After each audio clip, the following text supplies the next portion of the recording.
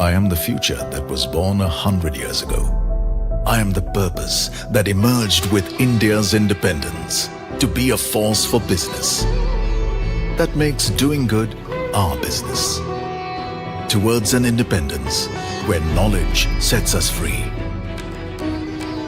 To think big and achieve bigger.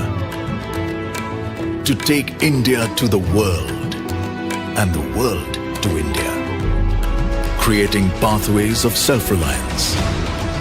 To stand for progress, the planet and the people. Towards a future made perfect. And be a force creating abundance. Because independence is not a moment in history.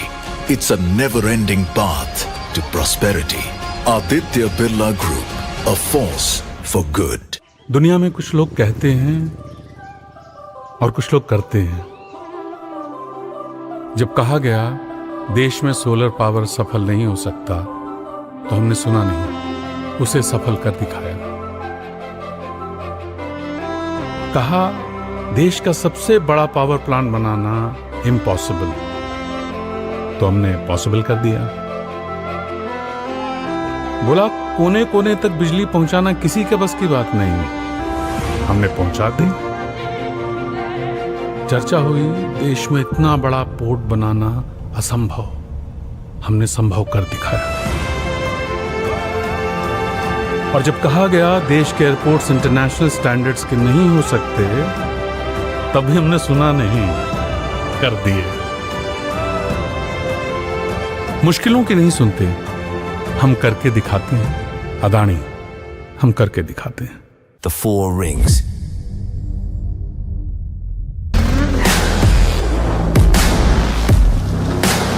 A symbol for advanced technologies. For quality. And for iconic design.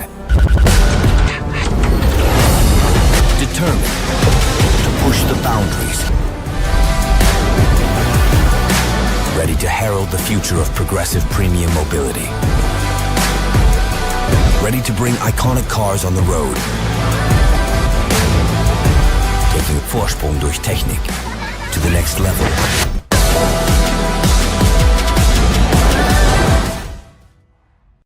जो सोचा ना था वो सब होगा, जो पहले न हुआ वो अब होगा, जो अब होगा गजब होगा। समझेंगे मिनटों में दुनिया की बातें, जो भी हमारा मन होगा। और अल्फाजों से जादू दिखाना हर किसी में दम होगा।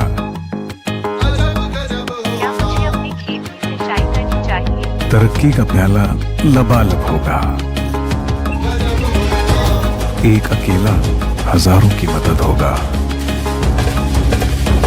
और उंगलियों को ऐसे पर लगेंगे, काम नहीं कर्तव्य होगा। आज हम बनाएंगे मेरा पर्सनल फेवरेट अचारी आलू टिक्का। हर जगह पे तू जाहिर होगा, हर जुबान में तू माहिर होगा। और चाहे जितने भी हो फासले, चैन की तू सांस ले। बुरी नजर पे तेरा कहर, दिन दोपहर हर शब होगा। और पहले ही भांप लेंगे मर्ज कि क्या और कब होगा, कुछ ऐसा अजब होगा।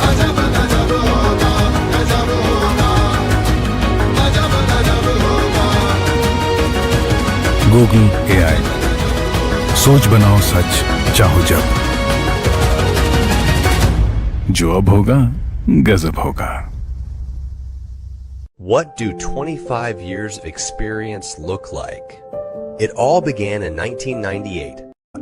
Every passing years we evolved ourselves, and we are now a diversified group having businesses ranging from manufacturing of diagnostic devices to setting pathology labs to promoting renewable energy via solar street lights, smart meters, and manufacturing of electric vehicles, to equip our country's defense in anti-drone technology, to providing affordable insurances to masses, to helping farmers with eco-friendly fertilizer products. Lord's Mark Industries. Sustainable business with a global vision. तू ही मेरी एक वजह है, तू ही मेरी ऊर्जा है, तू ही मेरी राहों का नूर। तू मेरा fuel.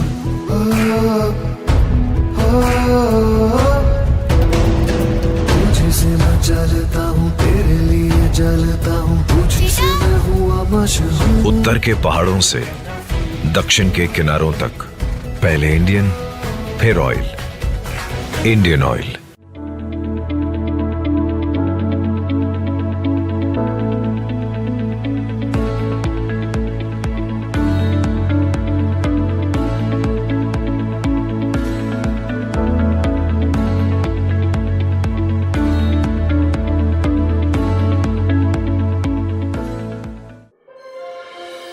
Under Pradhan Mantri Bharatiya Jan Aushadhi Pariyojana, more than 14,000 Jan Aushadhi Kendra have been opened, and it is now the largest pharmacy retail chain of the country.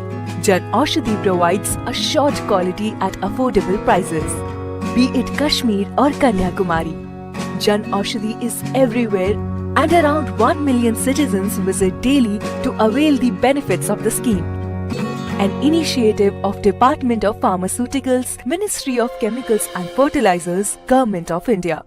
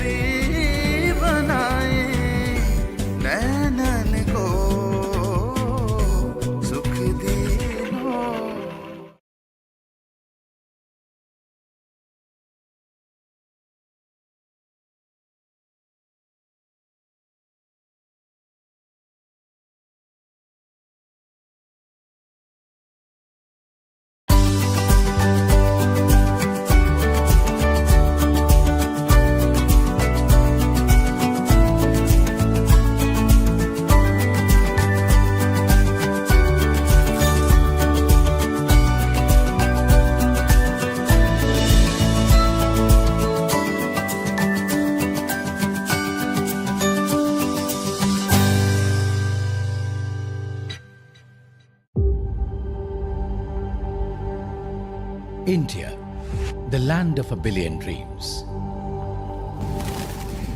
Dreams that would make us sustainable and self-reliant. Dreams of growing together in a future-ready world. Dreams personifying Vasudhaiva Kutumbakam. The world is one family. Through our constant pursuit of innovation, at Gail, we energize such dreams. With a growing network of pipelines, Gail holds a strong presence in the entire natural gas value chain.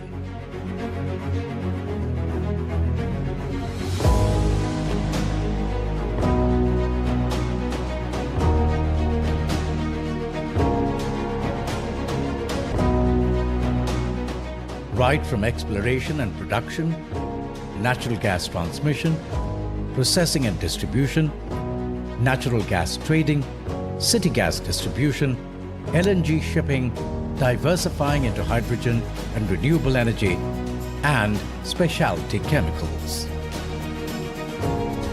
Today, Gail distributes more than 53% of natural gas used in the country to consumers ranging from mega power and fertilizer plants to individual customers.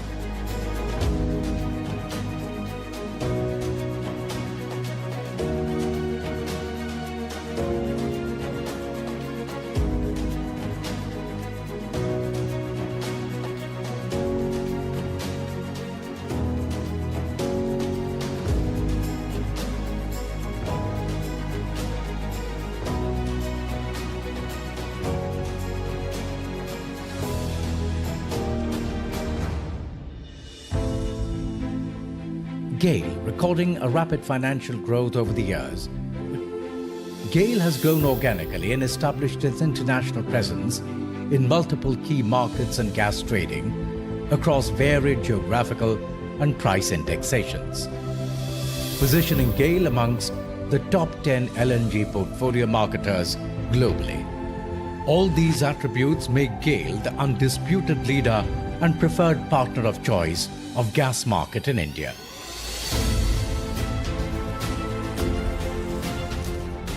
Gail's pursuit to expand the natural gas network in India continues while ushering in the winds of change towards a greener world.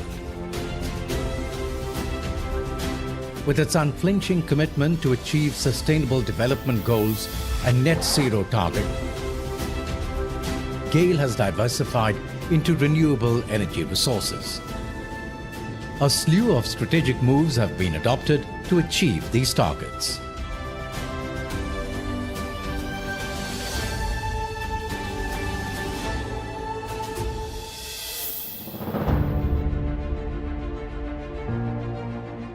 The credit for setting new benchmarks and achieving hallmark of success lies with the skilled workforce, who are driven by endless creativity and passionate zeal to achieve the extraordinary.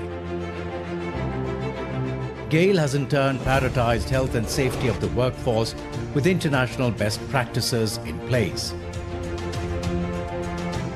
Transparency, accountability and ethical governance are the core values imbibed in Gail, leading to ease of business, making it the ideal partner of choice by all valued stakeholders.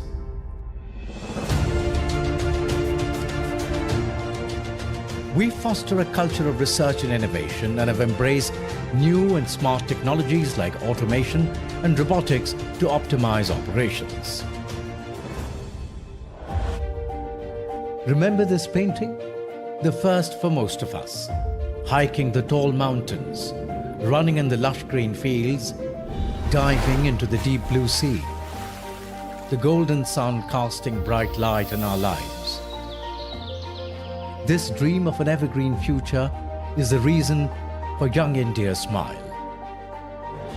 And the commitment to bring it to life is Gail India's passion till the last mile. Guided by the same passion and its goals of availability, accessibility, affordability, and acceptability of natural gas, Gail continues to strive for the nation's self-reliance and energy security. As a conscious corporate citizen, Gail believes in its social purpose and actively engages in improving the lives of the marginalized and those at the periphery of economic and social development through its CSR interventions. Gail has been running a digital advocacy initiative, the Hawa Badlo campaign, to combat the problem of air pollution by sharing real stories and several social experiments, resulting in visible behavioral changes in individual citizen level. In the pursuit of excellence and success, Gail has shown exemplary courage, resilience to overcome challenges, agility to adapt to changing circumstances, and sincerity towards its customers to transact business.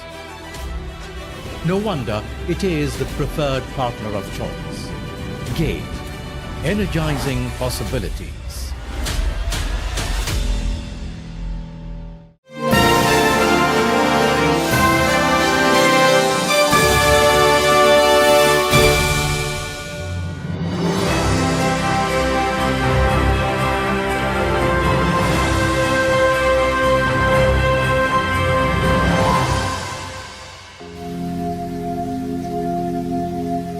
Himalaya की शांत घाटियों से लेकर भारत के जीवंत शहरों तक एक अदृश्य धारा बहती है।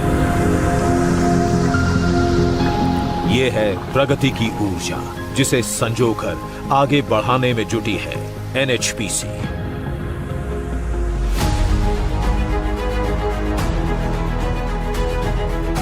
देश के स्वच्छ भविष्य को आकार देने में कंपनी के निपुण हाथों, बुद्धिमत्ता और कौशल का योगदान रहा है। ये गाथा है NHPC लिमिटेड की।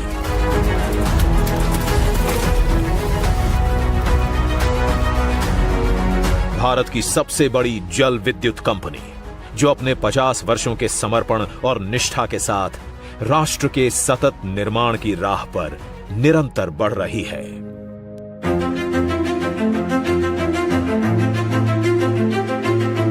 ये विलक्षण कथा 1975 में शुरू हुई, जब NHPC का जन्म एक स्पष्ट और गहन उद्देश्य के साथ हुआ, जल की अपार शक्ति का देश के लिए दोहन करना और इसे ऊर्जा के एक स्थायी स्रोत में बदलना। तब इस कंपनी को national hydro electric power corporation के नाम से जाना जाता था। अपने शुरुआती वर्षों में एनएचपीसी ने हिमाचल प्रदेश में बैरासियूल, मणिपुर में लोकतक और जम्मू और कश्मीर में सलाल जैसी परियोजनाओं को अपने कुशल हाथों में लिया और इस तरह जल के प्रवाह से विद्युत बनने की विरासत की शुरुआत हुई। ये सिर्फ परियोजनाएं नहीं थीं, ये वो आधारशिला थी जिस पर भारत का ऊर्जा भविष्य निर्मित होने वाला था। एनएचपीसी के इंजीनियरों ने हिमालय की चुनौतीपूर्ण पहाड़ियों पर बहादुरी से काम किया और साबित कर दिखाया कि दृढ़ संकल्प और लगन के साथ किसी भी चुनौती पर विजय प्राप्त करना असंभव नहीं है। 1982 तक एनएचपीसी ने केवल बिजली उत्पादन ही नहीं बल्कि लाभ कमाना भी शुरू कर दिया था। आज एनएचपीसी भारत की सबसे बड़ी जल विद्युत कंपनी के रूप में स्थापित है और 100% ग्रीन पावर उत्पादन करने का उसका प्रण और भी मजबूत हो गया है। वर्तमान में एनएचपीसी के पास 28 पावर स्टेशन है और 7,200 मेगावाट से अधिक की संस्थापित क्षमता है। हर मेगावाट ऊर्जा भारत के उज्जवल और हरित भविष्य की दिशा में एक कदम है। 2009 में बॉम्बे स्टॉक एक्सचेंज और नेशनल स्टॉक एक्सचेंज में सूचीबद्ध होने के साथ ही एनएचपीसी ने एक ऐतिहासिक कदम उठाया। 6,000 करोड़ रुपए के आईपीओ ने कंपनी की वित्तीय स्थिरता को मजबूत किया। जैसे जैसे समय बीता, मेहनत और लगन से अगस्त 2024 में एनएचपीसी को एक प्रतिष्ठित नवरत्न कंपनी बनने का सम्मान प्राप्त हुआ और अब अपने सतत प्रयासों से ये कंपनी महारत्न बनने की ओर अग्रसर है।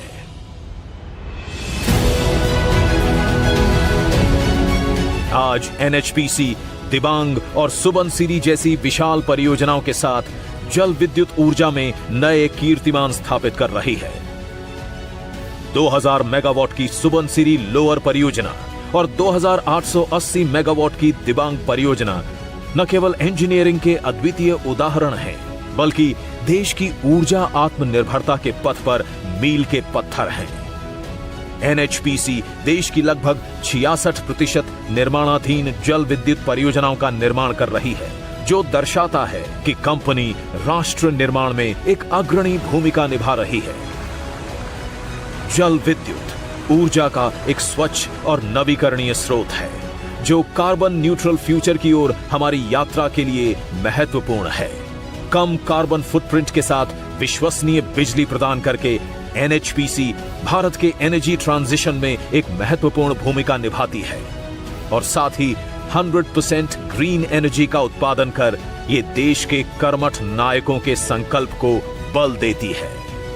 भारत रिन्यूएबल एनर्जी रिसोर्सेज में जितना कमांडिंग पोजीशन में होगा, उतना ही बड़ा बदलाव वो पूरे विश्व में ला सकता है।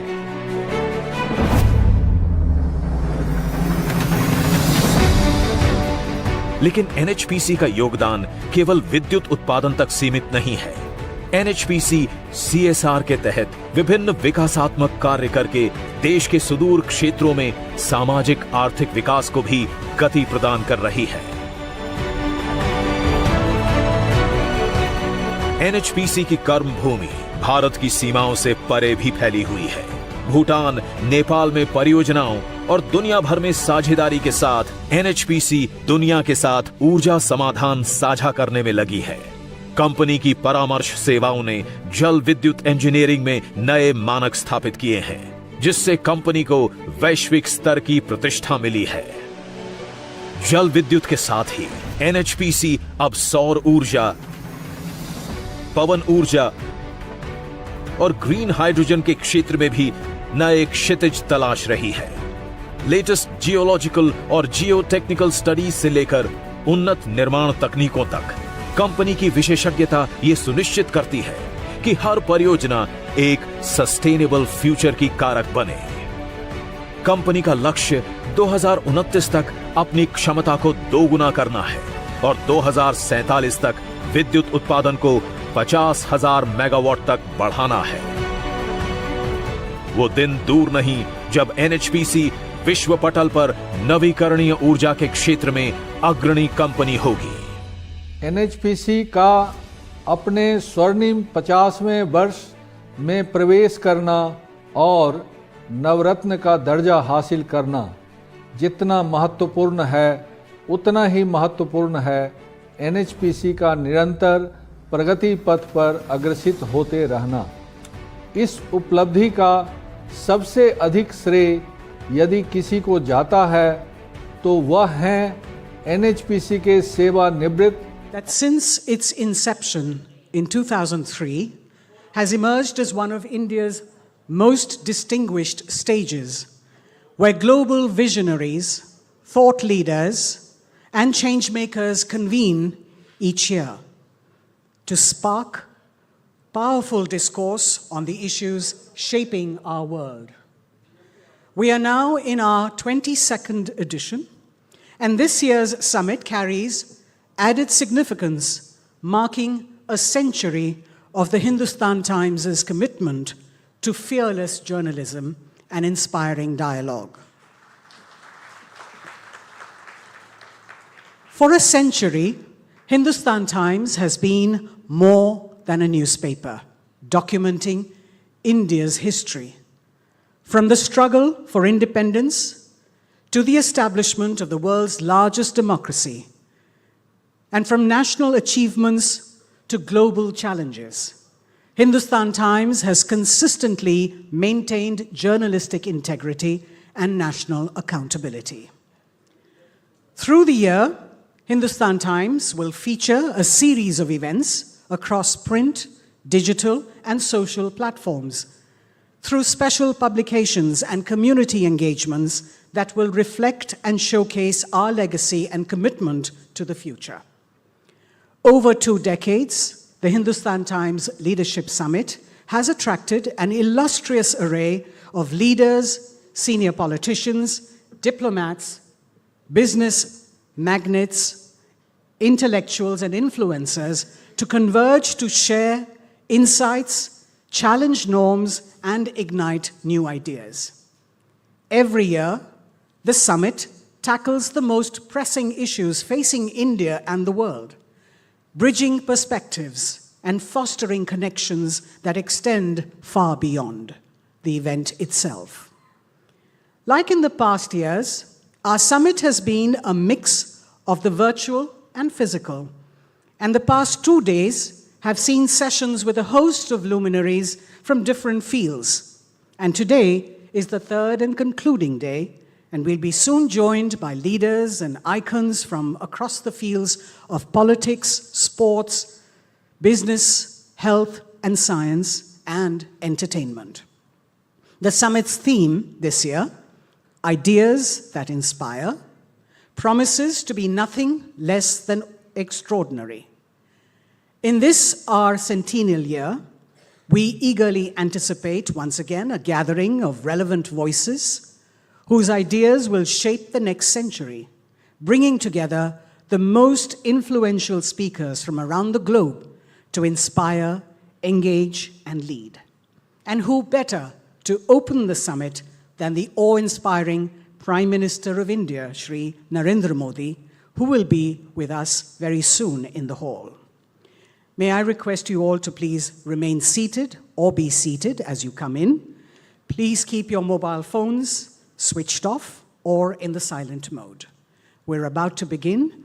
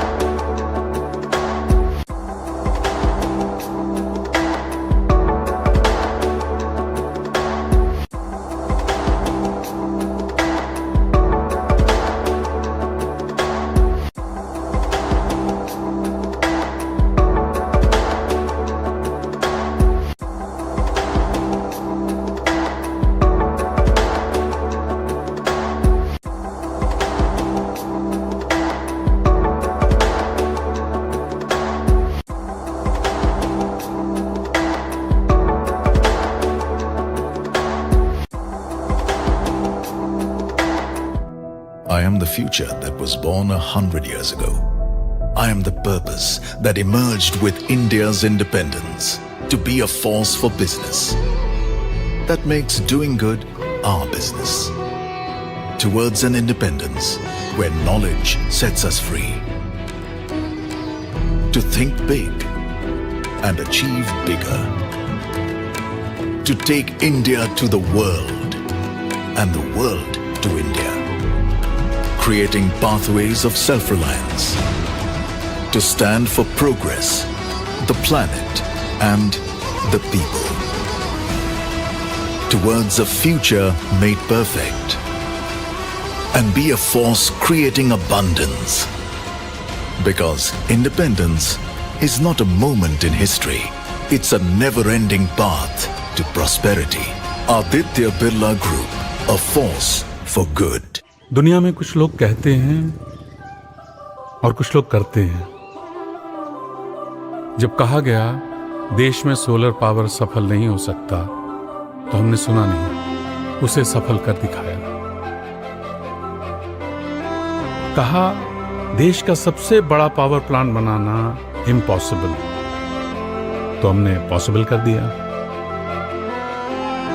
बोला कोने कोने तक बिजली पहुंचाना किसी के बस की बात नहीं, हमने पहुंचा दी। चर्चा हुई देश में इतना बड़ा पोर्ट बनाना असंभव, हमने संभव कर दिखाया। और जब कहा गया देश के एयरपोर्ट्स इंटरनेशनल स्टैंडर्ड्स के नहीं हो सकते, तभी हमने सुना नहीं, कर दिए। मुश्किलों की नहीं सुनते, हम करके दिखाते हैं। अदानी, हम करके दिखाते हैं। The Four Rings.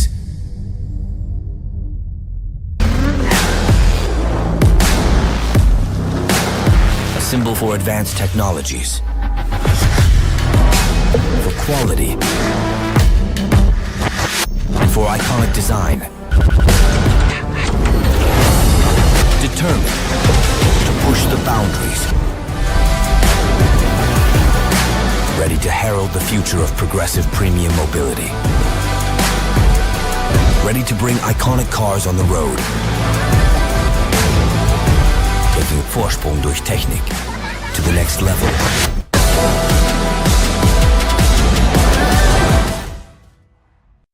जो सोचा ना था वो सब होगा, जो पहले न हुआ वो अब होगा, जो अब होगा गजब होगा। समझेंगे मिनटों में दुनिया की बातें, जो भी हमारा मन होगा। और अल्फाजों से जादू दिखाना हर किसी में दम होगा।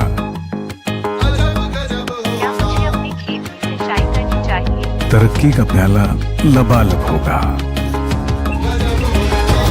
एक अकेला हजारों की मदद होगा।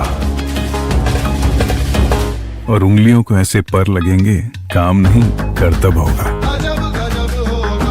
आज हम बनाएंगे मेरा पर्सनल फेवरेट अचारी आलू टिक्का। हर जगह पे तू जाहिर होगा, हर जुबान में तू माहिर होगा। और चाहे जितने भी हो फासले, चैन की तू सांस ले। बुरी नजर पे तेरा कहर, दिन दोपहर हर शब होगा। और पहले ही भांप लेंगे मर्ज कि क्या और कब होगा, कुछ ऐसा अजब होगा।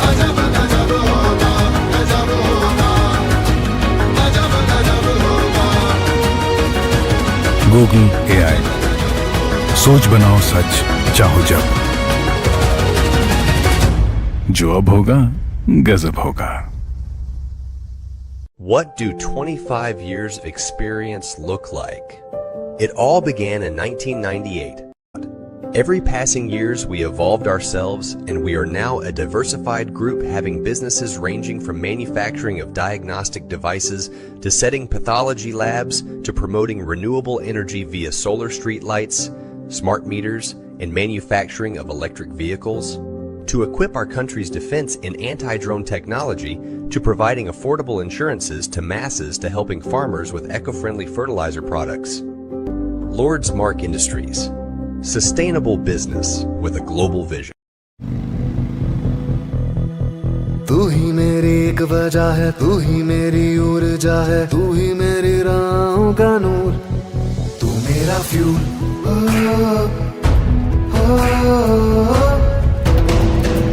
तुझसे मैं चलता हूँ, तेरे लिए जलता हूँ, तुझसे मैं हुआ मशहूर। उत्तर के पहाड़ों से दक्षिण के किनारों तक पहले इंडियन, फिर oil, Indian oil.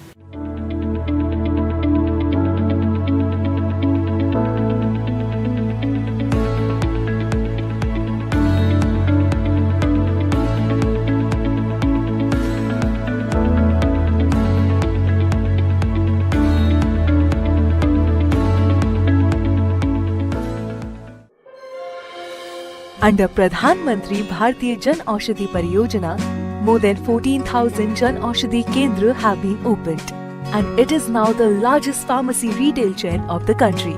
Jan Aushadhi provides assured quality at affordable prices, be it Kashmir or Kanyakumari. Jan Aushadhi is everywhere, and around 1 million citizens visit daily to avail the benefits of the scheme. An initiative of Department of Pharmaceuticals, Ministry of Chemicals and Fertilizers, Government of India.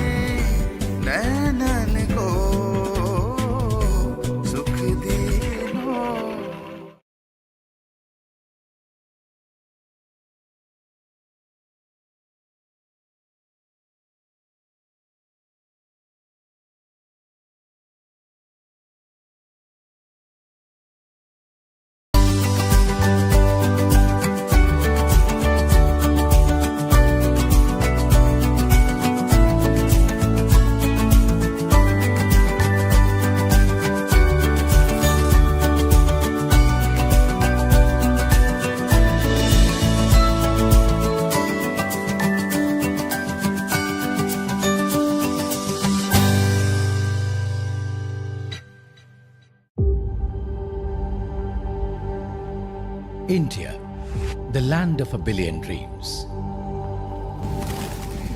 Dreams that would make us sustainable and self-reliant. Dreams of growing together in a future-ready world. Dreams personifying Vasudhaiva Kutumbakam. The world is one family. Through our constant pursuit of innovation, at Gail, we energize such dreams.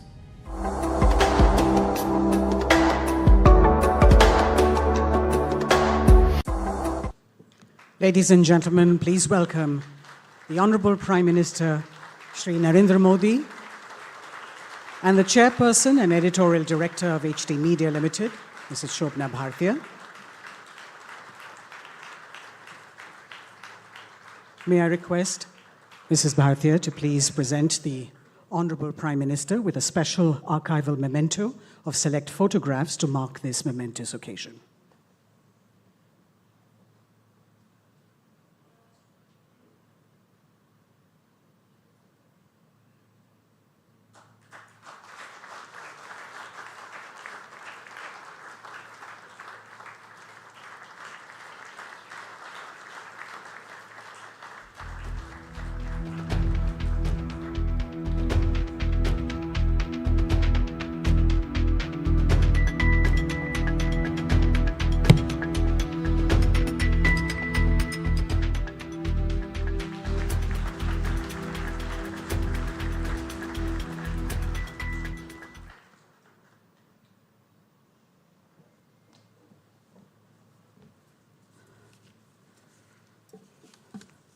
May I now request the Chairperson and Editorial Director, HT Media, Ms. Shobna Bhartiya, to please welcome the Honorable Prime Minister.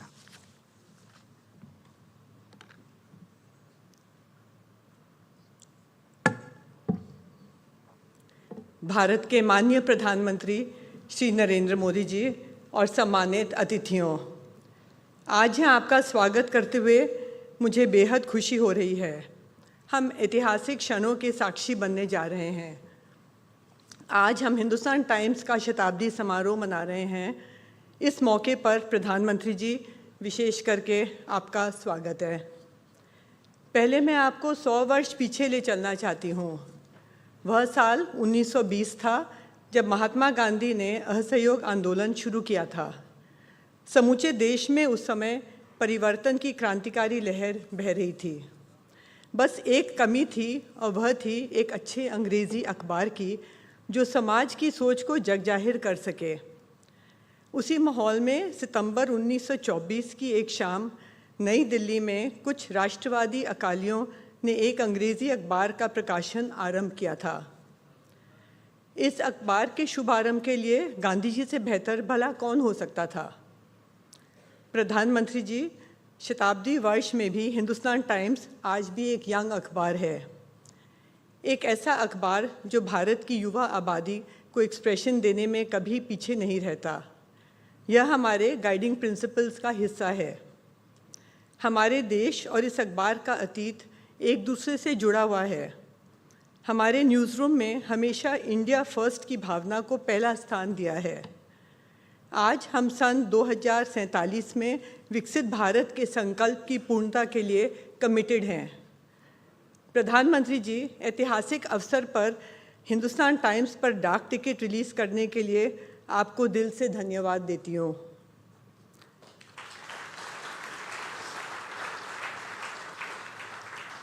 हमारी लंबी यात्रा का यह एक milestone है।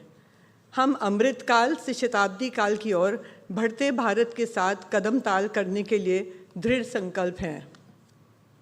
प्रधानमंत्री जी, आपने शताब्दी काल की बिल्कुल परफेक्ट व्याख्या की है।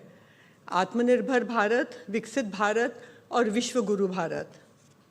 समय के साथ बहुत कुछ बदला है, पर अगर कुछ कायम है तो वह है सर्वश्रेष्ठ पत्रकारिता के प्रति हमारा कमिटमेंट। मैं यहाँ एक उदाहरण देना चाहूँगी। सन 1941 में महात्मा गांधी के पुत्र देवदास गांधी हमारे संपादक थे। वे हिंदुस्तान टाइम्स के सबसे लंबे समय तक संपादक भी रहे। एक आलेख के सिलसिले में उन पर मुकदमा चला। कोर्ट ने आदेश दिया कि या तो वो जुर्माना अदा करें अथवा जेल जाएं। उन्होंने सिर्फ इसलिए जेल जाना कबूल किया क्योंकि उस रिपोर्ट को लिखने वाले कॉरेस्पॉन्डेंट को जज ने जुर्माने का विकल्प नहीं दिया था। उसे हर हाल में जेल जाना था और संपादक के नाते देवदास गांधी उसका साथ नहीं छोड़ना चाहते थे। इस विरासत को हमने आज तक संजो रखा है। प्रधानमंत्री जी, निजी तौर पर मेरे लिए ये बेहद भावुक क्षण है क्योंकि हिंदुस्तान टाइम्स हमेशा हमारे परिवार के लिए बहुत खास रहा है। मेरे दादा जीडी बिरला ने महात्मा गांधी के आग्रह पर हिंदुस्तान टाइम्स की जिम्मेदारी संभाली थी। वे गांधी जी के करीबी सहयोगी थे। गांधी जी दिल्ली में हमारे आवास पर ही ठहरते थे। ये अखबार जीडी बिरला के लिए न केवल राष्ट्र की आवाज़ था, बल्कि ऐसा धर्मयुद्ध था जो संकट के समय में पूरे देश को एकजुट रखने में सेतु की भूमिका अदा करता था। जब मेरे पिता के बिरला ने हिंदुस्तान टाइम्स का दायित्व संभाला, तब भी यही सोच कायम रही। आज़ादी के बाद उनकी लीडरशिप में हिंदुस्तान टाइम्स नए मजबूत और डेमोक्रेटिक भारत के निर्माण में मुखर पार्टनर बना रहा। हम आज भी हिंदुस्तान टाइम्स को देश की आवाज़ के रूप में देखते हैं। इस मिलेनियम में कदम रखने के साथ हमारी कंपनी ने खुद को बदला है। हम अपने कारोबार में विविधता ला रहे हैं। हमने एफएम रेडियो स्टेशन, देश के सबसे प्रतिष्ठित बिजनेस पेपर और वेबसाइट मिंट और लाइव मिंट के साथ कई डिजिटल और फिजिकल इनिशिएटिव्स लॉन्च किए हैं। यहाँ हमारा हिंदी दैनिक हिंदुस्तान का जिक्र जरूरी है।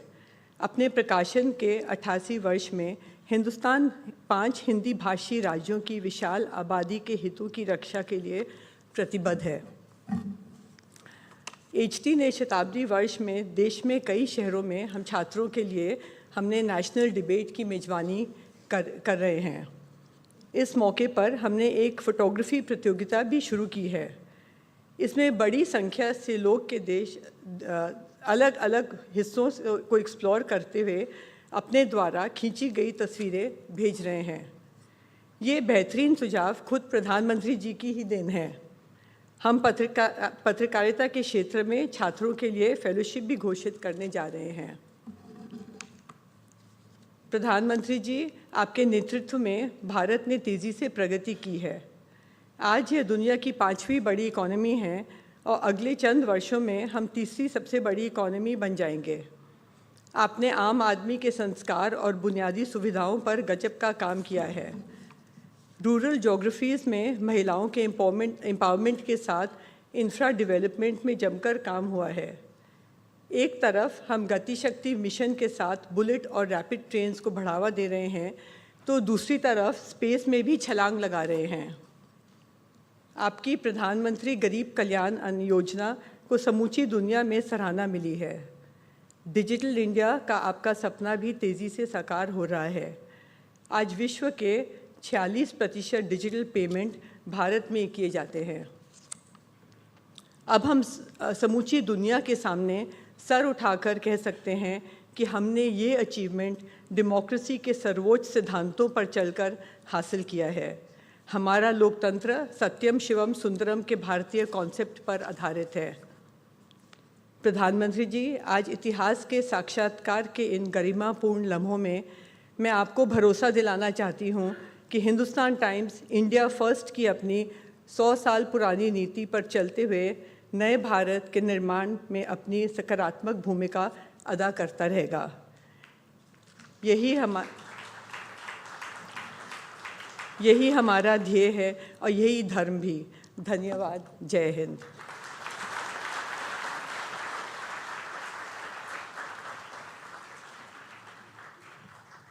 May I now request the directors of Hindustan Times, Mr. Priyavrat Bhartiya and Mr. Shamit Bhartiya, to please join us on stage.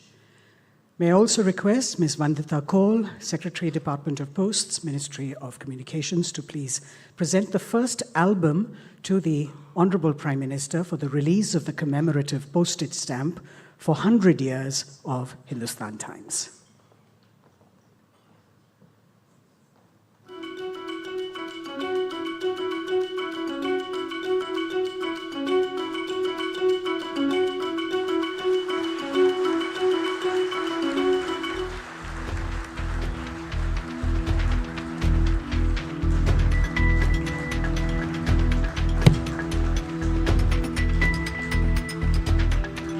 Thank you. Please take your seats. Ma'am, please take your seat.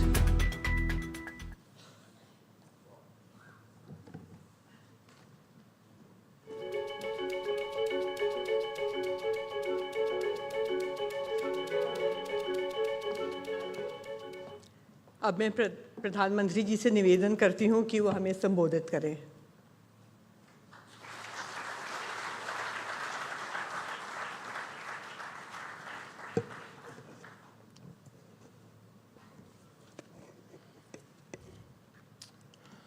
आप सबको नमस्कार।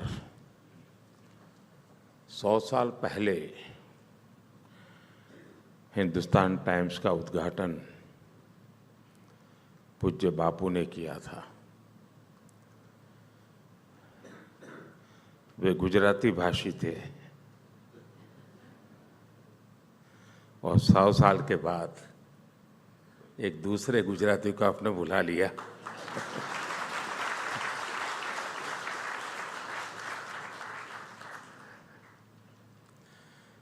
इस ऐतिहासिक यात्रा के लिए मैं Hindustan times को और 100 साल की यात्रा में जो लोग इससे साथ जुड़े हैं, जिन लोगों ने खाद पानी का काम किया है, संघर्ष किया है, संकट झेले हैं,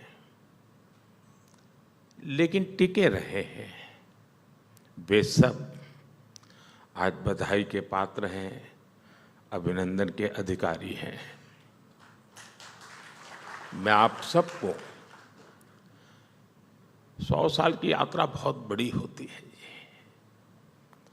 आप सब इस अभिनंदन के हकदार हैं और मेरी तरफ से भविष्य के लिए भी आपको अनेक अनेक शुभकामनाएं हैं। अभी जब मैं आया तो फैमिली के लोगों से मिलना तो हुआ ही हुआ, लेकिन मुझे 100 साल की यात्रा, एक शानदार एग्जीबिशन देखने का अवसर मिला। मैं भी आप सबको कहूँगा, अगर समय है तो कुछ समय वहाँ बिता करके ही जाना। ये सिर्फ एक एग्जीबिशन नहीं है, मैं कहता हूँ ये एक एक्सपीरियंस है। ऐसा लगा जैसे 100 साल का इतिहास आंखों के सामने से गुजर गया। मैंने उस दिन के अखबार देखे जो देश की स्वतंत्रता और संविधान लागू होने के दिन छपे थे। एक से बढ़कर एक दिग्गज महानुभाव हिंदुस्तान टाइम्स के लिए लिखा करते थे। Martin Luther King, Netaji Subhash Babu, doctor Shyama Prasad Mukherjee, Atal Bihari Vajpayee, doctor MS Swaminathan, इनके लेखों ने आपके अखबार को 4 चांद लगा दिए। वाकई हम बहुत लंबी यात्रा करके यहाँ तक पहुँचे हैं। स्वतंत्रता की लड़ाई लड़ने से लेकर आज़ादी के बाद आशाओं के अथाह समंदर की लहरों पर सवार होकर हम आगे बढ़े हैं। ये यात्रा अपने आप में अभूतपूर्व है, अद्भुत है। मैंने आपके अखबार की खबर में उस उत्साह को महसूस किया जो अक्टूबर 1947 में कश्मीर के विलय के बाद हर देशवासी में था। हालांकि उस पल मुझे इसका भी एहसास हुआ कि कैसे अनिर्णय की स्थितियों ने 7 दशक तक कश्मीर को हिंसा में घेर के रखा। आज आपके अखबार में जम्मू कश्मीर में हुई रिकॉर्ड वोटिंग जैसी खबरें छपती है। ये कॉन्ट्रास्ट है। एक और न्यूज़पेपर, प्रिंट, एक प्रकार से नजर हर एक की जाएगी, वहां आपकी नजर टिकेगी। उसमें एक तरफ असम को अशांत क्षेत्र घोषित करने की खबर थी, तो दूसरी ओर अटल जी द्वारा बीजेपी की नींव रखे जाने का समाचार था। और यह कितना सुखद संयोग है कि बीजेपी आज असम में स्थायी शांति लाने में बड़ी भूमिका निभा रही है। अभी कल ही मैं बोडो क्षेत्र के लोगों के साथ एक शानदार कार्यक्रम में मौजूद था और मैं हैरान हूं कि दिल्ली के मीडिया ने इस बड़ी घटना को मिस किया है। उन्हें अंदाज ही नहीं है कि 5 दशक के बाद बम, बंदूक और पिस्तौल छोड़ करके, हिंसा का रास्ता छोड़ करके दिल्ली के छाती पर बोडो के नौजवान बोडो कल्चरल फेस्टिवल बना रहे हैं। इतिहास की बहुत बड़ी घटना है। मैं कल वहां था, मैं हृदय से फील कर रहा था। बोडो शांति समझौते कारण इन लोगों का जीवन बदल गया है। एग्जीबिशन के दौरान 26/11 के मुंबई हमले की रिपोर्ट्स पर भी मेरी नजर गई। ये वो समय था जब पड़ोसी देश की आतंकवादी हरकतों की वजह से हमारे लोग अपने घर और शहरों में भी असुरक्षित रहते थे। लेकिन अब स्थितियां बदल गई हैं। अब वहां के आतंकवादी ही अपने घर में सुरक्षित नहीं है। साथियों, हिंदुस्तान टाइम्स ने अपने 100 साल में 25 साल गुलामी के देखे हैं और 75 साल आजादी के देखे हैं। इन 100 वर्षों में जिस शक्ति ने भारत का भाग्य बनाया है, भारत को दिशा दिखाई है, वो है भारत के सामान्य मानवी की सूझबूझ, भारत के सामान्य मानवी का सामर्थ्य। भारत के सामान्य नागरिक के इस सामर्थ्य को पहचानने में बड़े बड़े जानकारों से अक्सर गलतियां हुई है। अंग्रेज जब भारत छोड़कर जा रहे थे तो ये कहा गया कि ये देश बिखर जाएगा, टूट जाएगा, इसका कोई भविष्य नहीं है। जब इमरजेंसी लगी तो कुछ लोगों ने मान लिया था कि अब तो इमरजेंसी हमेशा ही लगी रहेगी, अब लोकतंत्र गया। कुछ लोगों ने, कुछ संस्थानों ने इमरजेंसी थोपने वालों की ही शरण ले ली थी। लेकिन तब भी भारत का नागरिक उठ खड़ा हुआ और इमरजेंसी को उखाड़ फेंकने में बहुत ज्यादा समय नहीं लगा। आप याद कीजिए, जब कोरोना का मुश्किल समय आया तो दुनिया को लगता था कि भारत पूरे विश्व समुदाय के लिए बहुत बड़ा बोझ बन जाएगा। लेकिन भारत के नागरिकों ने कोरोना के खिलाफ एक मजबूत लड़ाई लड़कर के दिखाई।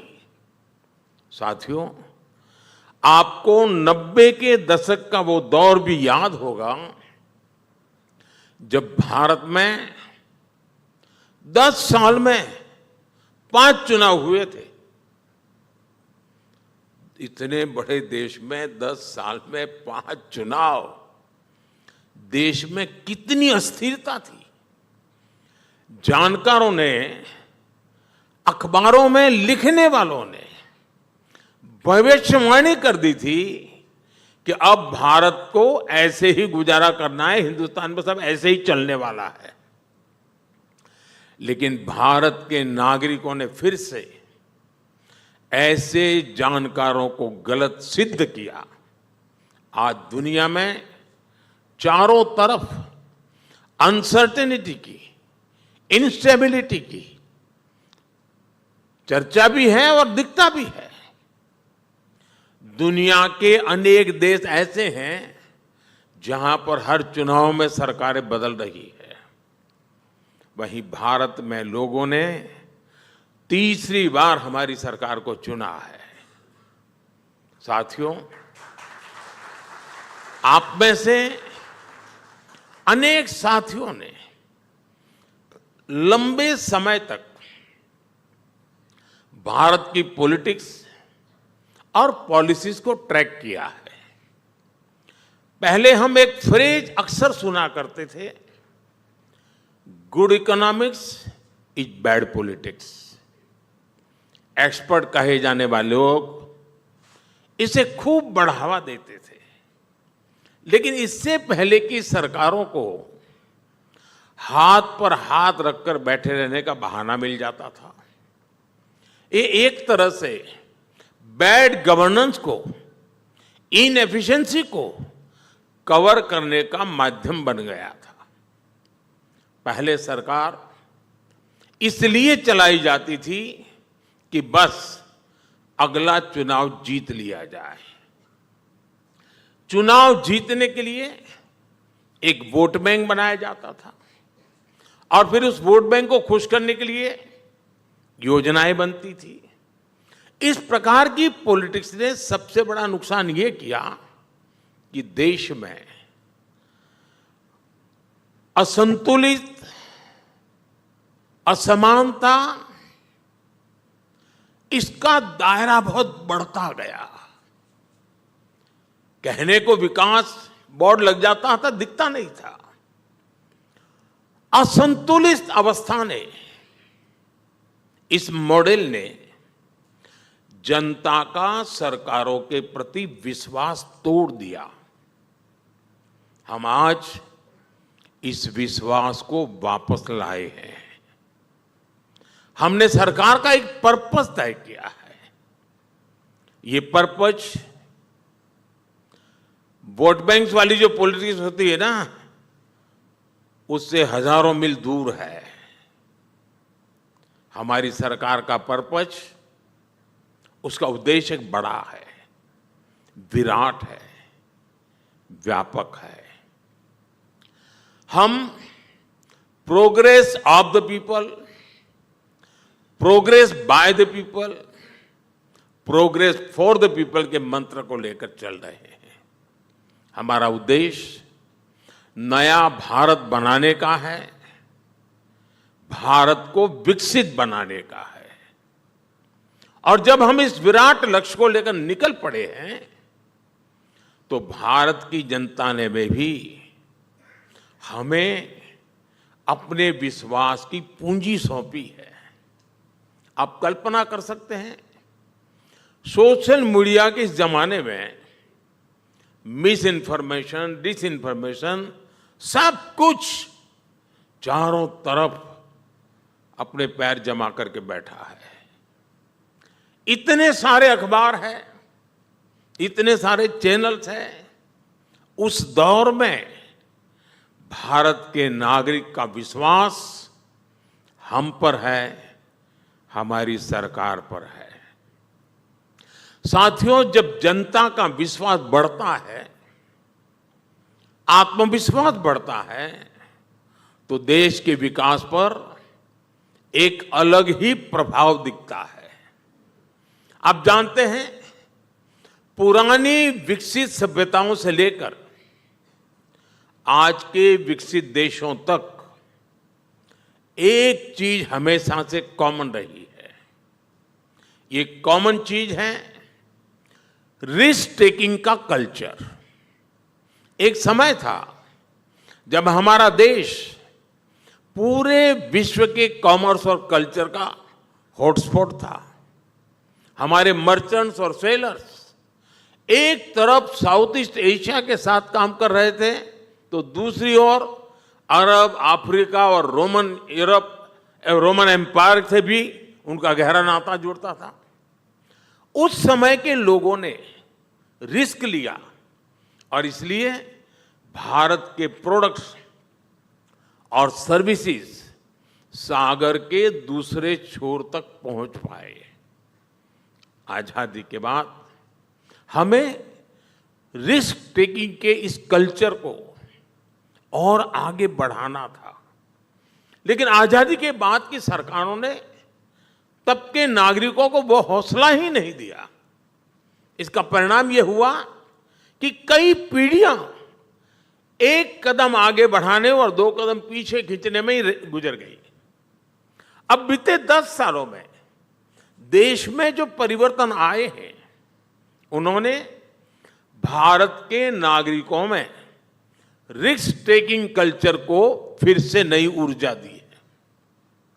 आज हमारा युवा हर क्षेत्र में रिस्क टेकर बनकर उभर रहा है। कभी एक कंपनी शुरू करना रिस्क माना जाता था। 10 साल पहले तक मुश्किल से किसी स्टार्टअप का नाम सुनते थे। आज देश में रजिस्टर्ड स्टार्टअप की संख्या 1.25 लाख से ज्यादा हो गई है। एक जमाना था कि खेलों में, और खेलों को प्रोफेशन के रूप में अपनाने में भी रिस्क था, लेकिन आज हमारे छोटे शहरों के नौजवान भी ये रिस्क उठाकर दुनिया में देश का नाम रोशन कर रहे हैं। आप सेल्फ हेल्प ग्रुप से जुड़ी महिलाओं का भी उदाहरण लीजिए। आज देश में करीब 10 करोड़ लखपति दीदी बनी है। ये गांव-गांव में उद्यमी बनकर अपना कोई बिजनेस चला रही है। मुझे कुछ समय पहले एक ग्रामीण महिला से संवाद करने का अवसर आया। उस महिला ने मुझे बताया था कि कैसे उसने एक ट्रैक्टर खरीदा और अपनी कमाई से पूरे परिवार की आय बढ़ा दी। एक महिला ने एक रिस्क लिया और अपने पूरी परिवार का जीवन बदल डाला। जब देश के गरीब और मिडिल क्लास के लोग रिस्क लेना शुरू कर दें, तब बदलाव सही मायने में दिखने लगता है। यही हम भारत में आज होते देख रहे हैं। साथियों, आज भारत का समाज अभूतपूर्व एस्पिरेशन से भरा हुआ है। इन एस्पिरेशंस को हमने अपनी पॉलिसीज का बड़ा आधार बनाया है। हमारी सरकार ने देशवासियों को एक बहुत यूनिक कॉम्बिनेशन दिया है। ये कॉम्बो इन्वेस्टमेंट से एम्प्लॉयमेंट, डेवलपमेंट से डिग्निटी का है। हम विकास का ऐसा मॉडल लेकर चल रहे हैं जहां इन्वेस्टमेंट हो, इन्वेस्टमेंट से एम्प्लॉयमेंट जनरेट हो, डेवलपमेंट हो और वो डेवलपमेंट भारत के नागरिकों की डिग्निटी बढ़ाएं, डिग्निटी सुनिश्चित करें। अब जैसे देश में टॉयलेट्स बनाने का एक एग्जाम्पल है। मैं छोटी चीजें इसलिए हाथ पकड़ रहा हूं कि कभी कभी हमें लगता है इसका कोई मूल्य ही नहीं है, लेकिन इसकी कितनी बड़ी ताकत होती है मैं आपको उदाहरण से बताना चाहता हूं। हमारे देश में हमने एक मिशन लिया टॉयलेट बनाने का। देश की बहुत बड़ी आबादी के लिए ये सुविधा के साथ साथ सिक्योरिटी और डिग्निटी का भी माध्यम है। इस योजना की जब बात होती है तो अक्सर कहा जाता है कि इतने करोड़ शौचालय बने, ठीक है, बन गए होंगे, लेकिन ये जो शौचालय बने हैं ना, उनको बनाने में ईंटें लगी हैं, लोहा लगा है, सीमेंट लगा है, काम करने वाले लोग हैं, और ये सारा सामान किसी दुकान से गया है, किसी इंडस्ट्री से बना है, किसी ने किसी ट्रांसपोर्टर्स ने किसी के घर तक पहुंचाया है। यानी इससे इकोनॉमी को गति मिली है, बड़ी संख्या में जॉब क्रिएट्स हुए हैं। जब टॉयलेट बना तो लोगों का जीवन आसान हुआ, लोगों में सम्मान और स्वाभिमान का एक भाव पैदा हुआ, और साथ ही इसने डेवलपमेंट को भी गति दी। यानी इन्वेस्टमेंट से एम्प्लॉयमेंट, डेवलपमेंट से डिग्निटी, इस मंत्र की सफलता जमीन पर दिख रही है। साथियों, एक और उदाहरण एलपीजी गैस सिलेंडर का है। पहले जब किसी के घर में गैस होती थी तो अड़ोस पड़ोस के लोग ये सोचते हैं कोई बड़ा व्यक्ति है, उसका बड़ा रुतबा माना जाता, उनके पास गैस का चूल्हा है। जिसके पास गैस कनेक्शन नहीं होता था वो सोचता था कि काश उसका खाना भी गैस के चूल्हे पर बनता। हालत ये थी कि गैस कनेक्शन के लिए सांसदों से, पार्लियामेंट मेंबर से चिट्ठियां लिखवानी पड़ती थी। और मैं 21वीं सदी की शुरू की बात कर रहा हूं, मैं ये कोई 18वीं शताब्दी की बात नहीं कर रहा हूं। 2014 से पहले सरकार डिबेट करती थी, और डिबेट क्या करती थी? डिबेट ये होती थी कि साल में 6 सिलेंडर देने हैं या फिर 9 सिलेंडर देने हैं, इस पर डिबेट होती थी।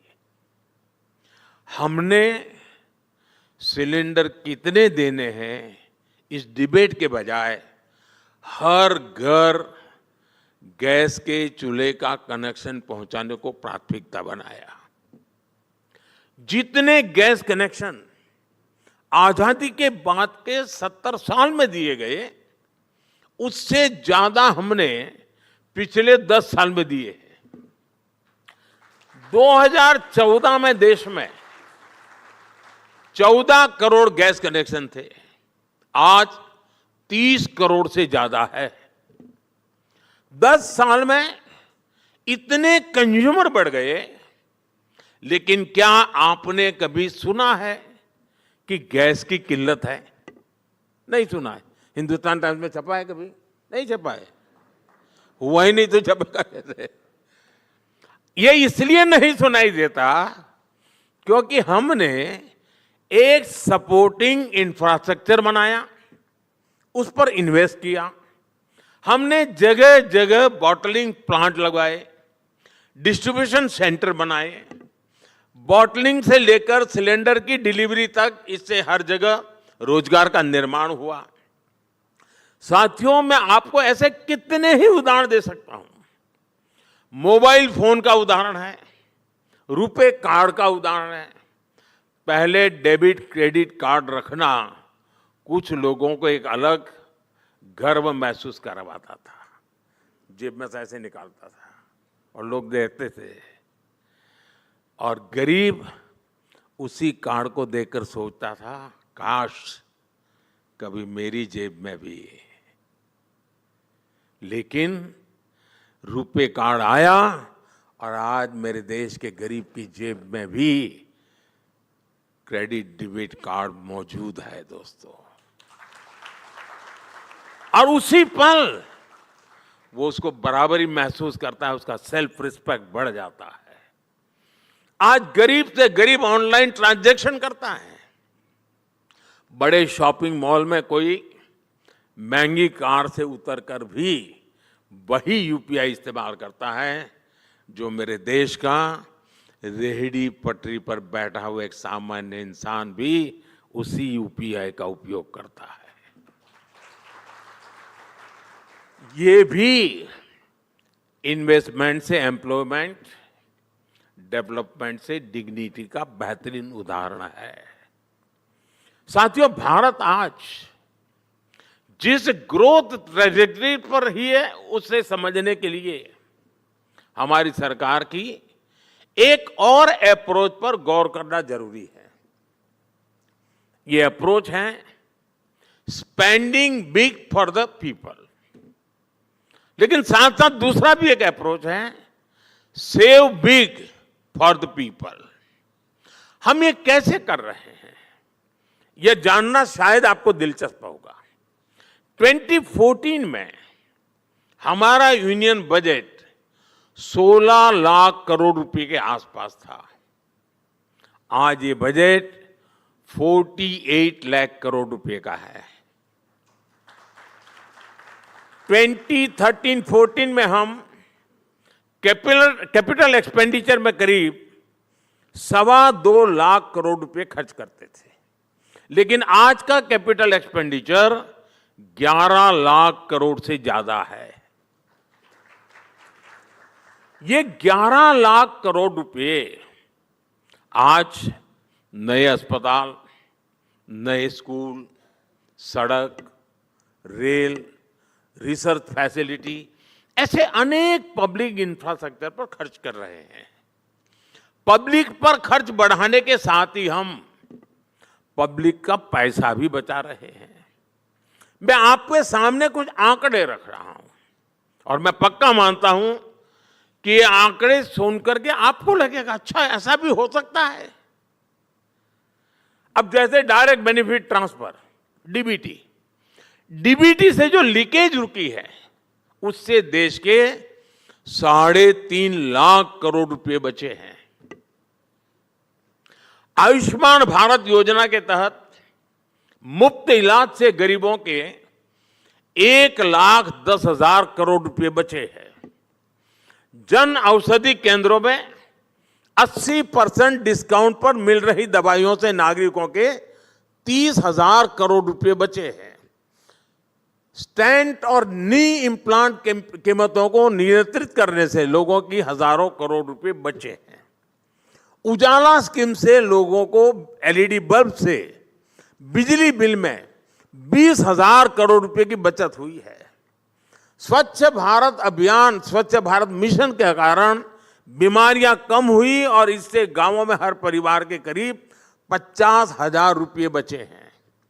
यूनिसेफ का कहना है कि जिस परिवार के पास अपना टॉयलेट है उसके भी करीब 70,000 रुपये बचे हैं। साथियों, जिन 12 करोड़ लोगों के घर पहली बार नल से जल आया है, WHO ने उन पर भी एक स्टडी कराई है। अब साफ पानी मिलने से ऐसे परिवारों को हर साल 10,000 रुपये से ज्यादा की बचत हुई है। साथियों, 10 साल पहले किसी ने नहीं सोचा था कि भारत में इतना बड़ा बदलाव होगा। भारत की सफलता ने हमें और बड़ा सपना देखने और उसे पूरा करने की प्रेरणा दी है। आज एक उम्मीद है, एक सोच है कि ये सेंचुरी इंडिया की सेंचुरी होगी। लेकिन ऐसा करने के लिए और तेजी से काम करने के लिए हमें कई सारे प्रयास भी करने होंगे। हम उस दिशा में भी तेजी से काम कर रहे हैं। हमें हर सेक्टर में बेस करने के लिए आगे बढ़ना होगा। पूरे समाज की सोच बनानी होगी कि हमें बेस से कम कुछ भी स्वीकार नहीं करना है। हमने अपने प्रोसेस को ऐसा बनाना होगा कि भारत का स्टैंडर्ड वर्ल्ड क्लास कहा जाए। हमें ऐसे प्रोडक्ट्स बनाने होंगे कि भारत की चीजें दुनिया में वर्ल्ड क्लास कही जाए। हमारे कंस्ट्रक्शन पर ऐसे काम हो कि भारत का इंफ्रास्ट्रक्चर वर्ल्ड क्लास कहा जाए। शिक्षा के क्षेत्र में हमारा काम ऐसा हो कि भारत के एजुकेशन को वर्ल्ड क्लास स्वीकृति मिले। एंटरटेनमेंट के क्षेत्र में ऐसे काम हो कि हमारी फिल्मों और थिएटरों को दुनिया में वर्ल्ड क्लास कहा जाए। और इस बात को, इस अप्रोच को लगातार जनमानस में बनाए रखने के लिए हिंदुस्तान टाइम्स की भी बहुत बड़ी भूमिका है। आपका 100 साल का अनुभव विकसित भारत की यात्रा में बहुत काम आएगा। साथियों, मुझे पूरा विश्वास है कि हम डेवलपमेंट की इस पेस को बरकरार रखेंगे। बहुत जल्द हम दुनिया की तीसरी सबसे बड़ी इकोनॉमी बनेंगे।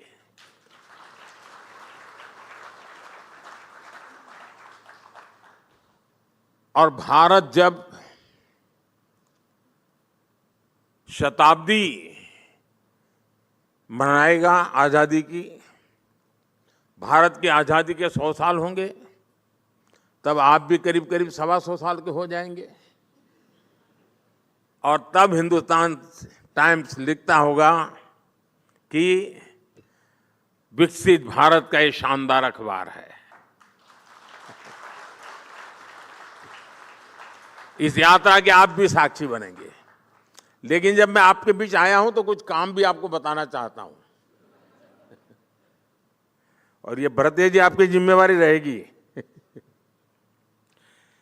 देखिए, हमारे यहाँ बड़े बड़े साहित्यकारों के रचनाओं पर पीएचडी होती है, अलग अलग शोध पर पीएचडी होती है। शशि जी, क्या कोई हिंदुस्तान टाइम्स के 100 साल उस पर ही पीएचडी करे? ये बहुत बड़ी सेवा होगी। उससे रिसर्च होगा, यानी एक ऐसी चीज निकल करके आएगी जो हमारे देश की पत्रकारिता की जो जर्नी है, और उसने दोनों कालखंड देखे हैं, गुलामी का कालखंड भी देखा है, आजादी का भी देखा है। उसने अभाव के दिन भी देखे हैं और प्रभाव के दिन भी देखे हैं। मैं समझता हूं एक बहुत बड़ी सेवा हो सकती है। और बिरला परिवार तो पहले से चैरिटी में विश्वास करने वाला परिवार रहा है। क्यों न किस यूनिवर्सिटीज में, हिंदुस्तान में भी और हिंदुस्तान के बाहर भी, हिंदुस्तान टाइम्स की चेयर हो, और जो भारत को वैश्विक संदर्भ में उसकी सही पहचान के लिए रिसर्च के काम करवाती हो। एक अखबार अपने आप में बहुत बड़ा काम है जो आपने किया है, लेकिन आपके पास इतनी बड़ी पूंजी है। 100 साल में आपने जो इज्जत कमाई है, जो विश्वास कमाया है, वो शायद आने वाली पीढ़ियों के लिए हिंदुस्तान टाइम्स के दायरे से बाहर निकल करके भी उपयोगी हो सकता है। मुझे पूरा विश्वास है कि आप इस 100 वर्ष सेमिनार तक सीमित नहीं रहेंगे, इसको आगे बढ़ाएंगे। दूसरा, मैंने जो एग्जीबिशन देखा वाकई वो प्रभावित करने वाला है। क्या आप इसका एक डिजिटल वर्जन और बहुत अच्छी कमेंट्री के साथ, और वे हमारे देश के सभी स्कूल के बच्चों तक पहुंचा सकते हैं? इससे पता चलेगा कि भारत में ये क्षेत्र कैसा है, कैसे कैसे भारत की विकास यात्रा में उतार चढ़ाव आए हैं, किन किन परिस्थितियों से भारत गुजरा है। ये बहुत जरूरी होता है और मैं मानता हूं कि आपने इतनी मेहनत तो की है, इसका एक डिजिटल वर्जन बना करके आप देश की हर स्कूल में पहुंचा सकते हैं, तो बच्चों के लिए भी एक बड़ा आकर्षण का केंद्र बनेगा। साथियों, 100 साल बहुत बड़ी बात होती है जी। मैं इन दिनों थोड़े अलग कामों में ज़रा ज़्यादा व्यस्त हूँ, लेकिन एक ऐसा अवसर था कि मैं छोड़ना नहीं चाहता था, मैं खुद आना चाहता था, क्योंकि 100 साल की यात्रा अपने आप में एक बहुत बड़ी उपलब्धि होती है। और इसलिए मैं आपको, आपके पूरे साथियों को, सबको हृदय से बहुत बहुत बधाई देता हूं। धन्यवाद जी।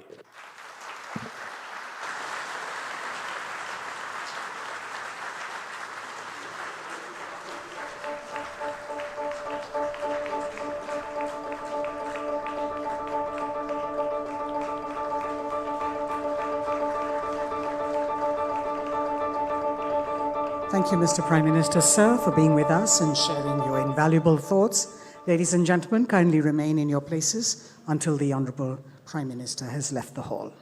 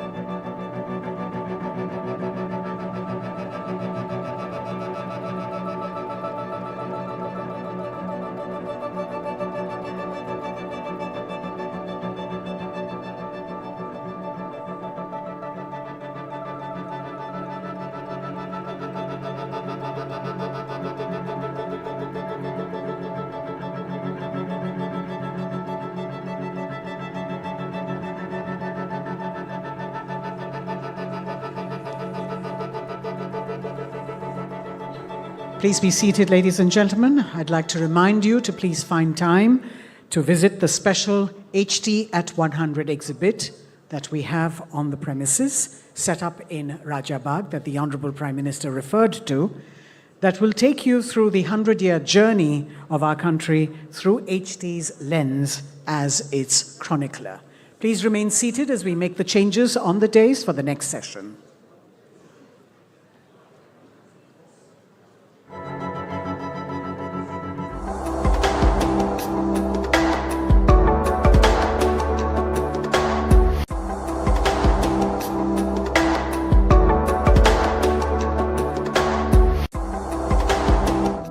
I am the future that was born 100 years ago.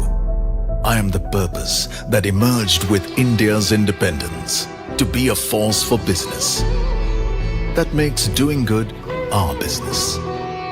Towards an independence where knowledge sets us free. To think big and achieve bigger. To take India to the world and the world to India. Creating pathways of self-reliance. To to stand for progress, the planet, and the people. Towards a future made perfect. And be a force creating abundance. Because independence is not a moment in history. It's a never-ending path to prosperity. Aditya Birla Group, a force for good. दुनिया में कुछ लोग कहते हैं और कुछ लोग करते हैं।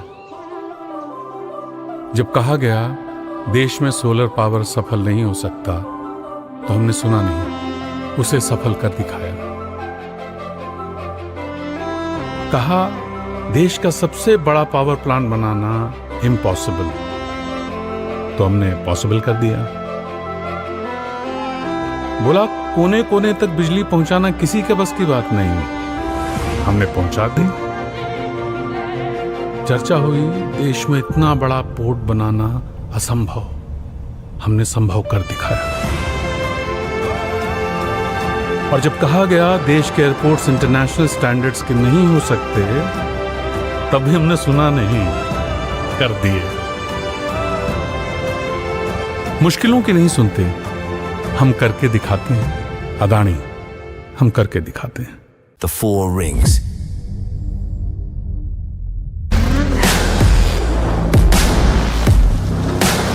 A symbol for advanced technologies. For quality. And for iconic design. Determined to push the boundaries. Ready to herald the future of progressive premium mobility. Ready to bring iconic cars on the road.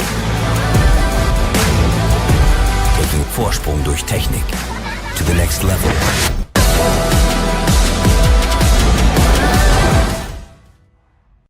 जो सोचा ना था वो सब होगा, जो पहले न हुआ वो अब होगा, जो अब होगा गजब होगा। समझेंगे मिनटों में दुनिया की बातें, जो भी हमारा मन होगा। और अल्फाजों से जादू दिखाना हर किसी में दम होगा।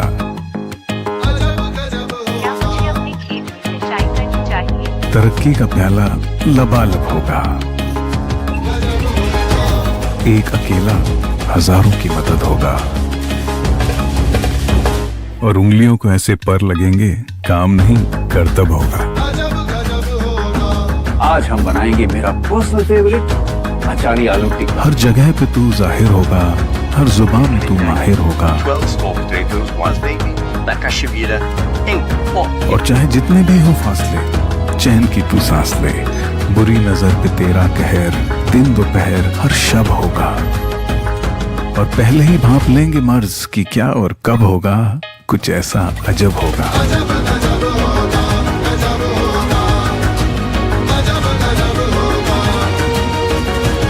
गूगल AI, सोच बनाओ सच, चाहो जब। जो अब होगा गजब होगा। What do 25 years of experience look like? It all began in 1998. Every passing years we evolved ourselves, and we are now a diversified group having businesses ranging from manufacturing of diagnostic devices to setting pathology labs to promoting renewable energy via solar street lights, smart meters, and manufacturing of electric vehicles, to equip our country's defense in anti-drone technology, to providing affordable insurances to masses to helping farmers with eco-friendly fertilizer products. Lord's Mark Industries. Sustainable business with a global vision. तू ही मेरी एक वजह है, तू ही मेरी ऊर्जा है, तू ही मेरी राहों का नूर, तू मेरा fuel.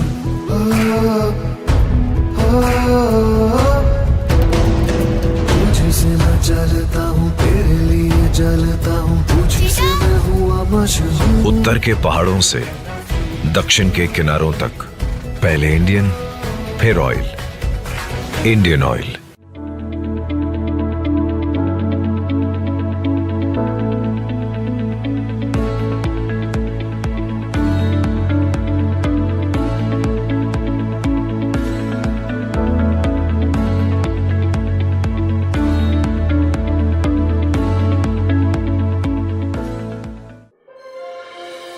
Under Pradhan Mantri Bharatiya Jan Aushadhi Pariyojana, more than 14,000 Jan Aushadhi Kendra have been opened, and it is now the largest pharmacy retail chain of the country. Jan Aushadhi provides assured quality at affordable prices. Be it Kashmir or Kanyakumari, Jan Aushadhi is everywhere, and around 1 million citizens visit daily to avail the benefits of the scheme. An initiative of Department of Pharmaceuticals, Ministry of Chemicals and Fertilizers, Government of India.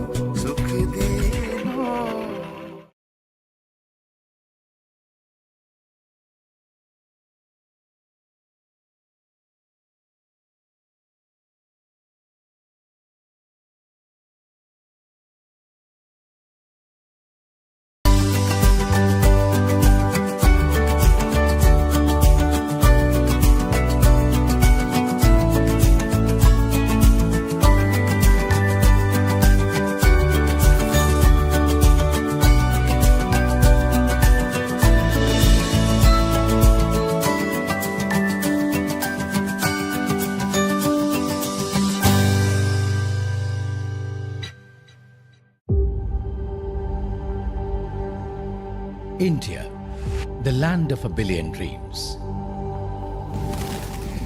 Dreams that would make us sustainable and self-reliant. Dreams of growing together in a future-ready world. Dreams personifying Vasudhaiva Kutumbakam. The world is one family. Through our constant pursuit of innovation, at Gail, we energize such dreams. With a growing network of pipelines, Gail holds a strong presence in the entire natural gas value chain.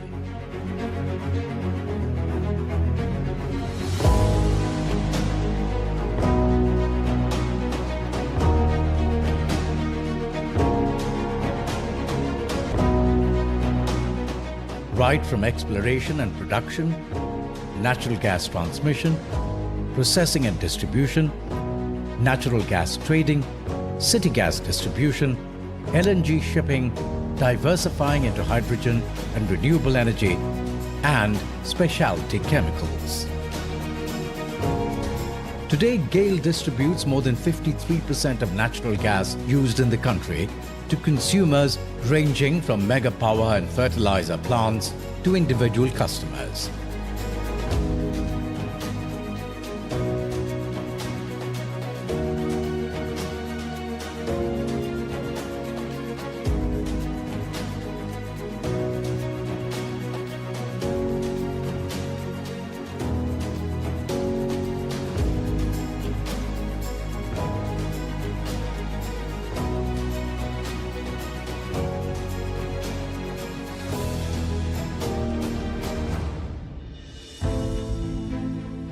Gail, recording a rapid financial growth over the years, Gail has grown organically and established its international presence in multiple key markets and gas trading across varied geographical and price indexations, positioning Gail amongst the top 10 LNG portfolio marketers globally. All these attributes make Gail the undisputed leader and preferred partner of choice of gas market in India.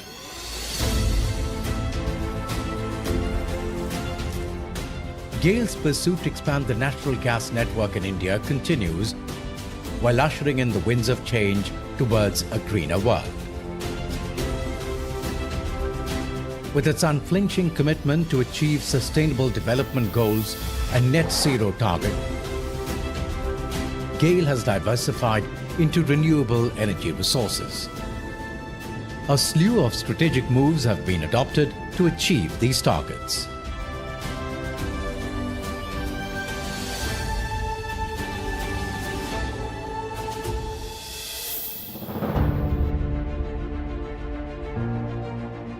The credit for setting new benchmarks and achieving hallmark of success lies with the skilled workforce, who are driven by endless creativity and passionate zeal to achieve the extraordinary. Gail has in turn prioritized health and safety of the workforce with international best practices in place. Transparency, accountability and ethical governance are the core values imbibed in Gail, leading to ease of business, making it the ideal partner of choice by all valued stakeholders.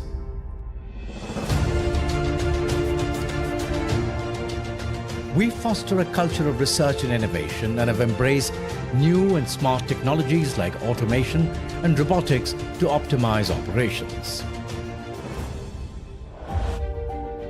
Remember this painting? The first for most of us. Hiking the tall mountains, running in the lush green fields, diving into the deep blue sea. The golden sun casting bright light in our lives. This dream of an evergreen future is the reason for Young India's smile. And the commitment to bring it to life is Gail India's passion till the last mile. Guided by the same passion and its goals of availability, accessibility, affordability, and acceptability of natural gas, Gail continues to strive for the nation's self-reliance and energy security. As a conscious corporate citizen, Gail believes in its social purpose and actively engages in improving the lives of the marginalized and those at the periphery of economic and social development through its CSR interventions. Gail has been running a digital advocacy initiative, the Hawa Badlo campaign, to combat the problem of air pollution by sharing real stories and several social experiments, resulting in visible behavioral changes in individual citizen level. In the pursuit of excellence and success, Gail has shown exemplary courage, resilience to overcome challenges, agility to adapt to changing circumstances, and sincerity towards its customers to transact business. No wonder it is the preferred partner of choice. Gail, energizing possibilities.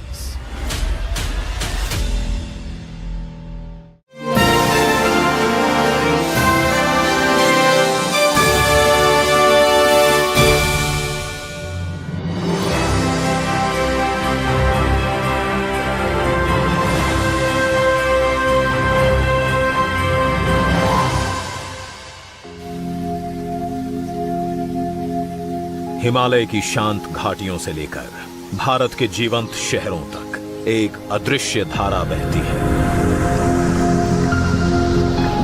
ये है प्रगति की ऊर्जा, जिसे संजोकर आगे बढ़ाने में जुटी है NHPC।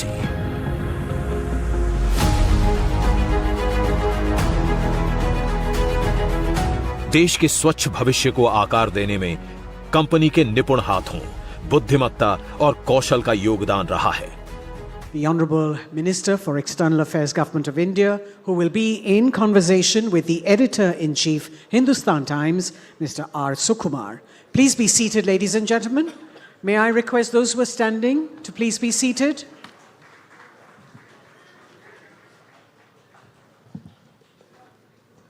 Good morning, everyone. Use this? Okay. If we are not audible, just let us know. We have other mics, we'll use them. Dr. Jaishankar needs no introduction. He is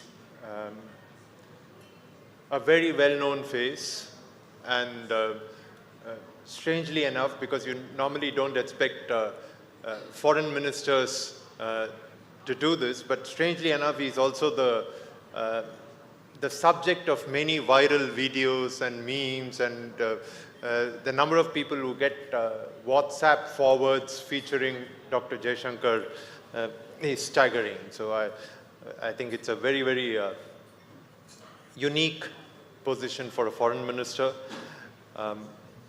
thank you for being here in this very special Hindustan Times Leadership Summit. It's our 100th anniversary, the centenary of Hindustan Times.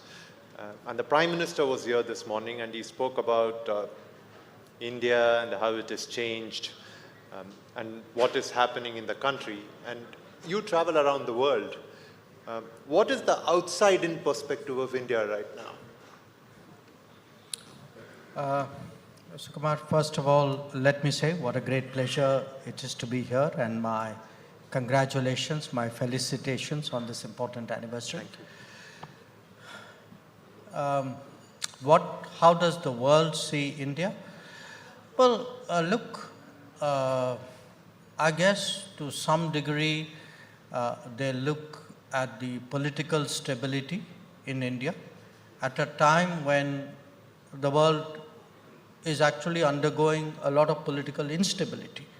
Particularly, I think, in democratic societies today, it's not easy to get re-elected, and to be re-elected twice is a very big deal. I think they also look at us economically. Again, the world's pretty challenging, to be in that 7-8% zone, and not just be in the zone as a one-off, but you have like decades ahead. And there's a lot of business enthusiasm today, investment enthusiasm today for India, a lot of interest. That I would say is two.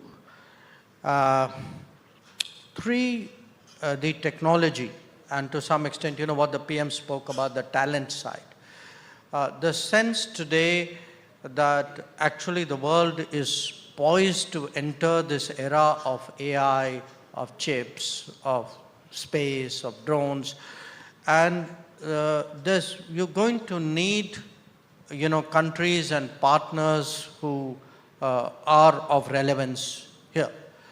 And this is partly also linked to the supply chain diversification and, the digital partnership issue.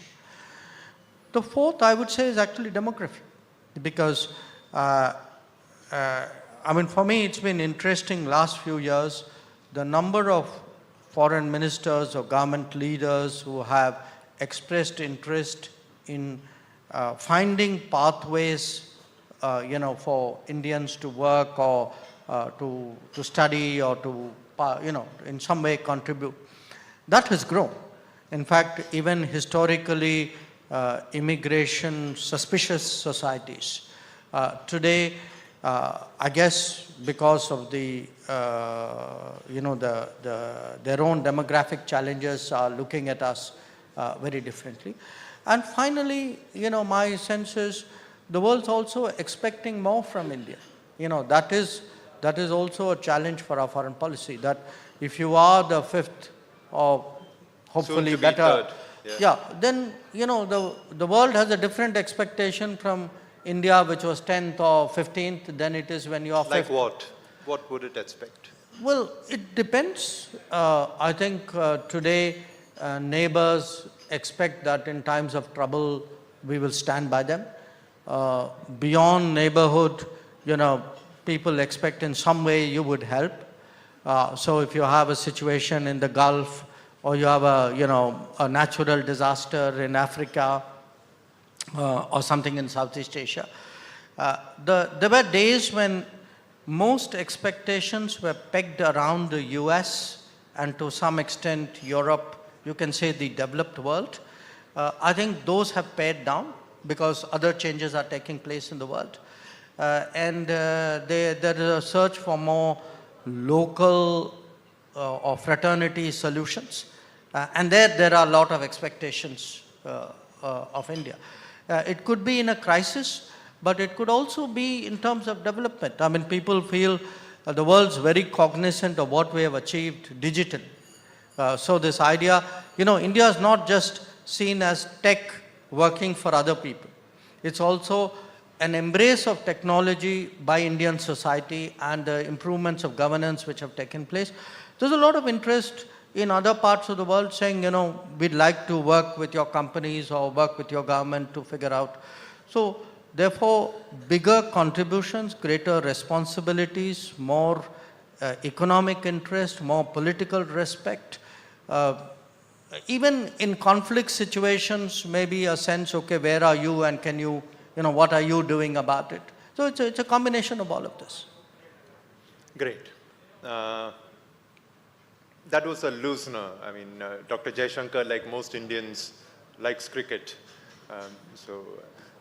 That was a slow full toss outside the off stump so that he could get his eye in.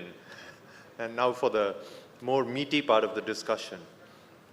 The US election is over and Trump is won. Not only has he won, he's got the House, he's got the Senate. What does this election tell us about America, and how do you expect a new Republican administration to reshape the US? Well, I think the election tells us a lot about America. For starters, it tells us that the initial, the reasons why Trump won the first term, many of those concerns and priorities have actually intensified in these years. They have not gone away. So therefore, if Trump is getting larger numbers, it also means that those very trends which drive it have become much more serious. So what are those trends? I think it is a concern in America that globalization has been harmful. Globalization is currently there, has not served American interest, has been in many ways detrimental or harmful to different segments of American society. It has made them less secure, both psychologically and, in terms of conceptually how they view the nation. It's also made them, I think, rethink about the terms of engagement with the world. That, a time when America felt it was big enough and empowered enough and resourced enough to actually take care of every global problem. I think that era is behind. I mean, Americans today are asking themselves, saying, if things are broke at home, why are my resources going outside to fix it? Yeah, you've spoken about those. Yeah. Dominance and generosity, those were the terms that you used. So, America is asking hard questions of American leaders and, in a sense, of American policies over the last few decades. So, to a great extent, I would say, the verdict is also a reflection on the outcomes of policies which many previous American presidents pursued, certainly in the last 20-odd years.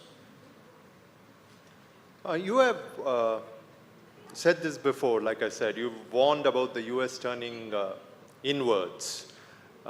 This is something that has also come at a time when China is becoming very, very assertive globally. Will an insular US posture affect us in some way? No. Hang on. You used two words, inwards and insular. I think you are somewhat misreading what I am saying. The United States is seeking, President Trump is seeking to reset the terms. That doesn't mean he's turning his back on the world. He's telling the world that, there's a different deal on offer. Your access to the American economy, your expectation of American resources and activities, the cost to America, all these will change. So I think it's very important, because look, there are debates in America, like in any society. Political debates are always overdrawn because each party wants to portray the other as an extremist. I don't think it's feasible, or it is actually anybody's case, that America would turn its back on the world. What America would say is, there is a world, if you are the number one power, you have to remain engaged with the world. But the terms you are offering to the world are going to be different from the terms which were there. And that, I think, is going to be the disruption, because the rest of the world has slid into a habit. Some are more habituated because they were closer to America. Some are less habituated like us because we didn't have the same intensity of ties or the extent of dependence or reliance which, say, allies in many cases had. So we are going to see in different domains, US take up different kinds of positions, each one of which will have a global impact. And each one of it will be calculated for its global consequences. So it will be very global. It will be differently global. Its terms on offer would be significantly different. During his first term, President Trump reset the relationship with China to a significant extent, and the next government, I think, the next administration carried that forward, especially in trade. Do you see more of that coming?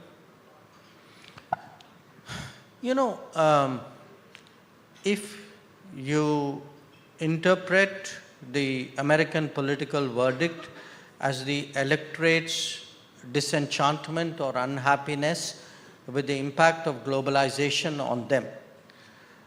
Obviously, when you speak about globalization, you have to talk about China, because China has been the big beneficiary of 25 years of a certain model of globalization, to which in America the Clinton administration acquiesced in the first place.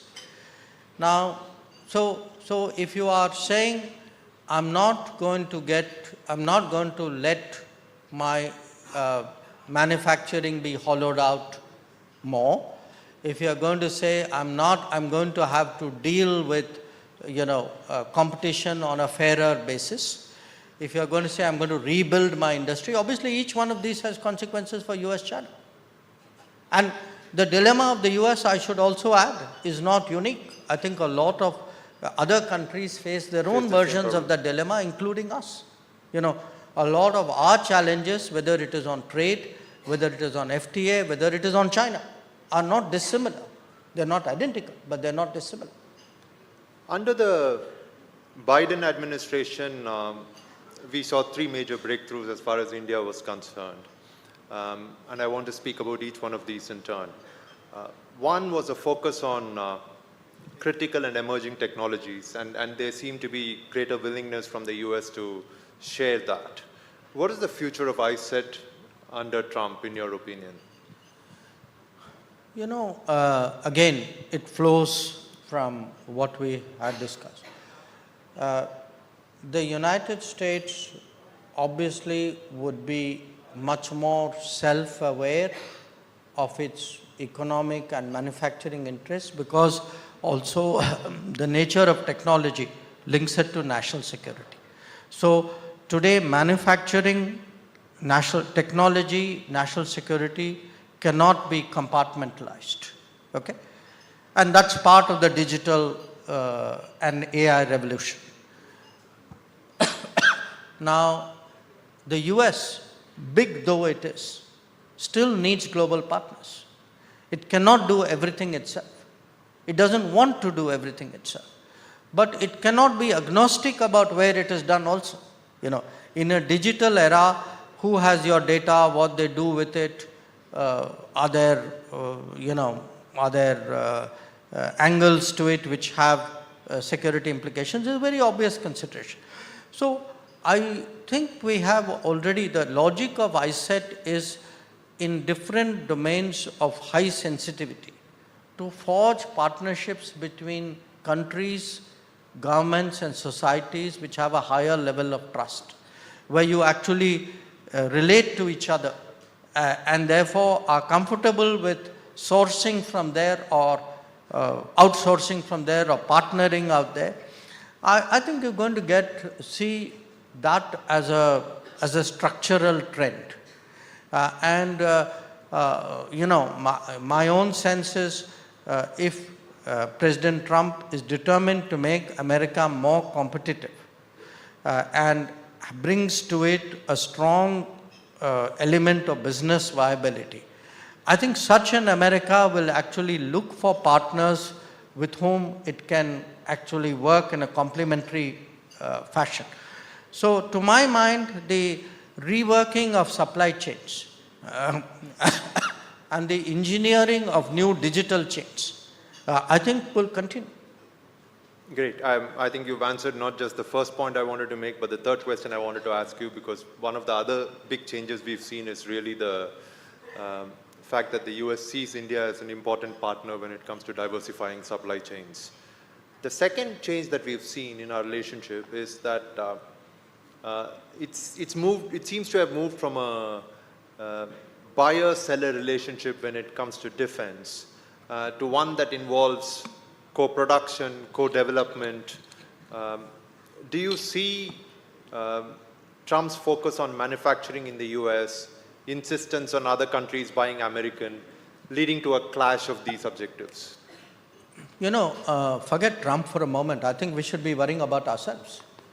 You know, we didn't have the focus on manufacturing and make in India before. So why is this happening now? It is happening now because till a few years ago, we were content to import from outside. And in this country, I mean, let's be honest, we've actually made manufacturing very hard to do. So once it's because now the Make in India is getting traction and Make in India is also getting into the defense segment, that you are even asking this question. If you and I had sat here in 2013, you wouldn't have asked me this question. So the point is, look, today we are at a stage where it is absolutely essential that we expand our manufacturing. Without that manufacturing, we will not create that industrial culture. We will not be able to generate technologies of our own, and we will essentially end up as a market for other people.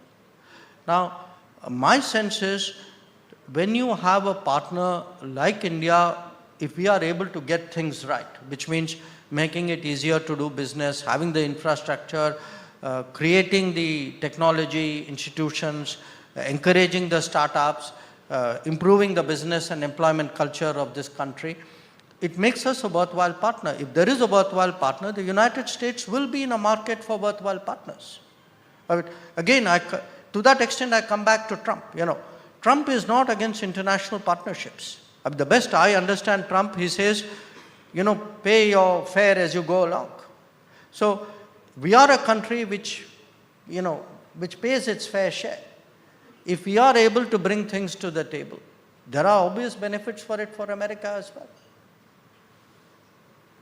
Moving to China, how do you see this pact on disengagement with China that we have? Do you see it as a tactical thaw in ties, or do you see it as the beginnings of a possible strategic reset? Because our border issues remain unresolved, right? I mean, it's clearly not defined on either side. So are we beginning to see a strategic reset? I see disengagement as disengagement. Nothing more, nothing less. If you look at our current situation with China, we have an issue where our troops are uncomfortably close along the line of actual control, which required us to disengage. And this last understanding of October 21 is the last one of the disengagement agreements, so that, you know, with its implementation, the disengagement part of the problem is addressed. After this, there is the de-escalation, which means, you know, the massing of troops along the LAC and all the associated developments with that. And linked with that, the other aspects of the relationship.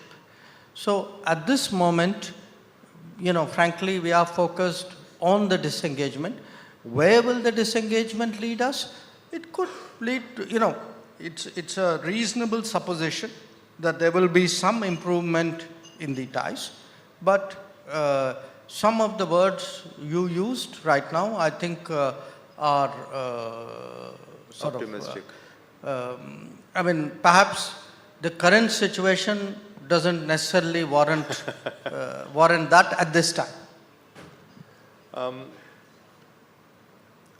One of the things that we've noticed is over the last year or so, ever since the economic survey came out and it spoke about the need to relax investment restrictions that had been placed on China once the relations between the two really went downhill.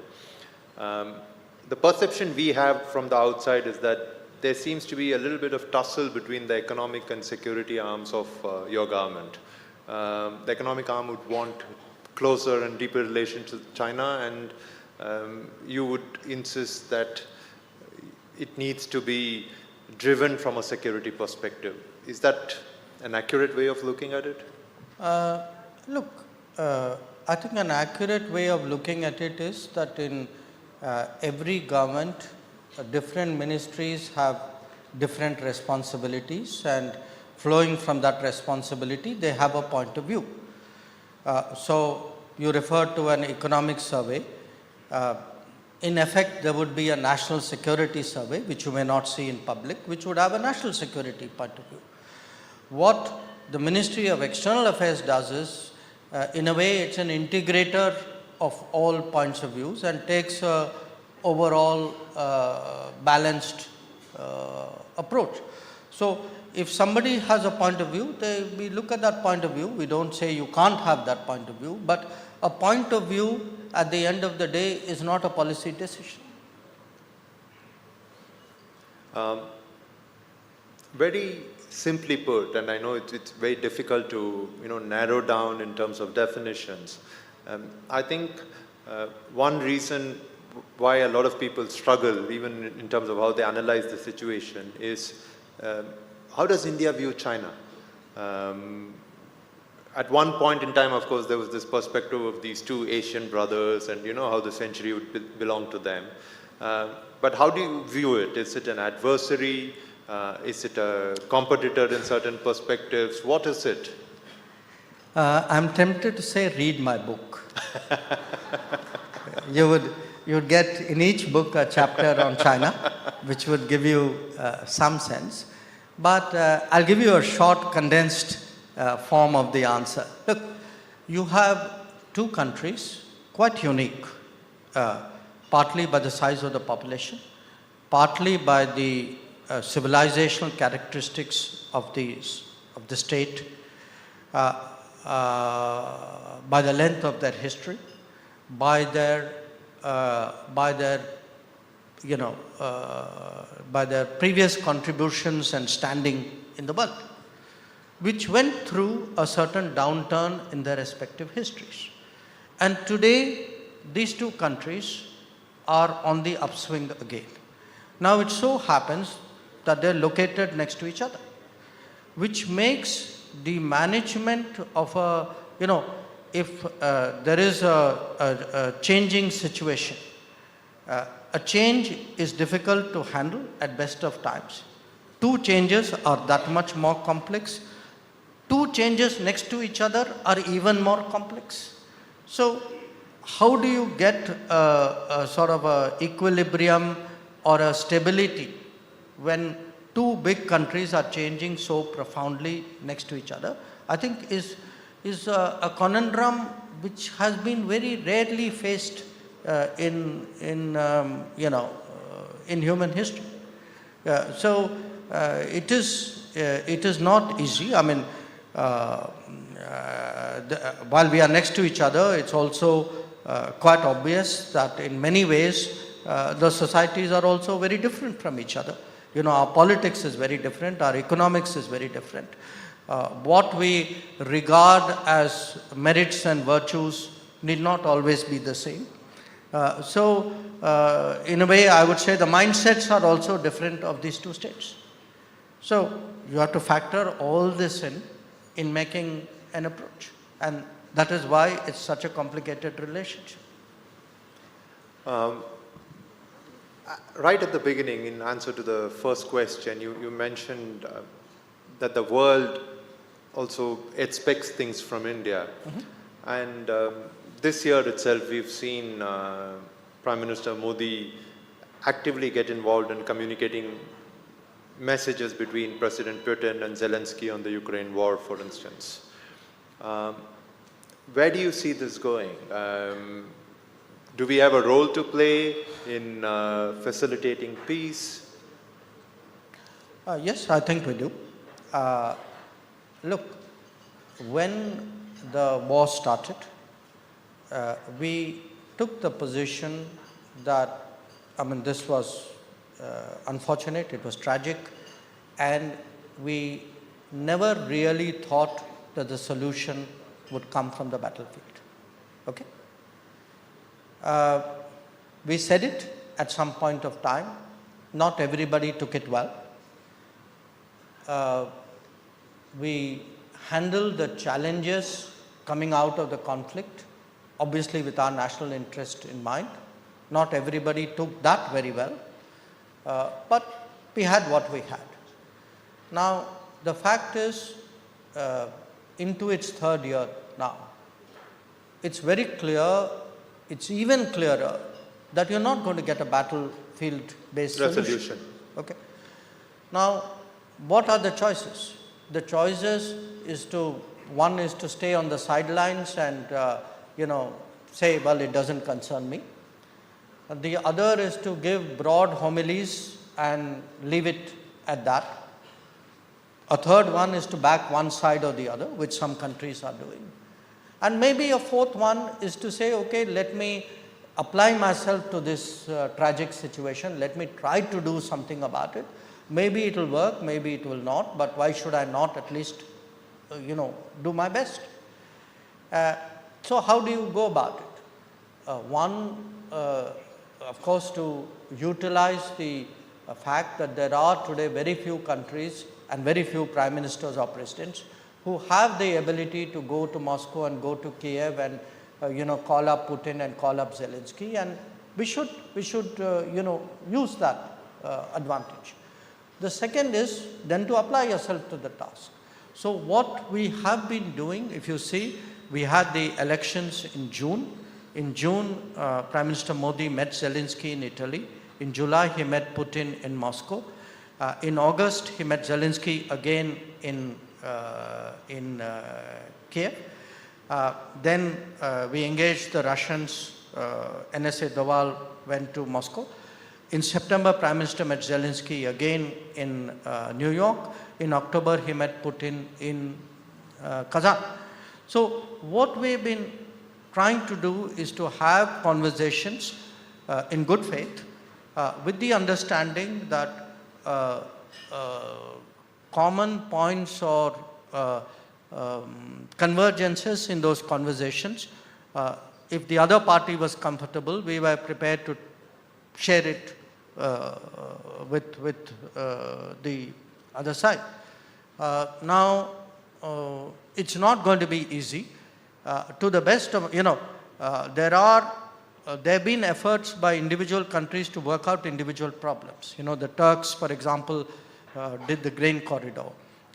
And some other countries did the POW exchange. So there have been occasions when individual problems have been addressed. But in terms of actually looking at the fundamental issue, the conflict, I don't think there are too many others.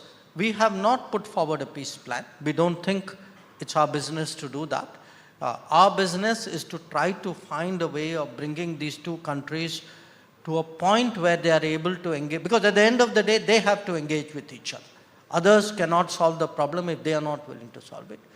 And I must tell you, as we embarked on this exercise in the last few months, there was initially more skepticism. I think over a period of time, more and more countries, including Western countries, actually have told us, please keep at it. We see a use for it. And I draw your attention to the fact that Chancellor Scholz yesterday spoke to President Putin for the first time after the conflict began. So you can see what is the direction in which the world is moving. I think the world is, in a way, sort of exhausted. I mean, this conflict has exacted a huge price, obviously from the two protagonists, but from everyone else as well. It is a time when there is a global demand for some kind of solution. And I think we would be stepping up to our responsibilities and the world's expectations by trying to do something. Great. I have many more questions, but we are out of time, but you have a flight to catch. Dr. Jaishankar, thank you very much. Thank you. Thank you very much, Dr. Jaishankar and Sir Kumar. Ladies and gentlemen, kindly remain in your places. Our next guest for this session is already here, and we'll just quickly make the changes on the dais.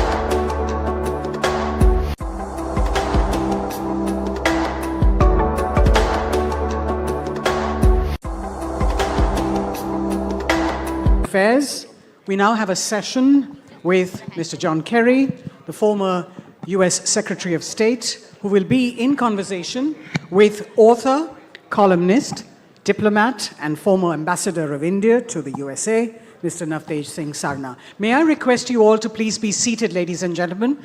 The speakers are in the house and ready to start. Please be seated.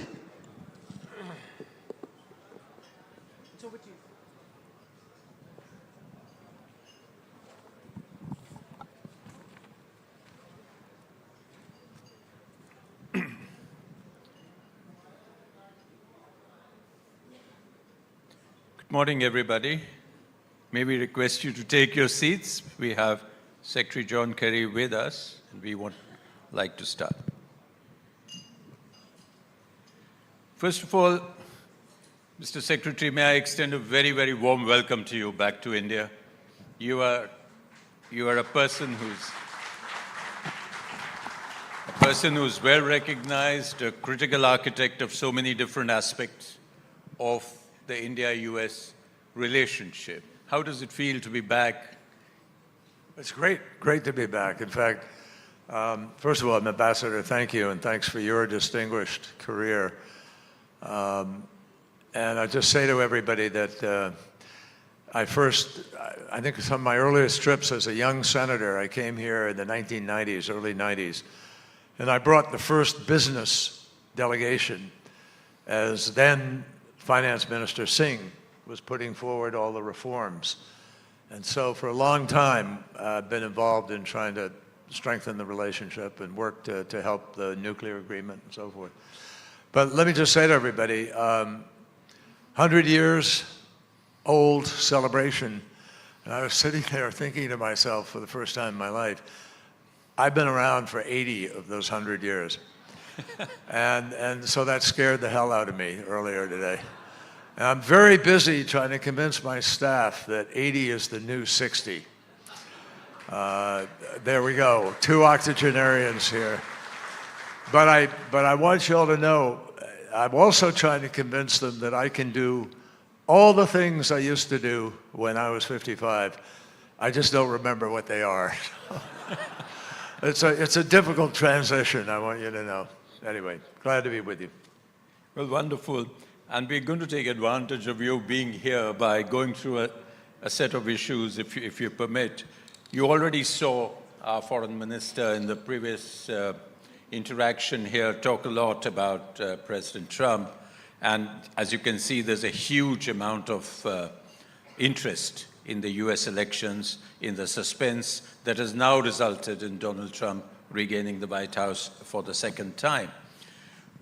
Would you like to tell us what you anticipate will be his immediate priorities, perhaps the difference between campaign and actual governance, and what will he give up and what will he push? Well, first of all, I think everybody in the world has learned that it's very hard to predict anything about President Trump. There's no way to know with certainty exactly what will happen, and that unpredictability is something that he actually cultivates and appreciates in himself.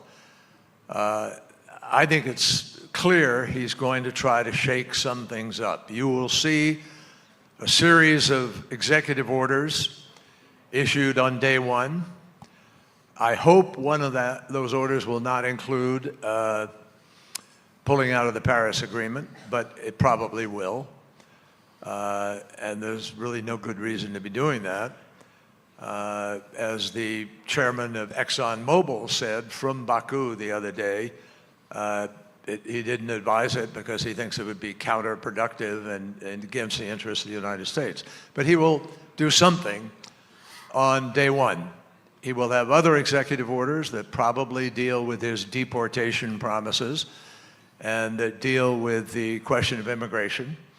But he'll take some flagship issues and just try to put them out there right away. You can count on that. The Congress will work carefully on these appointees because there are troubling aspects to a number of them. But I think that, I also think on the positive side, let me say to everybody, I think that President Trump, because of circumstances, you know from diplomacy, diplomacy requires a ripeness to be able to solve a problem. I worked very hard for the 4 years I was Secretary of State to see if we could advance the process in the Middle East. And in the end, the two leaders were both of them, President Abbas, Prime Minister Netanyahu, just not ready to do it. They weren't willing to take the political capital, expend it, do whatever. So it wasn't ripe. And there are plenty of places where things are not ripe. But I think Ukraine is a place where things are ripe. And possibly, depending on the theory of the case, you could have a rapprochement that could take place in the Middle East where you have an agreement with Saudi Arabia and Israel, which is accompanied by some kind of an agreement on ceasefire and you know, how you're going to approach the reconstruction of Gaza, which is very complicated because nobody wants to give money to go do something again. And this is part of the calculation, I think. Right. So I think, you know, I think that Ukraine, President Zelensky has made it clear what his vision is, but I think that the pressure is growing among many European countries in the United States and elsewhere to find a way to not have this inflammatory situation just perpetuated. And I can see several different ways where you could have an agreement on land, you could have an agreement on defense, mutual defense that doesn't include joining NATO. You could have an agreement on the economics. You could have agreement on the new border or demilitarized zone or any number of different things you could call it. I think both leaders and both countries are going to look for a way to be able to say they satisfied something of what they needed to do. So Putin can claim a victory and say, look, I got people to recognize that we have a right to some of this land. And on the other hand, I think Zelensky and the people of Ukraine can hold their heads as high as you can hold heads because they've done an absolutely extraordinary job of preventing the takeover of Ukraine and preventing the invasion of Kiev.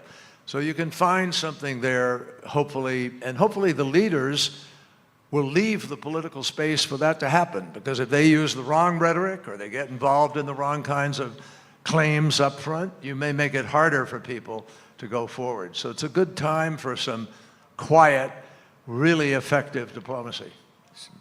But that's wonderful to hear you say that, because the broad sense on Ukraine has been that he's going to abandon it. President-elect Trump is going to abandon Ukraine. The Europeans are extremely nervous. But if you say that he could actually, he calls himself the great deal maker, and whether he can actually make this deal and whether this would be acceptable to Europeans, to Zelensky, as well as to Putin, that would be amazing. Well, let me say ahead of time, I don't believe this is an issue that requires exceptional negotiating skills. This is a pretty straightforward challenge where the parameters are pretty clear to everybody. And the question is more, will people be willing to overcome ambition and revenge and other ingredients of personal human behavior in order to be able to find the practical way forward? If President Trump were just to pull out, I think he'd have some major challenges within his own party. And I think that globally the repercussions of that would be just as damaging as anything you could ever imagine, because for Moldova or for Georgia or for Finland or Lithuania, the Baltics, they live with a very real sense of fear of possible mischief from Russia. And Russia plays that on a daily basis. So I think that wisdom will predicate that they really do try to find a way that does not send a signal that you can win everything you want by invading another country. And that's critical for India, vis-a-vis China or someone else. It's critical for all of us, I think. There must be principles that come out of here hardened in any resolution that takes place. And that'll be the big question mark in any kind of negotiation. Right. And Mr. Secretary, you referred briefly to the other crisis that's in the Middle East. And things look less possible within the scope of negotiations there at the moment. My guess would be Mr. Trump would want to go back to the Abraham Accords, but the things have changed dramatically. Where do you see the path there? Will you forgive me if I sort of come back to something you first asked about Trump and the election? Please. And I was listening to Foreign Minister Jaishankar, who I have great respect for and who's a very smart man. But I wanted to refine a little bit what happened in this election.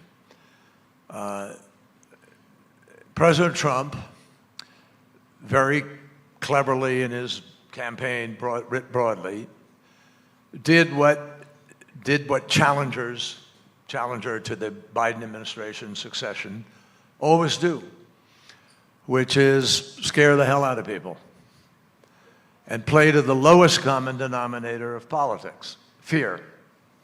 And disinformation defined a lot of what people were perceiving, a lot of disinformation, some of it from other countries, some of it on the internet internally in the United States.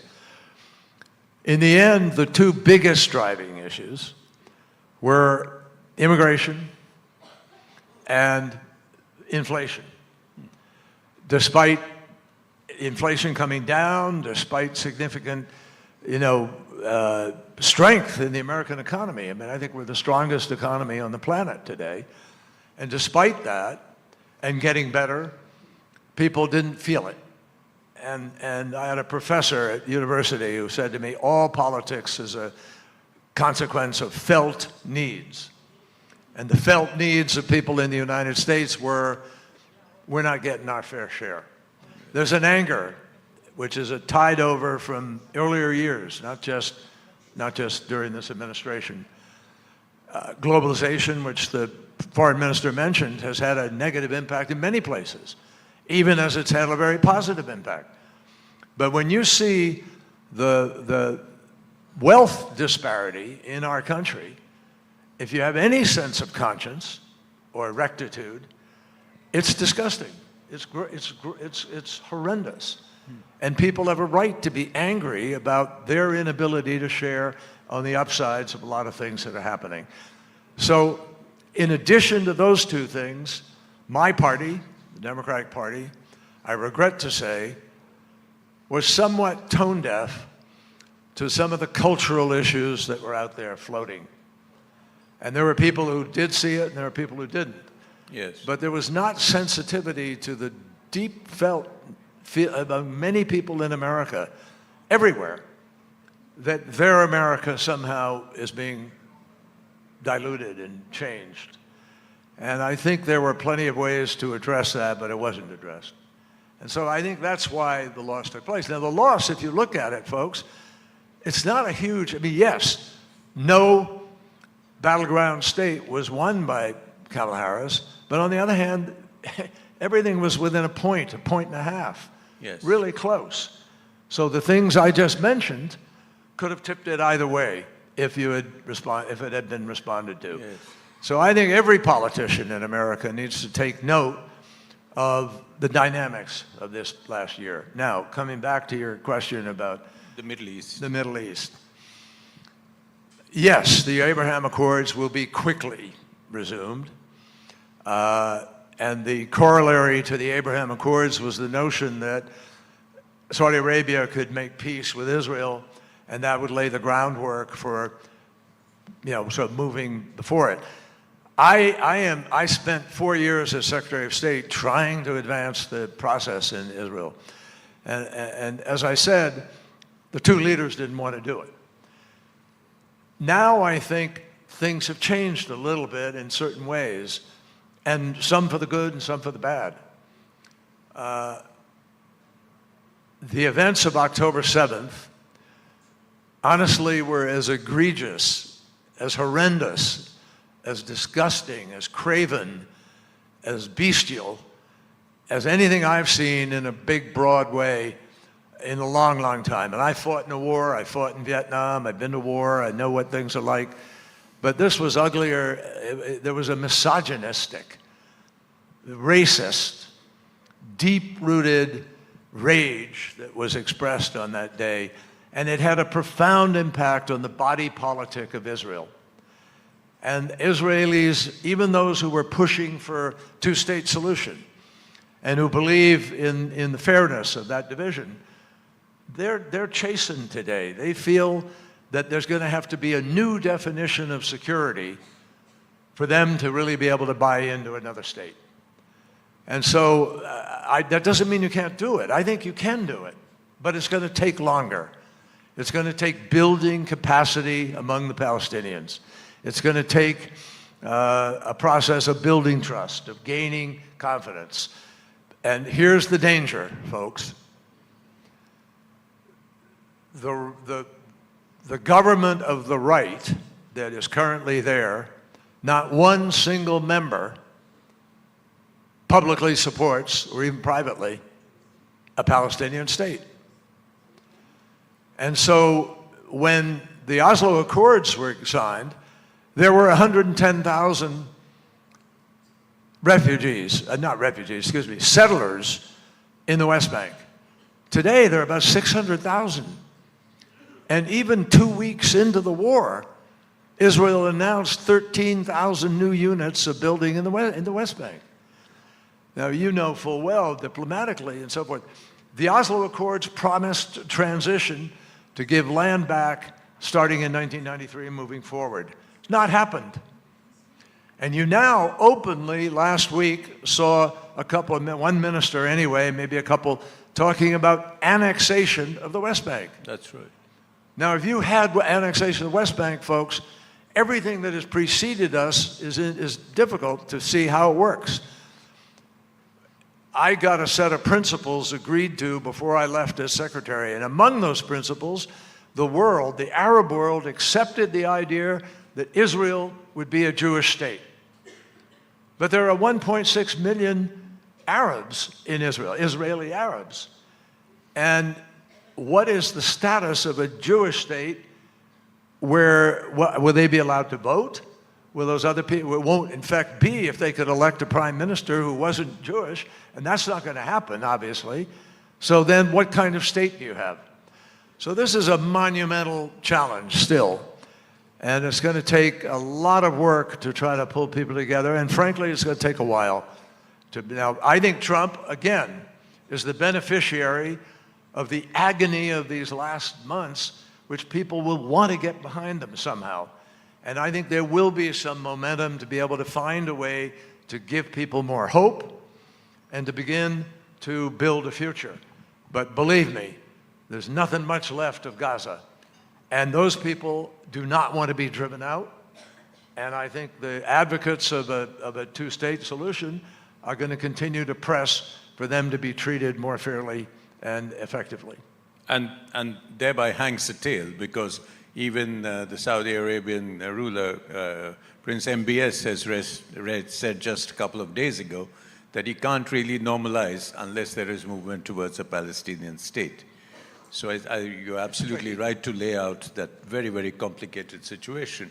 Just moving a little bit away from the Middle East, but not fully away, you were one of the architects of the nuclear agreement with Iran, the JCPOA, and President Trump pulled out of that agreement, pulled the US out of that agreement. Is that a door which is completely shut now, or is that a door which is completely shut, or can we go back on that? Well, I don't think the door is completely shut, but it depends on whether or not the Trump administration wants to find a way to walk through the door. And I am convinced that Iran sent some signals in the last weeks indicating they'd like to find a better path. The tragedy of what President Trump did in just pulling out of that agreement, folks, for which there was no rational reason to pull out. I mean, I'm just being direct and honest about it. If you didn't like the agreement, you at least had 15 years before anything changed in it. And during those 15 years, you could have worked with Iran to establish greater trust in the Non-Proliferation Treaty Agreement and other things. But just pulling out did the very thing that Ayatollah Khamenei feared the most and said publicly to his negotiators, don't negotiate with the great Satan because they will not be trusted. And when Donald Trump pulled out, he fed that to them. And the result was that the IRGC, the Republican Guard, were elected. And the hardliners came in. Now there's a new group there after the president was killed in the helicopter crash. And it appears that maybe there's a little breath of capacity here to be able to work differently. But look, in that agreement that we came to on Iran, we took a nuclear weapon off the table. We put it away. We made it clear that you could not break out and create a weapon in Iran in the period of about a year and 2 to 3 months. That's how long breakout would take. Today, because of pulling out, breakout is about a week from now. A week from whenever it would occur. And in the agreement we did with Iran, Iran had to destroy 13,000 centrifuges which they used to create uranium enriched in order to have a bomb. You have to destroy them. They have to destroy their plutonium reactor with cement put into the core of the reactor, could never be used again. They had to open up television in all of their production facilities. We put 130 people on the ground in Tehran every day, checking everything. We had, we had limits on we had tracking on their mining of uranium, all the way from the mine through to the post-use of the centrifuges. So they were really in a box. And Israel was still not happy with it. No, but the security establishment of Israel all agreed this made Israel safer. And Israel is less safe today, the region is less safe today, because Iran could decide to break out. Now, I don't think they will break out. I think in the end they're going to decide that is not in their interest. And they'll use the bargaining, hopefully, to figure out how the pathway is going to be laid for having a more normal relationship with the world. But that's going to have to require giving up their bellicosity and threats to Israel and their support for Hezbollah and Houthi and Hamas. So big decisions are going to have to be made, but I think there will be a lot of effort to try to push that process forward, and I'm encouraged by that. It is good that there will be effort to try to find a way forward, and I think they will try to. Of course, Mr. Secretary, another thing which you've invested years on, and you've been flying relentlessly around the world, is to push climate change as the President's special envoy. And we have the COP29 going on in Baku, and we have, in the hottest year recorded in history, we have the prospect of President Trump pulling out of Paris again. Yeah. Can we still carry on the fight for 1.5 degrees? No, we are blowing past 1.5 degrees right now as we sit here. I want to appeal to all of you. India is a country that has managed very complex challenges, you know, Pakistan, Kashmir, China, borders, so forth, for a long, long time. And one of the things that I appreciate so enormously in India is the consciousness that is brought to public life and to issues. And the very legitimate effort to behave honorably and make things happen that make things good for other people. And you are managing 1.4 billion people in an extraordinarily difficult situation. But I will tell you, we need India, and we need China, and we need Russia, and the United States, and Europe, and some other key countries must come together to deal with this issue, which is existential. And nothing that President Biden tried to do or I tried to do in these last 4 years came from anything political. No ideology, no politics, no liberal, conservative, one party, BCP, whatever. No. It was driven by mathematics and physics and some biology and chemistry. And it doesn't lie. And we are now living globally with the consequences. Just last week, there was a major report that came out from scientists pointing out that forests and land and ocean that are called sinks, it's where the CO2 gets consumed and stored, take it away from doing damage, that they have noticed a significant drop in the ability of those forests to be able to contain CO2. We're seeing an increased rate of melting of the great ice sheets of the Arctic and the Antarctic. Sea level rise higher, storms more intense than ever. Why are the storms more intense? Science will tell you. Because as the ocean warms and 90% of the heating of the planet goes into the ocean, moisture goes up out of the ocean, travels around the planet with the prevailing winds and drops in rainfall, and you have higher acidity that changes the chemistry of the ocean, and it is changing it all around the world, and you also have torrential rainfall because you have this moisture rising into the air and traveling around the planet. There are a whole bunch of other things scientifically connected. I don't even have time to go through them all. But every year is the next year that's hotter than the year before. I was in the Senate in 1988 when Jim Hansen told us, it's happening, climate change is here. And we went to Rio in 1992, and we worked to try to change things. But it was a voluntary system. So nobody wanted to be the first to be really big volunteer and reduce in big amounts. So we didn't. So then we got to Paris. We did the Paris Agreement, which Donald Trump wants to pull out of. In the Paris Agreement, folks, it's a monument to common but differentiated responsibility. Every country only does what they think they can do in the Paris Agreement. And it wasn't until we got to Dubai last year where the UAE consensus produced 200 nations saying, we must transition away from fossil fuel. And we must accelerate in this decade. We must do it in a fair, equitable, and orderly way so as to achieve net zero by 2050. Well, guess what, folks? Emissions go up last year, 1% all around the world. It's going up. And we have gas and oil that's going to go to record levels, and coal, record levels of burning. And you look at the air quality that we see here right now in Delhi.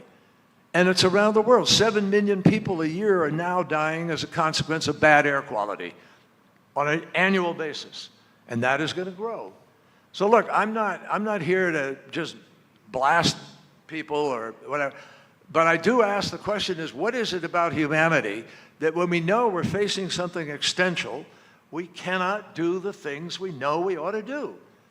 And by the way, those things are not frightening to the economy. I just joined up with a group. We're an investing group. We're going to invest. We're putting out new technologies that can deal with this faster. Solar is now so much cheaper than fossil fuel. Wind, cheaper than fossil fuel. Geothermal will be cheaper than fossil fuel. Hydro, we have the ability today to meet the goals we set for 2030.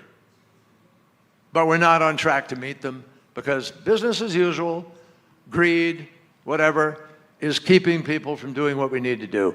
I'm telling you, absolutely, every study shows it is cheaper to do what we need to do to transition now than rather than wait. And there'll be far more damage as we wait. And you already see every country, well, we have to do adaptation. We've got to spend money to adapt now to the situation. Yes, we do. But think of what's happening down the road. When I started this in 2020, as a formal position for President Biden, we were heading to 4 degrees, 3.7 degrees of warming on the planet. Because of what we got out of Glasgow, Sharm el-Sheikh, and then Dubai, if we did everything we promised to do, we could actually hold the Earth's temperature increase to about 1.7 degrees. But we're not doing what we know we should do and we know how to do. The economy on the other side of this transition, folks, is bigger, better, you will make more money. The new technologies with new transmission lines that can take 5 times the power that we had before. So we have an ability to get power, empower people who haven't been empowered. We have hydrogen is really coming down in price. There are great gains in that. We have batteries now. Germany is at 50% renewable for a very industrialized country. And they're going up to 80% renewable. Why aren't the rest of it? All around the world, my country too. We need to be doing things that will accelerate this process. And I'll put this on the table. We're not going to win this unless, 48 sub-Saharan African states equal 0.55% of all the emissions. They're not the problem. The problem are about 23 countries. The developed and near developed countries. China's #1 emitter, 30% of all the emissions on the planet. United States is #2. India is #3. Europe and Russia sort of flow behind. Brazil, Indonesia, we know where they are. We have to work together to help each other to be able to find a way forward. We need to put more money on the table for development. We need to be able to deploy those technologies, and we need to make the world a fairer place for everybody who's alive today, but also for the next generation and for our kids and grandkids.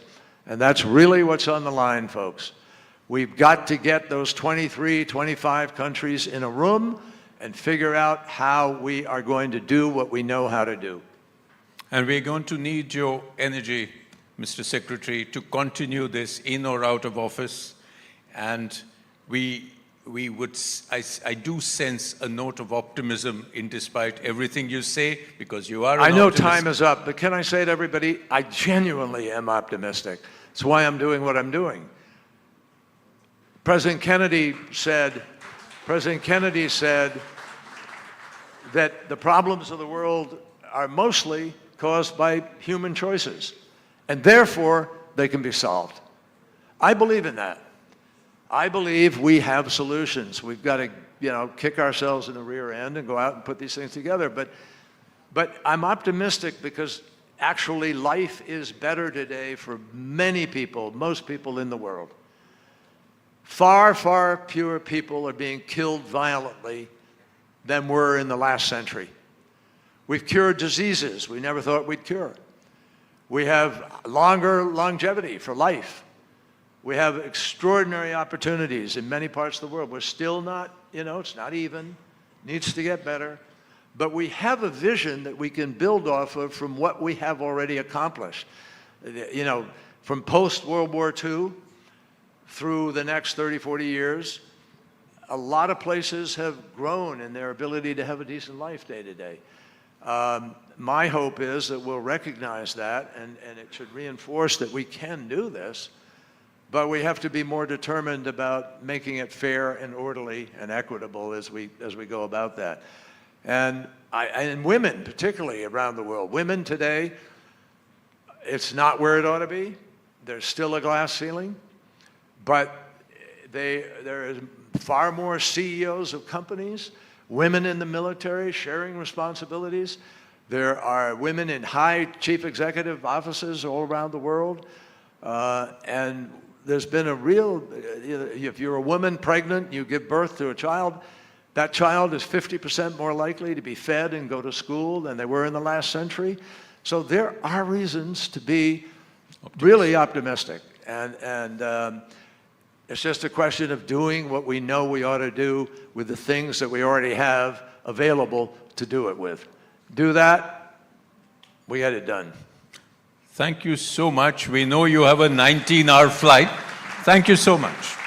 Thank you very much, Mr. John Kerry and Mr. Sarna. Ladies and gentlemen, we have our next guest here already. Please remain in your places. Please be seated. We've got the Honorable Chief Minister of Andhra Pradesh, Mr. Charababu Naidu, who will be coming up on stage any moment now. Please remain seated.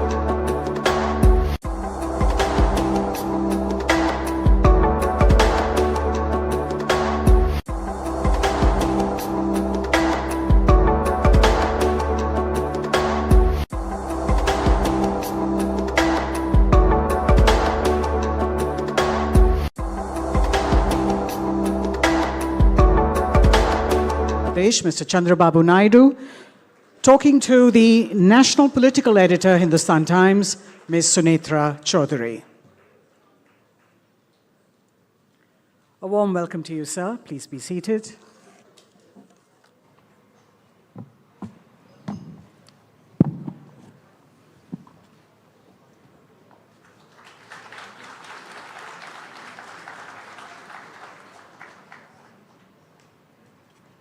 Mr. Chief Minister, I want to start by asking you, what does it feel like to be one of the most important aspects of this NDA 2.0 government? It's 3.0 government. Now you are seeing, first time, NDA under the leadership of Honorable Prime Minister. India has been recognized globally. For the last 10 years, he promoted India. Now, brand of India is very strong. Once brand is strong, then we can do wonders. That is what he has done. Now he is working Vikasit Bharat 2047 with clear vision, clear direction and process and policies. I am confident under his leadership, India will become, I don't have any doubt, India will become either 1 or 2. Anyway, we are becoming 3rd place. and Indians globally will become number one. It is going to happen. But Chief Minister, I wanted you to tell us a little bit about when this time, well, a little before this time last year, in September, October 2023, when perhaps you may have been going through one of the toughest times in your life. At that time, did you have any idea that just a year later, you were going to be a key person in this government? No, this is not the first time we are a key player. So many times. That's true, yes. So many times. Yeah. Telugu Desam Party as a regional party, always we used to play very crucial role at national level. You can go through the history. In 1889, under the leadership of our founder, N.T. Ramarao Garu, we formed at that time government, NF government led by VP Singh. That was the history Telugu Desam Party had. 95, and also one more government under UF government, and also 6.5 years we supported Narendra Vajpayee ji without any condition, only in the interest of the nation.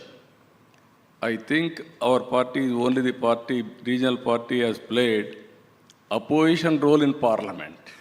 At that time, this is the beauty of democracy. At that time, BJP only 2 seats. Wow. We had 35 at that time. But our state is only one state. Yeah.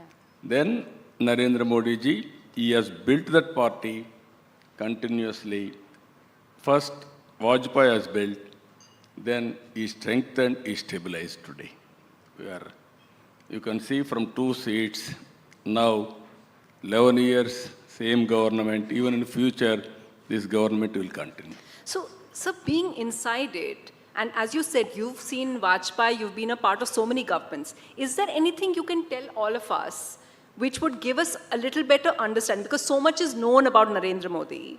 But is there some insight that you can share with us about what it's like, how it is different from other people? He's a strong leader.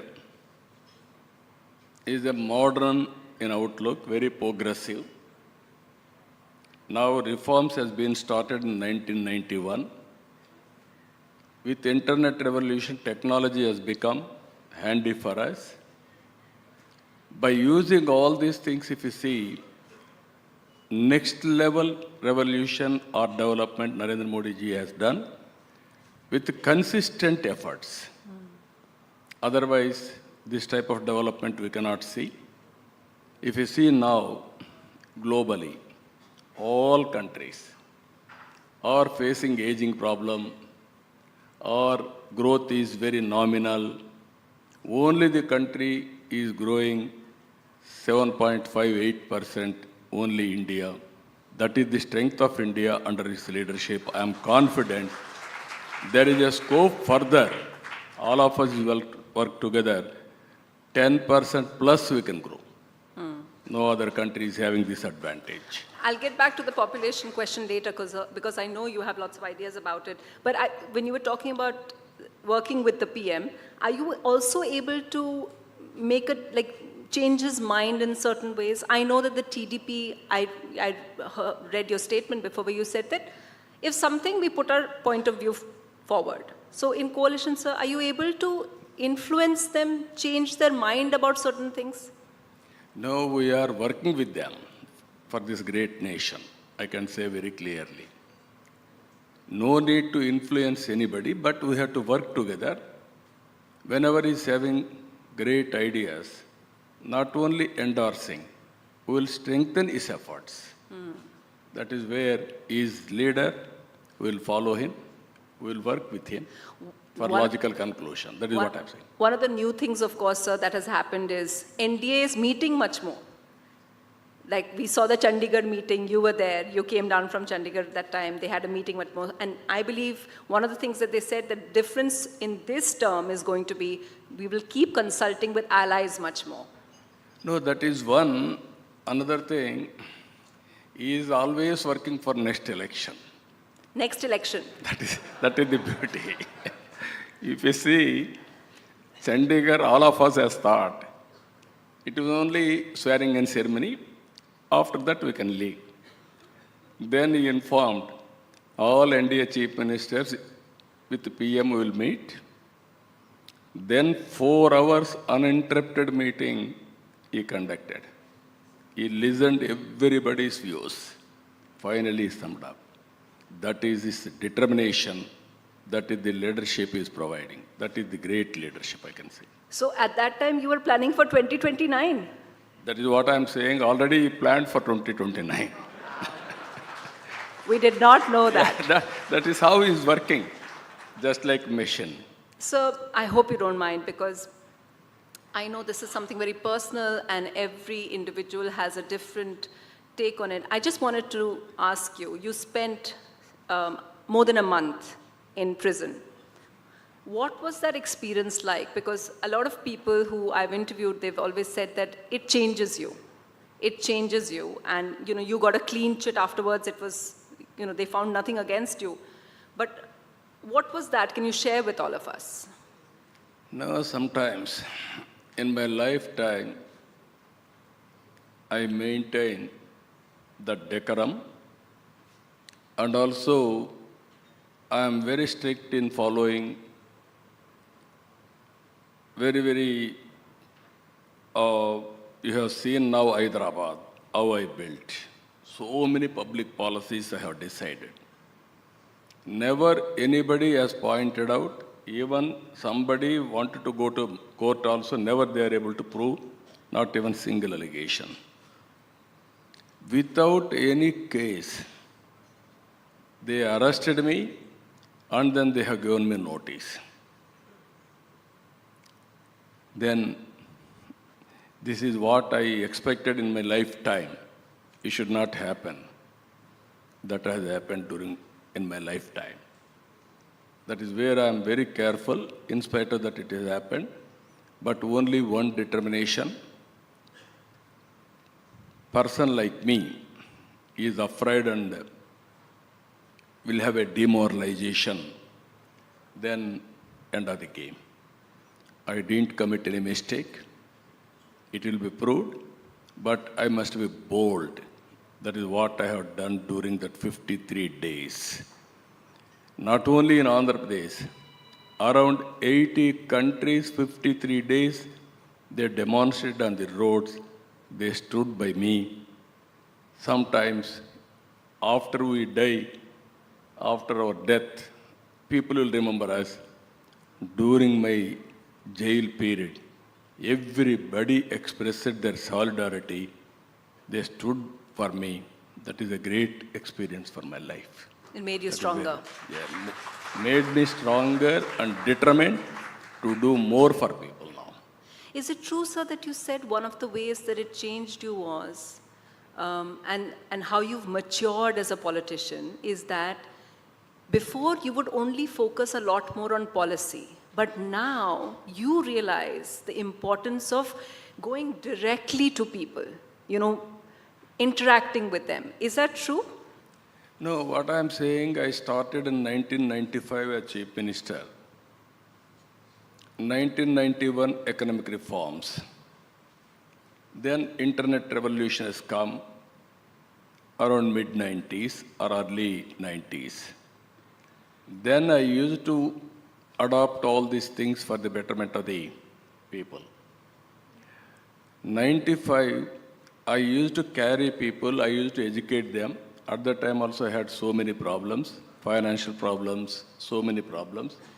I was able to cover up everything by doing new policies and also going on communicating to the people and mingle with people with different programs. Then 99 also have one.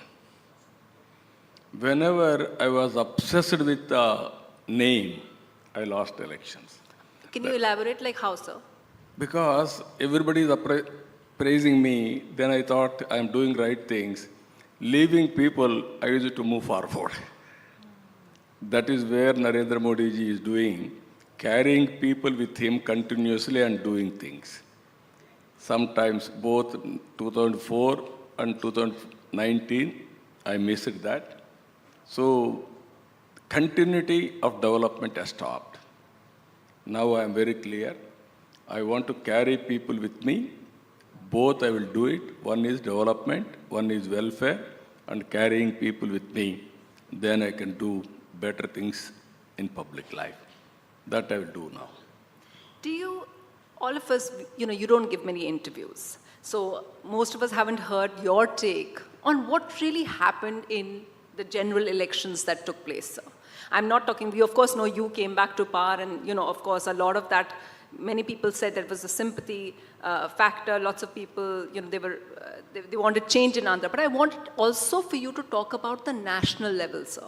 What is it, as a veteran, as a senior most politician in the country, what is it that you see was happening among the people?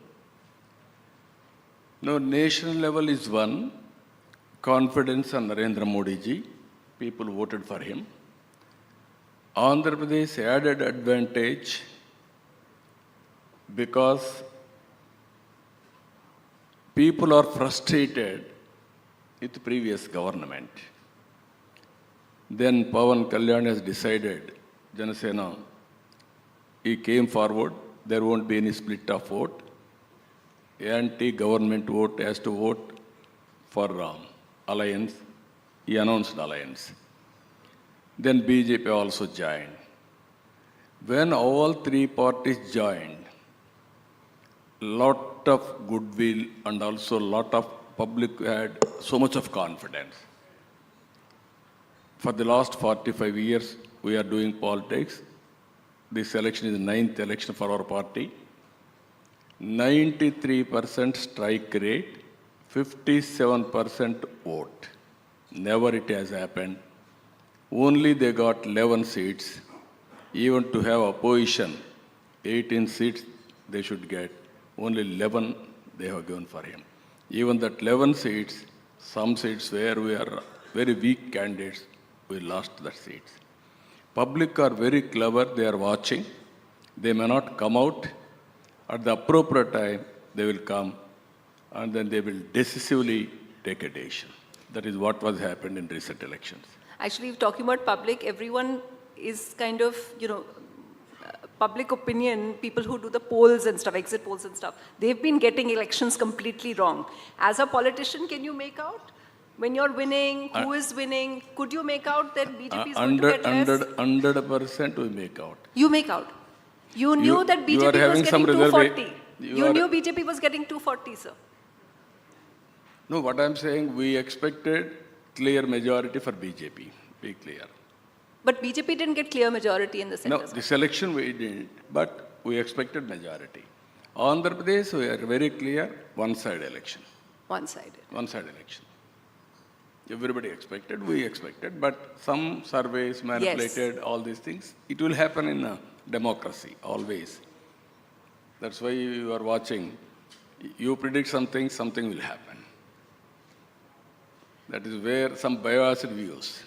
Science is only one, public opinion is only one, but how we are going to gauge it is important.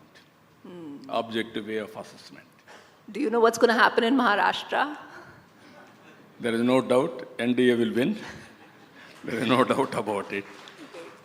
I had to ask. So, you talked about Pawan Kalyan, and I just want to ask generally about coalition dharma. Now, he has been a little critical of one of your ministers and some of the situation there. So, as a senior politician, and you don't have to speak specific, but I just wanted to know, what are the basic principles of coalition dharma that you keep, even one part, one minister or one other ally may be a little unhappy? How do you make up with them? How do you ensure everyone goes along? What is the coalition dharma? No, always in a family, even father and son, wife and husband, even among family members, you will have some differences. Everybody is not uniform. But how to bring consensus is very important. How to respect each other is important. Same principle in politics.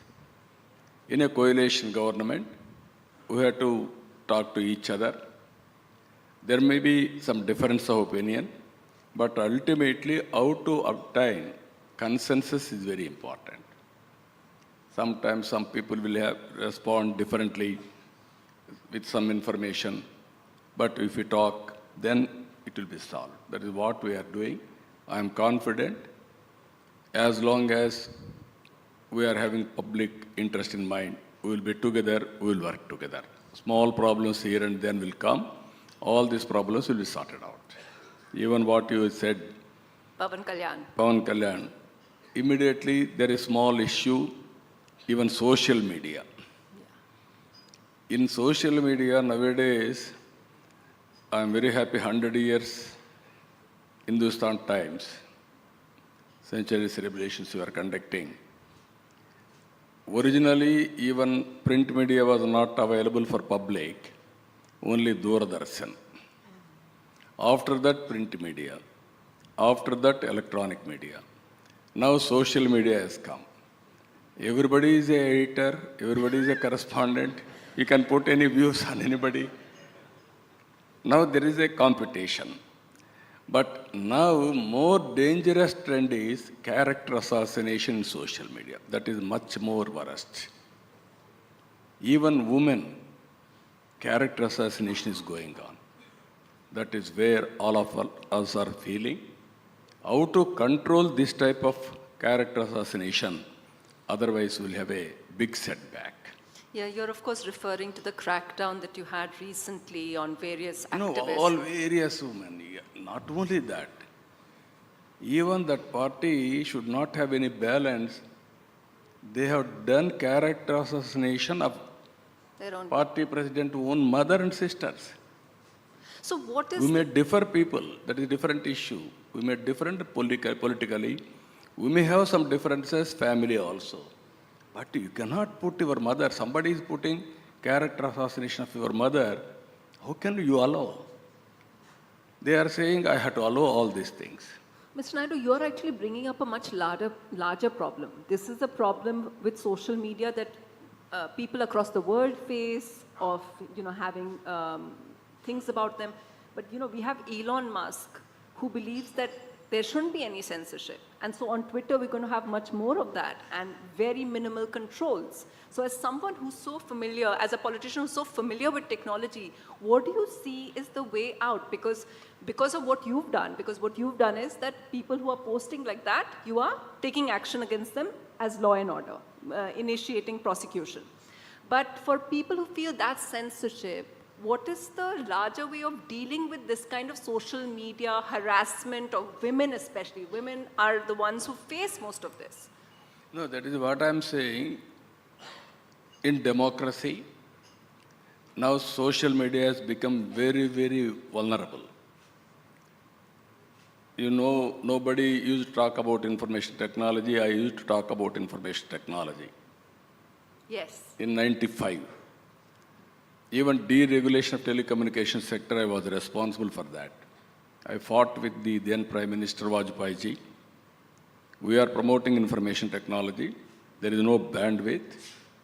Then naturally, we cannot progress in information technology. That is how, on the basis of my report, he has deregulated telecommunications sector. Now Indians are doing extremely well because of first mover advantage on technology. Added to that, demographic dividend has come advantage. Now they have become entrepreneurs. If you go anywhere in the world, highest per capita income Indians are getting. Among them, I am very happy to announce 30% are for Telugu community. They are also first mover advantage. So this is how we have done all these things. Now, some criminals or some bad people are using social media to humiliate women or respected politicians. That is the biggest challenge. They want to humiliate, harass, and ultimately by doing anybody, we are all human beings. We have some sentiment, some respect, everything. But how to control, this has to be debated, we have to control it. Otherwise, very, very danger and also nasty things will happen in future. Are you on social, do you personally spend time browsing through social media? What kind of screen time do you have, Chief Minister? I'm only an architect. I don't have time to sit in social media going on, but I am using for governance what are all required. Either WhatsApp, now we are establishing WhatsApp governance throughout the state. Last mile, I can give them corrective measures and also monitoring and communication across the table. All employees I can put it. This is the first of its kind in India. WhatsApp governance, we are addressing all problems, we are going to sort it out through WhatsApp governance. In technology also now deep tech has come. Now people are thinking only IT to artificial intelligence. Nowadays, if you see, data is wealth. There is a quality data, then we can do wonders. Then real-time data is coming through drones, IoTs, CCTV cameras, cell phone. Then if you use artificial intelligence and go for deep dive, real solutions, right solution, we can evolve, either health, either agriculture or veterinary, in all walks of life. Then that is a game changer in future. That is where I am working. We need only small smartphone. Anywhere in the world you can work, you can survive, you can do any business, you can work from anywhere to anywhere. That is going to happen now with the decision making. So you were talking about demographic dividend. I just wanted to ask you, you talked about people needing to have more children. Will you elaborate a little bit on that? Because Chief Minister Stalin also said, I agree with you. And he also said people should have lots of children. So how many children should people have, especially in the South? No, this is a very interesting subject for all of us. Originally, long back, I gave a call, break silence, talk about AIDS at that time. Nobody used to talk about AIDS. It is a social stigma. Then I started talking about it. That is how we are able to control AIDS. Now I am talking everybody, break silence, talk about population management. People are asking what is population management. You are seeing all European countries, even Japan, even China. All countries are having an aging problem. Only India is having advantage up to 2047. Now South India aging problem has started. Our fertility rate is 1.6. Generally, to maintain population, 2.1 fertility rate we have to maintain. Below, population decrease, above, population increase. In 1950s, around 5.5% or 6 fertility rate. Today, it has come, 2021 census like that, 2.1. Now, exactly borderline we are having. Now it will decrease. That means aging problem is catching in India. Now, if we won't talk, then we'll have a problem. There is a conflict between population and also wealth. People are getting more and more money. They are all thinking no children. I used to promote IT. People had wife and husband or IT. They got good jobs. They used to talk.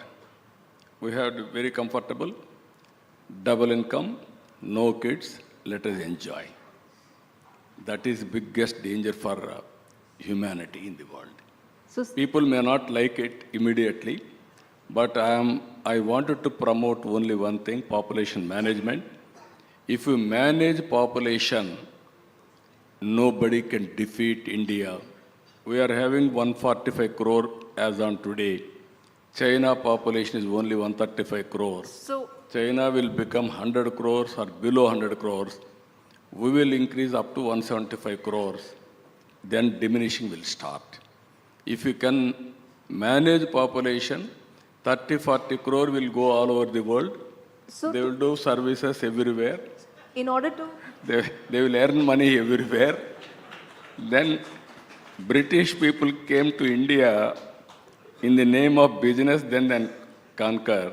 Yeah. In the name of service, both public and corporate governance, we will rule globally, minimum 100 to 150 countries in the near future if you manage population.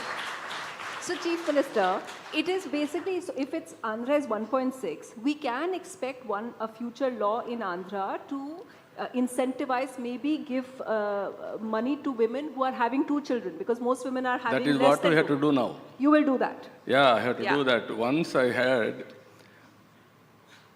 long back, I want to go for family planning. Then I brought so many strict regulations. At one stage, more than 2 children, you are not eligible in local body elections. Yeah.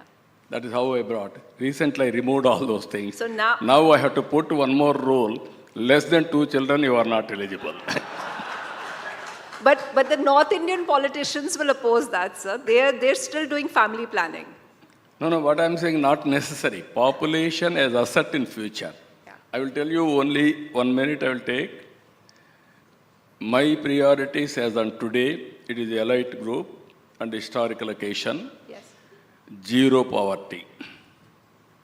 We are all now P3, public-private partnership.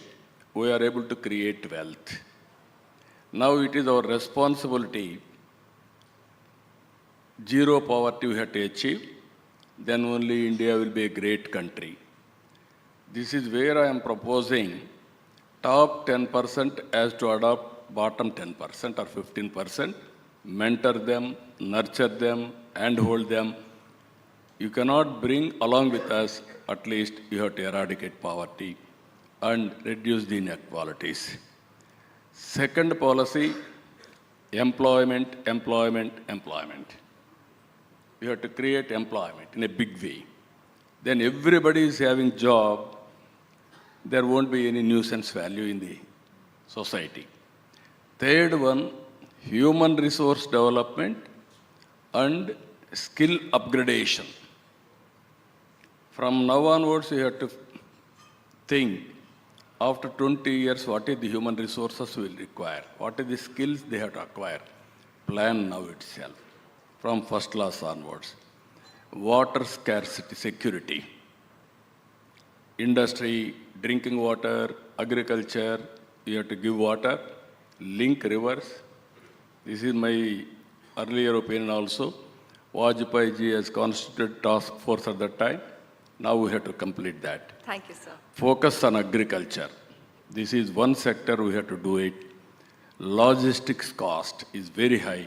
We have to reduce logistics cost.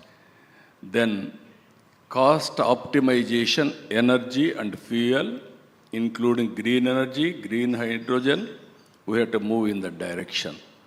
Product perfection. Our brands are not up to the mark. We have to work in that direction. Then only India will have a bright future. Swachha Bharat, focus on that. Every citizen should have awareness. Finally, deep technology in all walks of life. Then India will be great. Andhra Pradesh wanted to work with these 10 principles to make Andhra Pradesh #1 globally. Telugu community Thank you, will sir. be the biggest community in the world. Thank you. Thank you very much, Mr. Naidu Garu and Sunetra. Ladies and gentlemen, from politics to business matters, we'll soon welcome into our midst the chairman of the Aditya Birla Group. May I request...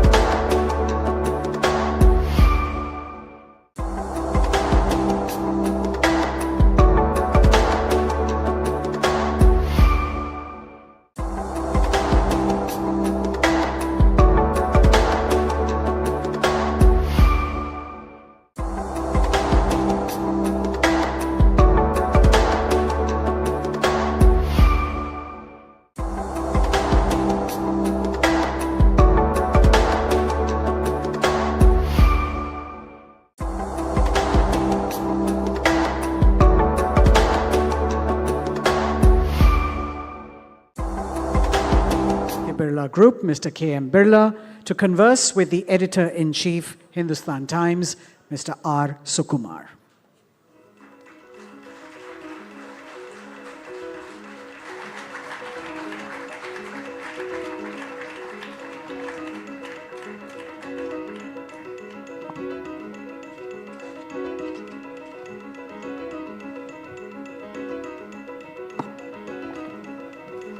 Thank you.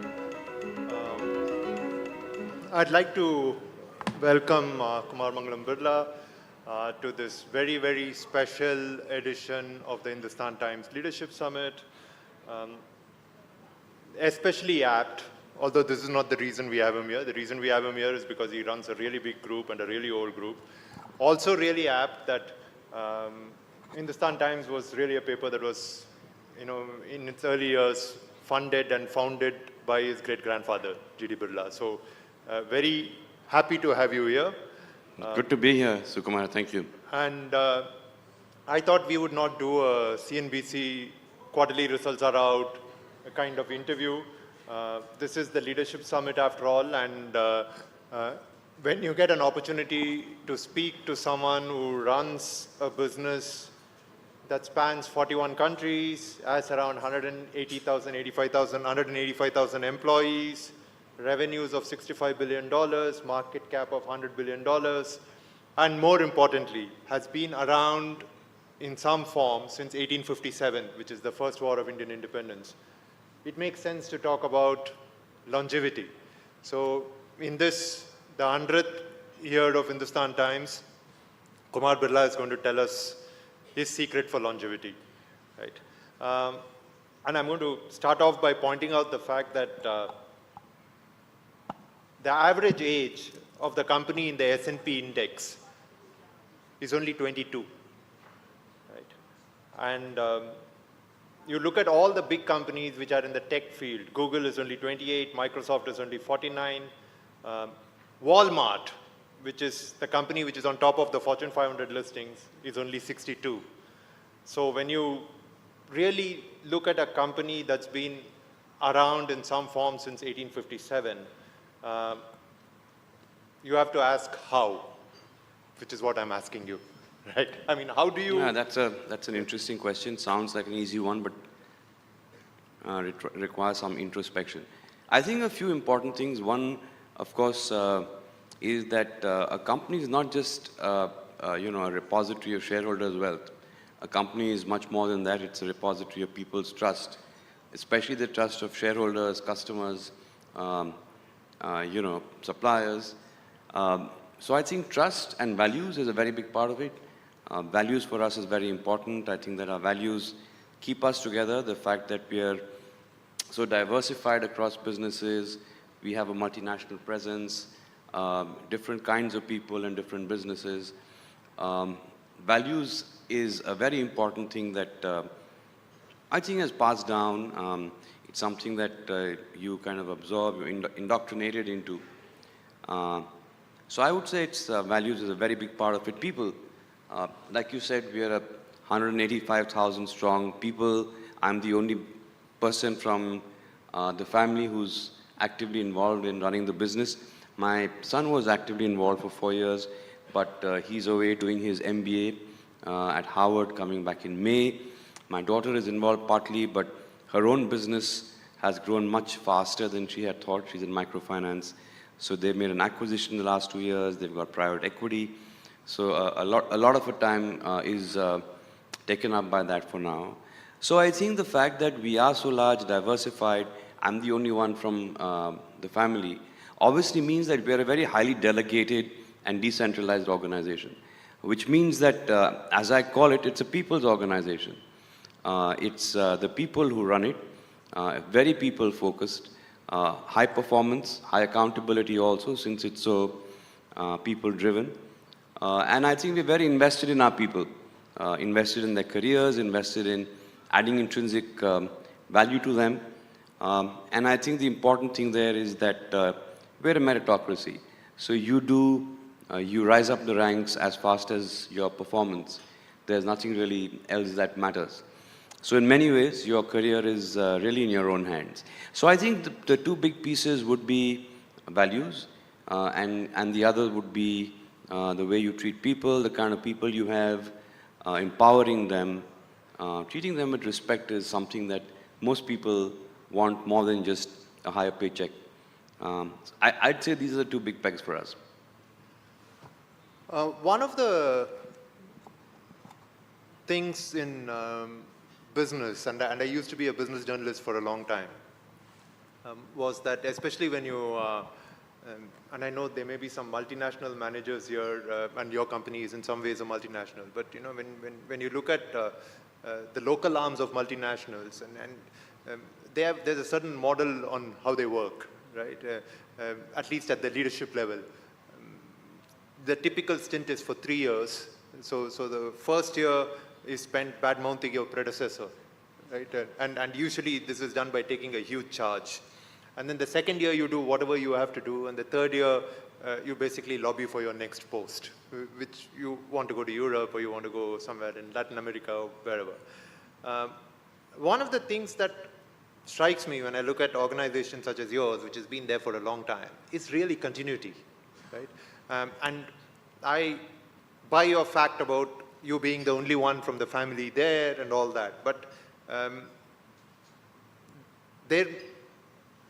I would like to argue that, you know, the family does bring something to it, right? I mean, there is something that you have learned from your father, from your grandfather, which has sort of distilled down. What is that? Yeah, that's very distinct, and I think that's about values. Again, I think that the fact that, you know, my great-grandfather, G.D. Birla, was a very close associate of Mahatma Gandhi. And he fully embraced this, what we call a socio-economic concept of trusteeship, which means that companies are not just emblems of capitalism. They're also institutions of collective prosperity.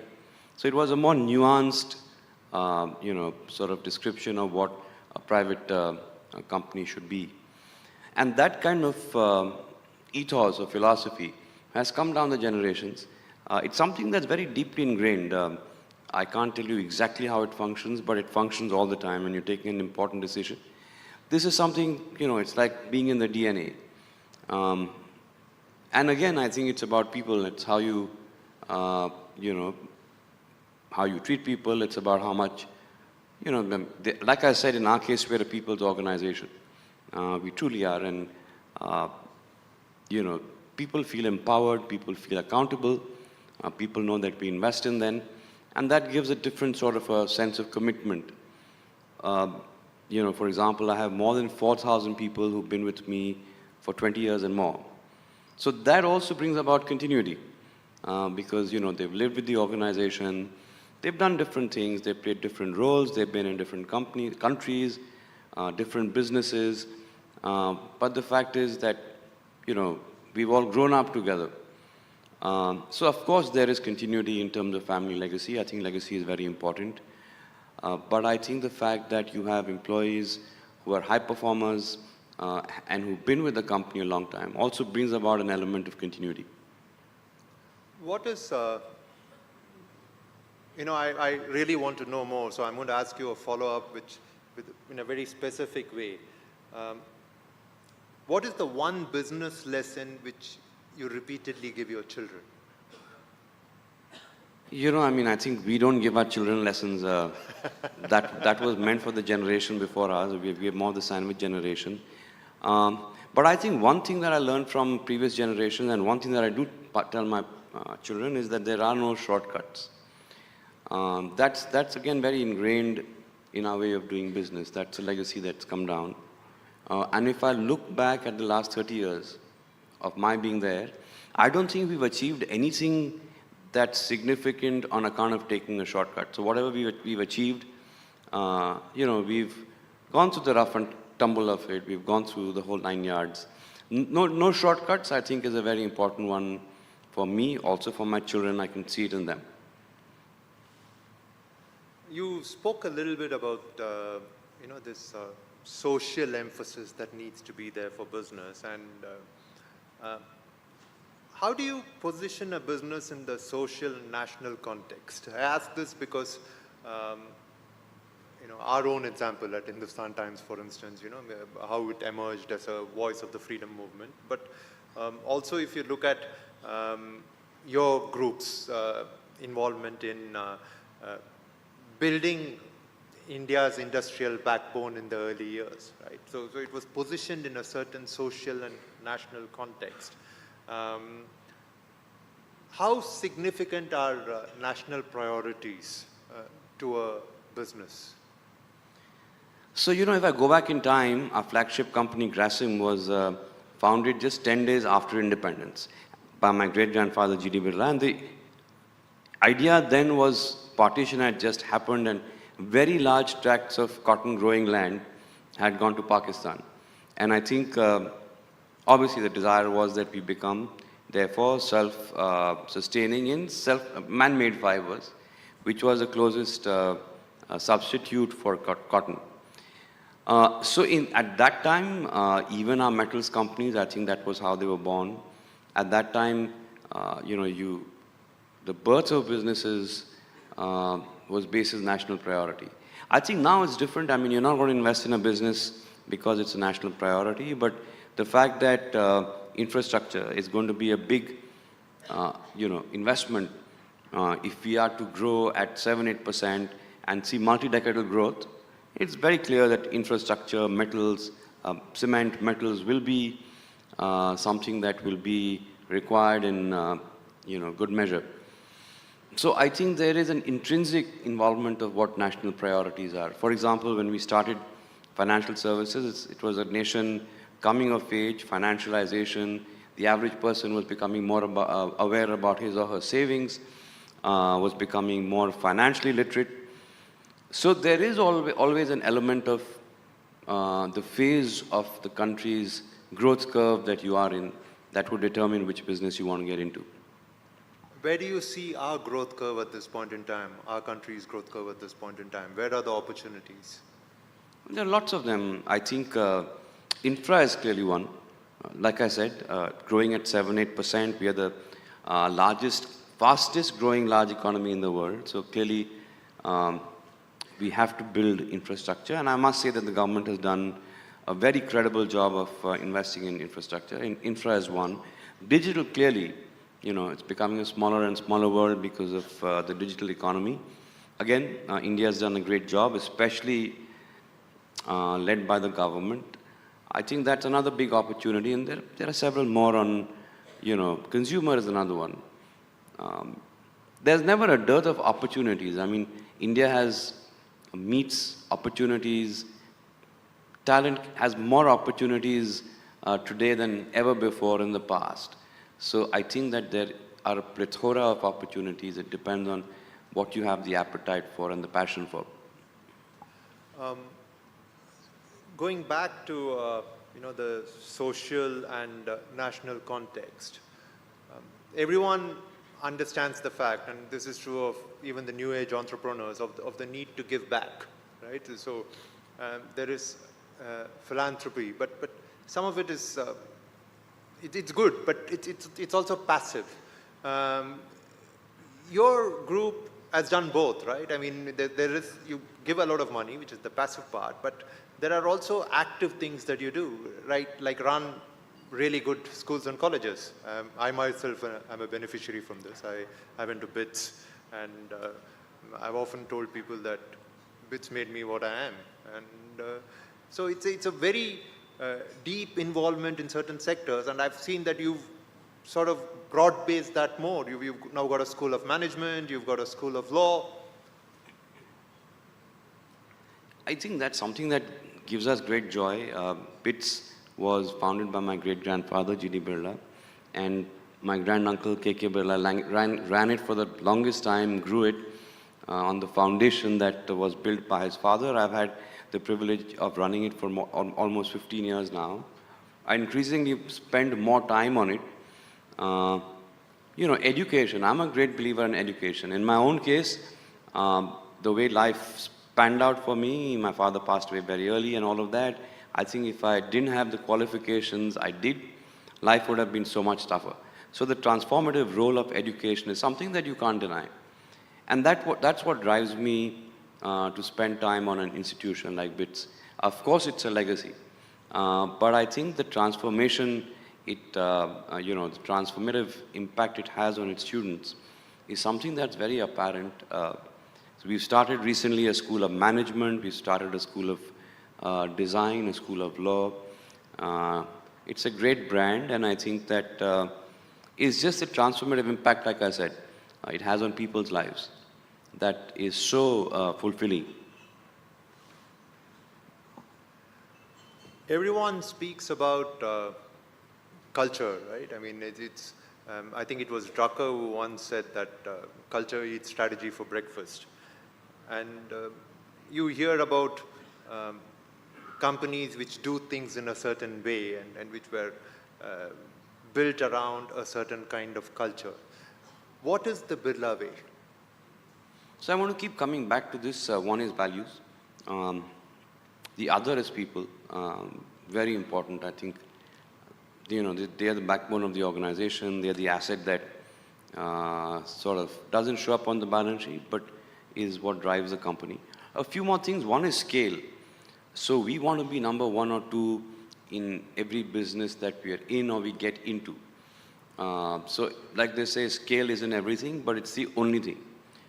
Without scale, I think it's very difficult to survive today unless you have something very niche, let's say very high technology, which gives you very high margins. So scale is very important. For example, we built our cement business 100 million tons in 36 years. In the next 5 years, we've got to 150. In another 5 years, we'll get to 200. And, scale is fun. It gives you a much broader canvas to work on. I think that looking at businesses from the long run, that is in many ways a promoter's prerogative. So when Hindalco acquired Novelis, paid $6 billion and acquired a company that in fact was much larger than it. The stock took a beating, investors wrote us off, took about a year to come back. Any professional CEO who had taken that decision would have been sacked because it just seemed at that time to be the wrong thing to do. And I think as a promoter, I had the prerogative and the desire to see much beyond not just quarters, but years. So running businesses for the long run is something that is a culture with us. And another sort of important aspect for us, you can call it culture, it does amount to culture, is the fact that we measure performance by cash. So you have revenue, it's great, you have EBITDA, even better, but at the end of the day, businesses need to have the right economics at a unit level, and they also need to generate cash. That's how you grow and build on what you've grown. That broadly would be the culture that would define us. Speaking of scale, right, that probably explains why you have been as acquisition-oriented as you have, right? Because if you have to be number 1 or 2 in everything, it doesn't make sense to keep building. Sometimes it also makes sense to keep buying. But like you said, many of these acquisitions, especially the global acquisitions, take some time to pan out. It's the reason why analysts respond to every acquisition negatively, right? I mean, the share price immediately falls. And you just gave the example of Novelis, but part of that also comes from the fact that this is how you think, right? This is how you have been taught to think. This is the kind of long-termism that probably being a Birla gives you. I mean, someone else may get it by being someone else, but it's a very family thing, isn't it? It's a very family thing. Long term, yes, very much so. I think that building businesses for the long term has been very much a family legacy. But I think, each one has their own way of interpreting it. My father was a product of, he came in at a time when India was opening its doors to the world. My grandfather, for example, built his businesses in a time of scarcity. My great-grandfather, India was just getting its freedom. So everyone's context has been different. And leadership always has to be contextual.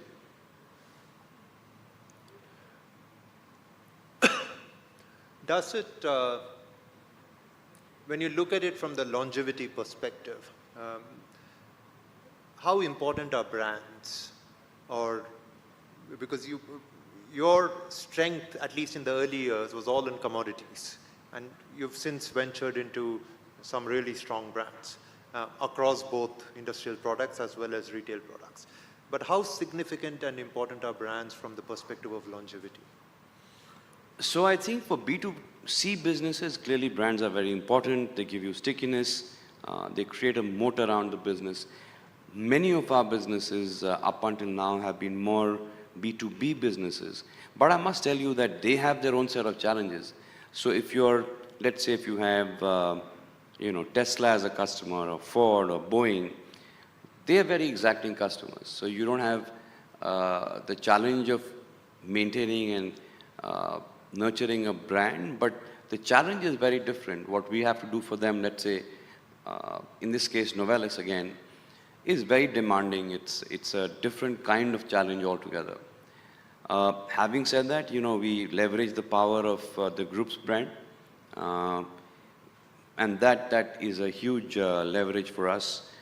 Often the company's name becomes a brand also, more and more in the B2B segment.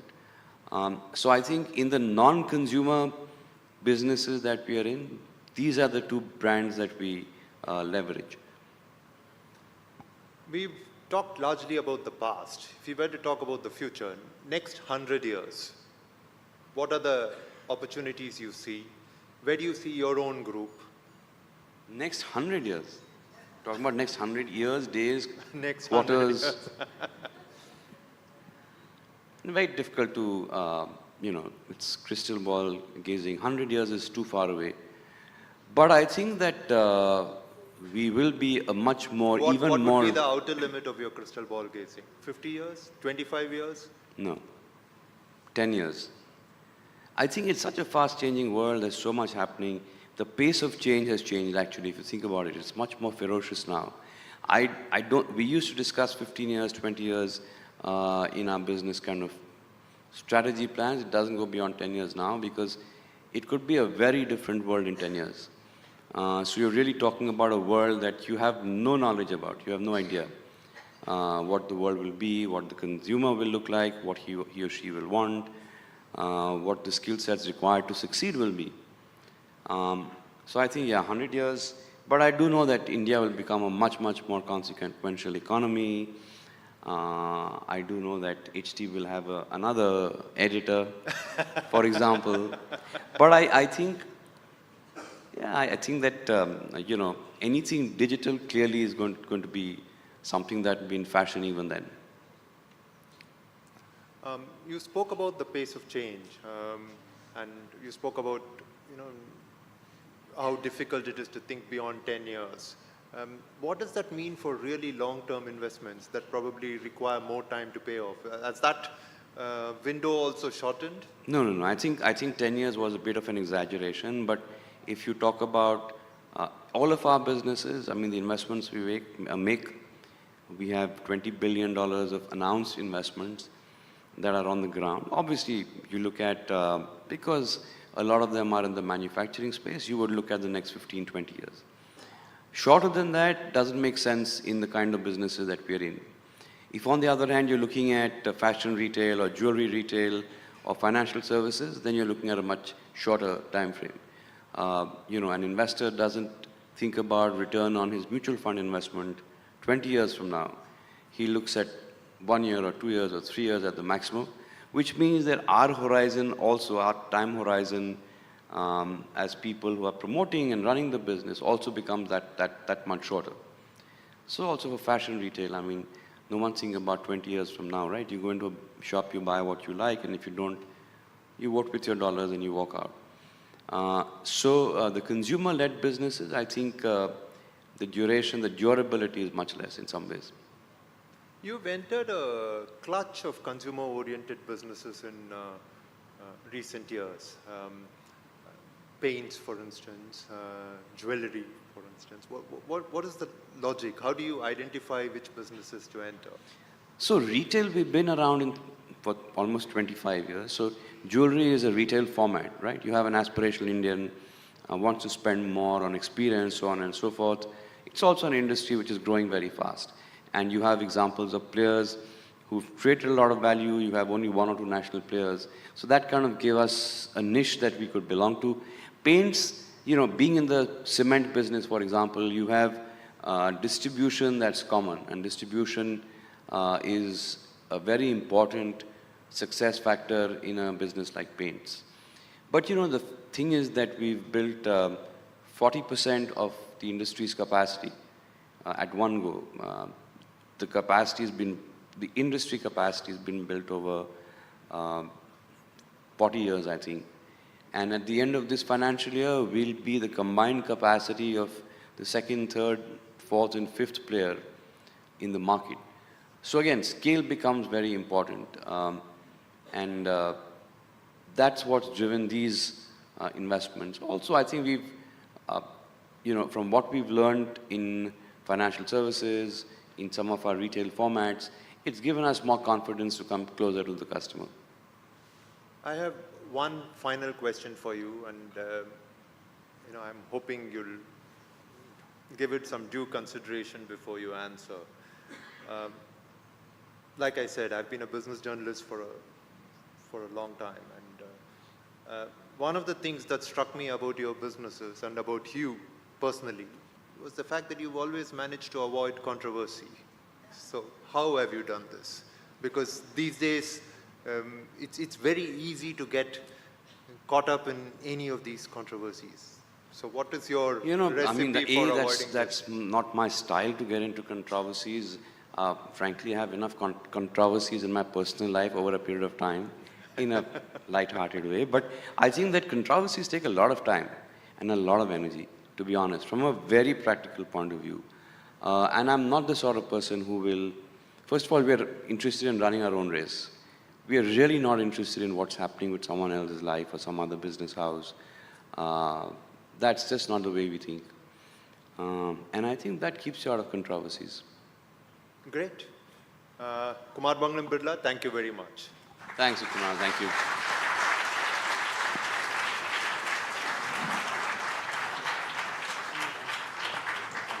Thank you very much, Mr. Birla and Sukumar. Ladies and gentlemen, we now take a break for lunch, arranged in Rani Bagh outside. May I remind you to find time to visit the special HT at 100 exhibit that has been set up in Raja Bagh that will take you through the 100-year journey of our country through HT's lens as a chronicler. Please be back after lunch and be seated by 2 o'clock, the latest, for the next segment of the 22nd Hindustan Times Leadership Summit. Thank you. Please take your belongings with you. We will not be able to take care of it if you leave it behind.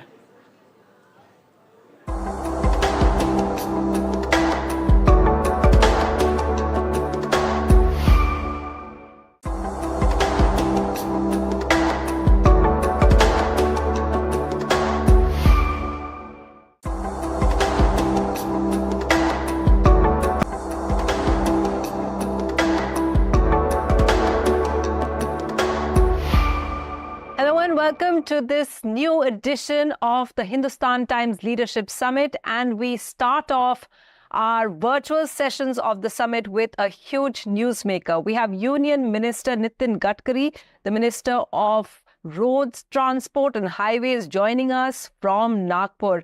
Gadkari ji, हमसे बात करने के लिए आपका बहुत बहुत धन्यवाद। And आपने चुनाव के समय निकाला हिंदुस्तान टाइम्स के लिए, इसके लिए भी we are very very grateful sir.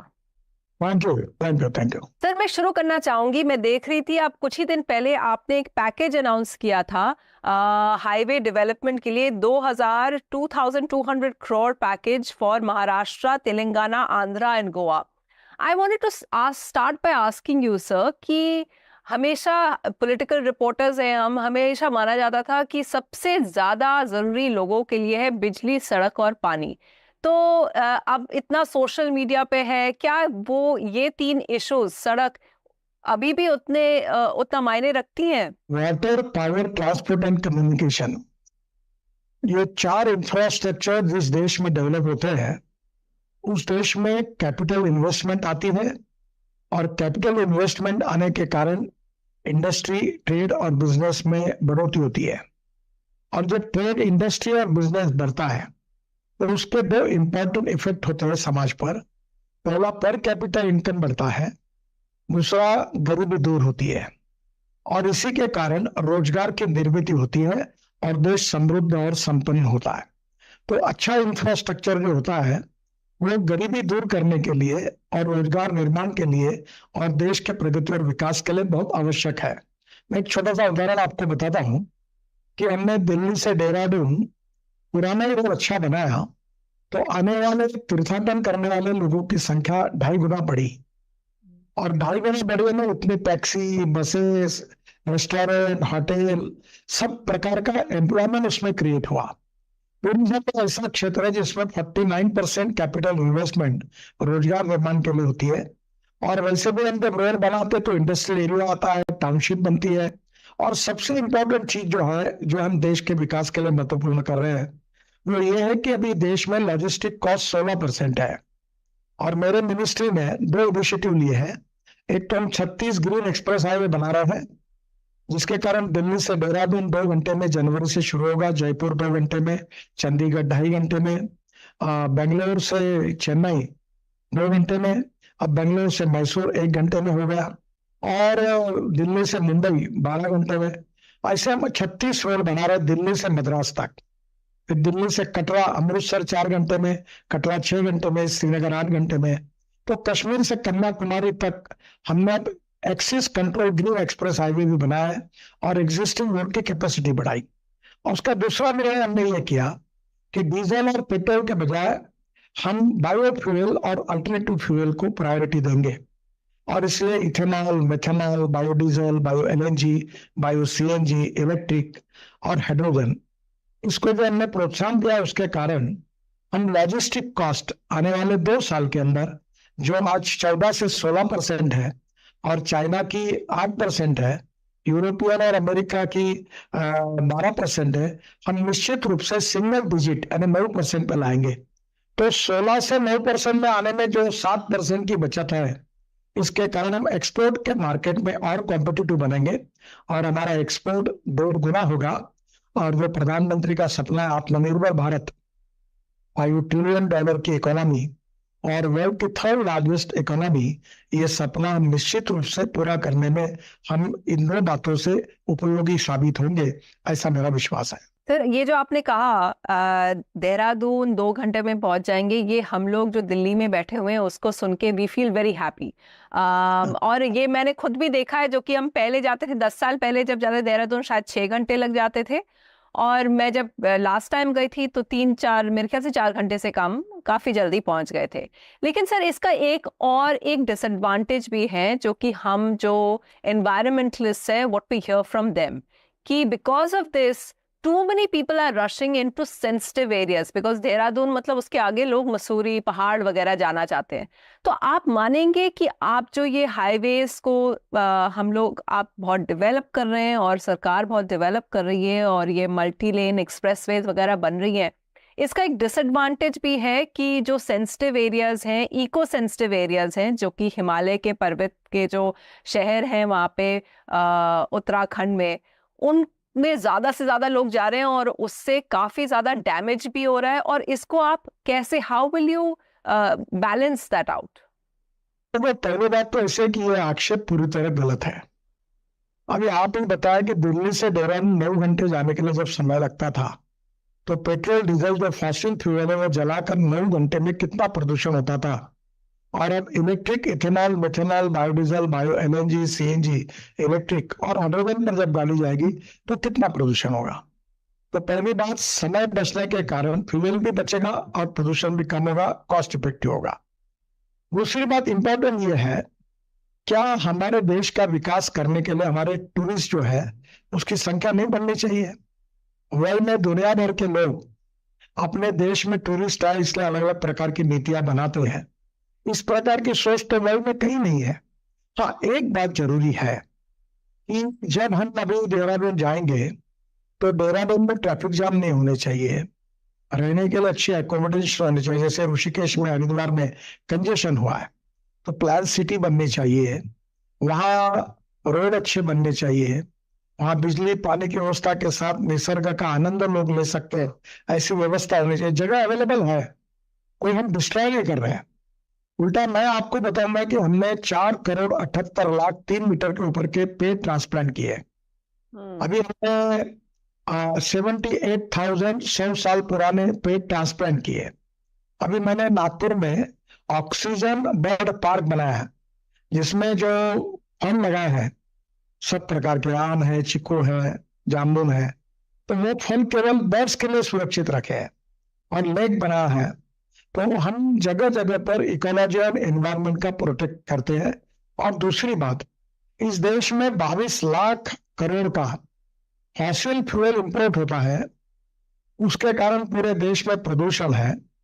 और उसके लिए ये जो बोलने वाले लोग हैं, क्या कर रहे हैं? एक्चुअली हम लोग है कि हमने लगातार अल्ट्रा बायोफ्यूल पर मैं 25 साल से काम कर रहा हूं।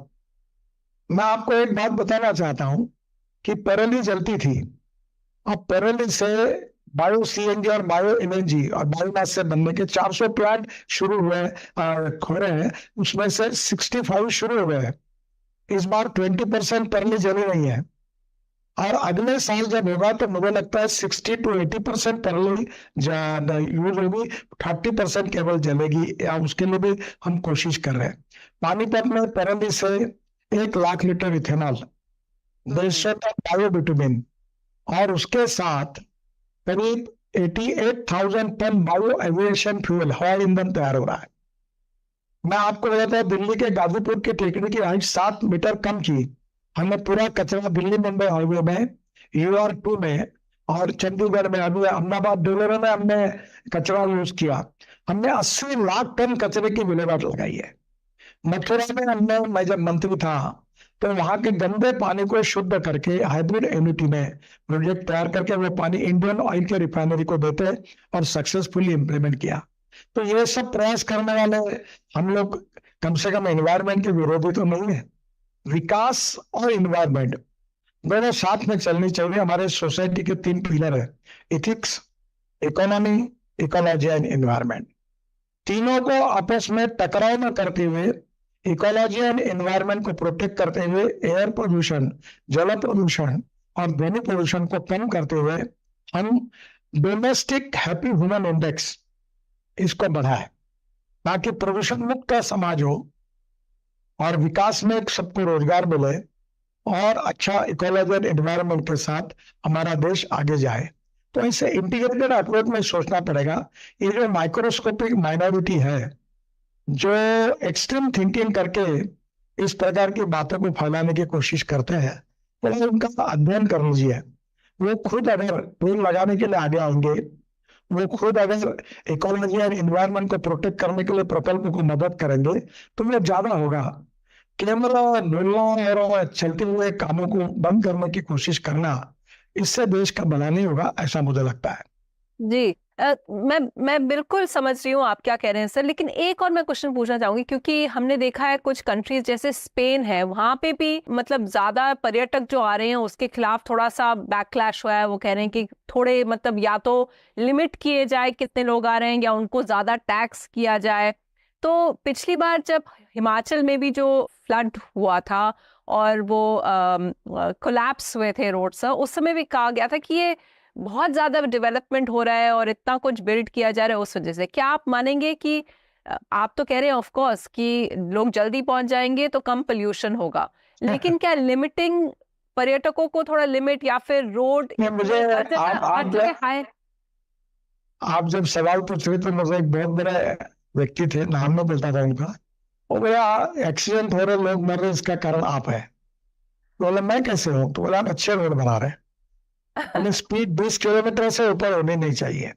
तो आपकी बात को सुनकर मुझे ये प्रेरणा मिल रही है कि जो अच्छे रोड बने, हर जगह 6-6 8 इंच खोदते हुए मैं गड्ढे में गाड़ियां चले और उसकी स्पीड 10 किलोमीटर से कम हो और उसका आनंद लोग लो, ऐसा कोई कार्यक्रम करो, ऐसी शायद उनकी इच्छा होगी। देखिए मैं आपको एक बात बताता हूँ जी, समस्या का सही मूल है पॉपुलेशन, और इसलिए पॉपुलेशन को कंट्रोल करना अब चाइना ने भी किया है, हम उसके ऊपर गंभीरता से विचार करें। दूसरी बात ऐसी है कि आप अगर मनाली तक जाओगी तब तक हिमाचल प्रदेश एक साइड टूरिज्म है। मैं मनाली के बाद हमने अटल टनल बनाई है, रोहतांग पास जाने के लिए 3.5 घंटा लगता है, अब 8 मिनट में जाते हैं। और रोहतांग पास से निकलकर हम 8 टनल बना रहे हैं, हम लद्दाख लेह को आएंगे, पूरा खाली हिमालय पड़ा हुआ है, सुंदर है। ये जो मनाली के पहले उससे भी कई गुना अच्छा है। और लद्दाख लेह तक, और फिर लद्दाख लेह के बाद हम लोग जोजिला टनल आशिया की सबसे बड़ी बना रहे, जो लगभग 70% पूरी हुई। फिर झेड़मेर जहां भी हादसा हुआ वो भी लगभग पूरी हो गई। और झेड़मेर के बाद हम लोग श्रीनगर आएंगे, और श्रीनगर से जम्मू तक हम 18 टनल लगभग बना चुके हैं, 1-2 टनल के काम अधूरे हैं। और फिर कटरा के पास से फिर सीधा अमृतसर होकर दिल्ली आएंगे, और दिल्ली मुंबई हाईवे से निकलकर हम लोग सूरत तक आएंगे, और सूरत से नया हाईवे ग्रीन बनाया हमने, सूरत से नासिक, नासिक से अहमदनगर, अहमदनगर से सोलापुर, सोलापुर से कर्नूल, और कर्नूल से हैदराबाद, बेंगलोर, मंगलोर, चेन्नई, कन्याकुमारी, त्रिवेंद्रम और कोचीन, पूरे साउथ इंडिया को जोड़ा जाएगा। और मुंबई से पुणे, जो साउथ इंडिया जाने के लिए उत्तर भारत को जाना पड़ता है, तो मुंबई पुणे का ट्रैफिक जाम खत्म हो जाएगा और डायरेक्ट ट्रैफिक इधर से जाएगा, तो लोगों को राहत मिलेगी। तो नए नए हिल स्टेशन बनाना, नए नए एडवेंचर स्पोर्ट, वाटर स्पोर्ट शुरू करना, टूरिज्म के लिए अच्छी व्यवस्था करना, रोजगार निर्माण करना, ये प्रगतिशील समृद्ध समाज में तो आवश्यक ही होता है। तो मुझे लगता है कि इसको पॉजिटिव रूप में सोचना चाहिए। अगर यही करेंगे तो कल बोलेंगे हम लोग कि पीपल जो है वो ज्यादा निकालने से जंगल का नाश होता है, इसलिए हिंदुस्तान टाइम्स जो है वो 10% करे और वो ज्यादा पेपर अखबार न निकाले। आपने तो ये ऐसे बात अच्छी तरह लगा। हाँ नहीं तो सर, ये बात कितने संयुक्तिक है। ठीक है सर, आपने एक नया पॉलिसी लॉन्च किया है, हम सफर पॉलिसी। मैं जानती हूँ आप सेफ्टी के बारे में बहुत कंसर्न्ड है, और पिछली बार भी जब हमारे साथ आपने इंटरव्यू किया था, you talked about the amount of fatalities, but I wanted to ask you, ये Humsafar policy which makes travel for all of us much easier on highways, आप मानेंगे सर? और इसको आप क्या, इसके लिए आपने कोई सोल्यूशन सोचा है? क्योंकि जब भी हम जाते हैं एक प्रॉब्लम हर जगह है कि कोई ना कोई, even the best of highways, अगर आप लखनऊ वाले एक्सप्रेस में जाए या फिर राजस्थान वाले में, कोई ना कोई उल्टे रास्ते से आ रहा है, रॉन्ग वे से लोग चलाते हुए काफी स्पीड से आ जाते हैं। So have you thought of a solution for tackling this bad behavior? मतलब बिल्कुल ही ट्रैफिक रूल्स न मानना लोगों का, इसको कैसे आप सॉल्व करेंगे? देखिए, पहली बात तो ये है कि रोड इंजीनियरिंग और ऑटोमोबाइल इंजीनियरिंग 2 बातों में हमने सुधार किया जो हमारे हाथ में है। तीसरी बात, कानून का पालन करने के लिए इन्फोर्समेंट ऑफ लॉ, इसके लिए हमने मोटर सेफ्टी एक्ट लाया है। गुड गवर्नेंस के लिए वो उपयोगी है ताकि सजा होगी लोगों को, वो डर के कारण नहीं करेंगे। पर इन तीनों से चौथी बात महत्वपूर्ण है, ह्यूमन बिहेवियर। कानून के प्रति डर भी नहीं और सम्मान में ऐसी विचित्र अवस्था है, और ये हमारे रोड एक्सीडेंट के सबसे बड़ा कारण है। हेलमेट नहीं पहनना, रेड सिग्नल होगा तो गाड़ी डाल के निकाल जाना, लेन डिसिप्लिन का पालन नहीं करना। और इसलिए जब तक लोगों का माइंड सेटअप, लोगों का ह्यूमन बिहेवियर जब तक बदलता नहीं, तब तक ये संभव नहीं है। हमारे देश में 5 लाख एक्सीडेंट होते हैं, 2 लाख मौतें होती है, और 3% जीडीपी का नुकसान होता है, और 18 से 34 वर्ष के यंग लड़के लड़कियां इसमें उनका मृत्यु होता है। कोई कोविड में, कोई दंगे में, कोई लड़ाई में जितने लोग नहीं मरते, उतने लोग इसमें मरते हैं। ये बहुत बहुत ही दुखद बात है। हम कोशिश कर रहे हैं, पर मैं आपके सामने मान्य करता हूं कि हमें जितनी सफलता मिलनी चाहिए वो नहीं मिली है, पर मीडिया भी इसमें सहयोग कर रही है। समाज के सभी स्टेक होल्डर्स मिलकर अगर ये कानून के प्रति सम्मान वाली बात के लिए कोशिश करेंगे, और विशेष रूप से हमारे जो बच्चे स्कूल में पढ़ते हैं, जो भविष्य के नागरिक हैं, कोई विशेष रूप से अगर हम ट्रेनिंग देते हैं, पढ़ाई में सिखाते हैं, तो ये भविष्य की जनरेशन अच्छी होगी। मैं कभी कभी याद कहता हूँ, मैं स्विट्जरलैंड में था, मैंने चॉकलेट खाया, तो कागज निकला, मैंने अपने जेब में रखा। हमारे यहाँ स्विट्जरलैंड में रखकर चॉकलेट खाते तो कागज जेब में रख के बाद में डस्टबिन में डालें, तो हिंदुस्तान में रहता तो फेंक देते थे। तो हमें बदलना होगा और लोगों को बदलाना होगा, और उसमें आप जैसे अखबारों की भी भूमिका बहुत महत्वपूर्ण होगी। आप लोग भी जरूर मदद करिए। हम सबके प्रयासों से अगर ह्यूमन बिहेवियर अगर बदलने में यशस्वी होंगे, कानून के प्रति डर भी है और सम्मान भी है, ये ऐसी अवस्था अगर आएगी तो निश्चित रूप से ये हमारा जो उद्देश्य है ये पूरा होगा, ऐसा मुझे लगता है। आपने ह्यूमन बिहेवियर की बात की सर, तो एक मैं रिपोर्ट पढ़ रही थी, क्योंकि एक्सीडेंट्स इंडिया में इतने ज़्यादा हैं और आपने इसके बारे में बहुत बार बोला है, तो उनका ये मानना था कि वन ऑफ द रीजंस क्योंकि एक्सीडेंट की वजह से इतने लोग मारे इसलिए भी जाते हैं क्योंकि आजकल अमेरिका में ये प्रॉब्लम थी कि वो लोग बहुत बड़े बड़े गाड़ियाँ, बहुत भारी गाड़ियों को पसंद करते हैं, एसयूवीज, पिकअप ट्रक्स उनको बहुत पसंद है, उनके अमेरिकन कंज्यूमर्स को। आपको लगता है क्या इंडिया में भी ये प्रॉब्लम अब आ गई है कि लोग ज़्यादा, सब लोग बड़ी गाड़ियां पसंद करते हैं, तेज चलाते हैं, एसयूवीज का जो कल्चर है उस वजह से भी क्या एक्सीडेंट्स का रेट बढ़ा है? नहीं, मैं तो आपकी बात से बिल्कुल सहमत नहीं हूँ। मुझे तो मजबूत गाड़ियां जो होती है और उसमें 7-7, अभी छोटे इकोनॉमिक मॉडल में 6-6, 7-7 एयरबैग लग रही है। हमने स्टार रेटिंग शुरू किया है, और इसलिए स्वाभाविक रूप से हेवी गाड़ी में सुरक्षा होती है। पर मुख्य प्रॉब्लम यह है कि 30% एक्सीडेंट हुए लोग मरे, उसका कारण उन्होंने हेलमेट नहीं पहना था। जो एक्सीडेंट होते हैं उसमें लेन डिसिप्लिन का पालन नहीं करते, जो रेड सिग्नल लगने के बाद रुकते नहीं है। जब वहां साइंस है स्पीड कम करो, ये कर डेंजरस है लिखने के बाद भी स्पीड कम नहीं करते। लोग रेसिंग कार जैसी गाड़ियां चलाते हैं, स्कूटर, मोटरसाइकिल चलाते हैं। तो ये हमारे रीजंस हैं। अभी हमने नए बसेस के लिए भी नया कोड इंटरनेशनल स्टैंडर्ड का मंजूर किया है। 2024 से हमारी बसेस यूरोपियन स्टैंडर्ड के बराबर रहेगी। तो प्रॉब्लम यह है कि हेवी और ये लाइट वाली बात नहीं है। अगर आप कितनी भी लाइट गाड़ी पे एक्शन नहीं हो रहे हैं, लाइट गाड़ी में ज्यादा लोग मर रहे हैं। आपको मतलब छोड़ो, मैंने मारुति 800 करके गाड़ी थी, लोग उसको बड़ा आनंद से, हमारे दोस्त ने ली थी, हम उस पर बैठ के जाते थे। अब इस गाड़ी एकदम छोटी थी, उसका पतरे बड़े थे।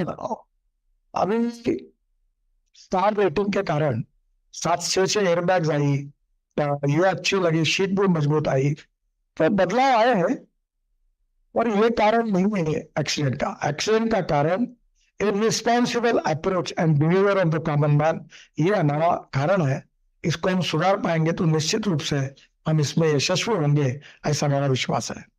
गडकरी जी, जब मैं इंटरव्यू के लिए रिसर्च कर रही थी तो मैंने पाया कि बहुत लोगों ने ना सोशल मीडिया पे बाकी मंत्रालय के बारे में लोग बात करते या ना करते हो, आपके मंत्रालय के बारे में लोग सबका ओपिनियन है और वो पसंद भी करते हैं, वो हाईवे को वो पसंद नहीं, लेकिन सबका ओपिनियन काफी ज्यादा टोल के बारे में लोग काफी चर्चा करते रहते हैं।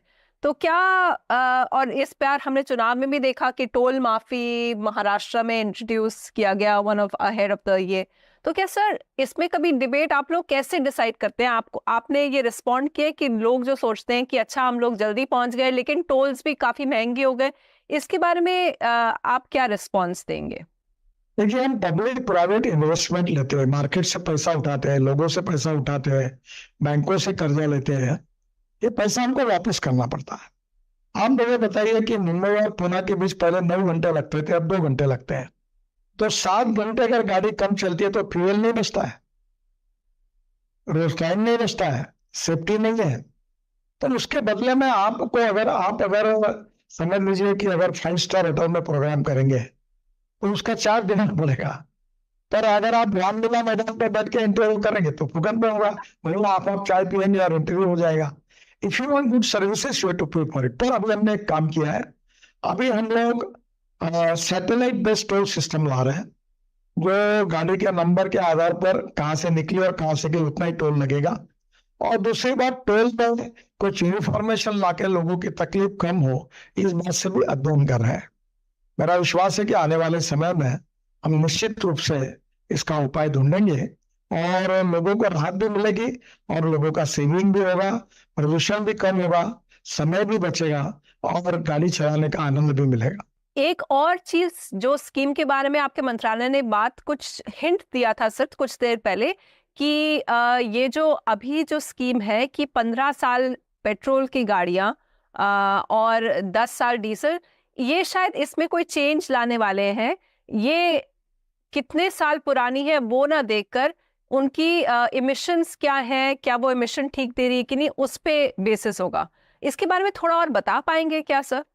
देखो, हम देश भर में हर जिले में फिटनेस सेंटर लगा रहे हैं। अभी 67 बने हैं और हमको कम से कम 700-800 फिटनेस सेंटर बनाने हैं। और फिटनेस सेंटर में हम उस व्हीकल की जांच करेंगे। और दूसरी बात, आपको एक ये भी बात बताता हूँ। देखिए, आप, मैं जब स्टूडेंट था तो मैंने पहली बार एक स्कूटर ली थी, तो मैं बोलता था मेरे स्कूटर का 1 लीटर का एवरेज 32 किलोमीटर है, तो मैंने अभिमान के साथ बताता था। अब स्कूटर का एवरेज 84 किलोमीटर आ गया। तो क्या है कि 5 ट्रक जो नए हैं आज के और 1 ट्रक 15 साल का, फ्यूल के हिसाब से भी चेक हुआ है और पोल्यूशन 1 ट्रक जितना करता है वो 5 ट्रक करते हैं। दूसरी बात, टेक्नोलॉजी बदल गई है तो उसमें फायदा है।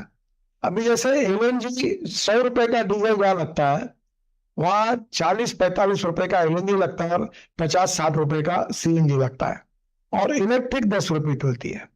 तो नेचुरली प्रदूषण न करने वाली इंडिजिनस फ्यूल को यूज करने में सेविंग भी है। ये ज्यादातर पुरानी गाड़ियां जो है ये फॉसिल फ्यूल पे, पेट्रोल डीजल पर है, और हम धीरे धीरे गैस इकोनॉमी की तरफ जा रहे हैं, अल्टरनेटिव फ्यूल और बायो फ्यूल की तरफ जा रहे हैं। और अब इथेनॉल आने लगा है, इथेनॉल पे फ्लेक्स इंजन की गाड़ी आने लगी है। टाटा, अभी सुजुकी, टोयोटो, 5-6 कंपनियां फ्लेक्स 100% इथेनॉल की गाड़ियां लॉन्च कर रही है। फिर बजाज, टीवीएस, हीरो, होंडा ये स्कूटर और मोटरसाइकिल लॉन्च कर रही है, ऑटो रिक्शा। तो पेट्रोल की जगह इथेनॉल लेगा, जो हमारा किसान तैयार करेगा शुगर के जूस से, मोलासेस से, कॉर्न से, ताकि गांव गरीब मजदूर किसान का भला होगा और प्रदूषण नहीं के बराबर होगा। तो ये आने वाले समय में जो ट्रांसफॉर्मेशन है वो विन विन सिचुएशन सबके लिए है। और इसलिए पुराने व्हीकल, आप देखो, मैं आपको बहुत नम्रतापूर्वक बताता हूँ, मैं अभी हमारी खेती करता हूँ तो मैं गन्ने की भी खेती करता हूँ और ऑर्गेनिक फार्मिंग मैंने शुरू किया है, ग्रीन हाउस बनाया। इसलिए बना कि मेरे घर पर पेस्टिसाइड और फर्टिलाइजर केमिकल ना है। अब एयर पोल्यूशन, बाद में ये फूड में हम लोग ये पूरा केमिकल पेस्टिसाइड लेते हैं, इसके कारण हमारे स्वास्थ्य में परिणाम हो रहा है। एक रिपोर्ट आया था कि दिल्ली में जो लोग रह रहे हैं वो प्रदूषण के कारण उनका जीवन 10 साल कम हो रहा है। क्या हमने प्रदूषण को कम नहीं करना चाहिए?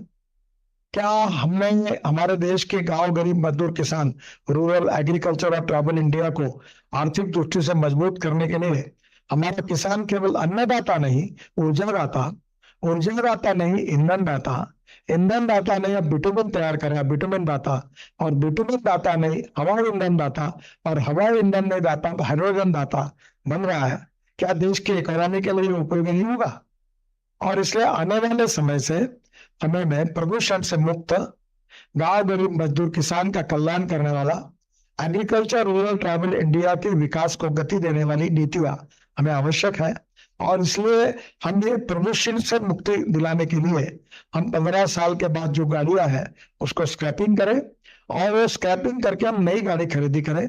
और उसमें नई स्कीम हमने लाई है कि स्क्रैपिंग के बाद ये जो गाड़ियां आएगी उसमें पुरानी गाड़ी स्क्रैप करने के बाद नई गाड़ी के लिए 2 से 3% डिस्काउंट भी मैन्युफैक्चरिंग कंपनी देगी।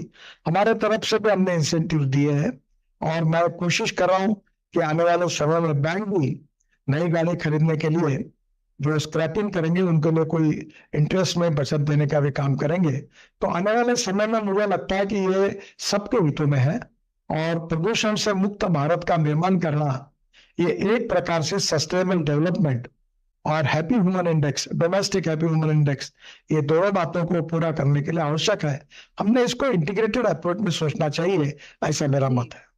तो इसका मतलब सर एक लाइन में कि लोग सोच रहे थे वो स्क्रैपेज पॉलिसी या फिर कितने साल वो चेंज होने वाली है, आपने क्लियर कर दिया ऐसा कोई चेंज नहीं होने वाला है। नहीं, जैसे जैसे सुझाव आते हैं जी, हम लोगों के सुझाव लेते हैं, अभी कोई सुझाव आएंगे तो करेंगे, और उसको हम लोग प्रैक्टिकल अप्रोच में सुधार करने के लिए भी हम ओपन माइंडेड है। हमें कोई उसमें ऐसा पक्का नहीं कि ऐसे ही करना पड़ेगा। गडकरी जी आप हमारे साथ हैं तो आपको थोड़ा बहुत तो मैं पॉलिटिकल पूछना ही चाहूंगी, क्योंकि आप इतने सीनियर मंत्री हैं सर, इतने दिन से, you are such a veteran in politics.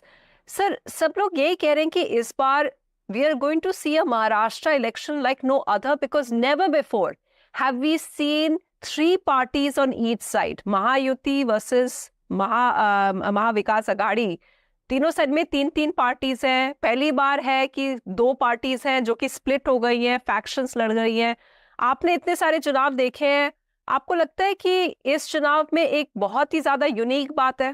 मैं आपको ये बात विश्वास के साथ बताऊंगा कि मोदी जी के नेतृत्व में भारत सरकार ने जो किसानों के लिए, गांव गरीब मजदूर किसान महिला युवाओं के लिए जो काम किया है, और जो कांग्रेस के 60 साल में नहीं हुआ, वो 10 साल में हमारी सरकार ने मोदी जी के नेतृत्व में काम करके दिखाया है, उसका परिणाम आज भी लोगों के मन में है।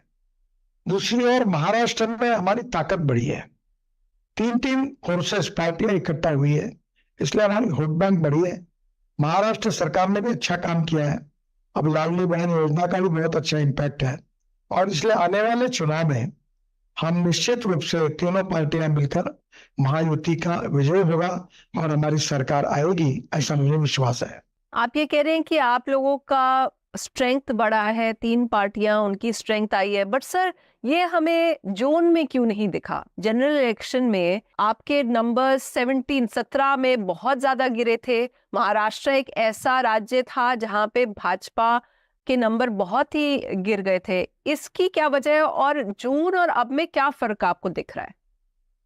देखिए, सबसे इम्पोर्टेंट बात यह है कि कांग्रेस ने और विशेष रूप से कांग्रेस के पार्टी के सहयोगियों ने एक गलत प्रचार किया, और वो प्रचार ये किया कि हमारी 400 सीटें मिलेगी तो हम संविधान को बदल देंगे, और इसके कारण लोगों को गुमराह किया गया, जबकि संविधान न बदला, न हम बदलना चाहते, न हमारी बदलने की इच्छा है। उल्टा संविधान बदलने का बार बार कोशिश किसने की? तो कांग्रेस पार्टी ने की, पर लगातार इसका दुष्प्रचार करने के कारण हमें नुकसान हुआ। और इस समय अब लोगों को समझ में आया है कि संविधान बदला नहीं और कोई बदलने वाला नहीं है। इस चुनाव के रेफरेंसेस अलग में है, और इसलिए मुझे लगता है कि इस समय हम लोग निश्चित रूप से अच्छे मार्जिन से जीतेंगे, ऐसा मेरा विश्वास है। ये जो एक फैमिली फैक्टर है सर, ये हम काफी देख रहे हैं, मतलब एनसीपी में और वगैरह, लोग उसमें उसके बारे में बातचीत भी कर रहे हैं। कहा ये गया था जब हम लोगों से बात कर रहे थे महाराष्ट्र में, तो वो ये कह रहे थे ये अच्छा नहीं लगा कि एक फैमिली को तोड़ा गया, पावर के लिए इतना कुछ किया गया। और अजीत पवार के साथ जो शरद पवार जी का जो स्प्लिट हुआ, फिर अजीत पवार आपके साथ आ गए और कांग्रेस भाजपा और एनसीपी में काफी पुराना देयर बीन ऑलवेज राइवलरी, तो ये सब बदल गया। तो महाराष्ट्र के लोग इस चीज को पसंद नहीं कर रहे हैं, ये आपने सुना होगा। आपको नहीं लगता इसमें एक थोड़ा सा सच है? मैं पवार साहब की इज्जत करता हूँ, पर महाराष्ट्र में जितनी ज्यादा पार्टियां तोड़ने का विक्रम अगर किसी ने किया तो पवार साहब ने किया है। उन्होंने कांग्रेस को तोड़ा, शिवसेना को तोड़ा, अनेक पार्टियों को तोड़ा है। तब ये राजनीति में होता ही है, कभी दोस्त रहते हैं, कभी दुश्मन बन जाते हैं, कभी इसको छोड़ते हैं, उसको पकड़ लेते हैं। एक बात जरूर है कि विचार भिन्नता से ज्यादा विचार शून्यता हावी होती है, वो बड़ा दुर्भाग्य का विषय है। हमारे देश में हमारा लोकतंत्र जिन 4 पैरों पर खड़ा है, संविधान, विशेष रूप से हमारी न्याय व्यवस्था, बाद में हमारी मीडिया, हमारी लेजिस्लेटिव विंग और हमारी एग्जीक्यूटिव विंग, और ये चारों स्तंभ पर खड़ा हुआ संविधान है, उसमें जो पॉलिटिकल पार्टीज है वो अपने विचारों के आधार पर खड़ी है। पर्स एंड पर्सन, इसमें पर्सन श्रेष्ठ है। पर्सन एंड पार्टी, यानी पार्टी मीन्स ऑर्गेनाइजेशन, इसमें पार्टी श्रेष्ठ है। और पार्टी एंड फिलोसॉफी, पक्ष और विचारधारा, इसमें विचारधारा श्रेष्ठ है। मैं 75 में इमरजेंसी में जयप्रकाश नारायण जी के आह्वान पर राजनीति में आया हूं, और इसलिए पॉलिटिकल पार्टी का कन्विक्शन यह मेरे लिए बहुत महत्वपूर्ण है। My conviction is a part of my life conviction. मैं उसके साथ जिंदगी भर कभी कॉम्प्रोमाइज नहीं करूंगा। हमारे देश के लोकतंत्र को सुदृढ़ बनाने के लिए और लोकतंत्र में गुणात्मक बदल लाने के लिए हमको आने वाले समय में निश्चित रूप से विचार अधिष्ठित और सिद्धांत अधिष्ठित राजनीति को प्राधान्य देना पड़ेगा और उसको प्राथमिकता देनी पड़ेगी, और उससे हमारा लोकतंत्र मजबूत होगा। पर सभी पार्टियों में आजकल बड़े प्रमाण पर एक इधर जा रहा, इधर से उधर जा रहा, कुछ तो नहीं ऐसे कि हर चुनाव नए पार्टी के चिन्ह से लड़ते हैं। तो ये थोड़ा सा इसको बदलने की कोशिश सभी पार्टियों ने करनी चाहिए। निश्चित रूप से इससे लोकतंत्र में अच्छा बदलाव आएगा। जी सर, इस बार तो रेबल्स भी बहुत सारे हैं और ये प्रॉब्लम शायद भाजपा भी फेस कर रही है। देखो, neither rightist nor leftist, we are non opportunist, ऐसी पॉलिटिक्स की कहानी हो गई है। तो क्या होता है कि करियर ओरिएंटेड पॉलिटिक्स हावी हुआ है सभी पार्टियों में।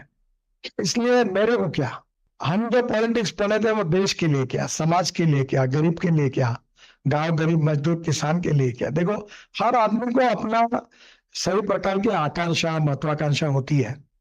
पैसा, no philosophy can be top to empty stomach. व्यक्तिगत जीवन में सबको अधिकार है, पर राजनीतिक और सामाजिक जीवन में सिद्धांतनिष्ठ व्यवहार और उसकी राजनीति करना ये भी बहुत आवश्यक है। मैं जॉर्ज फर्नांडिस, अटल बिहारी वाजपेयी जी और जयप्रकाश नारायण जी के उस समय नजदीक से उनको देखने का मुझे मौका मिला है। मैं जब तक हूं तब तक अपने इस कन्विक्शन के साथ राजनीति में काम करूंगा, चाहे जीत हो चाहे हार हो। मैं अपने विचारों को कभी नहीं छोड़ूंगा और मैं कोशिश करूंगा कि इसी प्रकार के ज्यादा से ज्यादा नेता और कार्यकर्ता तैयार होंगे, उनको तैयार करने के लिए मैं ईमानदारी से कोशिश करूंगा।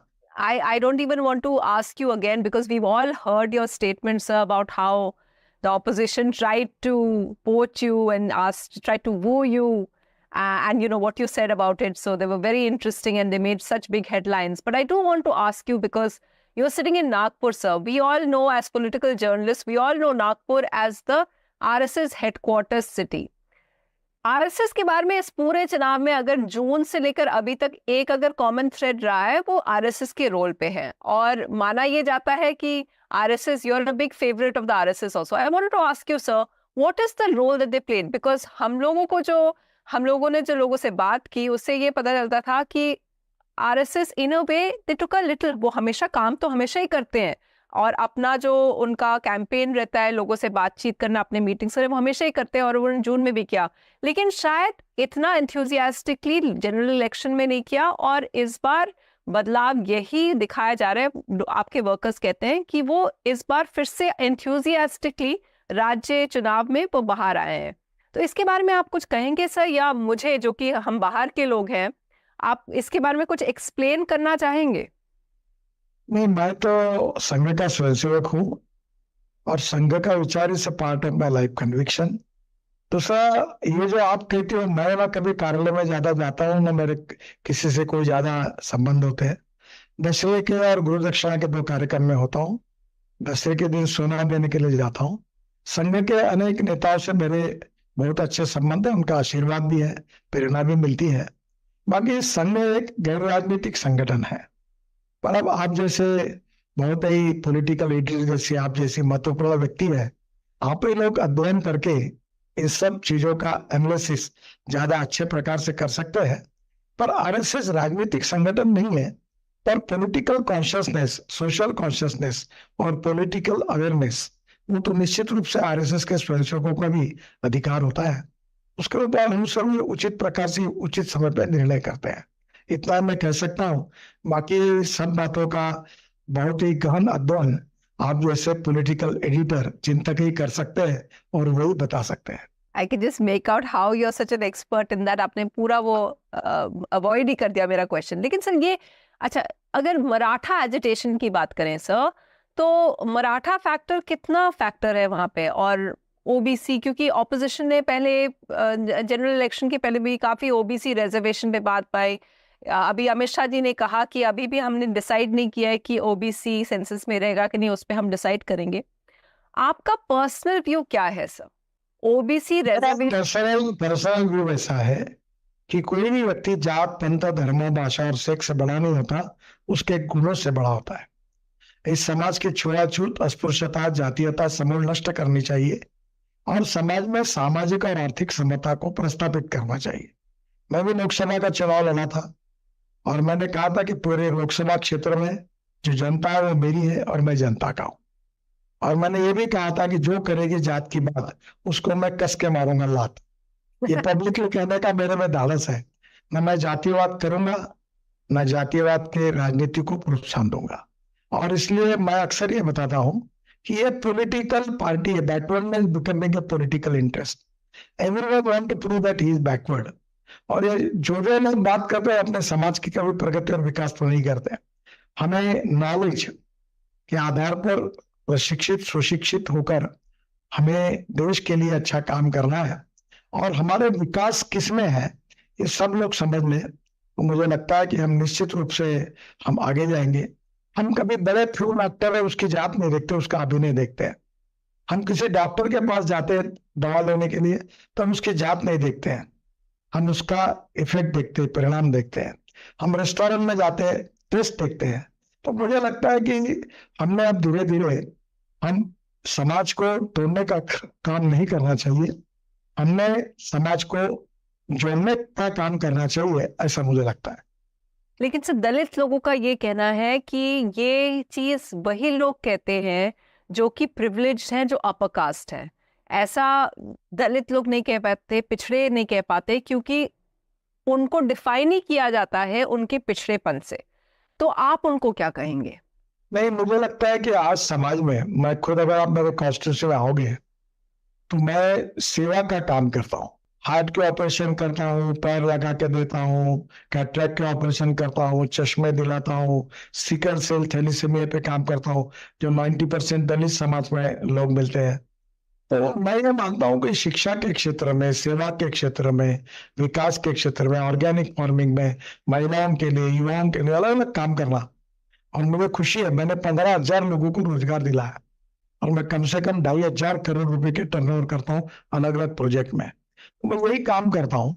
तो मुझे लगता है कि समाज की गरीबी, भूखमरी और बेरोजगारी ये समस्या है और इस समस्या को दूर करने के लिए शिक्षा का प्रसार करना, स्किल को सीखना, उद्योग व्यापार क्षेत्र में जाना और दुनिया में कभी होगा तो हम लोग स्किल मैन पावर को एक्सपोर्ट करके रोजगार मिला सकते हैं। तो बेसिकली हमारा पिछड़ापन, हमारी बेरोजगारी, हमारे जीवन की समस्या, व्यक्तिगत जीवन की समस्या का संबंध हमारी जात के साथ नहीं है, तो हमारे प्रयत्नों के साथ है। और इसलिए समाज को बदलने के लिए हमने सबने मिलकर जात को भूलकर काम करना चाहिए। गरीब गरीब होता है, गरीब को जात, पंथ, धर्म और भाषा नहीं होती। जिस भाव में गैस का सिलेंडर मुसलमान को मिलता है उसी भाव में हिंदू को मिलता है, दलित को भी मिलता है। आने वाले समय में हम समाज को गरीबी, भुखमरी और बेरोजगारी से मुक्त करें और एक प्रकार से रोटी, कपड़ा और मकान सबको दिलाए और देश में बेरोजगारों को रोजगार दे और देश का विकास करे, गांव, गरीब, मजदूर, किसान का विकास करे। यह कार्यक्रम अगर ईमानदारी से आगे लेकर जाएंगे तो सभी समाज ये निश्चित रूप से समृद्ध और संपन्न होंगे। और हमारे संस्कृति में यह भी कहा है कि सर्वे पे सुखिनः सन्तु सर्वे सन्तु निरामया। मुझे लगता है कि विश्व का कल्याण हो, ये भाव देने वाला हमारी विचार है, हमारी संस्कृति है। उसके आधार पर हम पॉजिटिविटी के साथ अच्छा काम करेंगे तो ये समस्या ही नहीं रहेगी, ऐसा मेरा विश्वास है।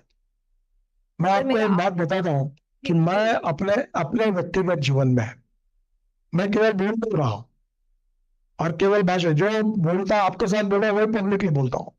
मैं अपने जीवन में इस बात का अनुकरण करता रहूंगा और चाहे राजनीति में उसकी कीमत कुछ भी हो, पर मैं उसी प्रकार से करते रहूंगा। ये मेरा निर्धार है और मैं ऐसे ही काम करते रहूंगा। सर, बस आखिरी प्रश्न मेरा यही है कि आप भाजपा के अध्यक्ष थे, राष्ट्रीय अध्यक्ष थे, national president, and the party is going to soon get a new president. As someone who has been president of the party, what is the kind of outlook, what are the challenges do you think that the new president should look out for? आपका प्रश्न बहुत अच्छा भी है और सही भी है, पर गलत व्यक्ति को है। आप अगली बार मेरे जैसा नड्डा जी का इंटरव्यू लीजिए और उनको पूछिए, वो ज्यादा अच्छी तरीके से इसका जवाब दे जाए। लेकिन सर, आप भी थे तो समय वो आप उस समय थे, अब उससे 10 साल हो गए हैं। So what do you think has changed and what do you think the new president should focus on? पहली बात तो ऐसी कि पार्टी से संबंधित चर्चाएं जो होती है वो पार्टी के प्लेटफॉर्म पर ही होती है। बाहर पब्लिकली मीडिया के साथ पार्टी की समस्याओं की या किसी बातों की चर्चा नहीं करनी चाहिए। ये डिसिप्लिन का संस्कार मैंने लिया है, इसलिए आपसे ऐसी चर्चा करना मेरे लिए संभव नहीं होगा, उचित नहीं होगा। Nitin Gadkari ji, it's been such a pleasure to speak with you. Thank you so much for being a part of Hindustan Times Leadership Summit. Thank you very much. Namaskar. Namaste.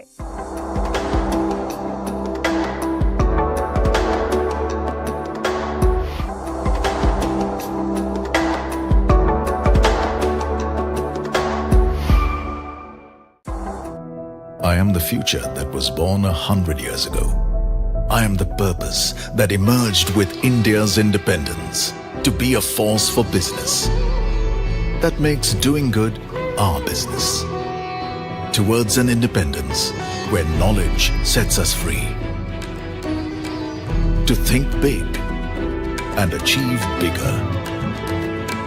To take India to the world and the world to India.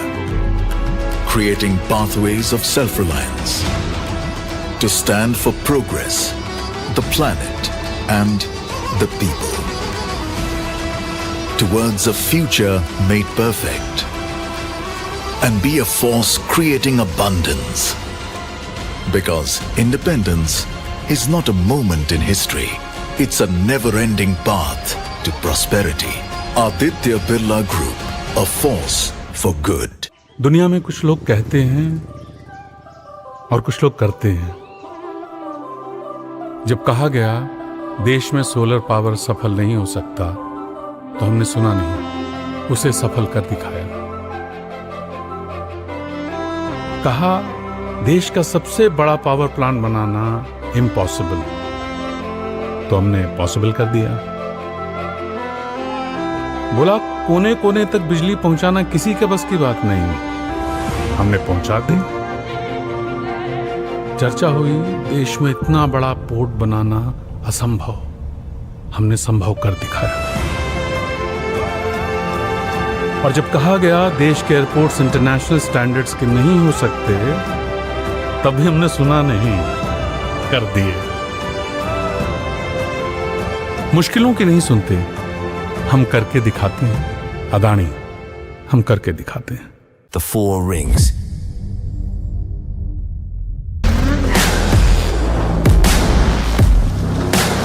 A symbol for advanced technologies,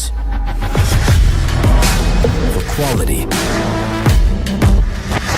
and for iconic design. Determined to push the boundaries. Ready to herald the future of progressive premium mobility. ready to bring iconic cars on the road. Taking Vorsprung durch Technik to the next level.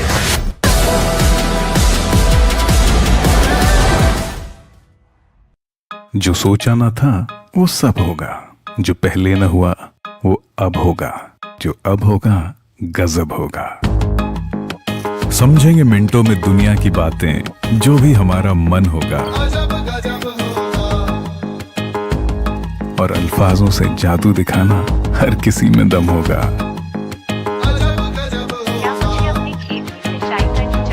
तरक्की का प्याला लबालब होगा। एक अकेला हजारों की मदद होगा, और उंगलियों को ऐसे पर लगेंगे, काम नहीं कर्तव्य होगा। आज हम बनाएंगे मेरा पर्सनल फेवरेट अचारी आलू टिक्का। हर जगह पे तू जाहिर होगा, हर जुबान में तू माहिर होगा। और चाहे जितने भी हो फासले, चैन की तू सांस ले। बुरी नजर पे तेरा कहर, दिन दोपहर हर शब होगा। और पहले ही भांप लेंगे मर्ज कि क्या और कब होगा, कुछ ऐसा अजब होगा।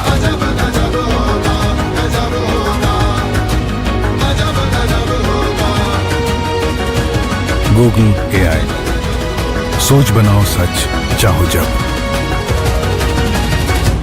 जो अब होगा गजब होगा। What do 25 years of experience look like? It all began in 1998. Every passing years we evolved ourselves, and we are now a diversified group having businesses ranging from manufacturing of diagnostic devices to setting pathology labs to promoting renewable energy via solar street lights, smart meters, and manufacturing of electric vehicles, to equip our country's defense in anti-drone technology, to providing affordable insurances to masses, to helping farmers with eco-friendly fertilizer products. Lord's Mark Industries. Sustainable business with a global vision. तू ही मेरी एक वजह है, तू ही मेरी ऊर्जा है, तू ही मेरी राहों का नूर, तू मेरा fuel.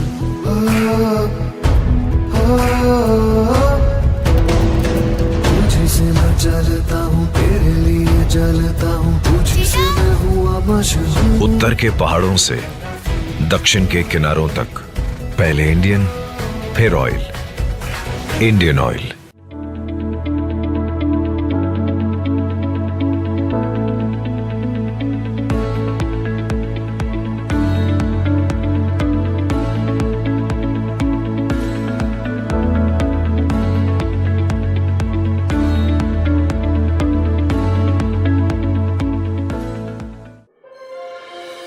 Under Pradhan Mantri Bharatiya Jan Aushadhi Pariyojana, more than 14,000 Jan Aushadhi Kendra have been opened, and it is now the largest pharmacy retail chain of the country.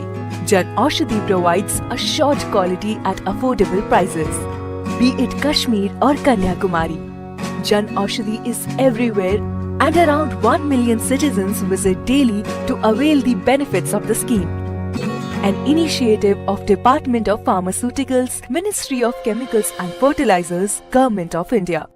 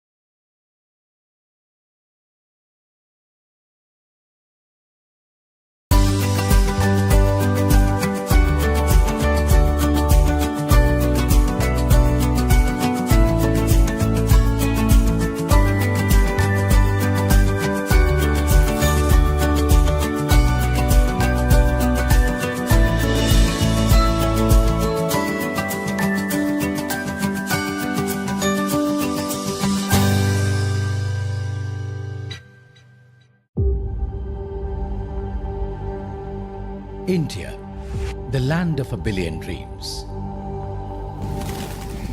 Dreams that would make us sustainable and self-reliant.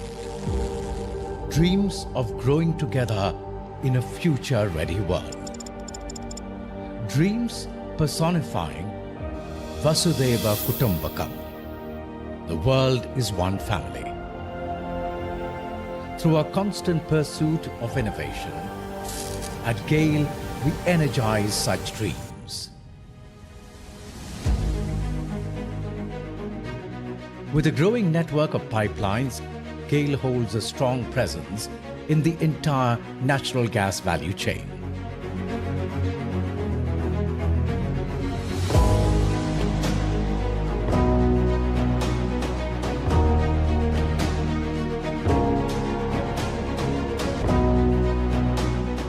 Right from exploration and production, natural gas transmission, processing and distribution, natural gas trading, city gas distribution, LNG shipping, diversifying into hydrogen and renewable energy, and specialty chemicals. Today, Gail distributes more than 53% of natural gas used in the country to consumers ranging from mega power and fertilizer plants to individual customers.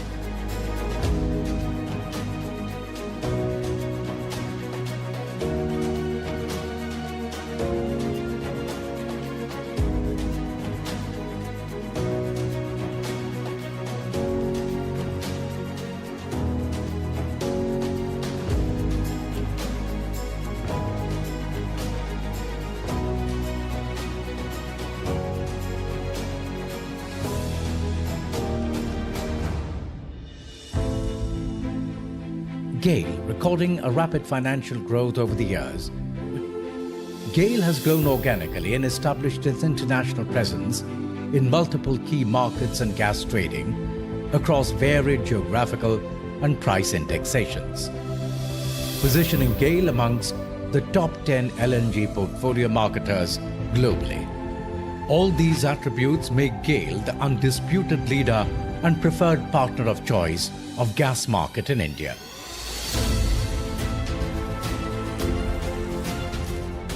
Gail's pursuit to expand the natural gas network in India continues while ushering in the winds of change towards a greener world. With its unflinching commitment to achieve sustainable development goals and net zero target, Gail has diversified into renewable energy resources. A slew of strategic moves have been adopted to achieve these targets.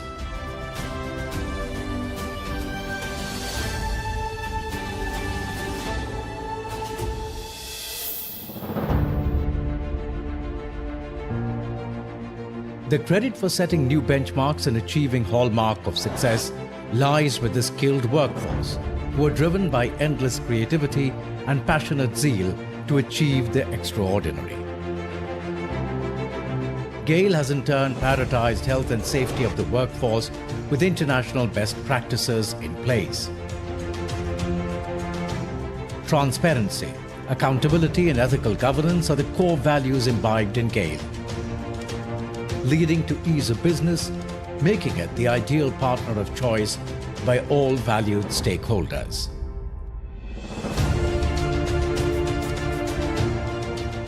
We foster a culture of research and innovation and have embraced new and smart technologies like automation and robotics to optimize operations. Remember this painting? The first for most of us.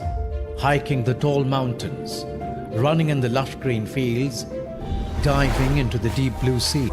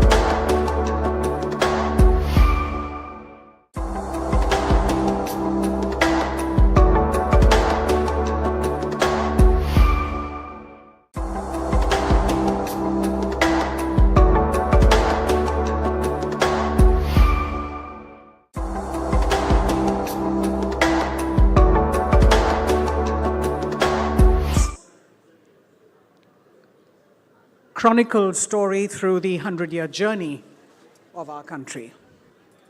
Please come in and take your seats, ladies and gentlemen. We're running late and we'd like to catch up. Please be seated.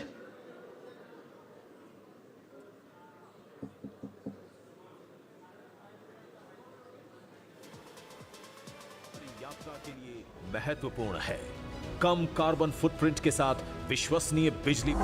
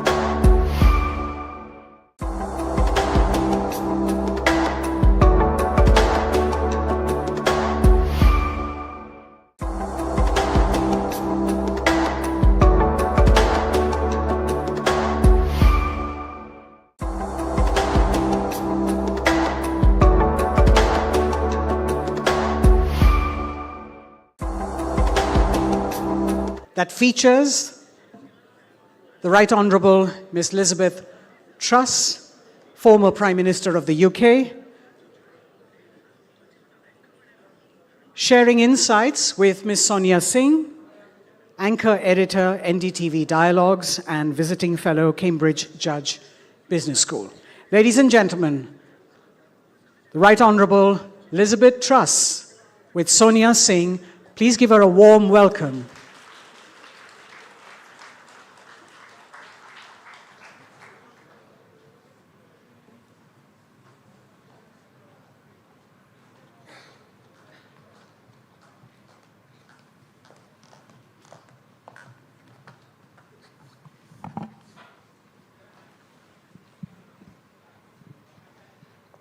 Good afternoon and welcome to this great audience, and of course, a warm welcome to the Right Honourable Elizabeth Truss, former Prime Minister of the United Kingdom, and someone who's had a close relationship with India as well. Thank you so much for being here. Great to be here. So we're celebrating the centenary of the Hindustan Times, and it's also a good opportunity to look back at the UK-India relationship in the last 100 years. A paper, of course, first launched by Mahatma Gandhi. At the time, really a voice against British colonialism at the time, and now it's grown so much. How do you actually link the 100 years of India-UK relations so different today? Well, I live in the present, and I think where we are now is in a very positive relationship. I really hope that we get a trade deal over the line. I think the UK and India have so much to benefit from each other in areas like technology, in areas like defense, in areas like agriculture. I think there are huge opportunities. But also, India's now, is the world's largest country by population, it's the world's largest democracy. It has a huge leadership role to play in the future, and I think that's incredibly exciting. Mm-hmm. And what huge progress there's been in the last 100 years.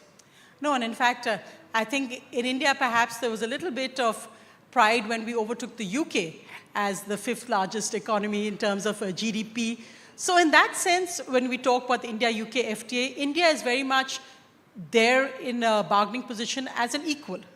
How do you see India's changed role geopolitically vis-a-vis the UK? And of course, other issues which you think the two countries could work much closer on?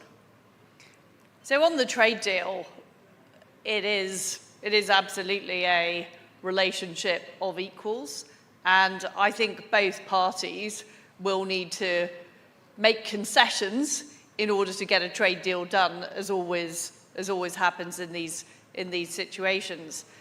I think India's role in the Quad is very important with respect to the United States, Australia and Japan, particularly as we see the rising threat of China taking place. So what has changed in recent years is the UN as a forum for resolving global issues no longer functions. Mm-hmm. And we've instead seen the rise of alternative structures like the Quad, like the G7 operating, like things like NATO with respect to Ukraine. So I think we can see more of those types of development, and India ought to be a key part of those arrangements. You've written a book, 10 Ways to Save the West. Do you think the West needs saving? Absolutely. I think the West is in serious trouble. You talked about how the British economy has now been overtaken by the Indian economy. And of course, that's partly down to the great economic policies and the reforms that have taken place in India, but it's also down to the stagnation that we've seen in Britain and Europe. And just to give you a sense, at the turn of the century, Britain was almost catching up with the United States in terms of GDP per capita. We are now $34,000 per head behind. And there's a similar story for other countries in Europe. The German economy is in serious trouble, the French economy is in serious trouble, and our continent is sinking. And in the United States, I'm on the record as saying I'm delighted that Trump has won the election in the United States, but there was a real danger under the Democrats that they were heading in the same direction. Too much regulation, too high taxes, an attachment to net zero, which was actually making energy more expensive. So, and also an attack on our civilization from within.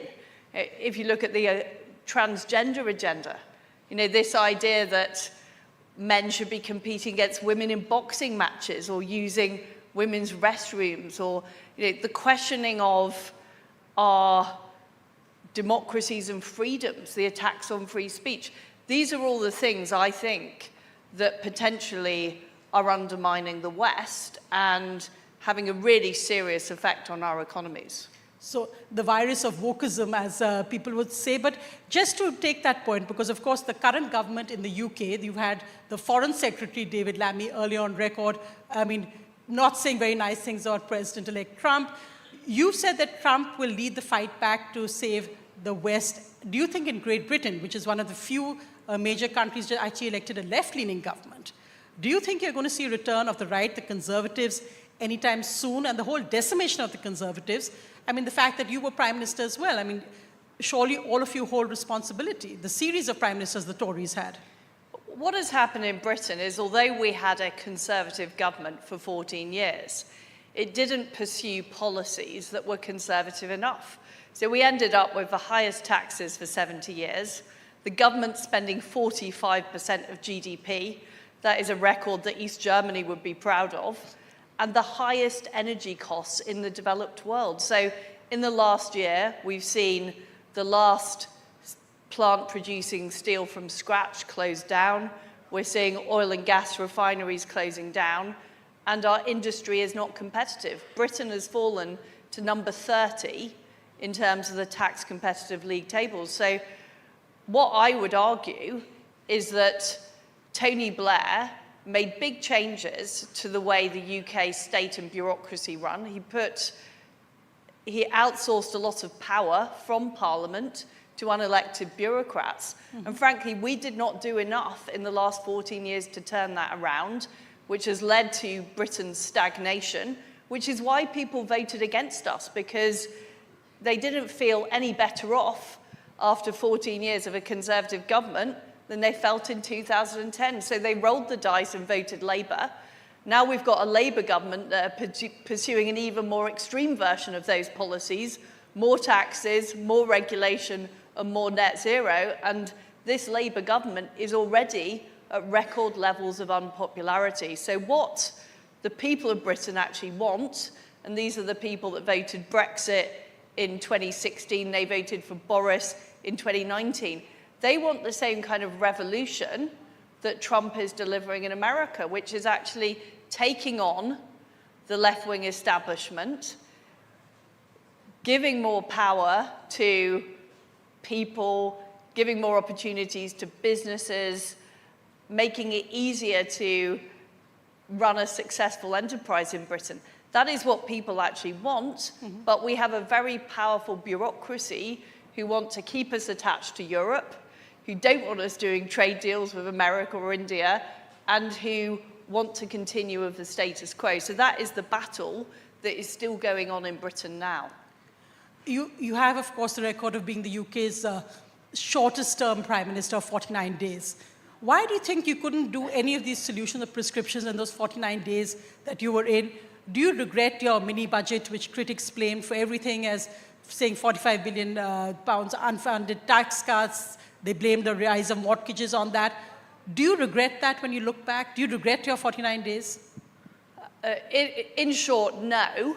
I will explain why. So what happened during that period is I did try and change things.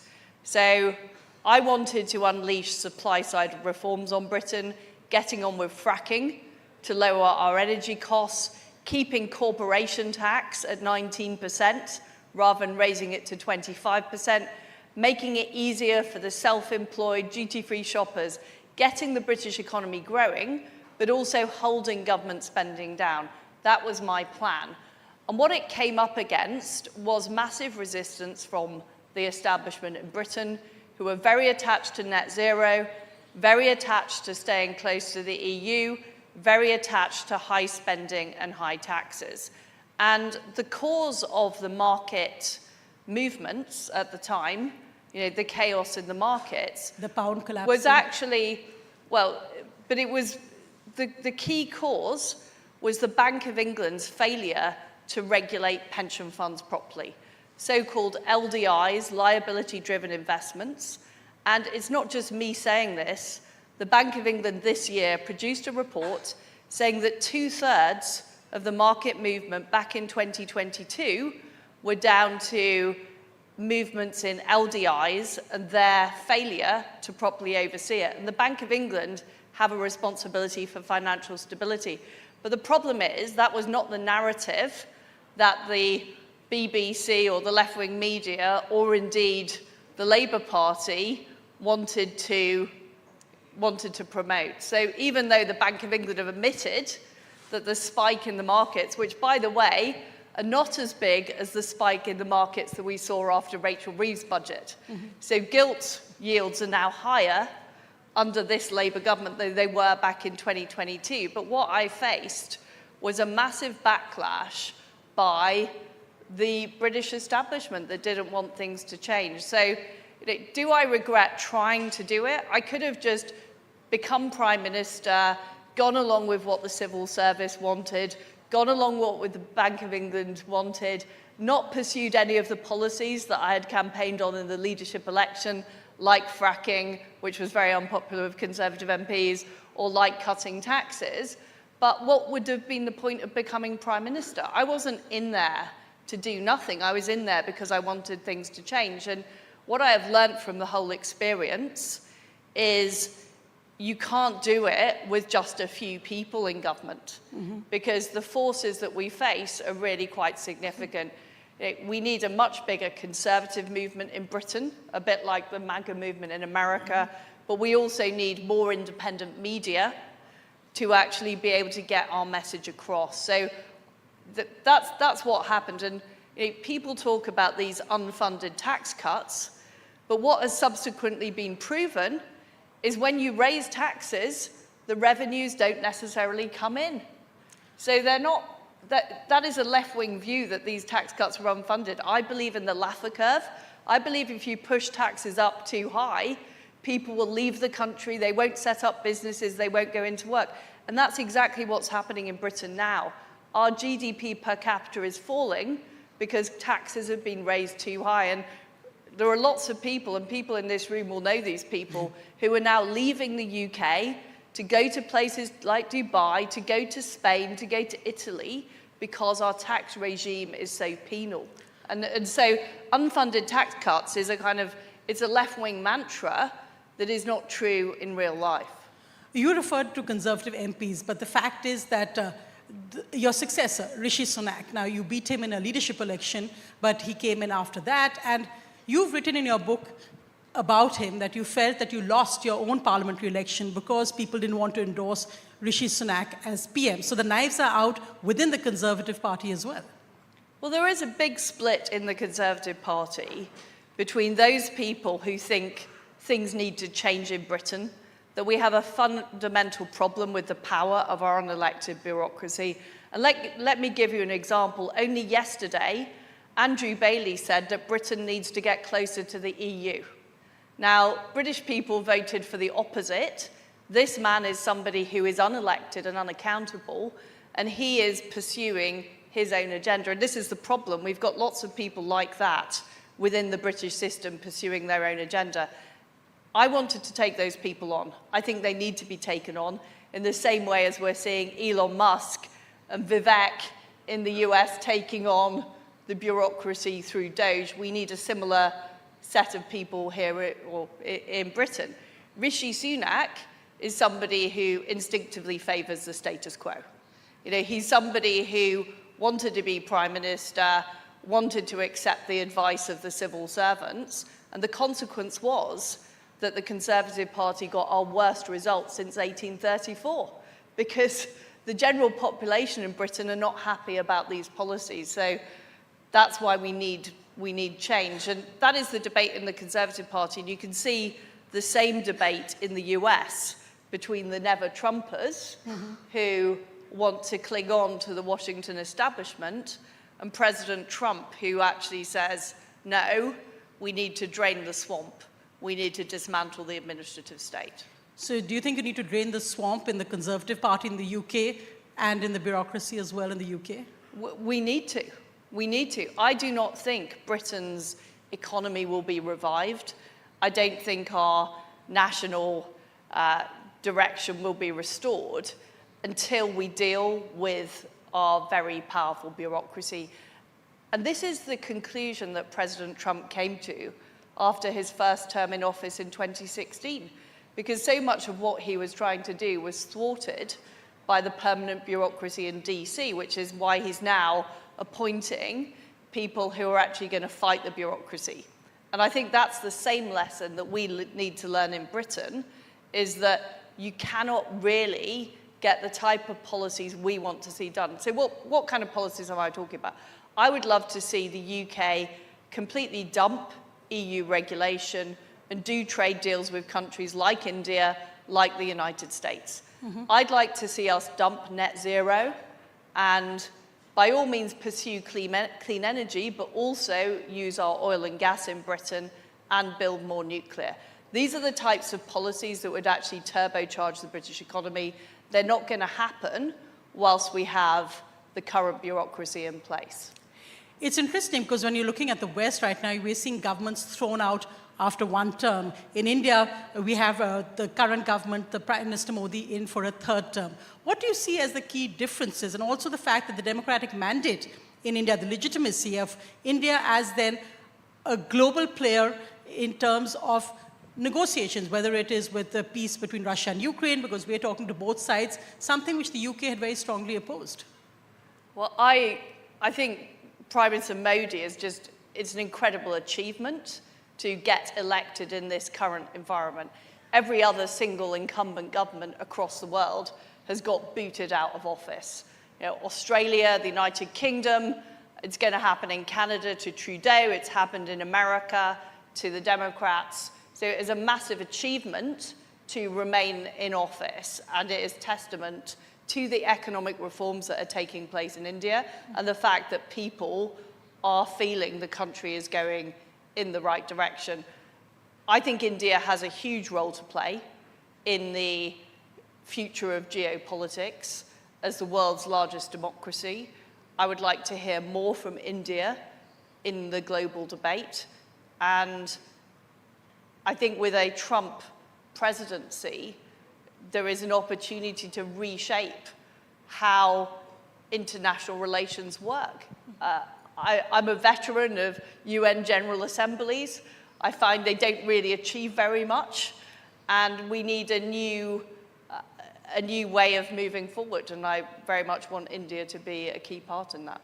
Because India has often talked about the double standards of the West in some ways. So whether it was in terms of India maintaining its relationship with Russia and the fact that India has pointed out that it actually benefited the West because you got cheaper oil once India had actually processed it. And also the fact that what's happening currently with Canada, and again the double standards that India feels that when we are dealing with terrorists on foreign soil, there's a very different standard when it comes from, say, Five Eyes or the West, and when it's opposed to what India is asked to do. I do think there are double standards, absolutely, and I've written about this in my book, and the Foreign Office in Britain is guilty of dealing with different countries in different ways. I particularly talk about the US and Singapore. Every time I went to Singapore, there'd be a brief from the Foreign Office telling me that I should have a go at Singapore because they have the death penalty. And yet the death penalty exists in America. It is never in my brief from the Foreign Office to have a go at the Americans. And I said, I'm not going to go to Singapore and lecture Singapore on its domestic policies. And I also refused to do that on India. And if you remember at the time, there was lots of push on climate change and India adopting net zero. I'm a net zero skeptic. I think it's been very damaging for the British economy. So I didn't want to go.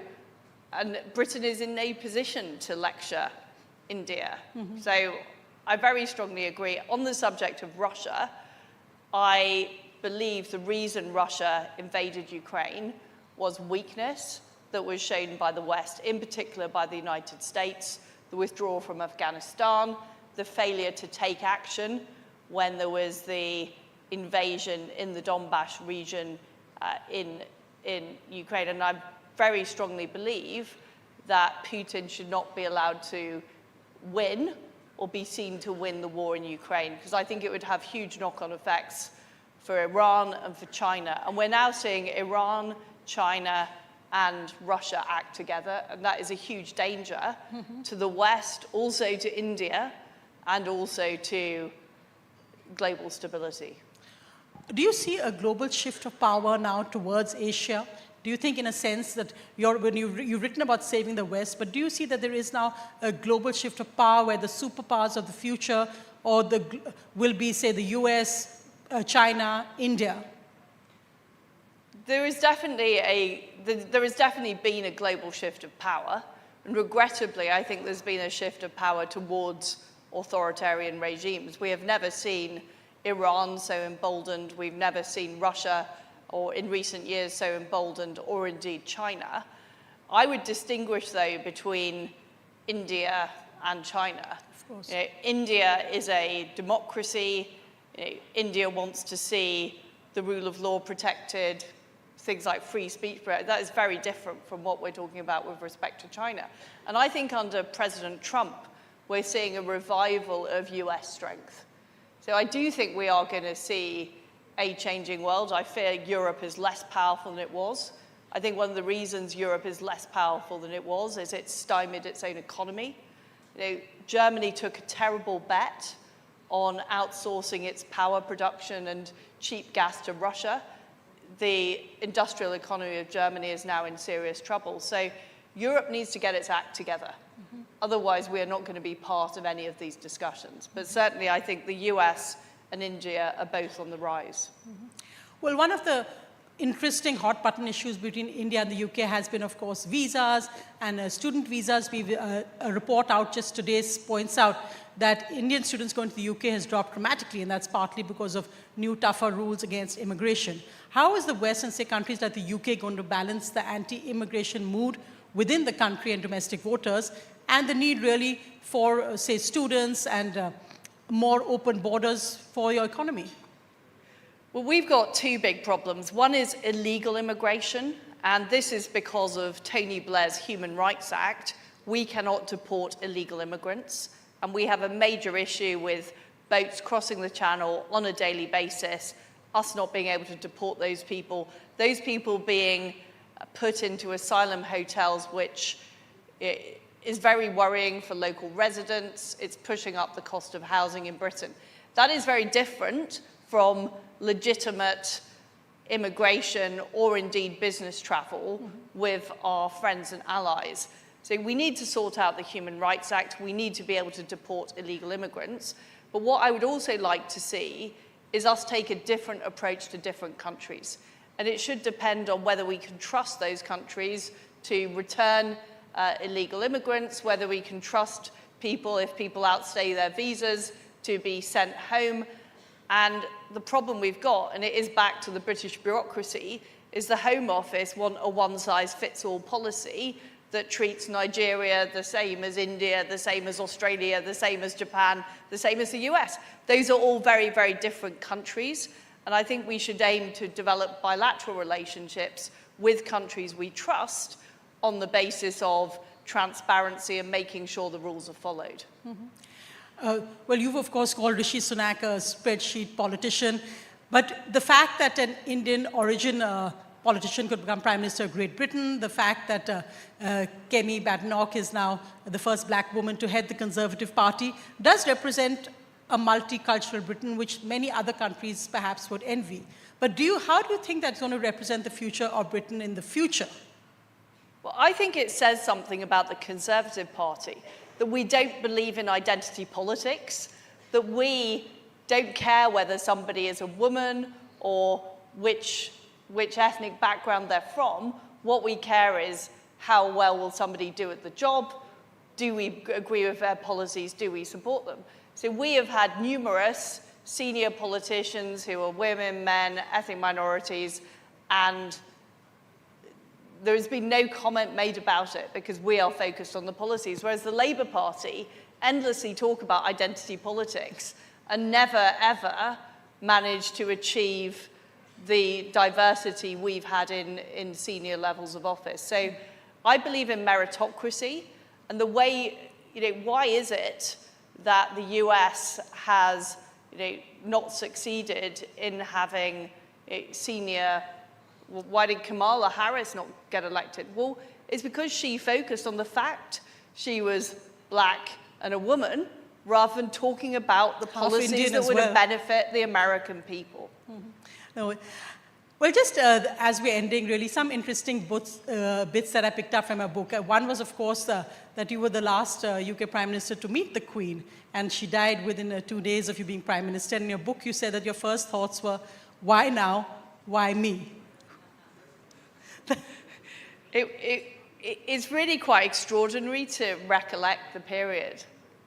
But she of course was very unwell. I went to see her at Balmoral because she was unable to come to Buckingham Palace. And she seemed in very good health.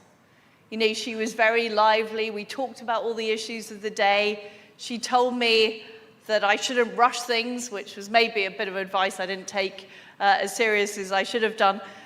And then she said, I will see you next week. And I thought this was, that I was going to have the benefit of her 70 years of being on the throne, the benefit of her advice for my entire premiership. And then the next day it became clear that she was very, very ill and unlikely to carry on. And I think she was waiting for, you know, her final duty to appoint her final prime minister. And then apparently she was very relaxed after that. She went to bed and never got up again. But I still can't quite compute how extraordinary that period was. Of course, her first prime minister was Winston Churchill. Exactly. And I was her last prime minister. Yes. And you also written in the book that 10 Downing Street was infested with fleas, and you thought Boris Johnson's dog may have left them in. I mean, that is not a very nice handover gift. I don't know what life is like as Prime Minister of India, but certainly in Britain, it is not as glamorous as it looks. I mean, we had a big problem with fleas. The flat had to be fumigated. I was itching for many of my first days as Prime Minister. And also just basic things like trying to get shopping into number 10 Downing Street. And people just would not believe when my husband tried to do an order from Sainsbury's.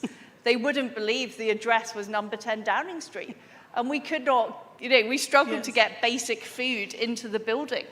So it's certainly, it was a huge honour to be elected by the Conservative Party to be Prime Minister. It was a huge honour to be Her Majesty the Queen's last Prime Minister. But some of the arrangements in Britain for the way our system works and the way the Prime Minister is supported just are not fit for purpose in the modern age. And this is what I'm saying about things need to change.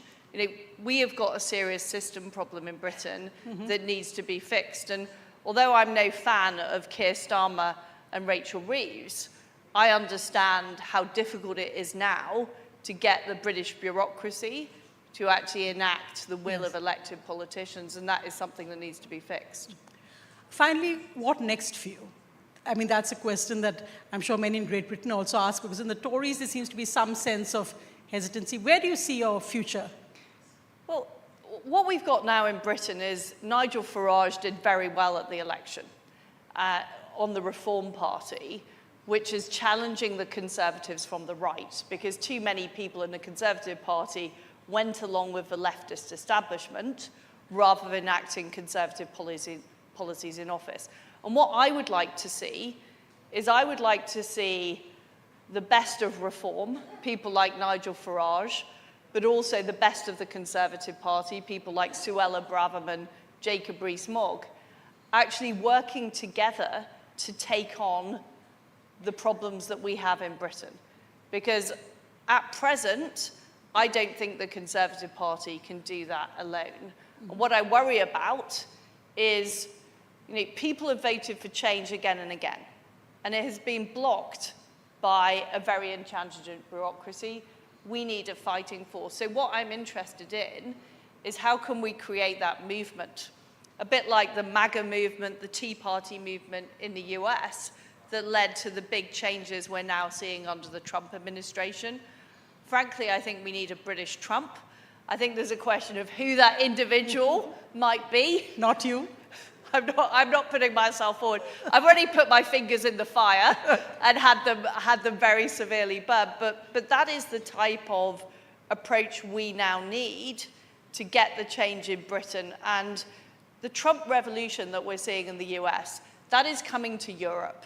You can see the dissatisfaction in France, Germany, with economic stagnation. Right. That dissatisfaction is coming to Europe.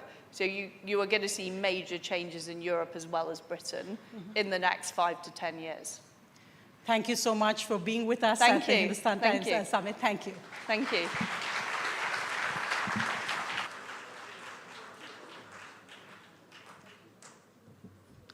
Thank you very much, Ms. Truss and Sonia.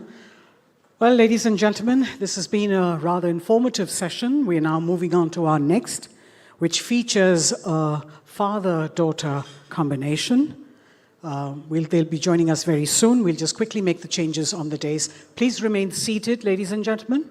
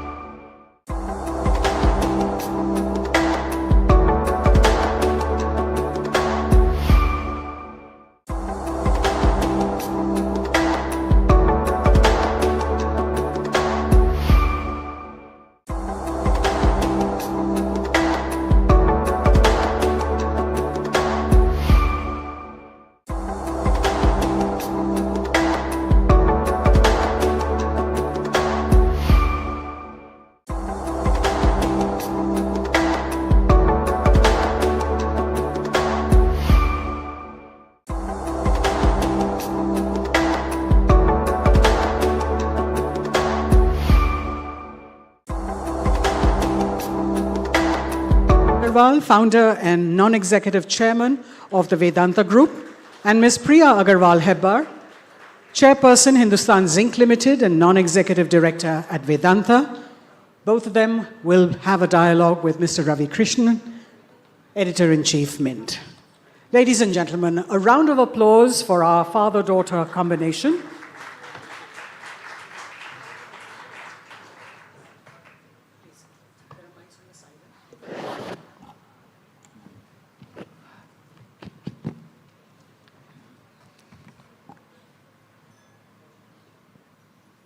I would like to welcome Mr. Anil Agrawal, founder of the Vedanta Group, and Priya Agarwal-Hebar, who is the chairperson of Hindustan Zinc, to this special edition of the HT Leadership Summit.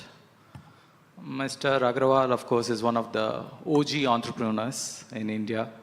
Now he's presiding over a large natural resources conglomerate. And in this conversation, I thought we would touch upon aspects of his entrepreneurship journey. I'd like to start by asking a very serious question, Mr. Agrawal.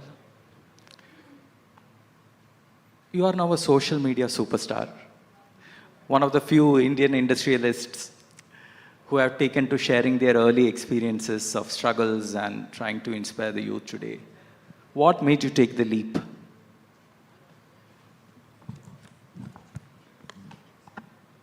Thank you very much to Hindustan Times and beautiful seminar, and to all of you on the Friday evening, afternoon to be here.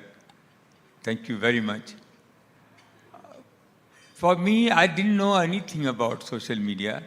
Just a couple of years back, my daughter is young and she's insisted that I should come and talk about myself in the social media.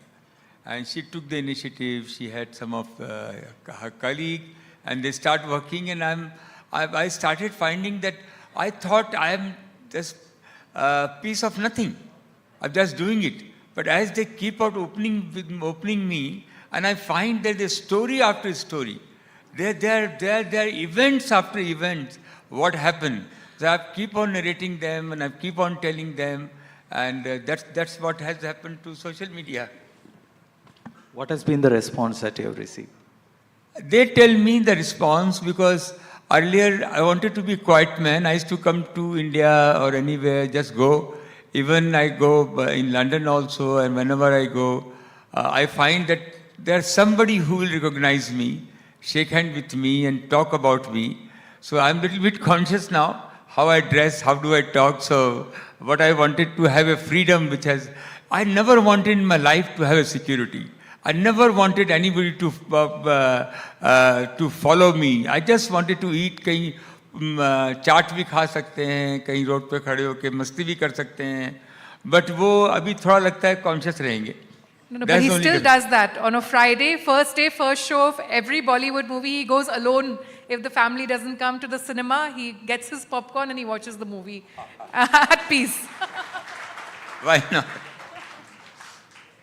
So, you're one of the few entrepreneurs, who has emerged from Bihar. I would like to ask you, why hasn't Bihar been able to build on its resource base and offer entrepreneurs like you more opportunities to grow? No, when Bihar is the place of entrepreneur. When I was growing up, I never heard of Jharkhand. And I could see the biggest mineral was in Jharkhand. What we didn't have, you named it, we have the best of human being, best of skill. We have a Ganges flowing. If you just throw the seed, the crop will grow. You have all the minerals available in Bihar. All the factories when we had the independence was set up around Begusrai, Barauni, Sindri, anything you talk about, it was in Bihar. Even Bihar, so that everything was there. Sometimes takes time, probably. It's only question of time. We are there. And I'm there. I'm looking at a very strong, stable government. And something will happen. There is no question. We are 13 crore people in Bihar. As a big population and educated, good people, you will see industry will come, lot of activity will happen, tourism will come. So those things, I'm expecting this thing will happen. And I'm also looking to set up something meaningful business in Bihar. Can you share some details on that? This meaningful business you want to set up, can you share some details? My business is aluminum. My business is renewable. I'm looking at anything which we can relate. It is possible, but just waiting for the right time to come. Priya, what about you? Would you like to add to that? With regards to Bihar, I think Bihar is, Papa's heart and soul. That's where everything started for him. And I know every single day it's in his mind, what can I do to give back to Bihar? What can I do to give back to the people of Bihar? And this is something that we will, I'm sure he will definitely do very, very soon. So really, really, and it's absolutely part of his DNA and heart, so it will happen. Mr. Agarwal, with Priya sitting next to you, what are the few critical things you would want her to do to ensure that your legacy is protected and perpetuated? I'm hardcore a business person and very hardcore a human. I understand that India is very important for me. Bharat बहुत important है. And I can see eradicating poverty, creating job, and when I see all over the world has created their wealth below the ground.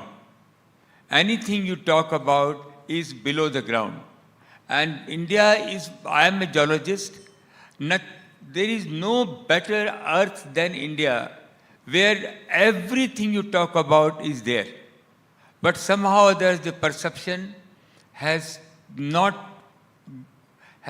that strong, whereby we still believe in importing. Tell me where the best diamond has come from.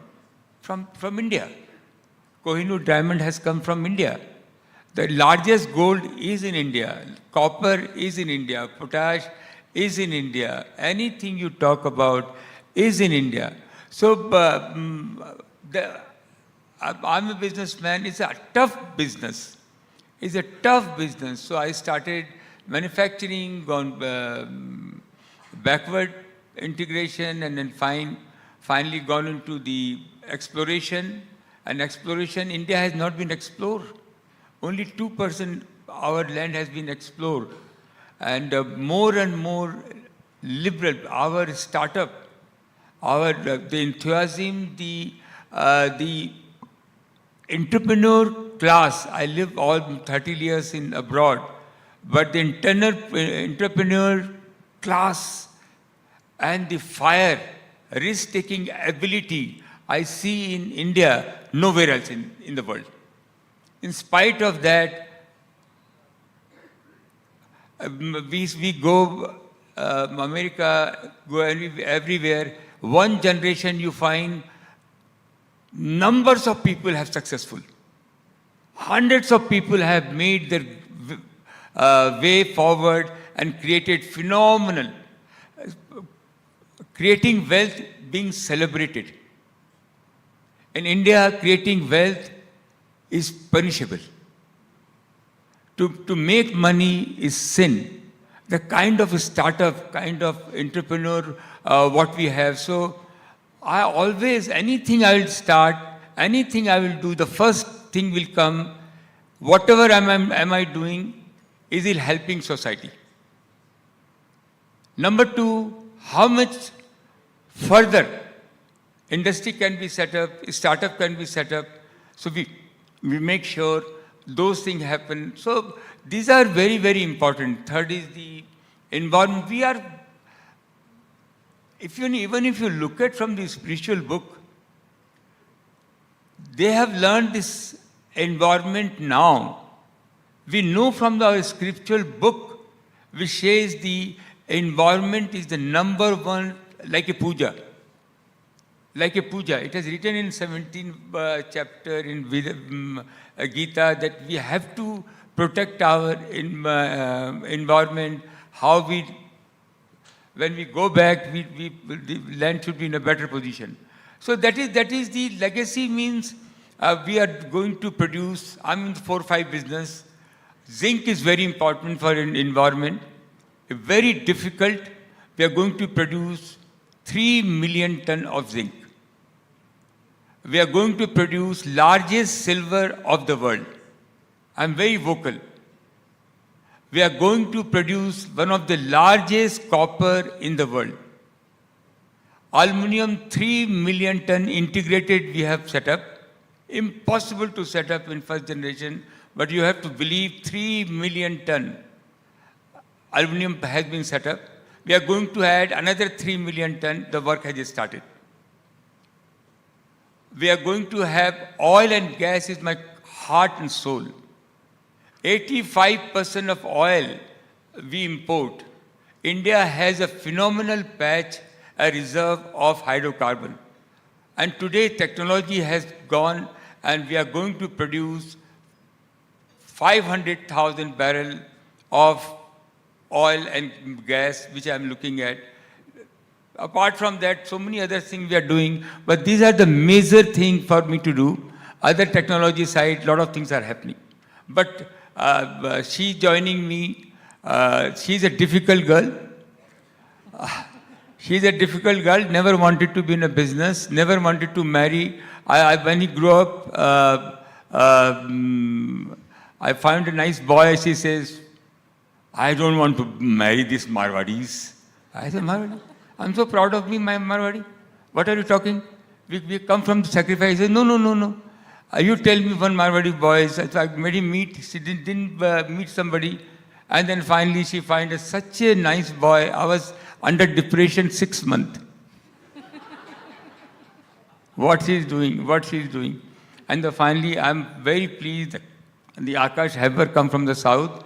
Amazing boy. And she's been married.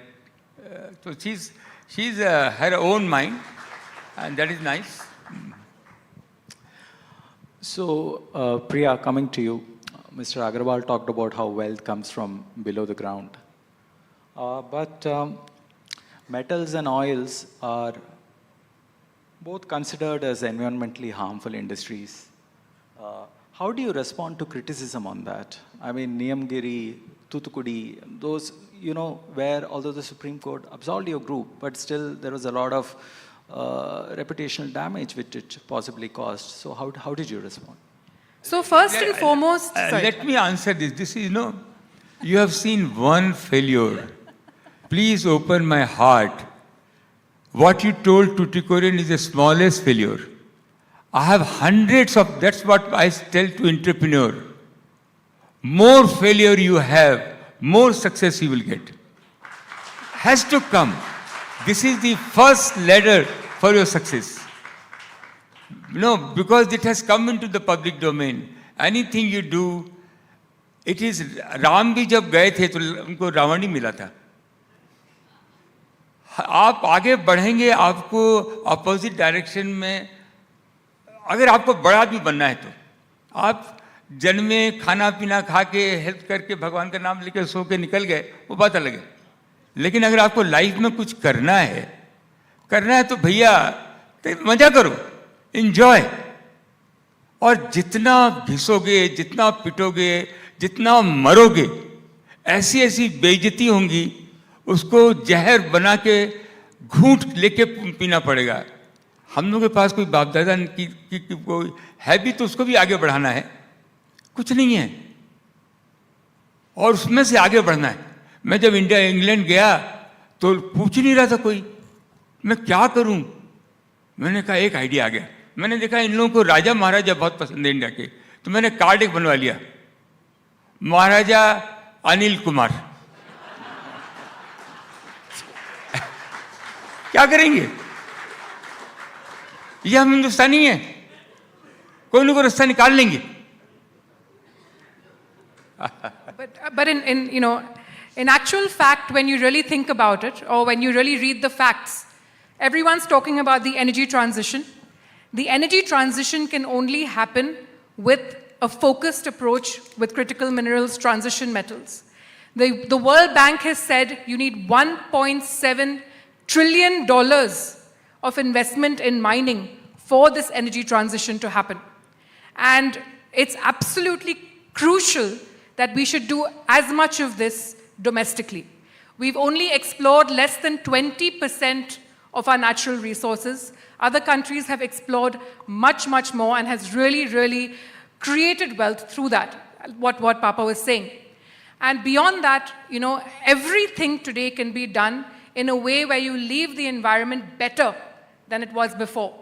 Today, Vedanta, Hindustan Zinc, by the S&P Global Index, the World Index, has rated Hindustan Zinc as the #1 most sustainable mining company in the world. And Vedanta, #3 in the world. So having 2 Indian companies as in the top 5 of the biggest and the most sustainable mining companies in the world is something to be very proud of. And this is something we take very, very seriously. Everything that we do with innovation. And we have also committed to 100% renewable energy over time. We've committed to build before 2050, but 3 of our biggest companies, Hindustan Zinc, Kane, and Zinc International, will be running on 100% renewable energy within the next 7 to 10 years. And this is disrupting the sector. Globally, other industries want to replicate and are trying to understand what Vedanta is doing to be able to do this process in such an amazing, innovative, and sustainable manner. And we have to lead the way because India can. So, Mr. Agarwal, on the topic of succession, now Priya has been actively involved in the company for several years. So, are we looking at her as your potential successor? No, it is a natural. She can be successor of my personal wealth. But we are creating an institution which is going to be there for 500 years. This is how we have born to help the society. So these are the company which has been built. You have to believe that 2 lakh people work in our company, 2.5 lakh people work. We have no union. And I sit in London. She goes, she meets people, heart and soul, we are the first preferred employer in the country. These are the value, and this creating institution, because what we are creating, oil and gas, zinc, copper, iron ore, these are the fundamental to build our India. When I'm in England, everybody asks me where you come from, and अभी मेरे को बहुत ऊंची नज़र से लोग देखते हैं. जब मैं शुरू में गया था तो बहुत नीची नज़र से देखते थे. अब बगल में बैठा तब मैं बोलता था, तब भी मैं बोलता था उनको, मैं भारत का रहने वाला हूँ, भारत की बात सुनाता हूँ, प्रीत जहाँ की है रीत जहाँ, वहाँ के गीत में गाता हूँ. तो भारत हमारा भारत है, और वही एक चीज़ हम लोगों को जो आई है उसी को साथ में लेके चलेंगे. So this will be a complete institution. This will be one of the finest institution I can see in the first generation being built, which is I'm looking forward, and this institution has been built with the proper value. And to convince Priya was born in New York. Priya did all her schooling in England, in university there. And finally, just to give back, she moved to India. I live there, she lives here. And she goes fearlessly to the people, and she is very young, but I can see what courage, the honesty, the value she is bringing, and heart and soul of the people. I'm sure she will take it forward, but the institution is going to run by the people, for the people. Right. Most of the wealth, she had taken promise from me, Papa, we don't need much. 75% she made sure I signed the paper that 75% of our wealth will go back to the society for the children, women, and education. Right, Mr. Agarwal. So, Priya, what is the one thing that you would like to achieve that your father hasn't? So when anyone asks me that, first and foremost, he's just getting started. Every day, the energy that he wakes up with, this is him getting started, and he has a lot more to do, and he has a lot more want to do. With regards to me, I've I think the one thing that I really, like he said, I was born in New York. I lived my life in London, and then but every night I knew that this wasn't my home. I want to come back. I want to come back to India, and I want to make a change here. And the best platform, of course, to make a change is in a company that he has built. And the few changes that we want to make: one, Vedanta has to stand for equal opportunities for all. We have, in 2019, we won against the court, and we were the ones who said women can work underground. We were the first company in India to get women underground. And today our mines are being led by women. We have the first all-women rescue team in India at Hindustan Zinc. It's amazing. These women are doing phenomenal things. They're driving the light motor vehicles, they're driving the forklift machines, they're doing heavy lifting, they're doing everything that they once could not imagine. And this is the company that wants to transform and make sure that a company is for equal opportunities for all. We've gone beyond. We're looking at the LGBTQIA vertical wholesomely. We have a transgender policy. We give 200,000 rupees towards gender affirmation surgeries plus 1 month leave for their recovery. And everything that we do, this company is about leadership. Whoever wants to be there, who wants to transform, who wants to make a change for the country, and who have the skill will be a part of Vedanta.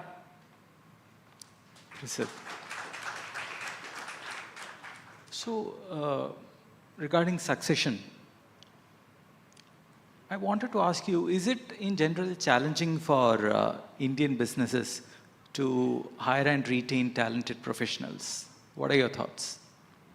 No, it is in India, succession is the biggest problem in India because we come with that legacy, and I tell all my youngsters when they come to me कि घर में चाचा भी हैं, ताऊ भी हैं, भाई भी हैं, फिर मेरा आइडिया कैसे चलेगा, मैं कैसे आगे लेके जाऊं? And I always tell them that look, don't worry about the succession. You develop the leadership. Once you start the leadership, people will start listening to you. It is a process which work. And we Indian family that happen. एक घर जैसे अब England में तो है कि अगर एक आपका घर है दूसरे साल वो आपका घर नहीं आपके पेरेंट्स चले जाते तो घर आपका नहीं रहता है because the rule is not there. Here we have a very good rule. खेत हैं, खलियान हैं, मकान है, दुकान है, वो लेगेसी चलती रहती है और उसमें हर फैमिली में झंझट रहते हैं. But I have a feeling that this will go on as far as I'm concerned. This is the first generation. We have done it. I've done it well. She has already taken 75% of her money. That's good. So she has taken for the charitable purpose, which is very good. And they want to run it, and we have a family, and she's going to take care of everybody. So things are going on, and I have our business can grow because this is the change the country. This kind of business, if you do it right, it's change the country.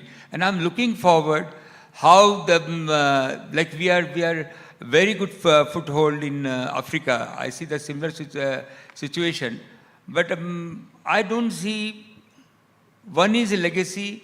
How do we look at in our family? Absolutely harmony, very nice, very comfortable, and other family also very, very important. And these are the challenges we have to overcome. Right. So you were one of the early movers who talked about making fabs and semiconductors in India. Yet now, other companies have moved ahead of you in enlisting partners and setting up factories. So what happened there, and how do you plan to take this forward, this idea of yours? Yeah, semiconductor is a very important thing for any country's development. And we are already in the glass business. We make optical fiber. We make glass for the TV, for cell phone, for laptop, in Taiwan and Korea. This is one of the ingredients. And we thought we will go with. And we worked through the collaboration. We were going. If you ask me my heart, If everybody is with me and I'm still working, because this is not my core strength, but I can definitely deliver. If I find the government is with me, the people are with me, everything is with me, we have evaluating. Pleased that the other company has come in, the Tata has come in, the Adani has come in, the other people have come in, and it is a huge, it is like ocean. Look at a semiconductor after semiconductor. So let it go, let it go. And I always find the work still speak by themselves. At this point of time, we are prepared everything. We have a land, we have a collaboration, we have everything. But if you ask me, are we aggressively working towards that? I'm not. We'll take a couple of audience questions now, right? First one for Priya. You often speak about empowering women and, looking after the children of the country. What is the motivation for that? So I think the motivation really is quite natural. When I entered the boardroom in 2000, a decade ago, it was me, one 20-something young girl with 8 head honchos of the business, all men, and I was very nervous. I didn't feel like I belonged. I didn't feel like I could participate or add any value. I didn't know what I was doing there. It was almost frightening. However, over time, I realized that, look, if any company has to progress, the only way it can progress is if you get diversity of thought and you get different thoughts on the table right at the leadership level. And that can only happen. It's not only about women. It's different cultures, different thought processes, different genders. You need different ideologies to make any company progress. And that's really where the basis of it began. And today we have committed to 30% women in leadership by 2030. We're already over 20%, and we think we'll get to 50% by then. And this is in a company that is known as a male-dominated company. We're going to make sure it is dominated equally by men and women. And that is how the real change will come. Beyond that, it's not only within the company. We have a commitment which my father has set for us, that we have to enable and help 2 crore women through our Nandghar program. We're educating and skilling women every day to make sure they can be financially independent. And financial independence of women is the only possible way of the country's progress. 50% of our population is women. If they don't come into the work stream and start earning, we're not going to progress the way we want to. So this is absolutely natural, and I think everybody will be with us on this journey. So, a 2-part question for you, Mr. Agarwal. One is, what keeps you so energized even after achieving so much success? And you have so many life lessons. So can you share a few that you would want Priya and others of her generation to adopt? Second, you have so many life lessons. Can you share a few which you would want Priya and people of her generation to adopt? I can tell you one thing. I'm not saying because all of you are here. India is in the demand. Indian people are in demand. Indian products are in demand. The way India want to do things, people want to follow. People want to employ Indian people. Even if you today see whether it's Ramaswamy or Tulsi, and you take, everybody is adopting Indian value because this is in the air. It is the best chance for us. Because there was a time when you say made in India was never looked high. But today, the moment you say, my mother I lost my mother at 92. She used to live with me. And she always in the Indian attire. The kind of respect she used to get, she never couldn't speak word of English. But this is what I'm saying, the kind of, please take the chance of this opportunity, move forward. It is, God also say, you take first step you have to take. So lot of opportunity, every sector for India, the kind of, the world don't have a skilled people. People don't have people. Everywhere there is shortage of people. People are shutting down, and we have surplus of people. We have a cultured people. This is what is happening. These are the opportunities coming. In India, the growth, I can see the at least 35% of the population, which is underprivileged, below the middle class, will jump into the middle class. Everybody needs a scooty, everybody needs a gas cylinder, everybody needs a roof on the head, everybody wants a laptop. Anything you talk about, people need, and it is going to be there. You cannot stop. And these, you can imagine the kind of opportunity will be there. Everything, these things are not there in the world. Then our value system.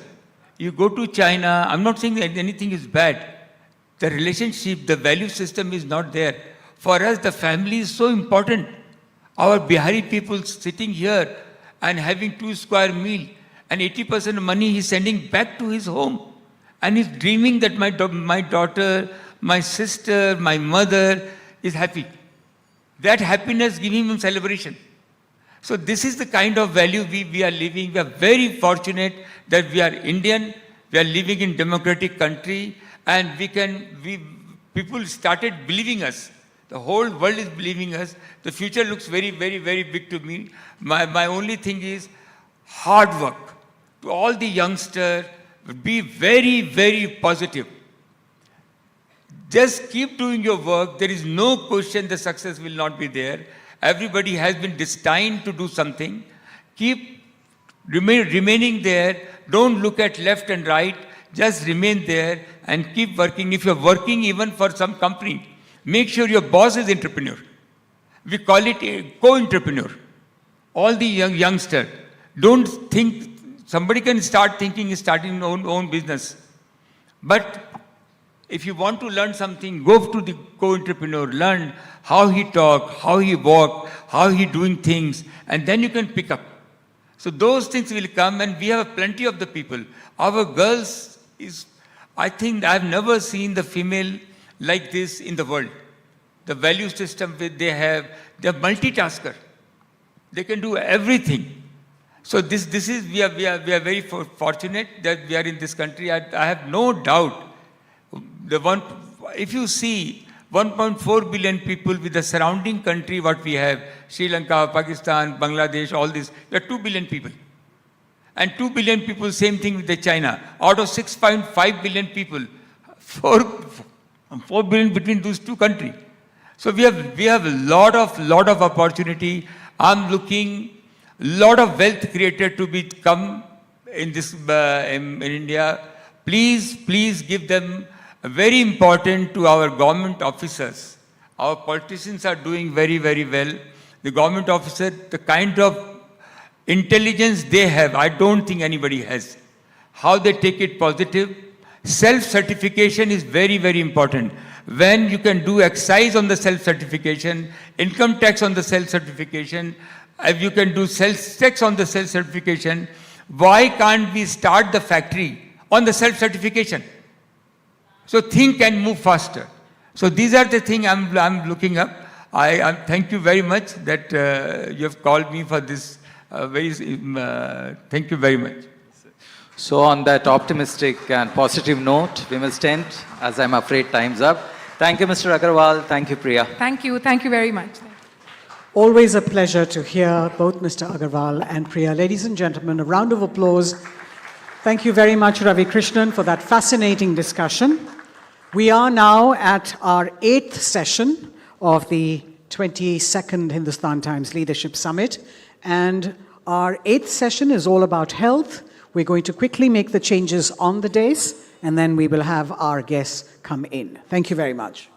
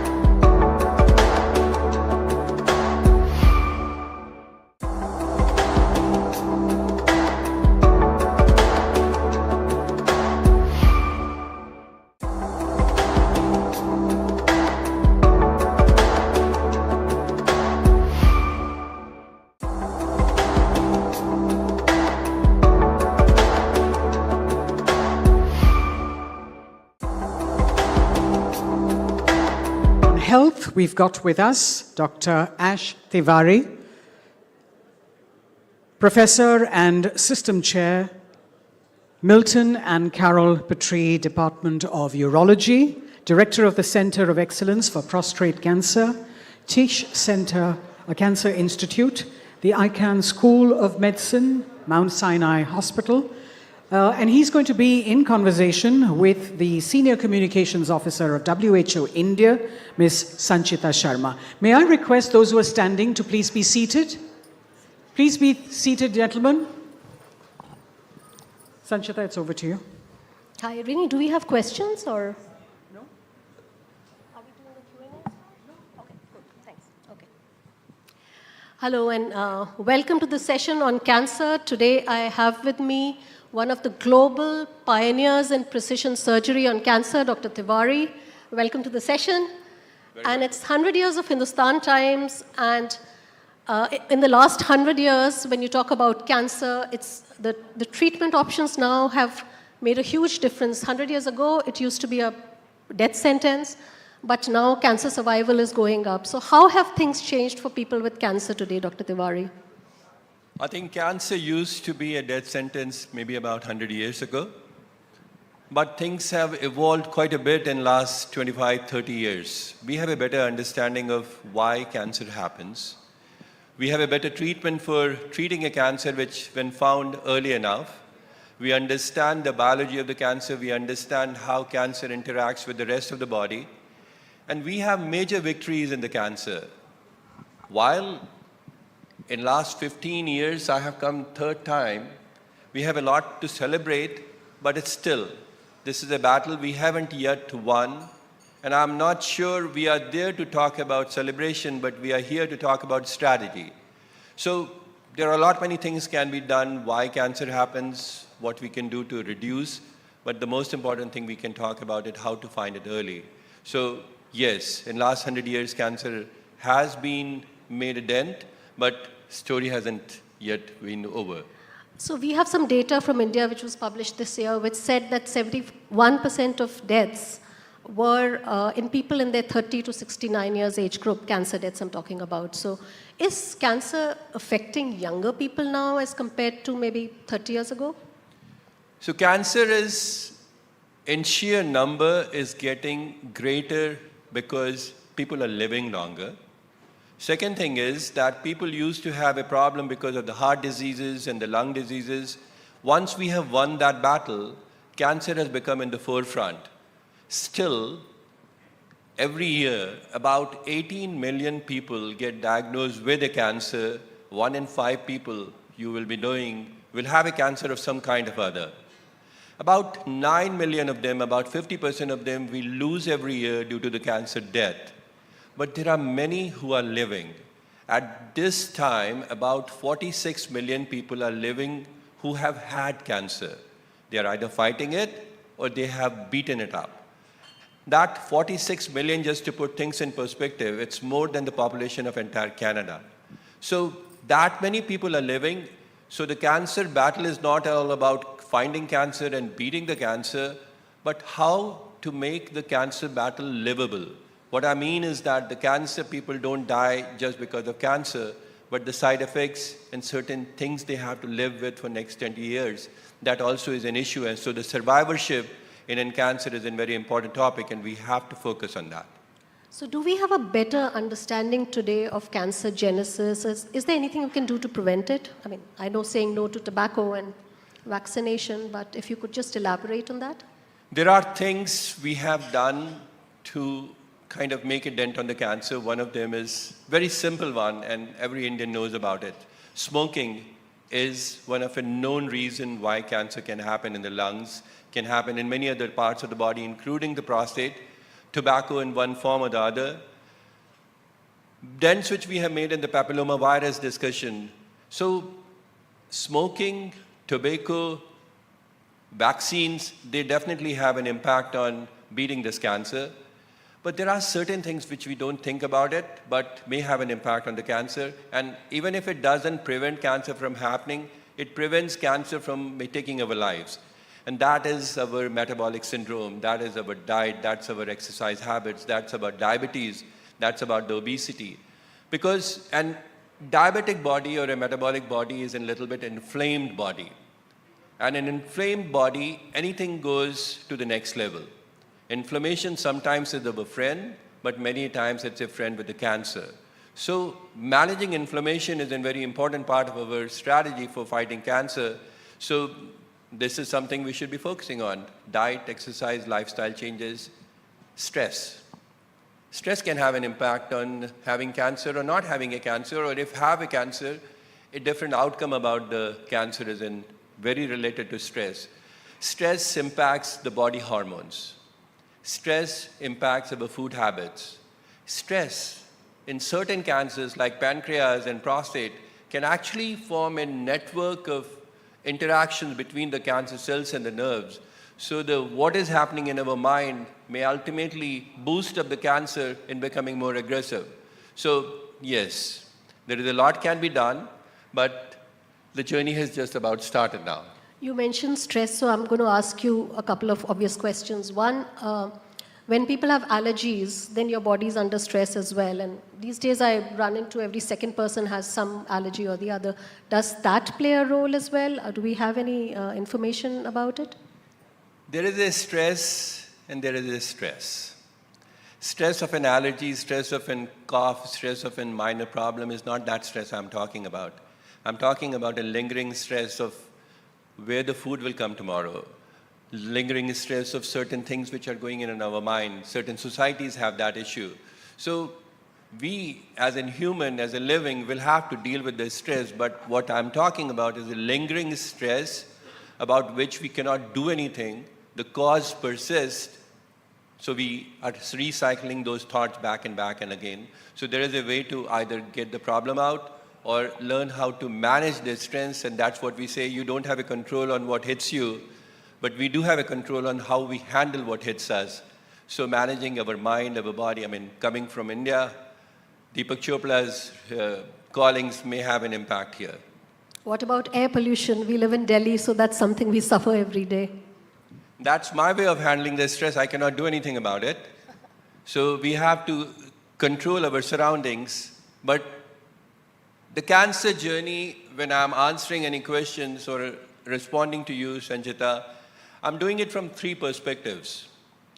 One perspective is of a surgeon who has been doing it for the last 20, 30 years. I have operated on maybe about over 10,000 patients. I have seen maybe about 25,000 patients with cancer. So as a surgeon, I have a very close interaction with the patient, with the cancer, so I have some understanding. But the second part of the answer comes from as in what you call a policymaker. I also have a role in a cancer hospital where I make certain decisions as to what to be done and what not to be done.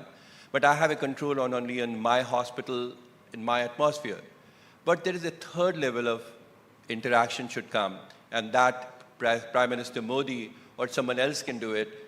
That is, we can bring up the question in front that the pollution is not good, diet needs to be looked into it, what exposures we are getting from in food, from the air, from water, that may have an impact on the cancer, but there are things which I can do.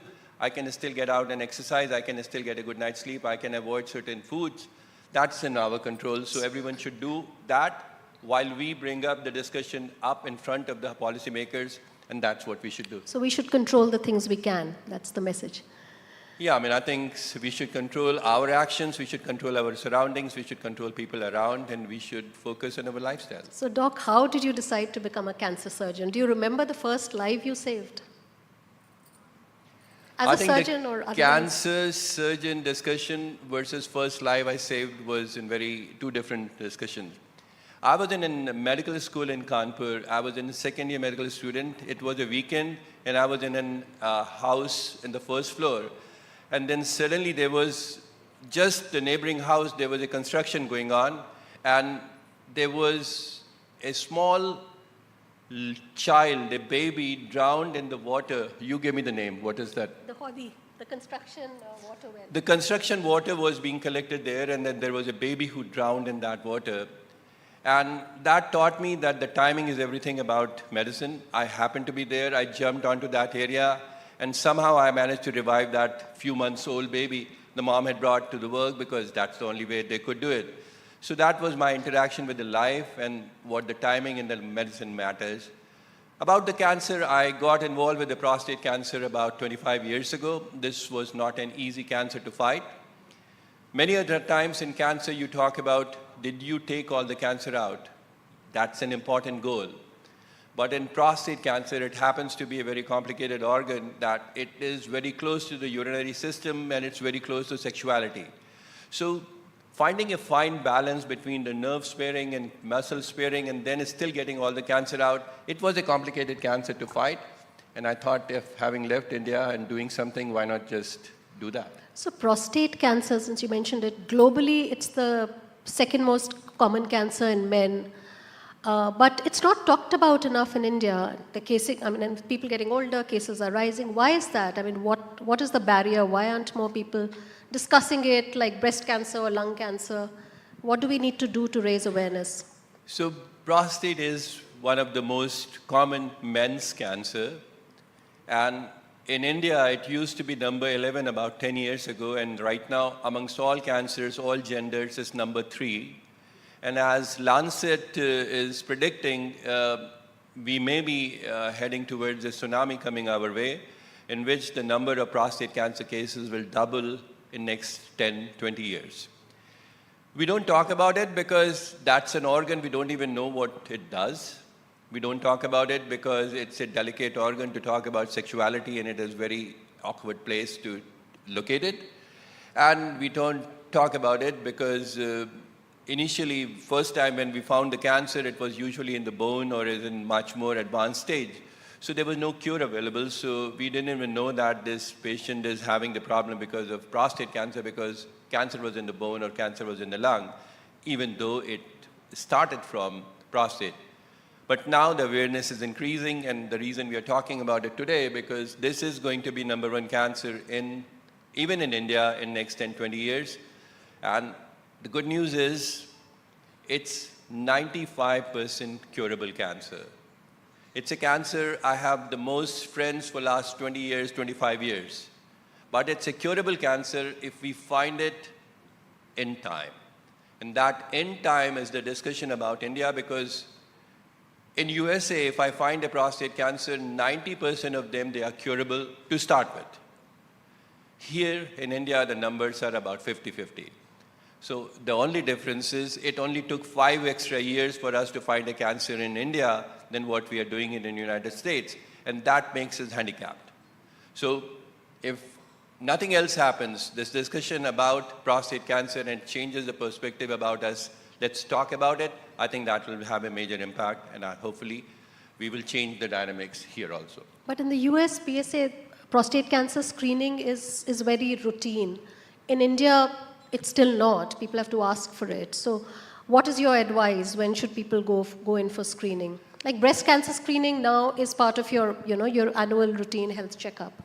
So before I answer the question about the PSA and when it should be done, I think I should also mention that the prostate cancer screening is not a standard screening, because sometimes it can cause alarms which are unnecessary. PSA can be high, not just because of cancer. PSA can be high because patient has a very enlarged prostate. PSA can be high because prostate is inflamed. PSA can be high because patient had some urinary issue or infection recently. So if every abnormal PSA is going to cause anxiety, if every abnormal PSA is going to cause a biopsy to be done, which is an invasive procedure, that may not be what I would like to convey.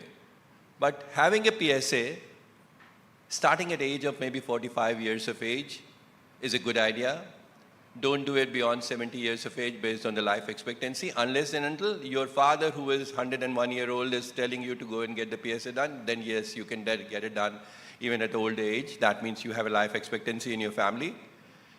If someone has a family history of prostate cancer, what I mean is that brother had it, father had it, grandfather had it, ladies had some kind of a breast cancer, someone had a pancreatic cancer, that means that there is a cluster of a cancer growing around in the family, then we can start a little early. We can start at about maybe 40 years of age. But getting a PSA doesn't mean getting a biopsy. Getting a biopsy doesn't mean that everyone will have an aggressive cancer, because cancer can be relatively at different shades of cancer.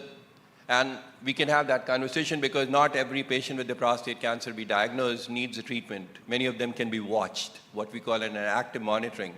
But there are the one who are sitting time bomb, and we need to find them and diffuse them before they have really clicked off. And that's the whole benefit about finding it early, because later on we win in months, early on we win in decades. So the victory, 30 decades, 20 decades versus 3 months extra survival versus 6 months, just because we found it much later. So are there any early signs that people should watch out for, or is it already too late by the time, symptoms are appearing? Just like hypertension, prostate cancer is what we call a silent killer. That's a very scary term when it comes to disease. The silent disease and silent killer. So by the time cancer is curable, it will not produce any symptoms. It will not produce any symptom, even though the organ in which it is going to come will produce symptoms, which we may get confused. So the same prostate which is developing cancer in 1 in 7 men, 1 in 8 men, has enlargement of the prostate which starts after 56 years of age, and patients may have to go again and again to urinate. Patient may have a difficulty in passing urine. Patient may have some pain and burning. Patients may have some infections and all those things. They come usually late because of cancer, but if someone is having those symptoms, getting it checked for prostate cancer itself is a good idea. But my message is, don't wait for a symptom to come in a prostate cancer journey. Get yourself checked before, because that's when it is curable. We can still win a fight, but the victory is not that well managed if we let the symptoms come in. So you're recommending checking every year or every 2 years, like breast cancer? So if we start at about 45 and the PSA is below a certain number, then you don't have to do it next for 2 years. But if PSA is borderline, then you can come back in a year. If PSA is abnormal, then repeat it in 2 months. And if it still is abnormal, get an MRI imaging. There is a lot more being done on the biomarkers. PSA is one of the biomarkers. And maybe this is the time I may flip towards understanding the cancer a little bit more, because what is cancer? We have to reflect upon it. Cancer is our own cell. It's not something a virus has come inside our body or it is something outside. It is our own cell which somehow felt that their life is in danger. It may happen because they have some bad chemical around them. It may be there because air conditioning in that part of the area has some more pollution. It may happen because there is a more heated area in that area, or it may happen that a particular part of our body is not getting enough oxygen. So the cell in that neighborhood is feeling threatened. Our own cell didn't do anything wrong, but now is feeling that I am at verge of dying. When they are dying, we should also know that every given minute, about 1 million cells are being changed in our body, and about 1 trillion times there is a mutation in the body which happens every day. It is all controlled. So the combination of a cell feeling threatened, they start making certain changes in themselves to survive, to the point that they become super smart. Once they survive, they forget that one of the sole reasons for the existence is that we have to respect the social system, that in this room we can have maybe 5,000 people, but if there are 20,000 people in this room, in one corner of it, it will cause trouble. They don't know when to stop. So that is what's happening in the cancer cell because of some reason or other. It could be infection, it could be inflammation, it could be a virus, it could be a radiation, it could be a chemical. They somehow are at death risk and they have figured out how to not to die. But in that process of living, they have lived too well that they are now killing the irregular cells. And that's what the cancer journey is. And that's the reason we have to manage it in a more holistic way rather than just taking it out. And we do treat them out by surgically radiation or some other chemicals, but it's a complicated story. So cancer is treatable, we know that, but still people are very scared of cancer treatment because of the side effects, because of, so you have come up with techniques for surgery which lower the risks of side effects after surgery. So could you just share that and tell us about it? So let's talk about prostate cancer, because prostate cancer happens to be very close to certain nerves which are literally touching the organ, and these nerves are controlling the urinary control, and it's also controlling the sexual function and ejaculation and everything. And the difference between the cancer cell and these nerves are literally in millimeters. So I had to spend last 10-20 years to understand the anatomy of those nerves a little bit better, use a robot to get me a magnification, develop certain methods of delicately dissecting it out, and still in not all the patients, in the right patients, in majority of them, we can get the function back if we find the cancer early. So yes, the quality of life discussion is an important discussion definitely in prostate, and developing a nerve sparing procedure with the robot, with the delicacy, I think has been a winner, but the journey is not yet over. Still there are patients who don't get the function back. So you're also using systemic therapy for treatment. So is that resulting in better outcomes? So when the cancer, and let's continue the discussion on the prostate cancer, if you find it early, you have one option. If it is not very aggressive, you can watch it. So that's known as an active surveillance. Some patients have a cancer which is significant enough that they will cause trouble day after tomorrow or next month and next year. We remove them. There are some which are a little bit more aggressive, or the patient is older. We can give them radiation. But there are ones in whom the cancer is not only in prostate, but it's also in the lymph nodes, it's also in the bones, it's also in the lungs. These are the patients who benefit not just by the local removal of the mothership, but they also benefit from giving something which circulates in the body as in chemical. In prostate, there are hormones we give, there are chemotherapies we give, and they don't impact just the cancer cells. They impact the normal cells of the body also. So that's the reason the cost of curing or treating that cancer gets a little bit more annoying. But yes, we do give chemotherapies and hormones in that situation. Of late, we have leveraged our understanding of cancer to the next level of treatment. In order for cancer to become cancerous, it has to have some mutations. These mutations give them an edge that they can out-survive the normal cells. But that mutation can be targeted as a precision therapy that we can find in a special molecule which will only go and impact those people, those cells which have that mutation.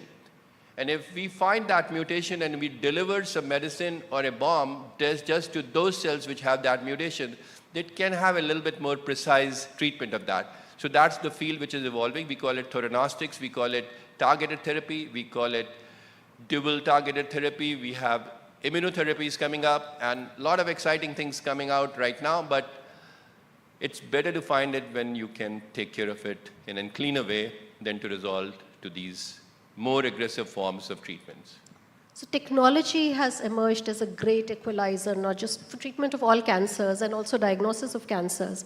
So are you at your institute using AI for prostate cancer? I think this is serendipity. And year was 1996 when I wrote the first paper on AI and prostate cancer. And it took about 20 years before technology and the field got totally ready to fight on it. So we have a couple of different projects going on in AI. And I personally think AI could be a great equalizer. Think about, and there is no better place than India that it can be done. Cancer happens because of lifestyle. Cancer happens because of genes. Cancer happens because of what we eat. Cancer happens because what exposure comes to us. Cancer happens because of the radiation which is coming to us. Cancer happens because of the medications we are consuming. Cancer happens because of the food which is bringing chemicals. It's a multifaceted cancer journey which ultimately results in cancer. I go through the airport looking at my retinal scan. Out of 6 billion, 8 billion people in the world, it knows that it's me, and I just go through the security in 30 seconds. If I can collect all this information in about 1 million patients in next 2 years and trained an AI to predict which patient among this is in higher risk of developing A cancer versus the B cancer, triage them to the 3 categories: low risk, intermediate risk, high risk. Intermediate and high risk can be sent for the next level of screening. Low risk, go ahead and come back in about 2 years. Get this test done, get this test done, your weight is a little high. That, I think, is going to happen. And a country where we have phone in everyone's hand, it's possible to implement this kind of a technology and develop it. And I personally believe that this is the best time for cancer treatment to evolve, because AI could be one of the best equalizer. And I personally believe the million strong could be a project we can do, and India should be a launching pad for that. I think I completely agree with you. I think India is a great place where we can actually do things at scale and deliver and reach results. So what makes Indians such great doctors? I mean, Indian doctors do well, so here, well, and then when they go abroad, they do very well. So what is it about Indians that, is associated with good medical care? Say it again, what is about the Indians, why we get the care? Why are Indians such great doctors? What makes, well, you a great doctor, or the doctors sitting here great doctors? I think Indians, credit goes to the parents. The education and working hard and basic work ethics comes from the parents. I mean, I think generationally we have been hammered into it, that that's the way we are. But we also happen to have one extra tool possibly. It's only Indians who, if they find someone slipping on a floor on the road, they will stop and they will engage. We have empathy. I think we have more empathy than most other cultures. We want to get involved. And I think empathy within work ethics and possibly some luck, I think that may help us. So, thank you so much, Dr. Tiwari. It was a pleasure talking to you as usual. Thank you. Thank you so much. Very much. Thank you very much, Dr. Tiwari and Sanchita. Well, ladies and gentlemen, we now turn to foreign policy. Quickly make the changes on the dais. And we have with us an academician who's going to join us very soon.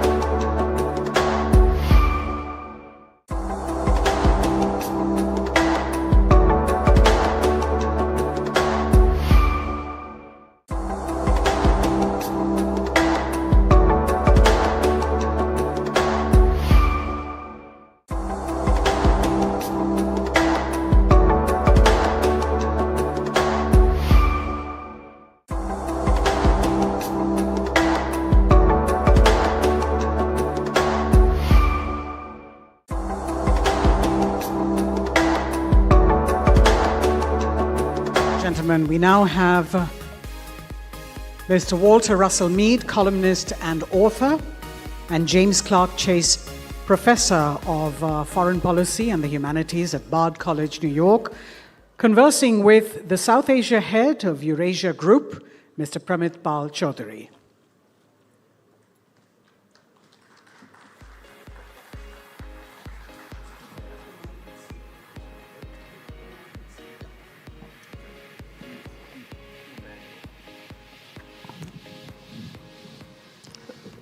So,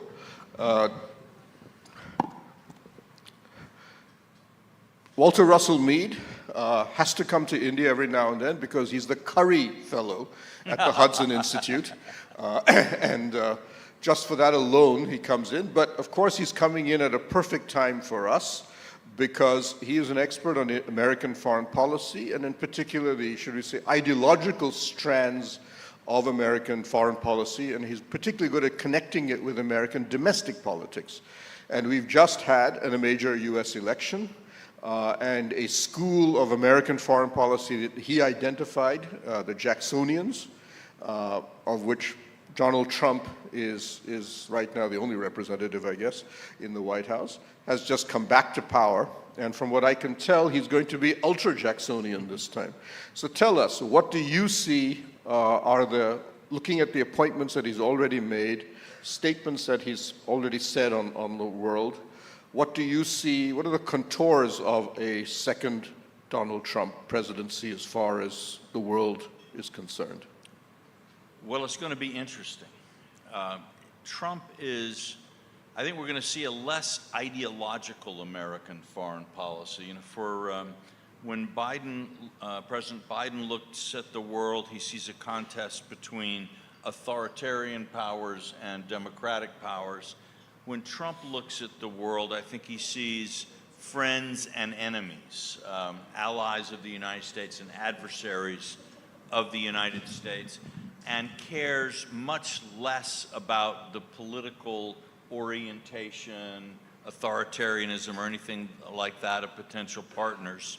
And this is a strain in American foreign policy that's actually been around for a long time, that a lot of Americans don't really care very much about whether foreigners believe in one God, 50 gods, no God, whether they have democracy, absolute monarchy, theocracy. As long as they don't attack the United States, we don't care what they do. And you can see that idea very much, I think, in both in Trump's appointments and in some of his early decisions about personnel. That said, there are a couple of exceptions. One would be Israel. And we should note here again that it's actually not opinion among American Jews that tends to drive American policy toward Israel. American Jews, yet again, did not vote for Trump, although he got more votes this time than he has in the past. It is both evangelical Christians and others who see in Israel a kind of a sign of really, they see Israel as just an inherent ally for a mix of political and religious reasons. And we've seen that very strongly in his early appointments. So I'm looking at some of the present hotspots in the world, whether it is Israel, you've mentioned already. I think what you're signaling is that there's American support for Israel is not going to wane at all, especially now that it's become a Iran versus Israel rather than necessarily just a Palestinian versus Israel conflict. But we're also, one of the other, probably the most nervous government in the world about Trump is Ukraine, because his language on Ukraine has been very clear. He does not think this is a war America should be supporting, or at least funding. Yeah. And here, I think it's important to look a little bit under the hood, that if we look at what the sort of Schultz-Biden policy on Ukraine has been, it is not a policy about helping Ukraine win the war. They're too worried that Russia might escalate in response to too much Western support for Ukraine. So the idea has been to kind of keep Ukraine fighting, prevent a collapse, but after a certain period of time, the Ukrainians will get themselves tired of fighting a war that they can't win and will come to Putin asking for some kind of a support. And I think the Trump idea here is, well, you know, if Ukraine is going to lose the war anyway, why should we spend $200 billion trying to... Now, I think where both Trump and Biden are likely to have problems is I don't think Vladimir Putin is looking to give the West or Ukraine an easy off-ramp off the war. His intention, his goal in the war is not simply about Ukraine. It's about weakening NATO. It's about dividing the Europeans from the United States. And I don't think he's going to want to give up the war until he feels that he's gotten about as much progress in that direction as he can get. So if we were to then turn to our part of this part of the world, you have a Indo-Pacific, you have a Quad, which Trump was as enthusiastic about as Biden has been. In fact, there's been remarkable consistency, I would argue, on the East Asian and South Asian front between the two administrations. But there are some points of contention. Trump has argued that he wants all allies or people to pay their way, and so at least on Taiwan, he's been a little bit wobbly. Though I think if he just wants them to give more money after that, he doesn't seem to care. And every now and then he has a strange policy on China. It is bad, it is good, but it is bad, but maybe I can do a deal with them. Where do we see the China policy in the second Trump administration going to be like? Well, I think he will not close the door on some kind of grand bargain with China. But again, I think it's much easier to have a big, bright picture in your head about a grand bargain with China than it is to actually work out the details.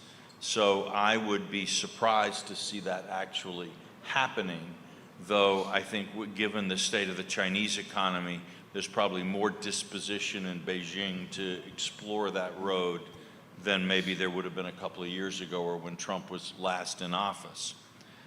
But you're right that probably the area in American foreign policy where there's the greatest degree of bipartisan consensus is on Indo-Pacific policy, and that would mean both India and China. That I think Trump will be supportive of the Quad. I think he'll be very supportive of the relationship with India. India is not asking the United States for military guarantees. India pays for its own defense budget. So in all those respects, India is much more the kind of associate power that a Trump would be looking for. And India's trade with the United States, and that's also certainly likely to be an issue in a Trump presidency, is much more weighted towards cyber and IT than it is to trade in manufactured goods. And for whatever reason, Trump doesn't seem to have the same sort of protectionist instincts about tech that he does about steel and cars and things of that nature. So when Trump complains about India's tariffs, which are high, but then he complains about everybody's tariffs, what should be the Indian response? What do you think he would really be looking for? I think I would say that from an Indian point of view, the place where there's the greatest opportunity with the United States would be in this idea of the creation of a kind of a free world technosphere. That is, whether we like it or not, we can see that the Chinese are building one tech system, and other countries who don't want to be part of that are looking at alternatives. And to see sort of India, Israel, the United States, and the Europeans, I think, would come along into a block of that kind. I think we would see the Saudis and the Emiratis and others getting involved. You have a very powerful, trusted tech alliance. Right. And I think in the rulemaking that would go along in the establishment of that, all of these things so that there's an Indian voice at the table, and also that the system evolves in a way in which India is an integral part of it. That's probably the key opportunity.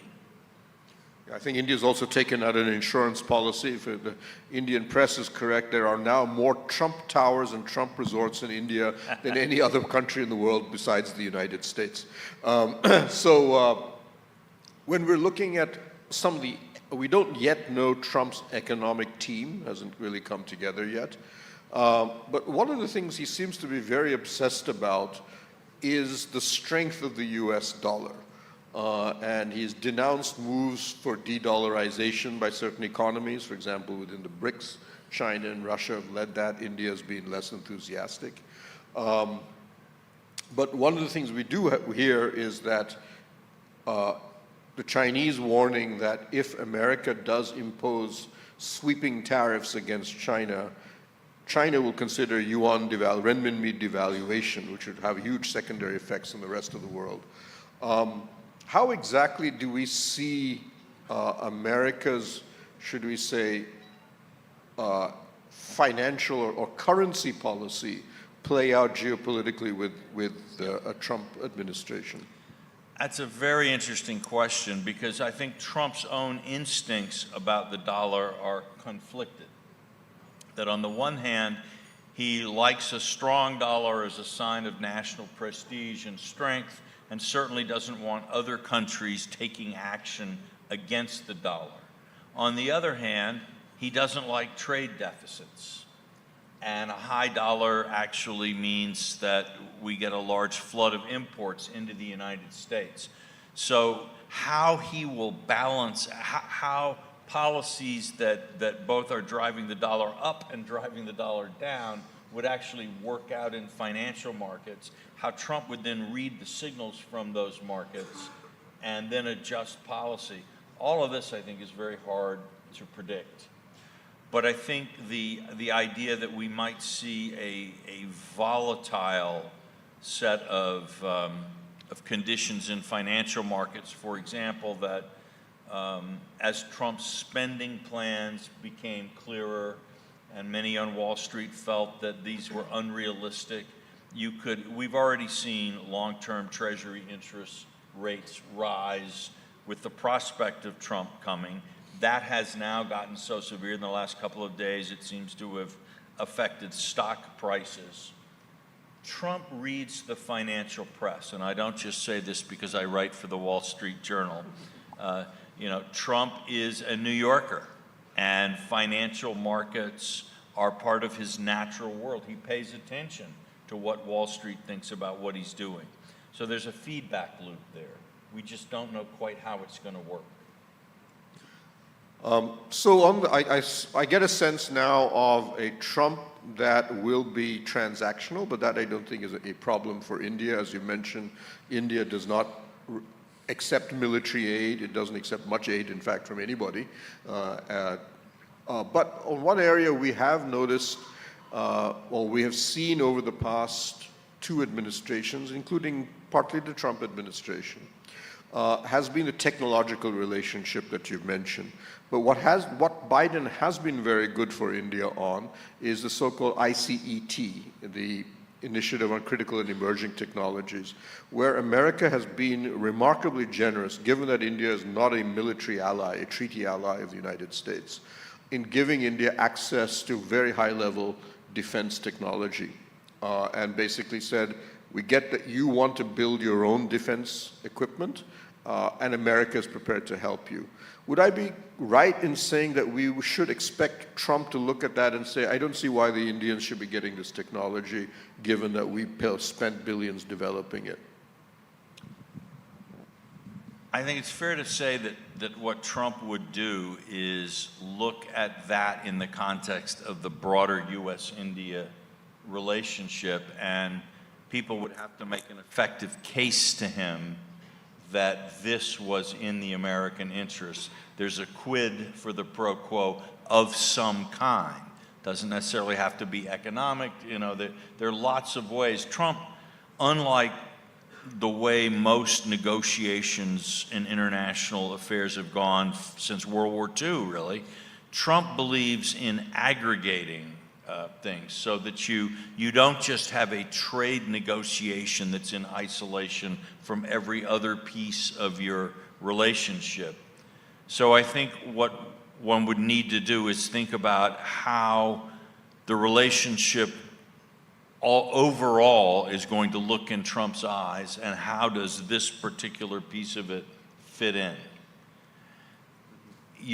I think the countries that have done the best with Trump in the past, and India was very successful in the first term, and I think Trump and Modi managed to work out a good relationship. But often what they do is they come up with a list of things that they have on offer to Trump, as opposed to what I would sometimes hear from our European friends who would come to Washington with a very long list of things they wanted Washington to do for them. But actually, you look at the list of what they wanted to do for Washington, and there was nothing on the list. I think India has a shrewder idea of how to approach these kinds of negotiations. Yeah, I was once talking to a Japanese diplomat who was working with the previous Prime Minister Shinzo Abe, the late Shinzo Abe, and he said, we quickly realized this is the first Trump presidency, Trump was transactional.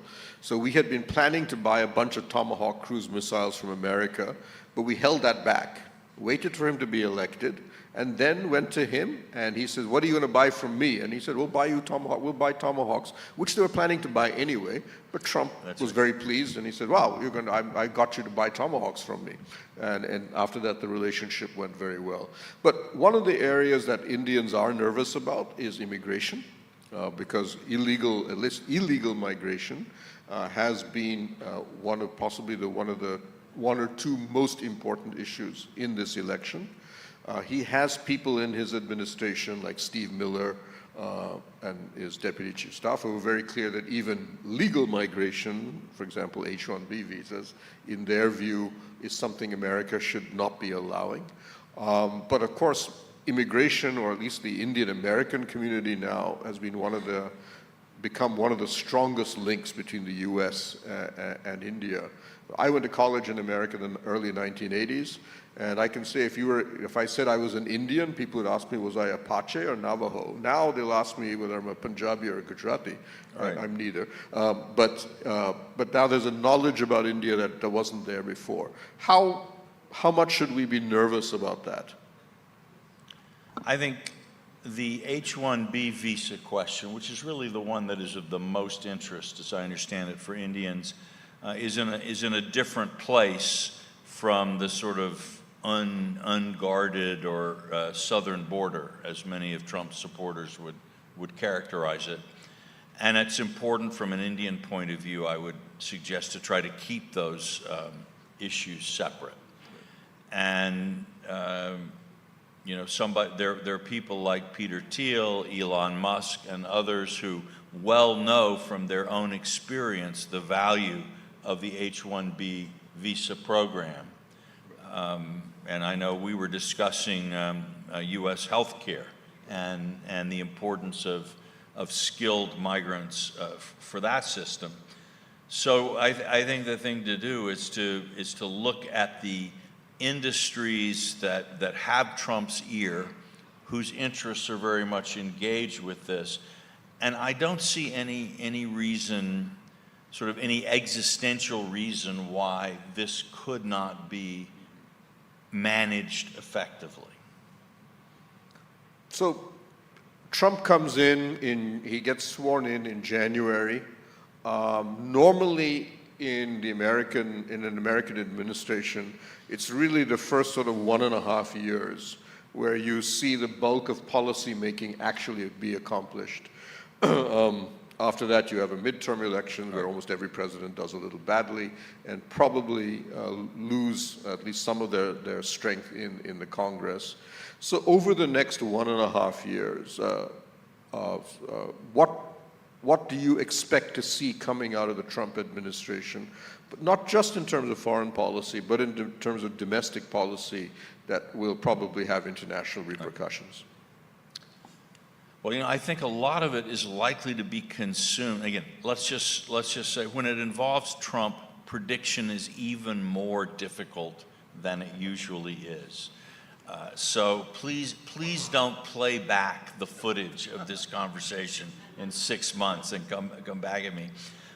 But for President Trump, I think he is very, very interested in this business of restructuring the state.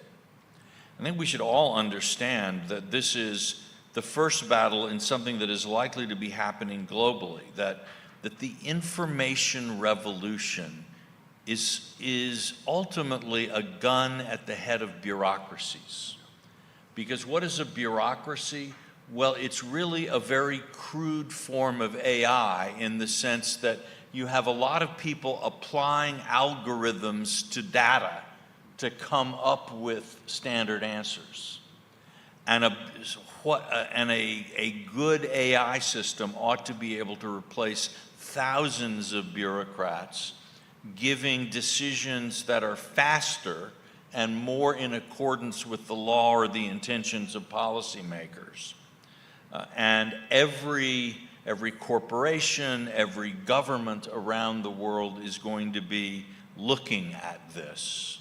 And of course, every civil servants union is going to be looking at this too. And so Trump's idea of bringing deep disruption to government is partly about revenge on various forms of the government that he felt treated him unfairly during his first term or between terms. But it is also this idea of a sort of Elon Musk concept. Just as Elon Musk was able to do much more than NASA could do with the money on his rocket program, aren't there ways of doing the state that are cheaper, more efficient, and maybe more policy flexible? That struggle, political struggle that involves, the countless interests that touches on, is a vast kind of sea change that Trump is likely to be trying to push forward. You can look at that Heritage 2025 program. A lot of that is looking at some of these issues. And this is likely to be such an all-consuming political fight, even for Trump. I don't know how much energy there's going to be left for other things. But I would pay attention to this front. Actually, that's an area where he and Prime Minister Modi could have a long discussion over, because in many ways, I would argue that is at the heart of a lot of what the present Indian Prime Minister has been trying to do. Honestly, or has done over the past 10 years. If the U.S. government could deliver services as effectively as the Indian government does, our bureaucracy would not be happy, but our citizens might be. So in that case, what we may then see is a foreign policy team that will have actually a remarkable degree of independence as the Prime Minister focuses on his, the President focuses on his internal battles, if you wish, that other than some basic contours or directions. If so, who would we need to be looking out? I mean, who would you be looking out for inside the foreign policy team, much of which seems to have now been assembled over the next 1.5 years? In general, he seems to have picked a foreign policy team that's more in line with what you could call traditional Republican priorities. And that's quite interesting. And voices that call for some kind of major change, U.S. pulling out of NATO, ignoring the Middle East, so on and so on, at this point have been frozen out. Now, it will be, again, we have to see who does he call into the White House, how much authority is he willing to give these folks, but it looks as if he's starting out with, by Trump's standards, a non-disruptive approach to some of these. Now, again, I would say that the area where there's a potential for real conflict would probably be with Iran, and that a lot of the early energy of the administration is going to be focused on, I think, the Middle East. So I think with that, I'll just, one last comment from you perhaps. How, should we say, after Trump, would you guess was going to happen in terms of American foreign policy? After Trump? Oh, that's a big question. I think if you look at United States trade, about a third of it is with the Western Hemisphere, a third of it crosses the Pacific, and a third of it crosses the Atlantic. That would suggest that the United States is going to remain a country which is global in some ways in its thinking, that there will not be regions of the earth that the United States is going to ignore. I think the rise of countries like India we're seeing a world that's going to be more multipolar than in the past. But there's a difference between adversarial multipolarity, say China's contest with the US, and sort of competitive multipolarity, where you have a group of countries who broadly accept the framework of the international system, and then each is trying to maximize their own interests within that framework. That's probably where the Americans would like to see it go. My guess is this is also what India would like. Thank you. With that, we'll come to this session to an end. Thank you. Thank you very much, Mr. Mead and Pramit. Ladies and gentlemen, our next guest is here already, so we're just going to make the changes on the dais and move on to the next session. And we're almost at the last segment of our day-long summit. We're delighted to have with us the National President of the Samajwadi Party, who's going to join us.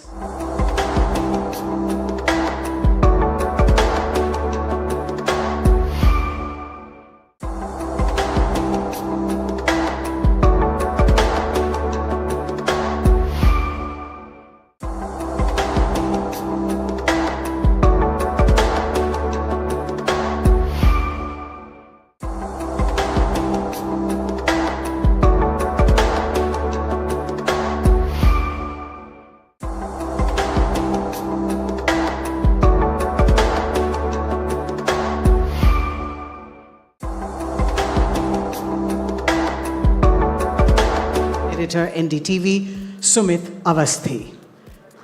A round of applause, ladies and gentlemen.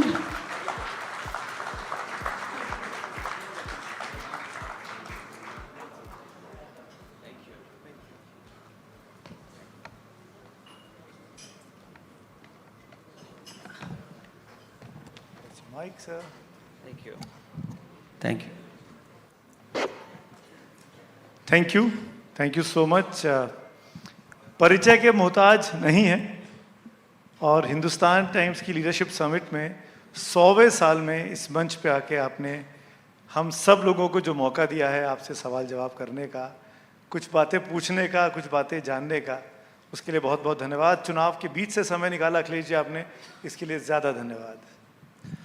मैं आपका धन्यवाद देता हूँ और जब 100 साल पूरे हो रहे हैं उस समय मुझे बोलने का मौका दे रहे हैं, इसके लिए मैं आपका और हिंदुस्तान अखबार के सभी परिवार के सदस्यों का बहुत बहुत धन्यवाद देना चाहता हूँ। मुझे पता लगा कि बहुत पुराना संबंध है इस अखबार के साथ अखिलेश यादव का। अखिलेश यादव ने अपने स्कूल के बाद या कॉलेज के बाद कुछ समय गुजारा है, इंटर्नशिप वगैरह की है, क्या किस्सा था? वहीं से शुरू करना चाहता हूँ मैं। ये तो बड़ा मुश्किल में मुझे फंसा दिया क्योंकि कार्यक्रम हिंदुस्तान टाइम्स का है। कभी कभी मुझे डर ये लगता है कि जो नाम बदलने वाले लोग हैं कहीं हिंदुस्तान टाइम्स का नाम न बदल दें, क्योंकि हिंदुस्तान से वो परहेज रखते हैं, टाइम्स से भी थोड़ा बहुत दूरी रखते हैं।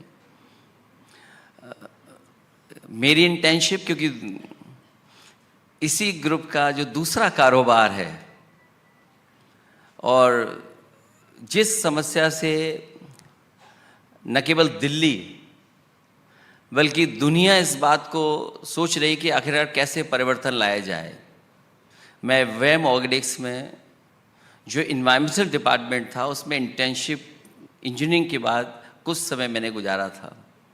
और दिल्ली जैसे शहर में जो आजकल बड़ी समस्या है वो है आपके कि आपको सांस लेने के लिए बिल्कुल साफ सुथरी हवा कैसे मिले। तब ऐसी दिक्कत थी? उस समय क्या था, क्योंकि मैं इंजीनियरिंग के बाद गया था, क्योंकि हर इंजीनियरिंग कोर्स के बाद इंटर्नशिप कोर्स चाहिए होता है, आपको सर्टिफिकेट चाहिए होता है आगे की पढ़ाई के लिए, इसलिए मैं एनवायरनमेंट डिपार्टमेंट में कुछ दिन वक्त गुजारा। लेकिन अब मैं राजनीति में हूँ और राजनीति में जो पॉल्यूशन फैला हुआ है उसको सफाई कर रहा हूँ। उत्तर प्रदेश से शुरू किया है, जहाँ उत्तर प्रदेश में Bharatiya Janata party double engine की बात कर रही थी। इंजन तो पहले ही टकरा रहे थे, अब उनके नारे भी टकरा रहे हैं। उनके नारों को भी कोई स्वीकार नहीं करना चाहता है। जो नारा कभी अंग्रेजों ने दिया था, डिवाइड एंड रूल, वो हिंदी में बोल रहे हैं, बांटो या काटो। अब उन्हीं की पार्टी के लोग उससे किनारा कर रहे हैं। तो सोचिए, जिस प्रदेश से मैं आया हूं उसी ने प्रधानमंत्री बनाया है। उस प्रदेश ने प्रधानमंत्री पहले भी बहुत बनाए हैं। इसलिए आजकल मैं राजनीति का जो पॉल्यूशन है उसको ठीक करने में लगा हुआ हूँ, उसी का रास्ता अपनाया है और पॉल्यूशन और पीडीए के साथ मिलकर के मैं सफाई के अभियान में हूँ। अखिलेश जी, आप पूरी तरीके से राजनीतिक बातचीत करने के मूड में हैं। मुझे शुरू के 2 क्वेश्चन में ही समझ में आ गया। मैं सीधे चुनाव पे आ जाता हूँ। बटेंगे तो कटेंगे नारे के साथ आपने कहा कि वो लोग आप देश को बांटना चाहते हैं, समाज को बांटना चाहते हैं, पर उनका ये कहना है हरियाणा में हम जीते तो इस नारे की वजह से जीते, महाराष्ट्र में हमको जो बड़ा समर्थन मिल रहा है, उनका ऐसा कहना है कि 4 महीने का जो परिणाम थे लोकसभा के वो बदल रहे हैं अब आते आते, और उसमें इस तरह के नारे, इस तरह के सेंटिमेंट्स अब हमारे साथ हैं। वोट जिहाद की बात भी की जा रही है। अगर दुनिया के लोकतंत्र में हम अगर देखेंगे और भारत के इतिहास में देखेंगे तो इतना नकारात्मक नारा किसी पॉलिटिकल पार्टी ने नहीं दिया होगा। इतना नकारात्मक नारा है ये। और सवाल ये नहीं है कि हम तो उत्तर प्रदेश में देख रहे हैं कि इंजन टकरा रहे हैं दोनों, जो डबल इंजन का दावा करते थे, अब तो नारा भी इनका टकरा रहा है। जो लोग इस नारे के पक्ष में हैं वो तो जरूर कह रहे हैं, लेकिन बड़ी संख्या में उन्हीं के दल में लोग हैं जो इस नारे से किनारा कर रहे हैं। जो इनके सहयोगी दल हैं वही डिवाइड हो गए हैं इस नारे से। तो ये नकारात्मक नारा है, जनता कभी इसको स्वीकार नहीं कर सकती। इसीलिए समाजवादी पार्टी पीडीए के नारे पर जनता को जोड़ने का काम कर रहे हैं, ये तोड़ने का काम कर रहे हैं। हम लोगों की कोशिश है लोगों को जोड़ करके इनका मुकाबला किया जाए। उन्होंने तो एक है तो सेफ है का नारा भी दे दिया है। वो इसलिए दिया क्योंकि वो बांटेंगे काटेंगे नहीं कह सकते हैं, इसीलिए मैंने कहा नारा टकरा रहा है। लखनऊ वालों का नारा है और दिल्ली वालों का नारा दूसरा है। मैं आपकी रैलियां देख रहा था पिछले कुछ दिनों से, जो आप यूपी में प्रचार कर रहे हैं उपचुनावों में। आप बार बार इस बात को कह रहे हैं कि 23 नवंबर के बाद मुख्यमंत्री जी बदल जाएंगे। ये आप कहाँ से निकाल के ला रहे हैं कि योगी आदित्यनाथ की लखनऊ में छुट्टी हो जाएगी, कोई नया मुख्यमंत्री आएगा? ये कौन सी खुफिया जानकारी आपके पास है? खुफिया जानकारी इसलिए है कि हरियाणा में क्या हुआ था। हरियाणा में क्या हुआ? बीजेपी चुनाव जीती थी, मुख्यमंत्री बदला उन्होंने। तो पहले ही बदल दिया आप था। अपने ही सवाल से भटक गए। वो तो पहले ही बदल दिया था, चुनाव के बाद थोड़ी बदल। चुनाव के बाद, इसीलिए वो जानते हैं उत्तराखंड में क्या हुआ था। और उत्तर प्रदेश में जो लोग समाज में बारूदी सुरंग खोद रहे हैं, उन्हीं के सहयोगी अंदर ही अंदर उनकी कुर्सी हटाने के लिए सुरंग खोद रहे हैं। ये कहा जा रहा है कि इस बार पूरा का पूरा संघ परिवार मिल के चुनाव लड़ रहा है। यूपी का बाई इलेक्शन हो, चाहे महाराष्ट्र का चुनाव हो, चाहे झारखंड का चुनाव हो, जो कि लोकसभा चुनाव में नहीं देखा गया, जो कि बयान आया था अध्यक्ष का कि हमको संघ की आवश्यकता नहीं है। अब ऐसा नहीं है। ये बात आपको नहीं कहना चाहिए, ये संघ के लोग कहें तो मैं स्वीकार करूंगा। अखबारों में आ रहा है। जब तक संघ के लोग नहीं कहेंगे मैं स्वीकार नहीं करूंगा। आपको लगता है कि संघ के लोग नहीं कह रहे? संघ के लोगों ने जितनी ताकत लगानी थी यूपी में लगाई थी, और उसके बाद भी उत्तर प्रदेश की जनता ने उन्हें स्वीकार नहीं किया। और इसलिए स्वीकार नहीं किया, ये संविधान से खिलवाड़ कर रहे हैं, आरक्षण से खिलवाड़ कर रहे हैं, लोकतंत्र में जो अधिकार हैं उन अधिकारों को छीन रहे हैं। तो ये लड़ाई अभी खत्म नहीं हुई है। जब तक यूपी से और दिल्ली से सरकार नहीं हटेगी तब तक संविधान और लोकतंत्र की लड़ाई इसी तरह चलती रहेगी। अखिलेश जी, अगर मैं छात्रों की भाषा में बात करूं तो 10वीं की परीक्षा, 10वीं का बोर्ड जो अभी आपका निकला मई जून में, आपने बहुत अच्छे से उत्तीर्ण किया।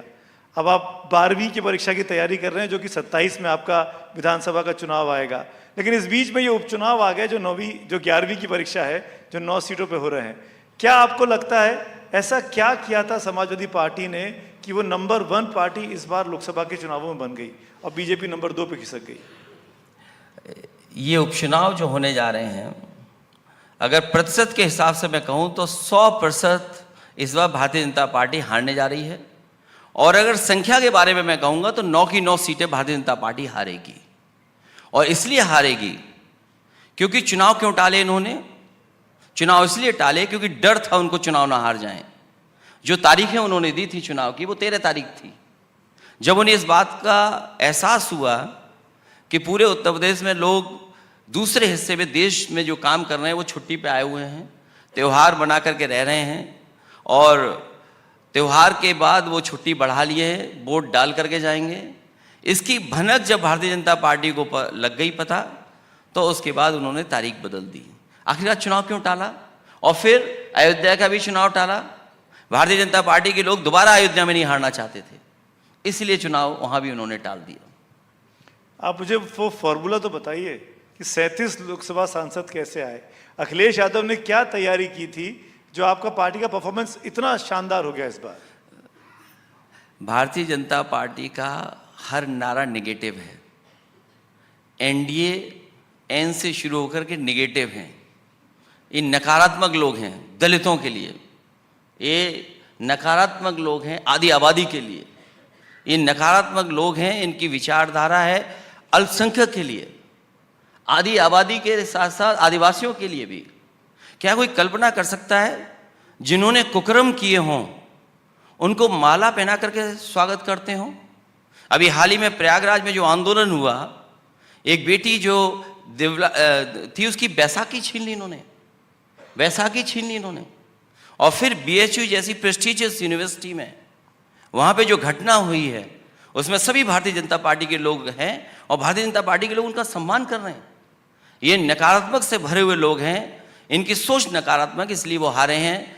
पीडीए का जो नारा था वो एनडीए को हराने के लिए पर्याप्त था। पीडीए पॉजिटिव पॉलिटिक्स का नारा है, पीडीए जोड़ने का नारा है, पीडीए आदि आबादी को हक और सम्मान दिलाने का नारा है, पीडीए सामाजिक और आर्थिक रूप से जो पिछड़ गए उनको बराबर लाने का नारा है।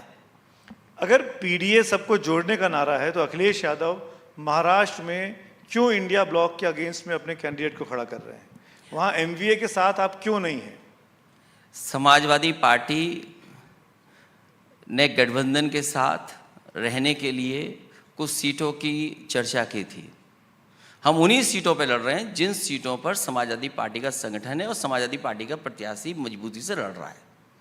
लोग बाग ये भी कह रहे हैं कि आप उन्हीं सीटों पर लड़ रहे हैं जहाँ पे असदुद्दीन ओवैसी की पार्टी लड़ रही है, जहाँ पर वो मजबूत है, आप उनको कमजोर करने का है। किसका क्या है नज़रिया देखने का? हमारे एमएलए पहले से हैं वहाँ। समाजवादी पार्टी का जिन जिन विधानसभाओं में पहले से संगठन था या पहले से हमारे बोर्ड थे, उसी विधानसभा में चुनाव हम लोग लड़ रहे हैं। पर अखिलेश जी, इससे महायुति को, बीजेपी को फायदा नहीं हो जाएगा? आप इंडिया ब्लॉक की पार्टियां आपस में लड़ रहे हैं, एंटी बीजेपी वोट्स आपस में डिवाइड हो रहे हैं, ओवैसी साहब, Samajwadi party, India block, MVA. Samajwadi party और इंडिया गठबंधन वहाँ जीते, एमवीए जीते, उसके पक्ष में काम करेगी। पर कहाँ हो रहा है तो मैं पूछ रहा हूँ आपसे। जहाँ हमारे सिटिंग एमएलए हैं, 2 सिटिंग एमएलए हैं हमारे, और जहाँ अच्छी सीटें लड़ रहे हैं, एक हमारी अलायंस में है, शरद पवार जी की पार्टी के साथ है हमारा एक, और बाकी 2 जगह हैं, 3 जगह हम चुनाव लड़ रहे हैं और कहीं नहीं चुनाव लड़ रहे हैं। वहाँ वही जीतेगा, इंडिया गठबंधन का जीतेगा। सरकार किसकी बन रही है महाराष्ट्र में? कह पाना मुश्किल है, लेकिन इंडिया गठबंधन अच्छे वोटों से वहाँ जीतने जा रहा है, अच्छी सीटें जीतने जा रही है। आपको भरोसा नहीं है कि शरद पवार, उद्धव ठाकरे कांग्रेस से चुनाव जीत सकते हैं? मुझे पूरा भरोसा है कि एनडीए और इंडिया गठबंधन भारी बहुमत से जीत करके आ रहा है। ये आपने सेकंड क्रॉस क्वेश्चन में आपने कहा है, पहले आपने जो दिल से कहा था उसमें ये नहीं कहा था। कोई डाउट है, संशय है? क्या है कि भारतीय जनता पार्टी के लोग ऐसे हैं कि एग्जिट पोल में भी जुगाड़ कर देते हैं। अभी हाल में आपने एग्जिट पोल नहीं देखे थे? जुगाड़ क्या थी उनकी? वो एग्जिस्ट ही नहीं करता उनके लिए, ऐसी जुगाड़ है। लोकसभा में याद कीजिए यूपी में क्या था एग्जिट पोल, क्योंकि उनके जुगाड़ के बैठे हुए लोग वहां पर एग्जिट पोल दिखा रहे थे। बाद में परिणाम क्या आया? मैं वापस आपको यूपी की तरफ लेके आता हूँ, महाराष्ट्र से। अखिलेश जी, कैसी केमिस्ट्री है आपके बीच में और राहुल गांधी के बीच में? क्योंकि आपने यूपी के 9 की 9 बाई इलेक्शन की सीटें आप खुद लड़ रहे हैं।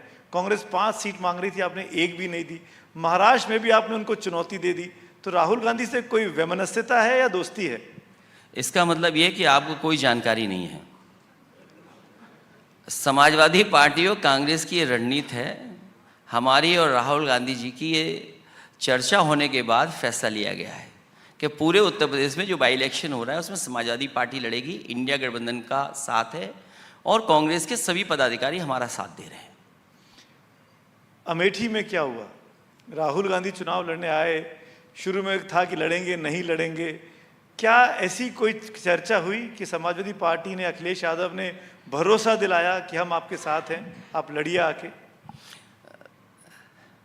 भारतीय जनता पार्टी अगर बेईमानी नहीं करती तो उत्तर प्रदेश में 55 और 60 इंडिया गठबंधन सीटें जीत जाता। भारतीय जनता पार्टी ने बड़े पैमाने पे बेईमानी की वहां पर, और मैं केवल यही नहीं बोल रहा हूं, मैं रिजल्ट आने के बाद भी और कई मौकों पर बोला। इस बार जनता ने मन बना लिया था कि भारतीय जनता पार्टी के खिलाफ मतदान करेंगे, और उसका परिणाम ये हुआ कि कांग्रेस पार्टी और समाजवादी पार्टी का अलायंस अमेठी में लड़ा, वो भी जीते, रायबरेली में लड़े, हालांकि पहले से जीत थी, वहाँ भी जीते हम लोग, और बहुत सारे महत्वपूर्ण नेता जो भारतीय जनता पार्टी के थे वो सभी हार गए, और देश के प्रधानमंत्री जी भी वोट से हारे। वो जीते जरूर, लेकिन पहले से ज़्यादा जो उनका लक्ष्य था जीतने का, लेकिन वोट में वो भी हार गए। राहुल गांधी को कैसे भरोसा दिलाया कि वो अमेठी जीत सकते हैं? वो लड़ना नहीं चाह रहे थे, वायनाड में खुश थे। वो कांग्रेस पार्टी नेशनल पार्टी है, वो हमसे बेहतर समझती है चीज़ों को, इसलिए मैं राय क्या दूंगा उनको। लेकिन हमारी पार्टी ने पूरी जिम्मेदारी के साथ जो अलायंस में लोग लड़े उनके साथ खड़े दिखाई दिए। 2 चुनाव ऐसे थे, 2 सीटें यूपी इलेक्शन में ऐसी रहीं जो चर्चा में रहीं, देश में आज भी हैं। एक तो अमेठी की हमने बात कर ली, दूसरी अयोध्या की। अयोध्या का चुनाव आप जब प्रचार करने गए थे तो आप अपने ही विधायक को पूर्व विधायक बोल गए, और फिर वही अवधेश जी चुनाव जीत के सांसद बन गए, और आज सबसे करीबी आपके सांसदों में से वो हैं। तो अयोध्या आप कैसे जीते, जहां पर बीजेपी ने इतना काम किया? बीजेपी कहती है काम क्या किया है वोट से पता लग गया, और वोट से न केवल अयोध्या हारे हैं लोग, कई सीटें और भी हारे हैं। मुझे याद है लोकसभा में जीतने के बाद कुछ लोग चर्चा कर रहे थे कि अयोध्या बीजेपी हार गई, हम लोगों ने तो इतना काम किया वहाँ पर, हम हार गए। ये बात जब मैंने सुनी तो मैंने उनसे कहा कि आपने तो 1000 करोड़ का मंदिर बनाया था, आप चुनाव हार गए। मैंने तो 15,000 करोड़ का एक्सप्रेस वे बनाया था, मैं चुनाव हार गया।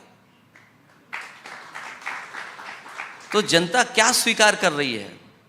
और जहाँ तक सवाल, क्योंकि हमारे मंच पे बहुत सारे साथी पूर्व विधायक थे, गलती से पूर्व विधायक में उनको भी बोल गया, उन्होंने मेरी गलती सुधारी, मैंने सुधारा, और परिणाम ये हुआ कि जनता ने अयोध्या में भारतीय जनता पार्टी को करारी हार दी। और अयोध्या की वो हार है जिसकी वजह से भारतीय जनता पार्टी के लोग सो नहीं पा रहे हैं। तो क्या ये मैं सही समझ रहा हूँ अखिलेश जी कि बीजेपी की हार ज़्यादा है, पीडीए या सपा की जीत कम है? ये बीजेपी अपने कर्मों से हार रही है, आप ये कह रहे हैं? मेरी किसी बात पे आप नकारात्मक बातें ना निकालें। वो हमारे मुख्यमंत्री जी पे छोड़ दीजिए। उनकी नकारात्मक सोच की वजह से ही भारतीय जनता पार्टी हारी है, और भारतीय जनता पार्टी की जो नकारात्मक सोच है उसकी वजह से हारे हैं। सोचिए आप, जिस स्टेट ने और जिस स्टेट के पास जो समाजवादियों ने काम किए थे, चाहे वो एक्सप्रेस वे बनाए हों। मुझे याद है वो दिन जिस दिन प्रधानमंत्री जी हरकुलिस विमान से सड़क पर उतरे थे, वो डिज़ाइन भारतीय जनता पार्टी की नहीं थी। वो अलाइनमेंट, वो डिज़ाइन अगर किसी की थी तो वो समाजवादी सरकार का बना हुआ हाईवे उस समय की डिज़ाइन थी। वो हाईवे आज तक आगे नहीं बढ़ा पाए। समाजवादियों ने जो बड़े बड़े इंफ्रास्ट्रक्चर के काम किए, जो पावर सेक्टर में काम किया, इस सरकार ने केवल बिल ज़्यादा लिया, महंगी बिजली कर दी, चाहे वो इंडस्ट्रियल हाउसेस को हो, चाहे आपके डोमेस्टिक हाउसेस को, सबकी बिजली महंगी कर दी। एक भी पावर का बिजली का कारखाना नहीं लगाया। और जो ट्रांसमिशन लाइन से लेकर के डिस्ट्रीब्यूशन में जो सुधार हुआ था, वो भी सुधार बीजेपी ने नहीं किया, और उसका परिणाम ये हुआ कि भारतीय जनता पार्टी को उत्तर प्रदेश से हारना पड़ा। अगर उन कामों को और अच्छा किया गया होता और उत्तर प्रदेश को लाभ मिला होता। ये डबल इंजन की सरकार तो बोल रहे हैं, लेकिन डबल इंजन ने यूपी को क्या दिया? आप बताइए, देश में दिल्ली वाले दावा करते हैं कि हम एक्सप्रेस भी बना रहे हैं, जिस उत्तर प्रदेश ने भारतीय जनता पार्टी की 2-2 बार सरकार बनाई। अगर NHI ने एक भी एक्सप्रेस वे उत्तर प्रदेश को दिया हो तो बता दो। ये सीमाओं की सुरक्षा की बात करते हैं। मुझे याद है जब चीन से सवाल उठा था, उस समय समाजवादी पार्टी का सुझाव था कि सीमा को जोड़ने वाला जो सबसे पुराना हाईवे है, जो ग्वालियर से लेकर के लिप्पू लेक को जोड़ता है, हम लोगों ने 6 लेन मांगा था, स्वीकृत 4 लेन हुआ, बन रहा है डबल लेन पेव शोल्डर। कहते हैं कि हमारे पास बजट नहीं है, और प्रदेशों में आपके पास एक्सप्रेसवे बनाने का बजट है, लेकिन दिल्ली की सरकार ने, जहां से प्रधानमंत्री जी चुने जाते हैं, वहां एक भी एक्सप्रेसवे अगर एनएचआई ने दिया हो तो मुझे बताइए आप। एक नया एम्स दिया हो तो बता दें हमें, कोई नया मैनेजमेंट का कॉलेज दिया हो, आईएम दिया हो तो बता दें। आप जो सेंट्रल यूनिवर्सिटीज़ हैं, जो प्राइमरी इंस्टीट्यूशंस हैं, अगर उत्तर प्रदेश को 10 साल में कुछ दिया हो तो बता दें। तो जब आप दोगे नहीं और डबल इंजन की बात कहोगे, अच्छे दिन आएंगे, 15 लाख दे लिए, दिए नहीं आपने। आपने जो एमएसपी की बात की वो दी नहीं आपने। आपने जो किसानों की आय दोगुनी थी वो दिया नहीं आपने। नौकरी को लेकर के सोचिए, कोई कल्पना कर सकता है कि हर पेपर लीक आउट हो जाए वहां पर? 2 करोड़ से ज्यादा बच्चे, परिवार के लोग सफर किए हैं। अभी आप क्वेश्चन पेपर बदल रहे हैं। आपने कहा कि भर्ती करेंगे पुलिस की, 30% बच्चे आ नहीं पाए।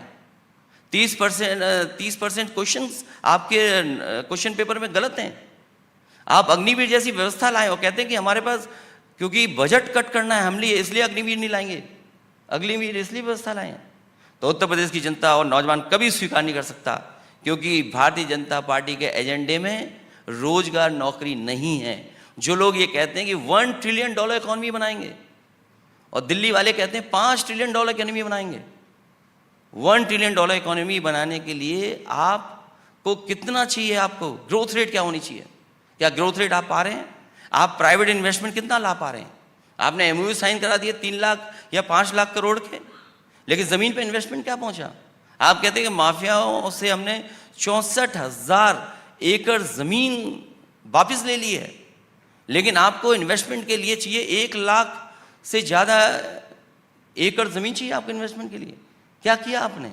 और फिर आज जब हम देखते हैं, आज के दिन अफगानिस्तान रुपए के मामले में मजबूत हो रहा है और भारत कमजोर दिखाई दे रहा है। आप गूगल कर लीजिए, अभी पता लग जाएगा कि अफगानिस्तान का रुपया हमसे आगे बढ़ गया कि नहीं बढ़ गया। ये क्या सपने दिखा रहे हैं? इसलिए भारतीय जनता पार्टी हारी है उत्तर प्रदेश में।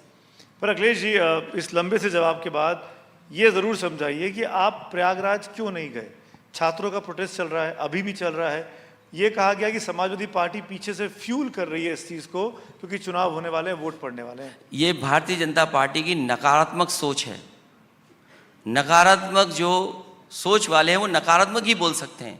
मैंने अपने अयोध्या और प्रयागराज जाने के बाद, जो मैं प्रयागराज गया, उसमें मैंने यही कहा कि लोग ये सवाल खड़ा करेंगे कि हम इस आंदोलन को राजनीतिकरण कर रहे हैं, इसीलिए मैं जानबूझ करके नहीं गया। और हमारा समर्थन उन बच्चों के साथ है, जो बच्चों की मांग है वो जायज़ है। सरकार को स्वीकार कर लेना चाहिए, और तब सरकार को स्वीकार करना चाहिए जब सरकार ये कहती है कि 1 नेशन 1 इलेक्शन। आप ये एग्जाम नहीं करा पा रहे उत्तर प्रदेश में, और क्या सपना देश को दिखा रहे हो कि 1 इलेक्शन 1 नेशन? आप एक क्वेश्चन पेपर नहीं कर सकते। आप तो मुख्यमंत्री रहे हैं, मैं आपसे प्रशासनिक तौर पर पूछता हूं अखिलेश जी, क्या ये व्यवस्था यूपी के अंदर है कि इकट्ठे 10-11 लाख लोगों के साथ एक शिफ्ट में पेपर करा लिया जाए? यही सवाल मैं आपसे पूछता हूं कि इतने बड़े देश में क्या 1 इलेक्शन 1 कर सकते हैं आप? 1 नेशन 1 इलेक्शन कर सकते हैं आप? आपको कितना इंफ्रास्ट्रक्चर चाहिए? मैं छात्रों को लेकर कंसर्न हूं, मैं चुनाव पे बाद में आऊंगा। क्या ये संभव है एक शिफ्ट में पूरा एग्जाम हो जाए? 10-11 क्यों नहीं हो सकता है? यूपी में इतनी सुविधा है, क्यों नहीं हो सकता है? यूपी में किसी चीज की कमी नहीं है। और अभी कुछ दिन पहले इन्होंने खुद परीक्षा कराई थी पुलिस भर्ती की, और ये दावा किया था कि हम देश की नहीं दुनिया की सबसे बड़ी भर्ती का परीक्षा कराएंगे। तो जितने बच्चों की आप संख्या बता रहे हैं वो आधी भी नहीं है। 40 लाख बच्चे कुछ बैठे थे एग्जामिनेशन में, पुलिस भर्ती में 40 लाख बच्चे बैठे थे, और एक दिन में कितने बैठे होंगे? 20 लाख।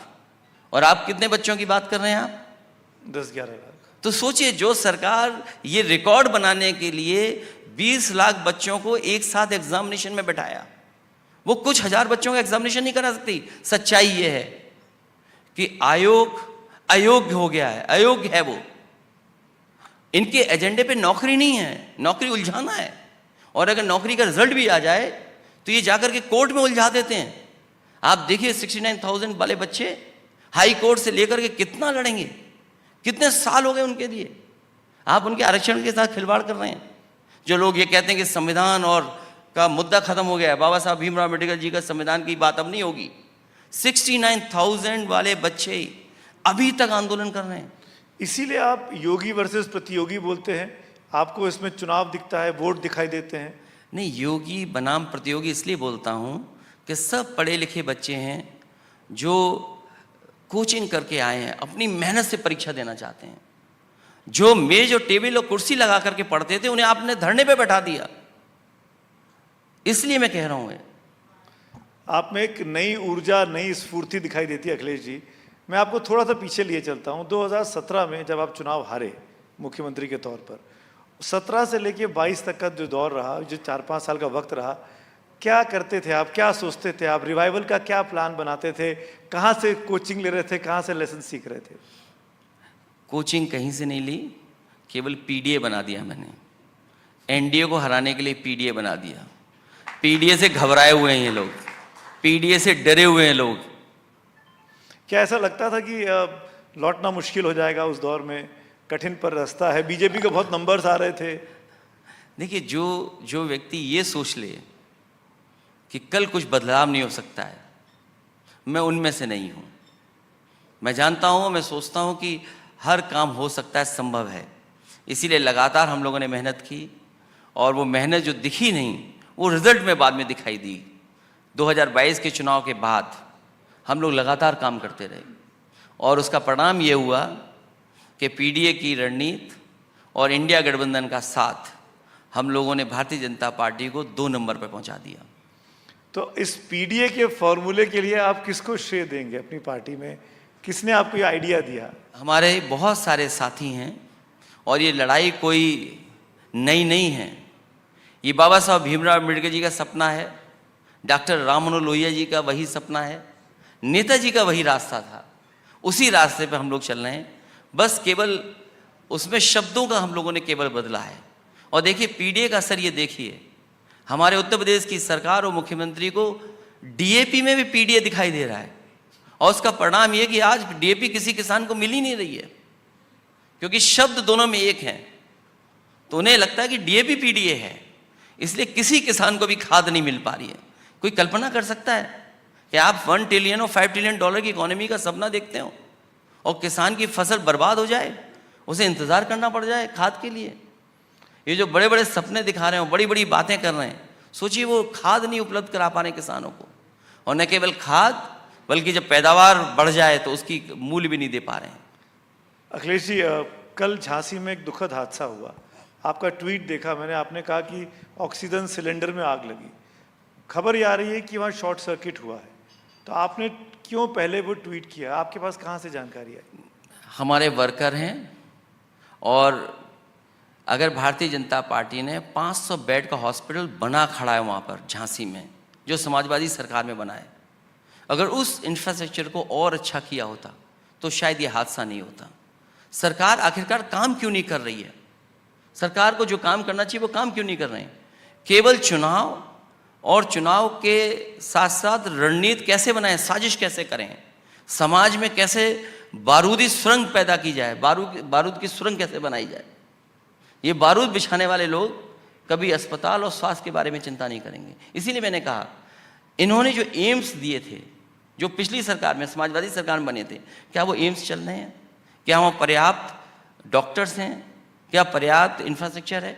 अगर एम्स में नहीं है और प्रेस्टीजियस जो हॉस्पिटल्स हैं आपके, उनमें इंतजाम नहीं है, तो झांसी जगह कैसे उम्मीद कर सकते हो?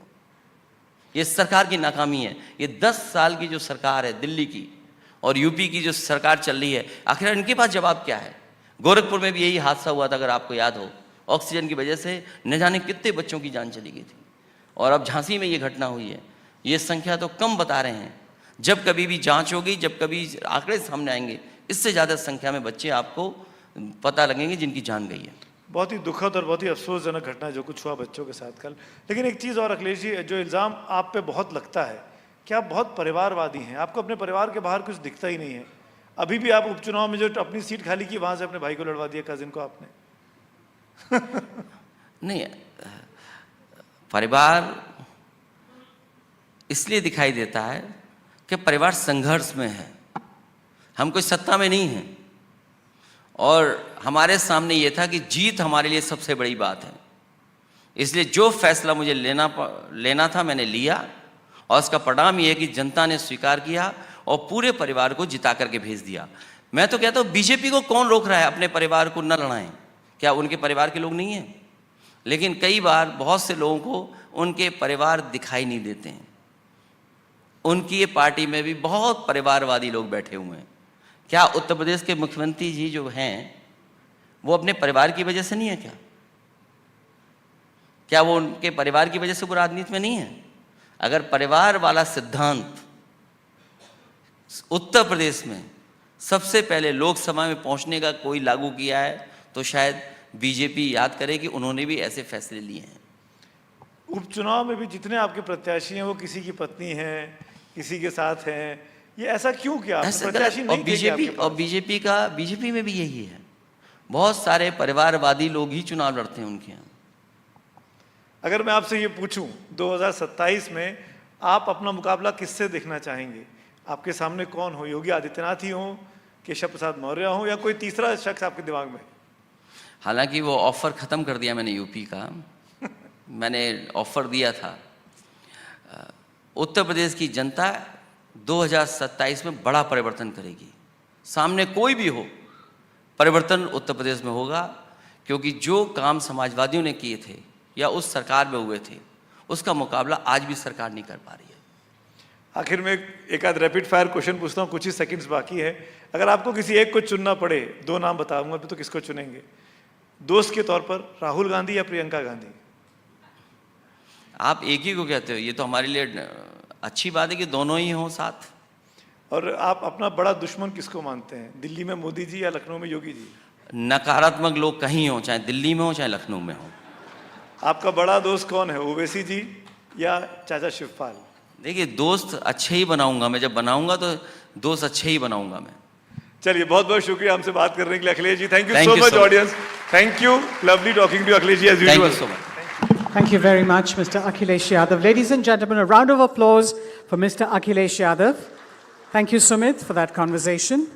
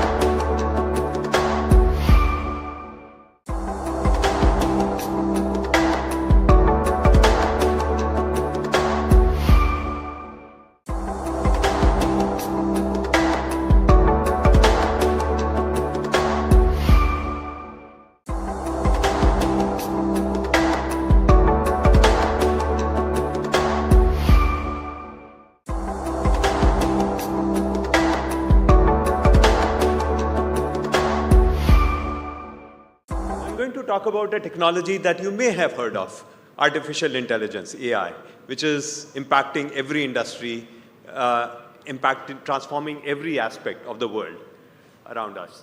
So I'm part of, within Google, the Google DeepMind organization, where our mission is to build AI responsibly to benefit all of humanity. And while the term AI has become now very popular, we've been doing it for decades. In fact, Google declared itself as an AI-first company almost a decade ago. And a lot of the major innovations that underlie the industry, in fact, have come from Google. Things like the transformer architecture, which is really the underpinning of pretty much every large language model, whether you're using Google's Gemini or ChatGPT from OpenAI or Cloud from Anthropic, they're all using the transformer architecture, which we made available to the world.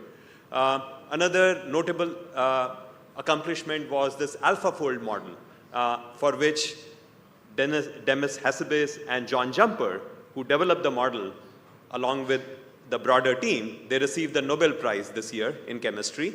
It pretty much solved the problem of protein structure prediction. And in fact, AlphaFold and its successors, AlphaFold 2 and 3, have been made openly available to researchers. They are being used by over 2 million researchers, in particular for areas like drug discovery. And of course, now we are in this era of Gemini models, extremely powerful models, which have these three key characteristics. This sounds very technical, but I'll make it very simple. The first aspect of this is multimodality, which means, in very simple terms, that these models understand, while they are known as large language models, they understand not just language, they also understand images, they understand speech. And what is that good for? Take a look at a very simple example. Here's a given prompt where you've presented essentially a physics problem to this model, which is a combination of text, some diagrams, some handwritten text, and it asks the model, okay, tell me, has the student correctly answered this question, which is part of this prompt? And the model is able to infer that, oh, this is that physics problem that I remember we used to learn in our high school physics, where a skier is sliding down the slope, their potential energy at the top gets converted into kinetic energy at the bottom, and putting in those terms in the equation and figure out what would be the speed of the skier at the bottom, it's able to point out the error that the student had made. Now imagine the implications of this kind of technology behind personalized learning solutions from learning companies. We often talk about, again, the shortage of good teachers in India. And in fact, education is the key to making people successful. This really now brings the goal of personalized learning at massive scale now within reach. There's another thing called long context window. Again, no need to get into the technical terminology. In very simple terms, what it means is that the amount of data that the model can look at as part of the input, it's not like something that the model has already seen before. It's given as part of the input. It can be now a couple of hours of data. It can be several dozen textbooks. It can be tens of hours of audio. All of that can be given as part of the question to the model, and it'll provide the answer. So let's take a look at this very simple video, which illustrates one of those capabilities. Drawing of a scene we were thinking of and asked, what is the time code when this happens? This is an example of a multimodal prompt where we combine text and image in our input. A video has been given. The model returned this time code, 1534. We pulled that up and found that it was the correct scene. Like all generative models, responses vary and won't always be perfect. But notice how we didn't have to explain what was happening in the drawing. Simple drawings like this are a good way to test if the model can find something based on just a few abstract details, like it did here. These are just a couple examples of what's possible with a context window of up to 1 million multimodal tokens in Gemini 1.5 Pro. So given a 1-hour video and that question, tell me where in the video does it happen? It's able to provide that kind of an answer. Another technology, which is agent-based, now technologies that we demonstrated earlier at Google I/O was Astra. Let's take a look at a very simple example with Astra. Try to guess this famous figure.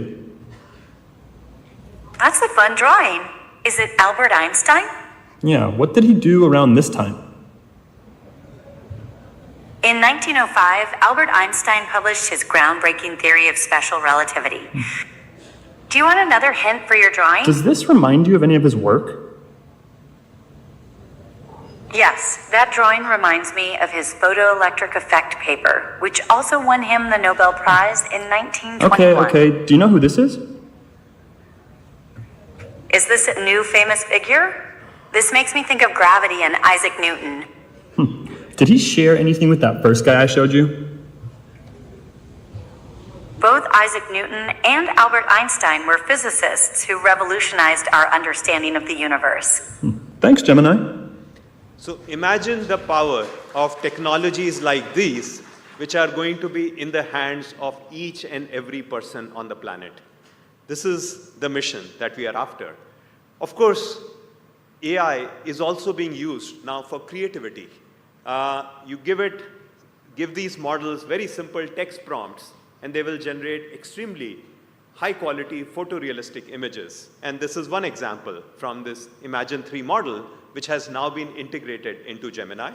And here are other examples of all synthetically generated images, very, very high-quality images that have been generated with very simple text-based commands. So now, as all of these technologies become really, really powerful, what is really important is to make sure they work for each and every person on the planet. And that's the key part of the mission of my team in India. We have been working, and I'll give you some simple examples of what we've been doing as part of our mission to make AI truly inclusive. One area, of course, is languages. Because what we want to do is democratize access to information for every person.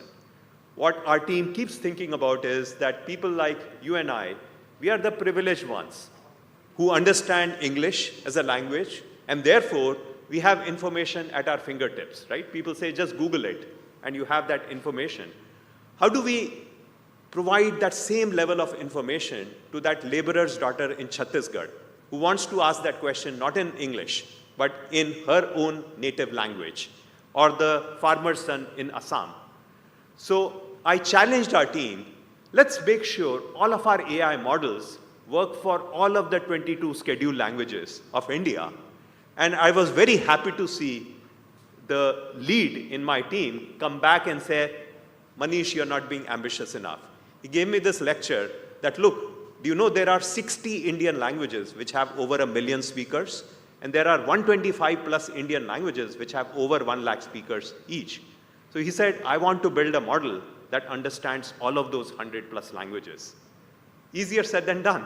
The next thing he told me was 72 out of those 125 languages are zero corpus languages. There is zero known digital data on those languages. Languages spoken by lakhs of people, no digital data exists on those languages.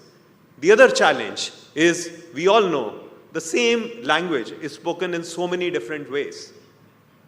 We have this saying, "Kos kos pe badle pani, char kos par vani," which inspired this project called Vani that we launched together with Indian Institute of Science, where we said we want to really collect speech data from all corners of India.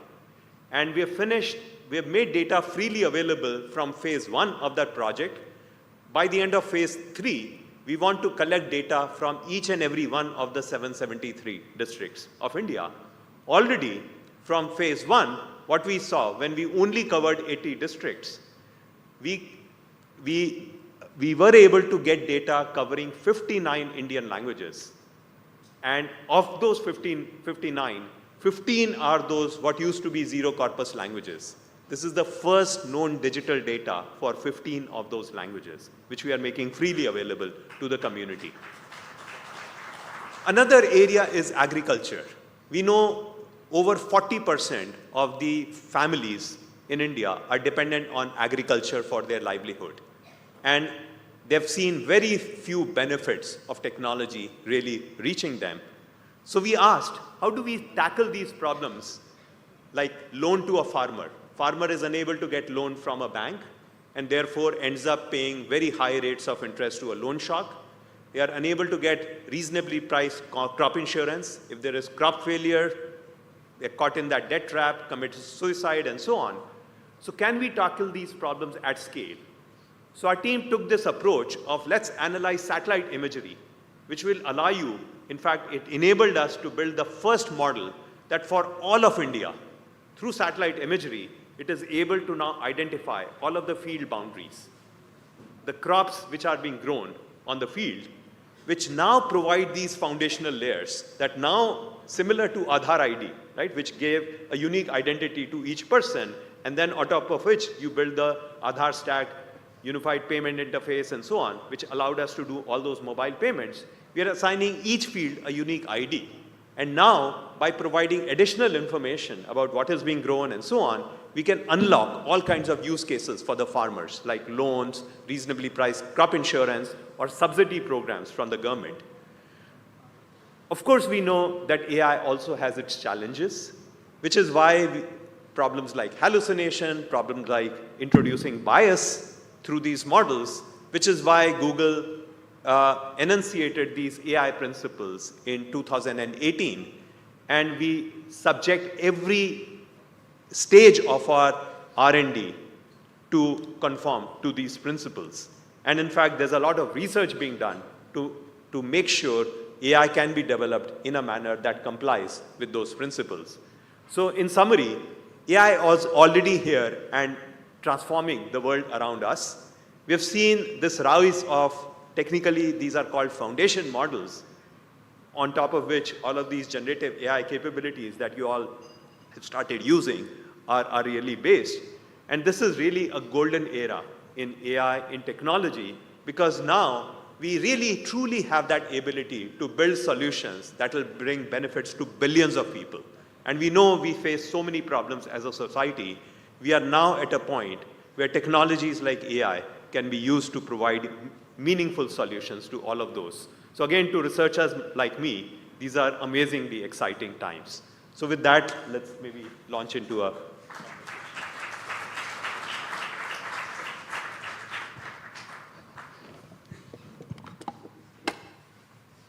Thank you so much, Dr. Manish, for that introduction and that detailed presentation. Ladies and gentlemen in the audience, a little statistic here about the brilliance of the mind that's amongst us today. Dr. Manish has more than 75 research papers, more than 8,100 citations on Google Scholar, and he personally holds 19 patents in the US.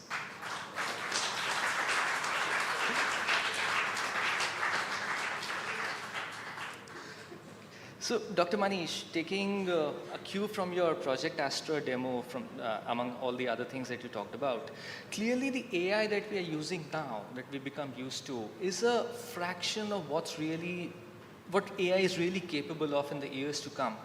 How do you envision this developing? What sort of use cases do you see emerging from users? And how does the situational awareness capability kind of plug into that ecosystem? Yeah. See, the basic thing you can now imagine is a really, really powerful, almost universal agent that will be available at the beck and call for each and every one of us.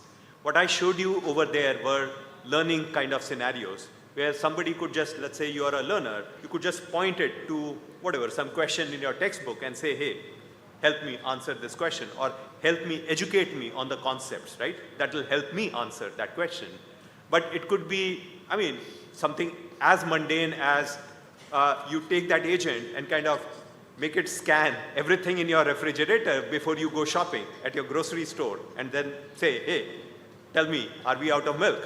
Or a blind person having this assistant that can help them explore the world around us. They visit a new place and it can tell them where they are. It can tell them about the entire history or help them even navigate. So I think there's no limit to the kinds of, in fact, there are so many new applications that will emerge as these agents become even more powerful than what I showed today. A lot has happened at Google DeepMind over the last few weeks. There's the AI protein tool that you referenced, which has gone open source. There's even an AI tool to solve conflicts between human beings. The Gemini team is now part of DeepMind. How does that kind of build towards making AI more relevant for users and for the greater good? Right. No, that's an excellent question. So I think of it along two dimensions.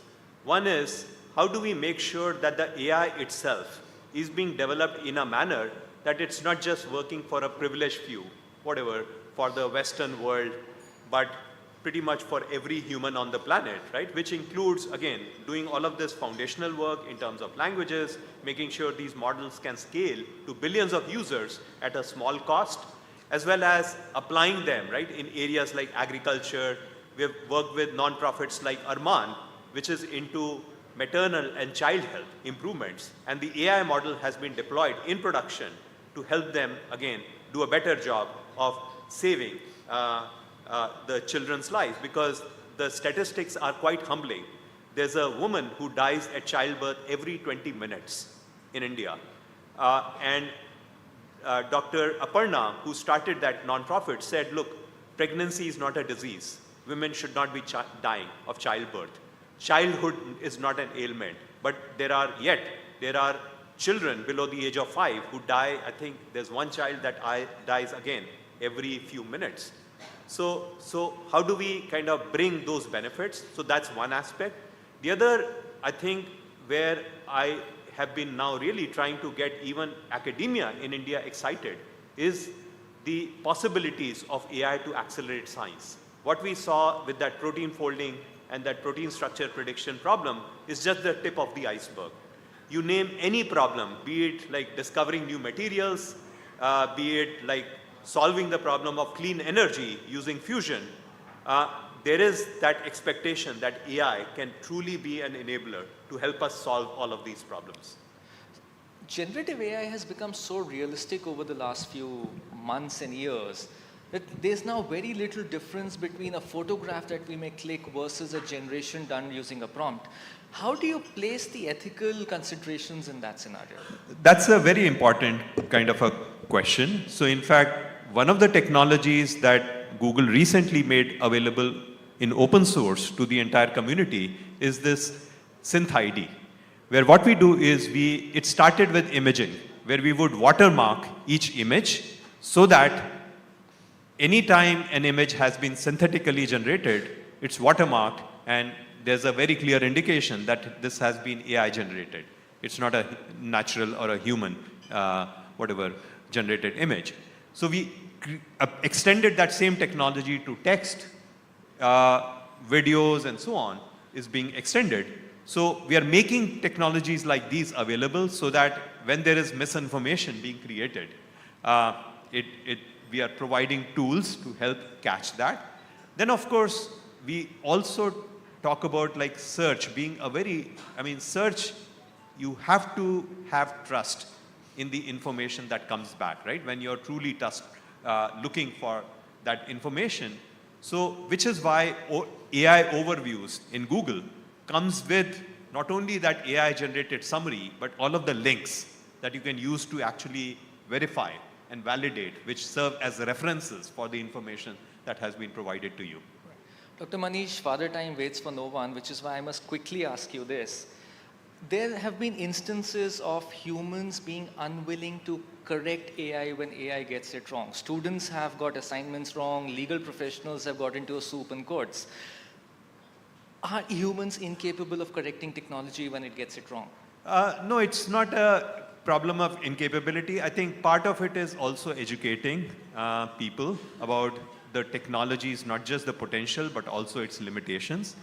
In fact, some of my colleagues had done a human study earlier, and the title of that study was, "Because AI is always 100% correct." Because some of the people who were using these technologies, they believed that AI is that infallible kind of a gospel truth that is coming to them. So there needs to be that recognition, first and foremost, that that is not true. And in fact, in all of these Google products, we do provide those mechanisms where there is a thumbs up or thumbs down kind of a capability, or in addition, there's also that capability for you to correct the AI model's output and provide better output to it. So yes, so I think part of it is developing greater awareness of what some of the limitations of these technologies are, apart from their amazing capabilities. Thank you so much, Dr. Manish. Thank you.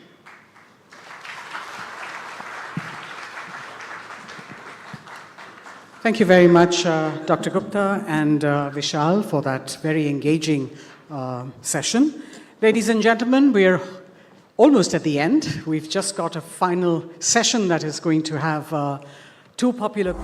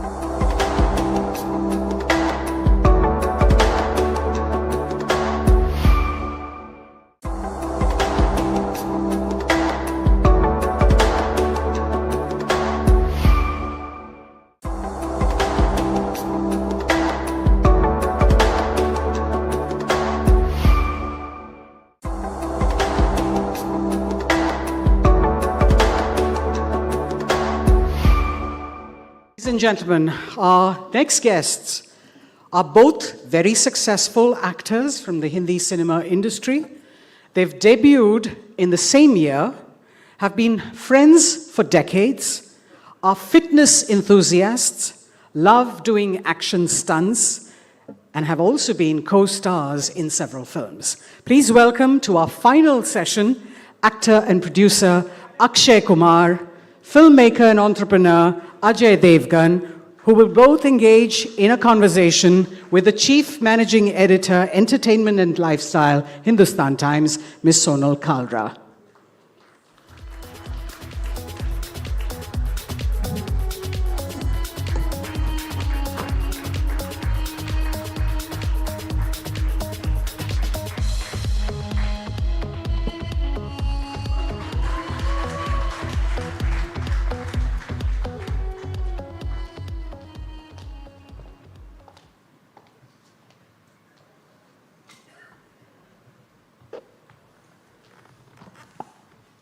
Well, good evening. As you all know, most of you have been here since morning, probably some of you waiting for just this session. As you know, we are celebrating 100 years of Hindustan Times. And today for this special session, I have two gentlemen with me who've actually made headlines in more than 30 out of those 100 years. Both superstars, both supremely talented producers, very savvy entrepreneurs, multiple national award winners, both Padma Shris. I can go on and on, but you know them. Could you please put your hands together for Ajay Devgn and Akshay Kumar? Thank you. Well, thank you so much, Ajay, Akshay, for doing this. You've both been to the HT Leadership Summit earlier than this also, and this is our 100th year. I know it's a cliched question, but I have to ask you how you're feeling. Feeling now? Right now. Lovely. It's wonderful. The day started very well. I saw my Prime Minister talking, and the day started very well today, and I'm feeling very great. Well, yeah, I'm sure you must have seen also, Akshay was right here when PM Modi was giving his talk, and I'm sure there was some very inspirational messages that one got from there. Ajay, your initial thoughts? I think it would be the same. It's very inspiring for sure, and we can figure out what's happening and who's thinking what and where we are headed in our country. So it feels great, and thank you for inviting us. I must also congratulate you for the super success of Singham again.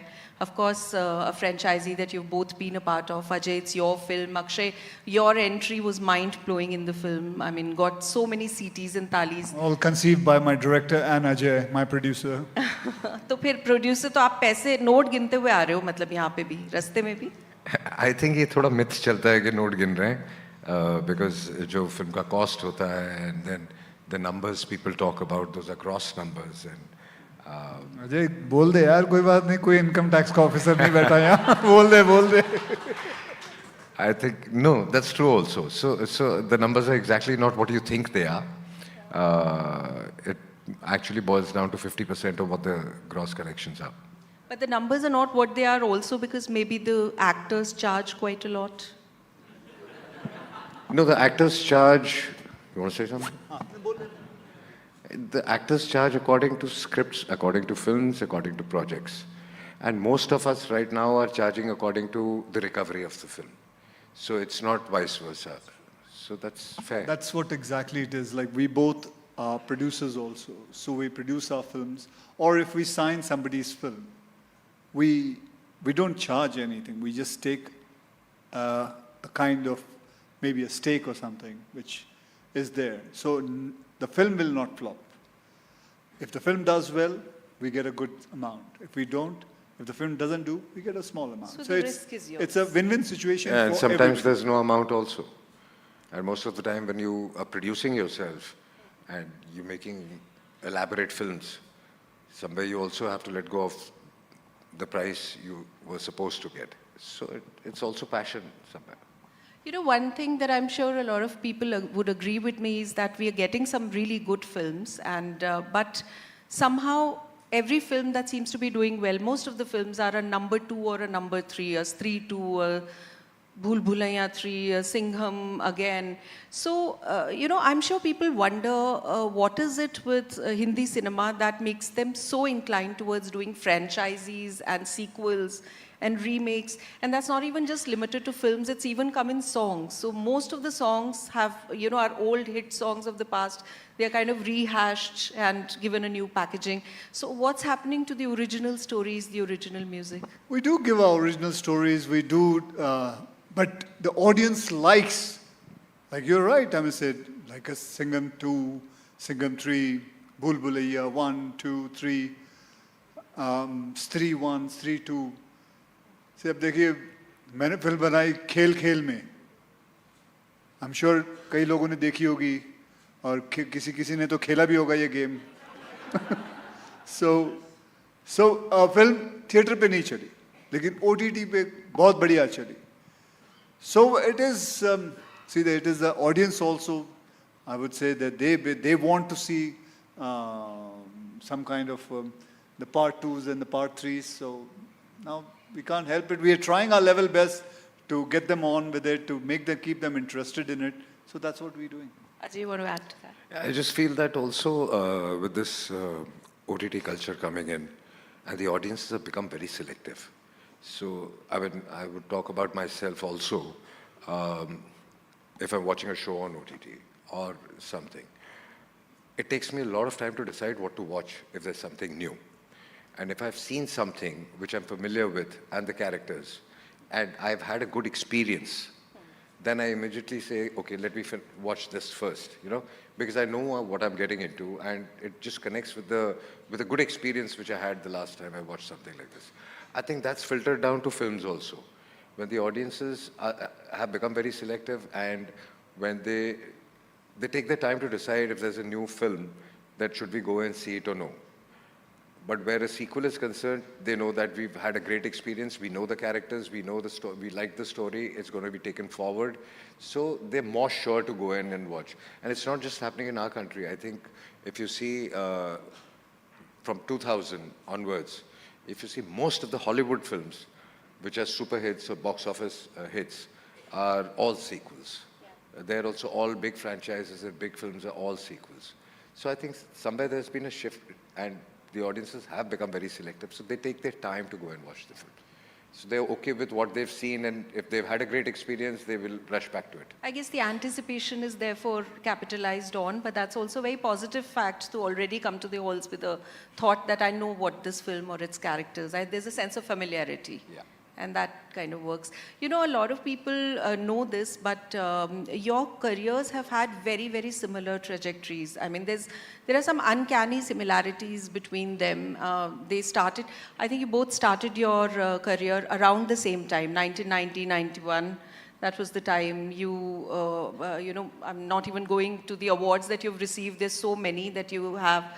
But again, you both were action heroes, are action heroes. Then you also aced the comedy genre. So very, very similar. I'm going to ask you to recall maybe the first time that you all met. Were you friends even before entering films? No, we were not friends before entering, but Ajay and me, we met at Juhu Beach. Not taking a romantic walk or something, but we met there because his father was the greatest fight choreographer. So I was learning fights from him. So Ajay, I met him there. He also was used to practice. So we both started practicing together. And that's how we met. And our films also started at the same time. Ajay's first film was Phool Aur Kaante. And my film was Saugan. That time also we started together. I think practically we got married also at the same time. He got married somewhere around 1999. Yeah, around that. And married 2001, so it's... Ajay, we noticed that. There's something you really don't want to remember a lot. No, I'm just joking. Yeah, it was around that. Yeah. So So I guess then for the splendid action that they both do, I guess Viruji is to be credited. It's amazing that his dad used to teach you both martial arts or generally No, action? do it to how to do stunts and all. So it's a different, martial art is a different aspect, and the learning stunts is different. To do film kind of fighting is a different way. It's a, Somewhere, Akshay, that Ajay's first film, Phool Kante, were you also being considered for Phool Kante at some point? What? Yeah, when I was technically pushed to do that film by the director, and earlier Akshay was supposed to do it, but I think this is what I was told, that there was an issue that they wanted to release their film, Phool Kante, first, and he was already committed to Saugand. So it's something like this. yeah, so I was also going to do Phool Kante, but then I came to know that Ajay is doing it, and Ajay got it, and I'm happy that Ajay got that, and Ajay came into limelight, and jab mujhe us film se nikala gaya, I got a film called Khiladi. So for it was a win-win situation for both of us. Amazing.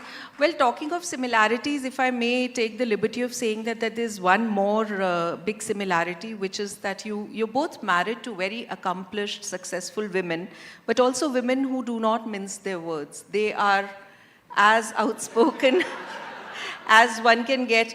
Because I remember both of you have, in your individual interviews, have spoken about how, they are the biggest litmus test for your films at home.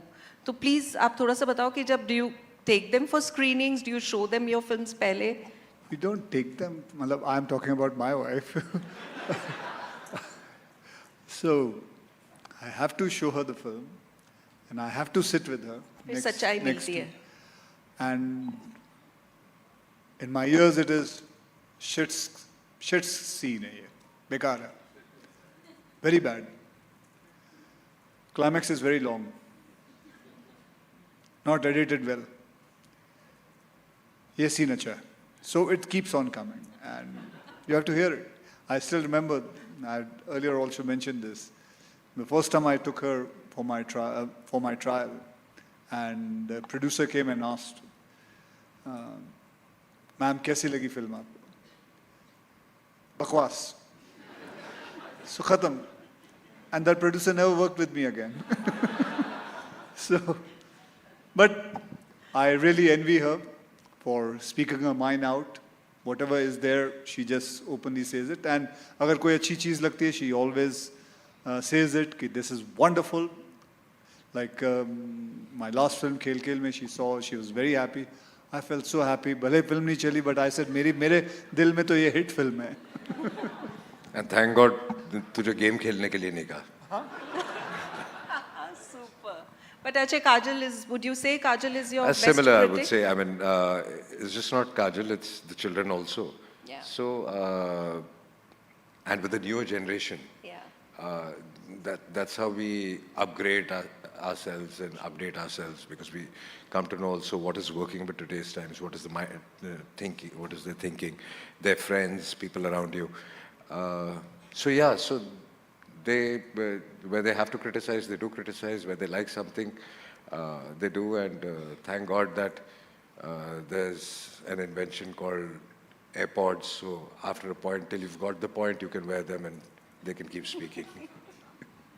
But does Nisa give you gyan on Gen Z lingo, slangs? Are you Yes, more familiar with she them? does. She does. They all do. My son also does. Right. So, one thing also which is kind of similar about you is the fact that you're very candid in supporting something that probably, the government does, a good scheme, something good, you all tweet about it. We just had the US elections, and we know how in the US, perhaps for Hollywood actors, it's a perfectly legit norm to have a clear understanding and a clear, declaration of what side do they support. And it could be any side, but whatever ideology, whatever government they support. But in India, we see that actors refrain from talking about politics and are very cautious in, wanting to be siding. Do you think there is, you feel constrained by not being able to talk about politics just as any other citizen would? Well, see, in Hollywood, it is a very different thing. Like abhi election chale the, मैं हिंदी में shift हो रहा हूँ. Election chale the, they were talking about how good is Harris. Some are talking about how good is Donald Trump. Some are saying how bad the other person is, how bad. I always believe that if somebody does good work, you appreciate it. And that's what I have done. Whether you call it diplomat or not, I may say diplomatic or not, I don't want to talk about somebody's anything bad if anybody has done it. I'll just go with the person who has done good. And I have supported that, and I have been very verbal about it. I've always spoken about it. There's nothing wrong with it. So I've gone with that whole thing. What do you think, Ajay? Yeah, totally. I mean, same here. If we feel that somebody is doing good work, I mean, we're good at speaking it. We do speak about it. And we do somewhere avoid, if somebody is not doing something great, to talk about that. So we are not running anybody down. Yeah. That's where we would like to maybe, but I think our country is also not ready for that. Because I would say, with the social media madness, everybody has an opinion. And in the US, like he was saying, people accept the fact and then they understand your point of view. They like it or they don't like it, or they support you or they don't. We're not asking anybody to support us on what our opinions are. We have our opinion. You can have your opinion. But I think this social media madness is a little too new to our country. We're still growing into it. So it'll take some time. There will be a point where we would be very open and people would accept it. Because I think everybody can have an opinion, but people like us should not have an opinion. That's what I think the social media expects. So that becomes a little difficult also somehow. So then we as media should not be too cautious or too restrained in asking you guys questions about politics. See, I have never seen, मैंने हमेशा देखा हमको पूछा जाता है politics के बारे में, but politicians को कभी आपने नहीं पूछा कि यार एक्टरों के बारे में बताओ या कोई फिल्मों के बारे में बताओ. I have never heard, I mean, कोई भी इंटरव्यू में ऐसा किसी ने जाके नहीं पूछा जी ये फिल्म आपको कैसी लगी. नहीं, but I'm sure politicians को knowledge होती है. फिल्में तो सब हम. लेकिन कभी पूछते तो है नहीं, हमने तो नहीं देखा. So we were planning to do we are planning to do a rapid fire or a fun segment towards the end. यहाँ तो बहुत सारे I can see politicians, I can see people inclined towards politics. If you want, we can ask some politicians about questions relating to film. You should. Let's see it. I can see Sunetra raising her hand, though she is a journalist, she is our political editor, but she's pointing towards politicians and saying, Sunetra, could you check with some politicians who are sporting enough to answer cinema questions? So maybe they are going to answer. They will answer. They will answer about films, and what you're going to ask us about. You will then have to answer about politics. Then we will ask you about. Then everyone's knowledgeable about everything. We can try. Let's see. We will come to that if there's time for it. Ajay, I want to ask you about how earlier when people would watch films, they would say the film is good or it's bad. But they wouldn't say things like, iski itni opening lagi, iski itni lifetime collection hai, first weekend, this is the number. Why are the audiences getting obsessed with box office numbers? Honestly speaking again, I don't think it is the movie-going audience which is speaking about this. It's created by somewhere the film industry also, and maybe some people outside also. It's just been created, but the normal public, the normal general audience who goes to the theater, they either like the film or they don't like the film. And for them, they will like you or they won't like you. So it is actually not there in the audiences. They won't even care. It did well because if they like the film. So it's again a social media created hype, I would say. I mean, I don't know, at least I don't know people who, when they see maybe a trailer, when a film is releasing on social media, on YouTube or whatever, and then you see something about 200,000 comments down. Tell me which actual audience has the time to go on a trailer and comment. That's right. Have you ever done it? No. Has anybody here ever done it? I don't think so. But we read about it. We read about it, but who's writing it? My question is, if the actual audience who do not have the time, they only have the time to go and see the movie and talk about it for 5 minutes in their lives, that, oh, we like the film or we didn't like the film, and they move on because everybody has their own life. So who is going and commenting good, bad, small details, pause one scene, okay, this is cheated. I don't think the actual audience does that. So I also wonder where it comes from. Because most of the people I know, they like a trailer on social media or a film, and they will say it's nice or not nice to amongst their friends. They talk about it or whatever, but they're not going to go and comment on it. Yeah. I hardly know actual audiences. And also I wonder whatever gets commented on social media or written about it, I mean, look at the overall percentage of people who are on social media platforms. Exactly. And the kind of, people, the number of people, the proportion of it in terms of the number of people who go. So do you think that whatever gets written on social media actually translates into ticket sales for a film? No, it doesn't. It doesn't. It doesn't. It doesn't. It doesn't because it... I don't know. See, there are things like I have seen people buying comments. That also happens.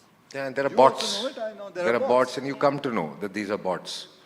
Because I think sometimes I was just telling Ajay also. So just imagine a rule comes कि आपको अगर एक comment डालना है Twitter पे, you are charged 5 rupees. I think everything will come down properly.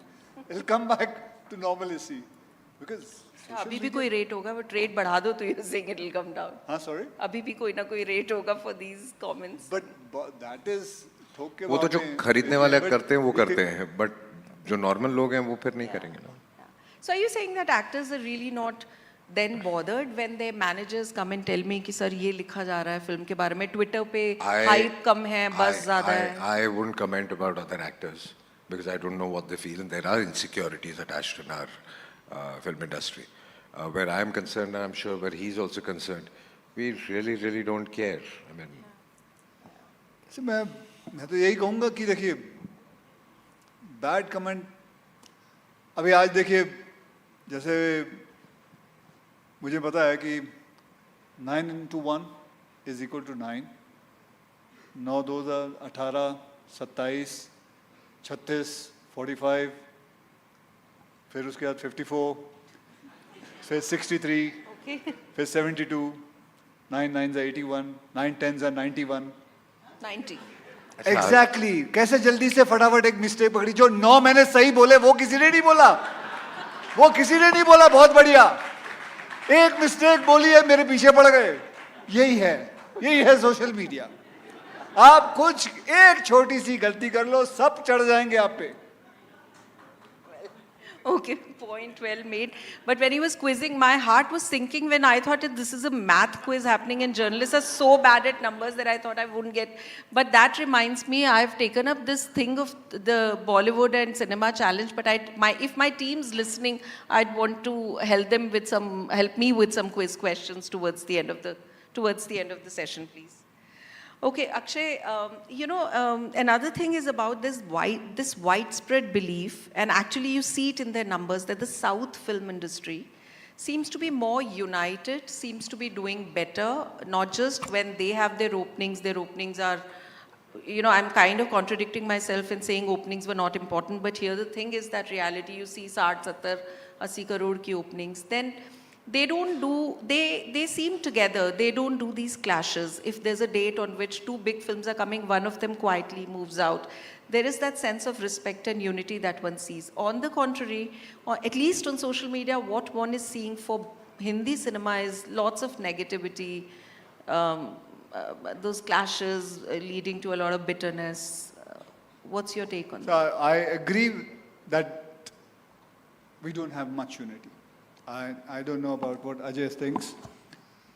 Ajay, that's what I really think, and that's what I keep discussing. I really believe that it's not about openings. Openings are a different story altogether, I would say, because they're the theatres, how many theatres are there in the South and here also come into play. But otherwise, I really appreciate when I come to know so many things that they stand together for each other and stand together as an industry, which honestly speaking we lack in the Bombay film industry or whatever you call it. I would always want that to happen, but I don't think, and where we are concerned, 4 or 5 of us who started earlier on in the 90s, you take it, you take Shah Rukh, Salman, everybody. We are not in any kind of a struggle or conflict. We discuss things, we are there for each other, and we know that we all are there for each other. You will never see that conflict between us. If there is a situation where, you know, Akshay's or my film is releasing together, we speak on the phone and we say, this can't be averted, let's promote each other.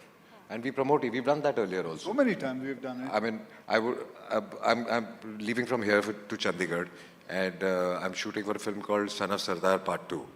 And that title I didn't have. The title was his. Okay. I gave him a call when we made Part 1. I said, I need this title. He didn't even blink. He said, okay, it's yours. So that is the kind of relationship we all share. But then again, apart from few of us, the industry is really divided in the film industry, which is sad. Unity is lacking. Yeah. The respect is lacking. And that is a big thing. And I'm sure, I'm very happy that you've asked this question, and a lot of people from my industry will be watching it. And they will understand that is, we are both saying that. And a lot of people say that we don't have that unity within us. And that is the big cause. And because of that, no unity, we are suffering from a lot of things. I mean, I won't get into those details about what the film industry suffers from. But if you all get united, I think at least we can fight for it. But that's not there. You know that, okay, that unity that used to exist, if I may say so, or the perhaps the lack of insecurity that existed earlier would also see us having brilliant 2 hero films, and neither of them feeling insecure. And you know, we've had Sholay, and now we are seeing less and less of either there's an ensemble cast and there are 8, 9 people. Why don't we don't see 2 actors or even 2 actresses in lead roles feeling completely insecure? Is that also a reflection of lack of unity somewhere, or lack of trust? It is. That's absolutely right. It is there.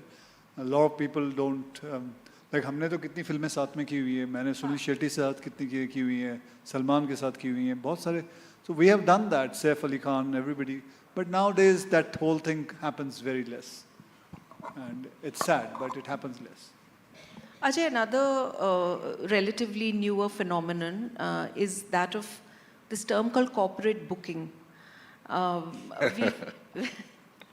Sorry, what did you say? No, I just laughed.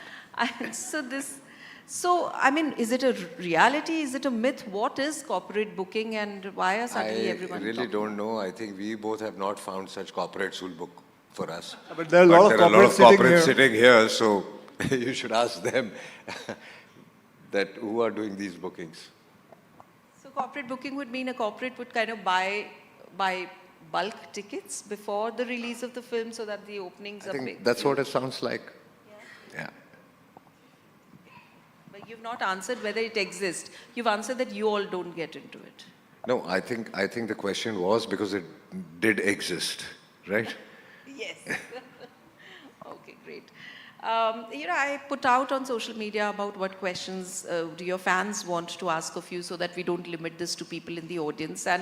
And I got lots and lots of lovely questions, but so I just take some of those.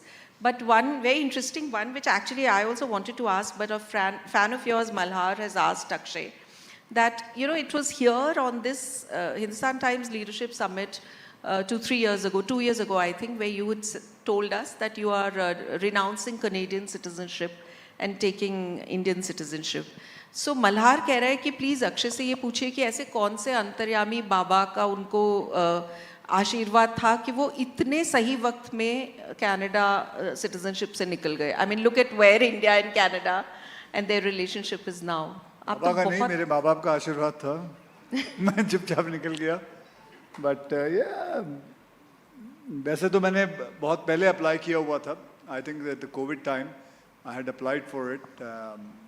And why I went there, I had taken my citizenship because मेरी फिल्में उस वक्त मैंने पहले भी बताया फिल्में चल नहीं रही थी, and I had आदमी को काम तो करना चाहिए, काम तो करना पड़ेगा, and I was getting some work there, So I was going to work with a friend of mine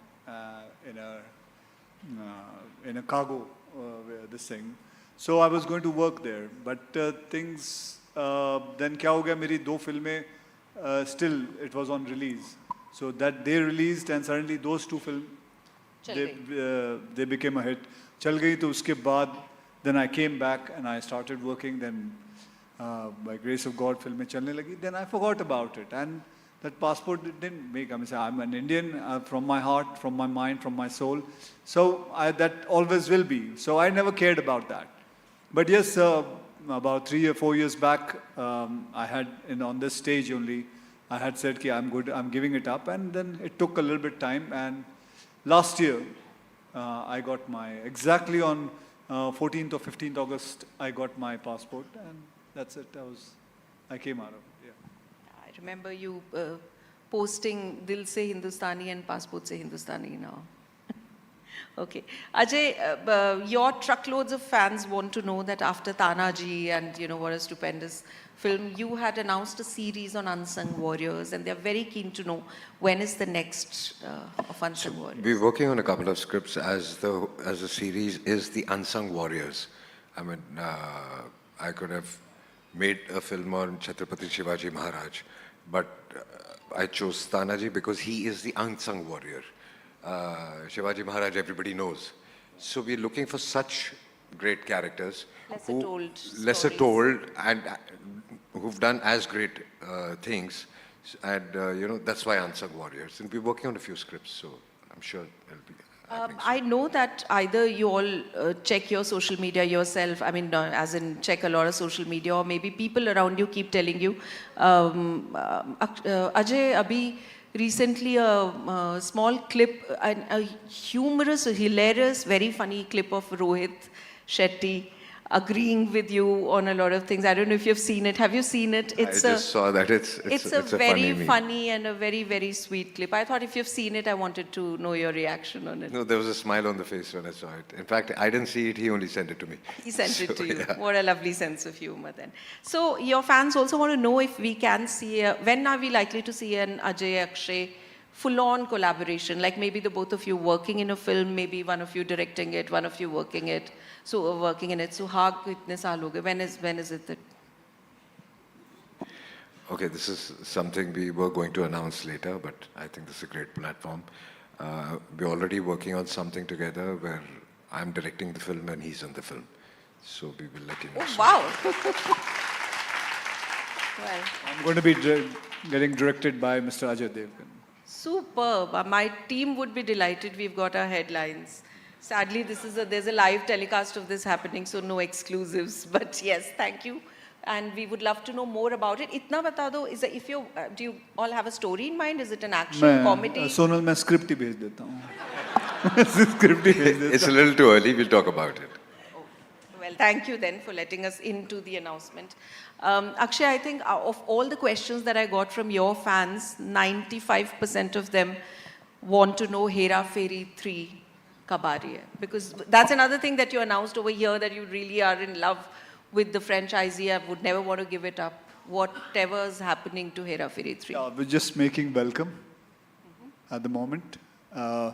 And as soon as producer की हेरा फेरी खत्म हो जाए तो वो फिर हेरा फेरी शुरू कर देगा. Just joking. Okay, so your fans can look forward to sometime soon, next year? Yeah, I think by next year we'll start it. By the next Hindustan Times Leadership Summit, where you're going to say Hera Fairy 3. I hope so. Everything works out and everything starts. Yeah. Perfect. You both don't really talk much about the help that you all do for things that you believe in. And when I say help, I mean monetarily. I was reading in a report that maybe in the last 5 years, Akshay, 125 crores you've given to various causes. Similarly, Ajay, again, you don't discuss it, but there are causes that you've supported, like how.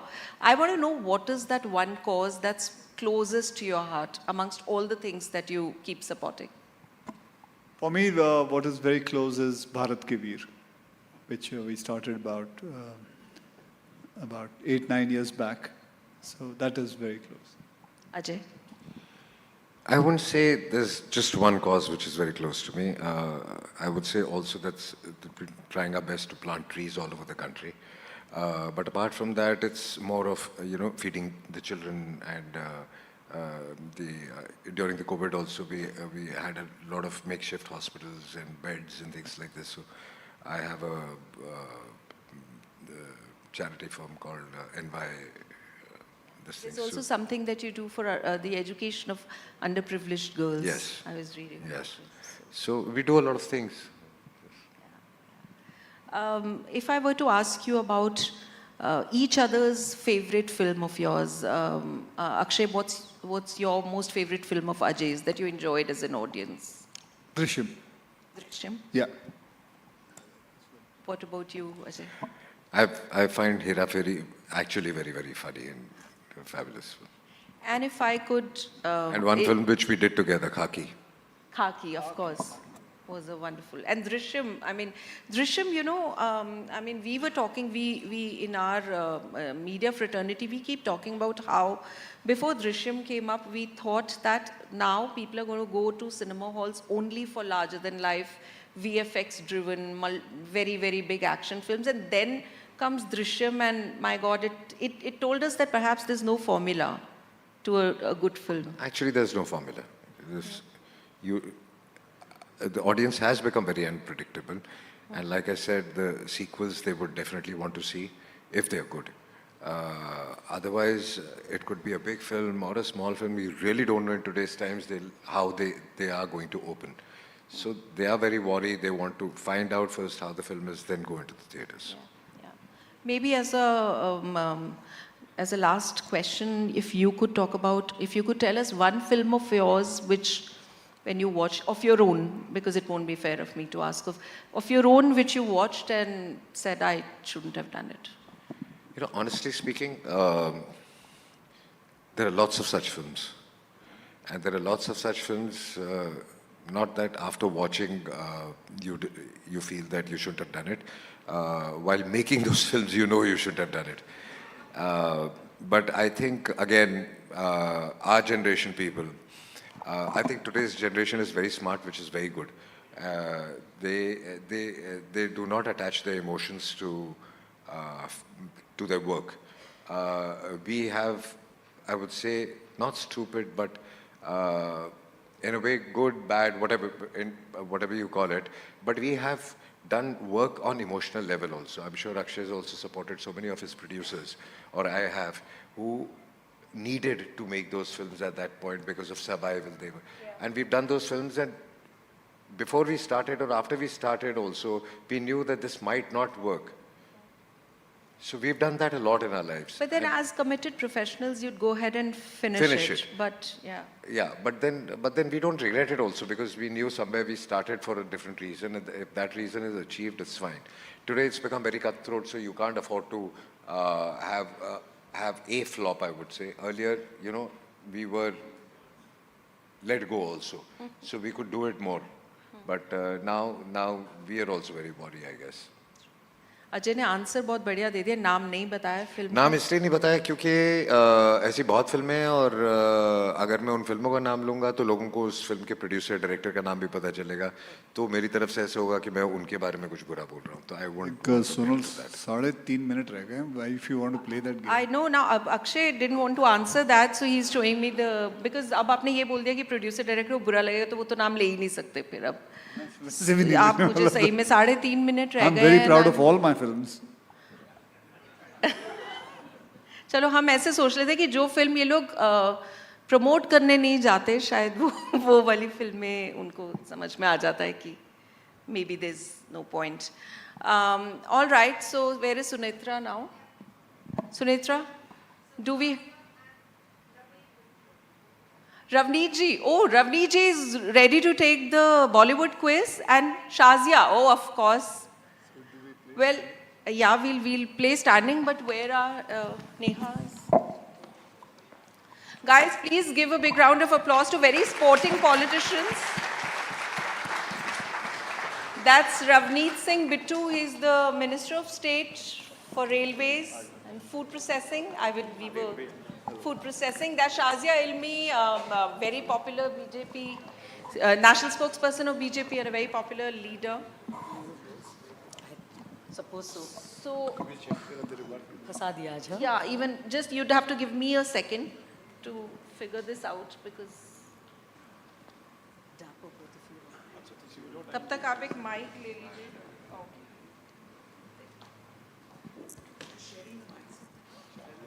Right. So we have here we have team cinema and we have team politics. Yes. So what I'm going to do is I'm going to ask 5 questions first to you, which is about films. Is there going to be one? No, let's ask them 5 because I had prepared some rapid fire And what do we questions get for you if we now. win? Or anybody wins? Where's the prize money? We have a hamper जो हमने पहले पता नहीं किस चीज के लिए देना था पर अब इसमें मिलेगा. आपको देना था. I read this is an improv. मिलेगा तो ऐसे नहीं मतलब हम उसका आपको खाली हाथ नहीं जाने देंगे बिल्कुल. Easy questions, huh, sir?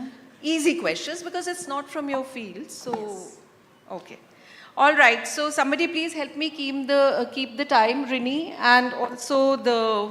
So we answer as a team, right? You answer as a team. Okay. Yes. All right. Which film is India's official entry to Oscars this year? Lapata. Lapata. Lapata Orte. Lapata Orte. Lapata ladies. Superb. Please encourage them. This Lapata ladies is a good one. Okay, Ravneet ji. Shazia is going to be answering all the questions, cinema questions. Not next one is yours. Okay, next one's yours. Name any 3 films that star Ajay Devgn's wife. Dilwale Dulhaniya Le Jayenge. Yeah. Fana. Ravneet ji. Help. I know so many. Kajol. Kajol ki, I know so many. My name is Khan. And no, my name is Khan. 3. Three is good. Only ask for 3. But Sonalji, you have to tell them. I mean, say they can't prompt. There's a But lot I was of. thinking of my name is These Khan. people have come in the middle of campaigning She from God knows. has. She has lots of friends here. And you? You have fans. You guys need to help us also now. All right. But you guys are not doing that. You've got both the answers. अच्छा ठीक है. Akshay Kumar की एक action film, एक comedy film और एक ऐसी जो social cause पे थी. Padman. ਤੁਸੀਂ tell her Hera now. Pheri. Hera Pheri and Airlift. Hera Pheri, comedy. And Airlift. And action. And Padman was a social one. Should Airlift be called an action film? Should we Of course. give them No, okay. अरे कितनी ढेर सारी है. Sing is king नहीं है. Action. Sing is king. Okay. Perfect. वैसे sing. Okay. Sing is king was action, right? Sing is King was not an action. It was a comedy film. अरे बहुत सारी हैं अक्षय की. Acha. Okay. All right. So they are right now doing, I think, 3.5 on 5 then. 4 out of 5. 4 on 5, yeah. Says Shazia. Okay, any 2 Bollywood actresses who are married to politicians? Hey guys. Yeah, well. अच्छा मैं clue देती हूँ. Pariniti, of course, married to Raghav Chadha. And, अच्छा. Yeah, but no, Hema Malini is... हाँ जी. She's married to a former politician. Hema Malini को दे दें, technically correct है. Dharmendra was. Dharmendra was, yeah. Absolutely. Oh yes. So, There. Okay जी, रवनीत जी को याद है बिल्कुल, हेमा मालिनी की details पता है बिल्कुल. Okay, my last question to team politics is, एक film थी जिसमें अनिल कपूर had played एक दिन का chief minister. Nayak. Yes, very good. A big round of applause. Super. Okay. So Shazia and Ravneet ji have done well. Now it's Ajay and Akshay on actually politics, and as I can see, my team's been a little generous to you. Some of these are very easy questions. Okay, name 5 actors who are currently politicians. Chirag Paswan. Chirag Paswan. Yes. Not hardly an actor. Yes. One movie he did. I'm right, no? Oh, one movie he's... One movie? अच्छा एक movie नहीं होती? बहुत सारे MPs हैं जो actors. Ravi Kishan. Yes. Jayaprada ji, Hema ji, Sunny Deol. Super, super. You got 5. 6 I got 6. 6 you got. There are several more. Mithun Chakravarti. Mithun Dada. हाँ. Okay आप दोनों महाराष्ट्र इलेक्शंस आ रहे हैं एज यू नो इन लोग आपके यहाँ से campaigning करके लौटे हैं कर रहे हैं आप दोनों आई एम अज्यूमिंग वोट देने जाएंगे सो मैं वोट का नहीं पूछ रही हूँ महाराष्ट्र इलेक्शन सीट्स के लिए how many seats are there in the Maharashtra assembly 288 Not bad. 288 फिर से सुन लो That is impressive. That's a right answer. अच्छा रिजल्ट्स किस दिन है? रिजल्ट्स किस दिन अनाउंस होंगे? 23. Okay good very good well done. आपको मुझे किसी और स्टेट के लिए पूछ लेना चाहिए था Jharkhand Ask for Jharkhand. Jharkhand के पूछना चाहिए था बट नाउ in Jharkhand का हमने झारखंड का जब झारखंड का वक्त आएगा तब झारखंड का भी वक्त आ गया. Okay there is one actor who's a minister in Modi ji's cabinet. Who's currently a minister in Modi ji's cabinet, a former actor. Chirag Paswan ji. Chirag Paswan, yes, you got it right. It was a trick question. आपने पहले चिराग पासवान बोल दिया, but this is also a Chirag Paswan is the answer for this. Okay, I don't know if you'd have this. There is an actor who's a deputy chief minister currently of a state. Deputy Chief Minister. He's an actor who is a deputy chief. He's an actor who is now a deputy chief minister of a state. Pawan Kalyan. Pawan Kalyan. Correct. Good answer. Good answer. Very good. Okay, इन्होंने सारे दे दिए और हमें scores यहाँ पर 4. You guys also got 5 and 5, right? Yes. 4.5. You can ask one more tie. अभी मेरे पास tie breaker question भी नहीं है पर चलो देख लेंगे. अच्छा मैं आपसे एक ऐसा क्वेश्चन पूछती हूँ जिसका राइट और रॉन्ग आंसर तो नहीं है but maybe our audiences cheer would tell us if you got it right in terms of what the audience also thinks. Name one actor who would make a great politician and one politician who would make a great actor. Akshay would be a good politician. खुद तो बोलेंगे नहीं ज़्यादा diplomatic होने का. One actor who will be a good politician. Two good actors are politicians. One actor who will become a good politician. No, I'm actually thinking who can be. So. Yeah. कोई मेरी तरफ क्यों देख रही? तू भी सोच ना. We're in the same team.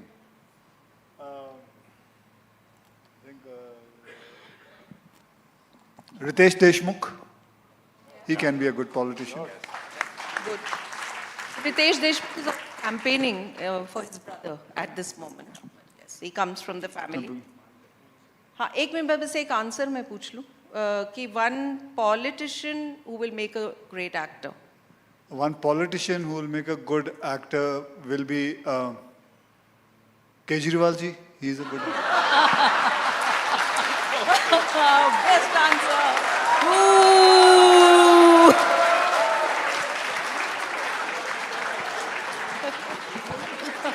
मुझे नहीं पता है केजरीवाल जी पॉलिटिक्स में आएंगे कि एक्टिंग में आएंगे कि नहीं but the audience's response. It's a compliment. It is a compliment. He means it as a compliment. Absolutely. Well, can I see they've all scored and answered all the questions. Which team do you think? No, don't be mean. No. Okay, all of those who think team politics wins it, please raise your hands. Oh, very mean, guys, don't be mean. I think it's the last answer that's got you. The hamper. Team cinema, all those who think team cinema wins it. आप कुछ पूछना चाह रहे थे बिट्टू जी? क्योंकि ये मौका है, क्योंकि मैं भी पंजाबी, सारे भी दोनों पंजाबी भरा ने, ਜ਼ਰੂਰ ਇੱਕ ਵਾਰ ਸਾਰਿਆਂ ਨੂੰ ਪੰਜਾਬੀ ਚ ਦੋਨੋਂ ਗੱਲ ਕਰਕੇ ਇਹ ਦੋਨੋਂ ਗੱਲ ਕਰੀਏ। ਤੁਸੀਂ ਕੁਝ ਪੁੱਛੋ। ਮੈਂ ਪੁੱਛ ਰਿਹਾ ਸੀ ਵੀ ਦੋਨਾਂ ਦਾ ਫਿਟਨੈਸ ਦਾ ਕੀ ਰਾਜ਼ ਆ, ਕਿਉਂਕਿ ਨਵੇਂ ਮੁੰਡੇ ਵੀ ਇਹ ਫਿਟਨੈਸ ਰੱਖ ਰਹੇ ਜਿਹੜੇ ਜੀ ਮੇਰਾ ਤੇ ਚਵਨਪ੍ਰਾਸ਼ ਹੈ। I think ਦੋਵਾਂ ਦਾ diet and control on food ਹੈ। ਤੇ ਥੋੜਾ ਜਿਹਾ ਹੋਰ ਕੁਝ ਨਹੀਂ ਹੁੰਦਾ, ਇਹੀ ਹੁੰਦਾ ਹੈ। ਨਹੀਂ ਖਾਓ ਘੱਟ। ਇੱਕ ਹੋਰ ਵੀ ਹੈ ਨਾ, ਨਵੇਂ ਹੀਰੋਇਨਸ, ਯੰਗ ਹੀਰੋਇਨ ਨਾਲ ਤੁਸੀਂ ਕੰਮ ਕਰਨਾ ਹੈ ਦੋਨਾਂ ਨੇ, ਉਹ ਵੀ ਦੱਸੋ ਨਾ ਜਿਹੜਾ ਰੁਕ ਨਹੀਂ ਰਹੇ। ਕਿੱਥੇ ਅਸੀਂ ਕਿੱਥੇ ਕੰਮ ਕਰ ਰਹੇ ਹਾਂ ਨਵੀਂ ਹੀਰੋਇਨਸ? ਸਾਡੇ ਕੋਲ ਨਹੀਂ ਆਏ ਕੋਈ, ਅਸੀਂ ਪੁਰਾਣੇ ਨਾਲ ਹੀ ਹੈਗੇ ਹਾਂ, ਕਿਉਂਕਿ ਖੁਦ ਵੀ ਪੁਰਾਣੇ ਹੈਗੇ ਹਾਂ ਅਸੀਂ। ਪੁਰਾਣੇ ਚਾਵਲ। Akshay, I have a question for ji, you. Ji. When you did Padman, I thought it was a great movie. Thank you. And did you ever feel any sort of hesitation? Because you were talking about something that is a taboo, people don't talk about it. And here is an actor who's talking about menstruation, sanitary napkins, and you know, that whole idea. Did you ever feel kind of hesitant in taking that up? Not at all, not at all. Wow. Not even a little bit. This deserves an applause, folks. Not at all. And that was such a meaningful film. You know, I really want to thank you for that. No, thank you. I thank my wife for it because she's written it along with Mr. Balki. So technically, दोनों teams ने 5 answers दिए हैं. So there is a hamper that we have for them, and this one's for the both of them. एक दूसरे की help करने के लिए. Akshay Singh, मिठाई का डब्बा. I really wish sometimes we have a lapel mic here to get these gems. Well, thank you, Ravneet ji. Thank you so much, Shazia, for doing this very impromptu thing with us.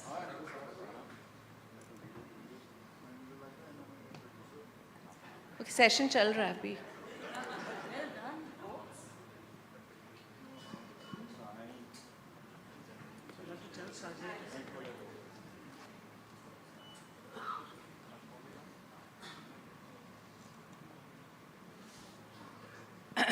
With those lovely words, I would like to bring this session to a close. Thank you so much, Akshay, Ajay, for being such lovely sports, for giving us beautiful answers, and for all your time given to the Hindustan Times. Ladies and gentlemen, a round of applause for our stars, Akshay and Ajay. Thank you so much, Sonal, for that wonderful session.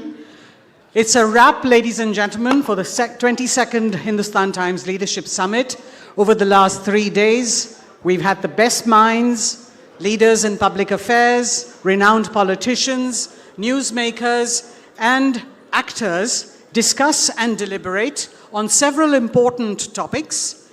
We thank you all for having participated so enthusiastically, and we hope to meet you again next year. Until then, thank you and stay safe.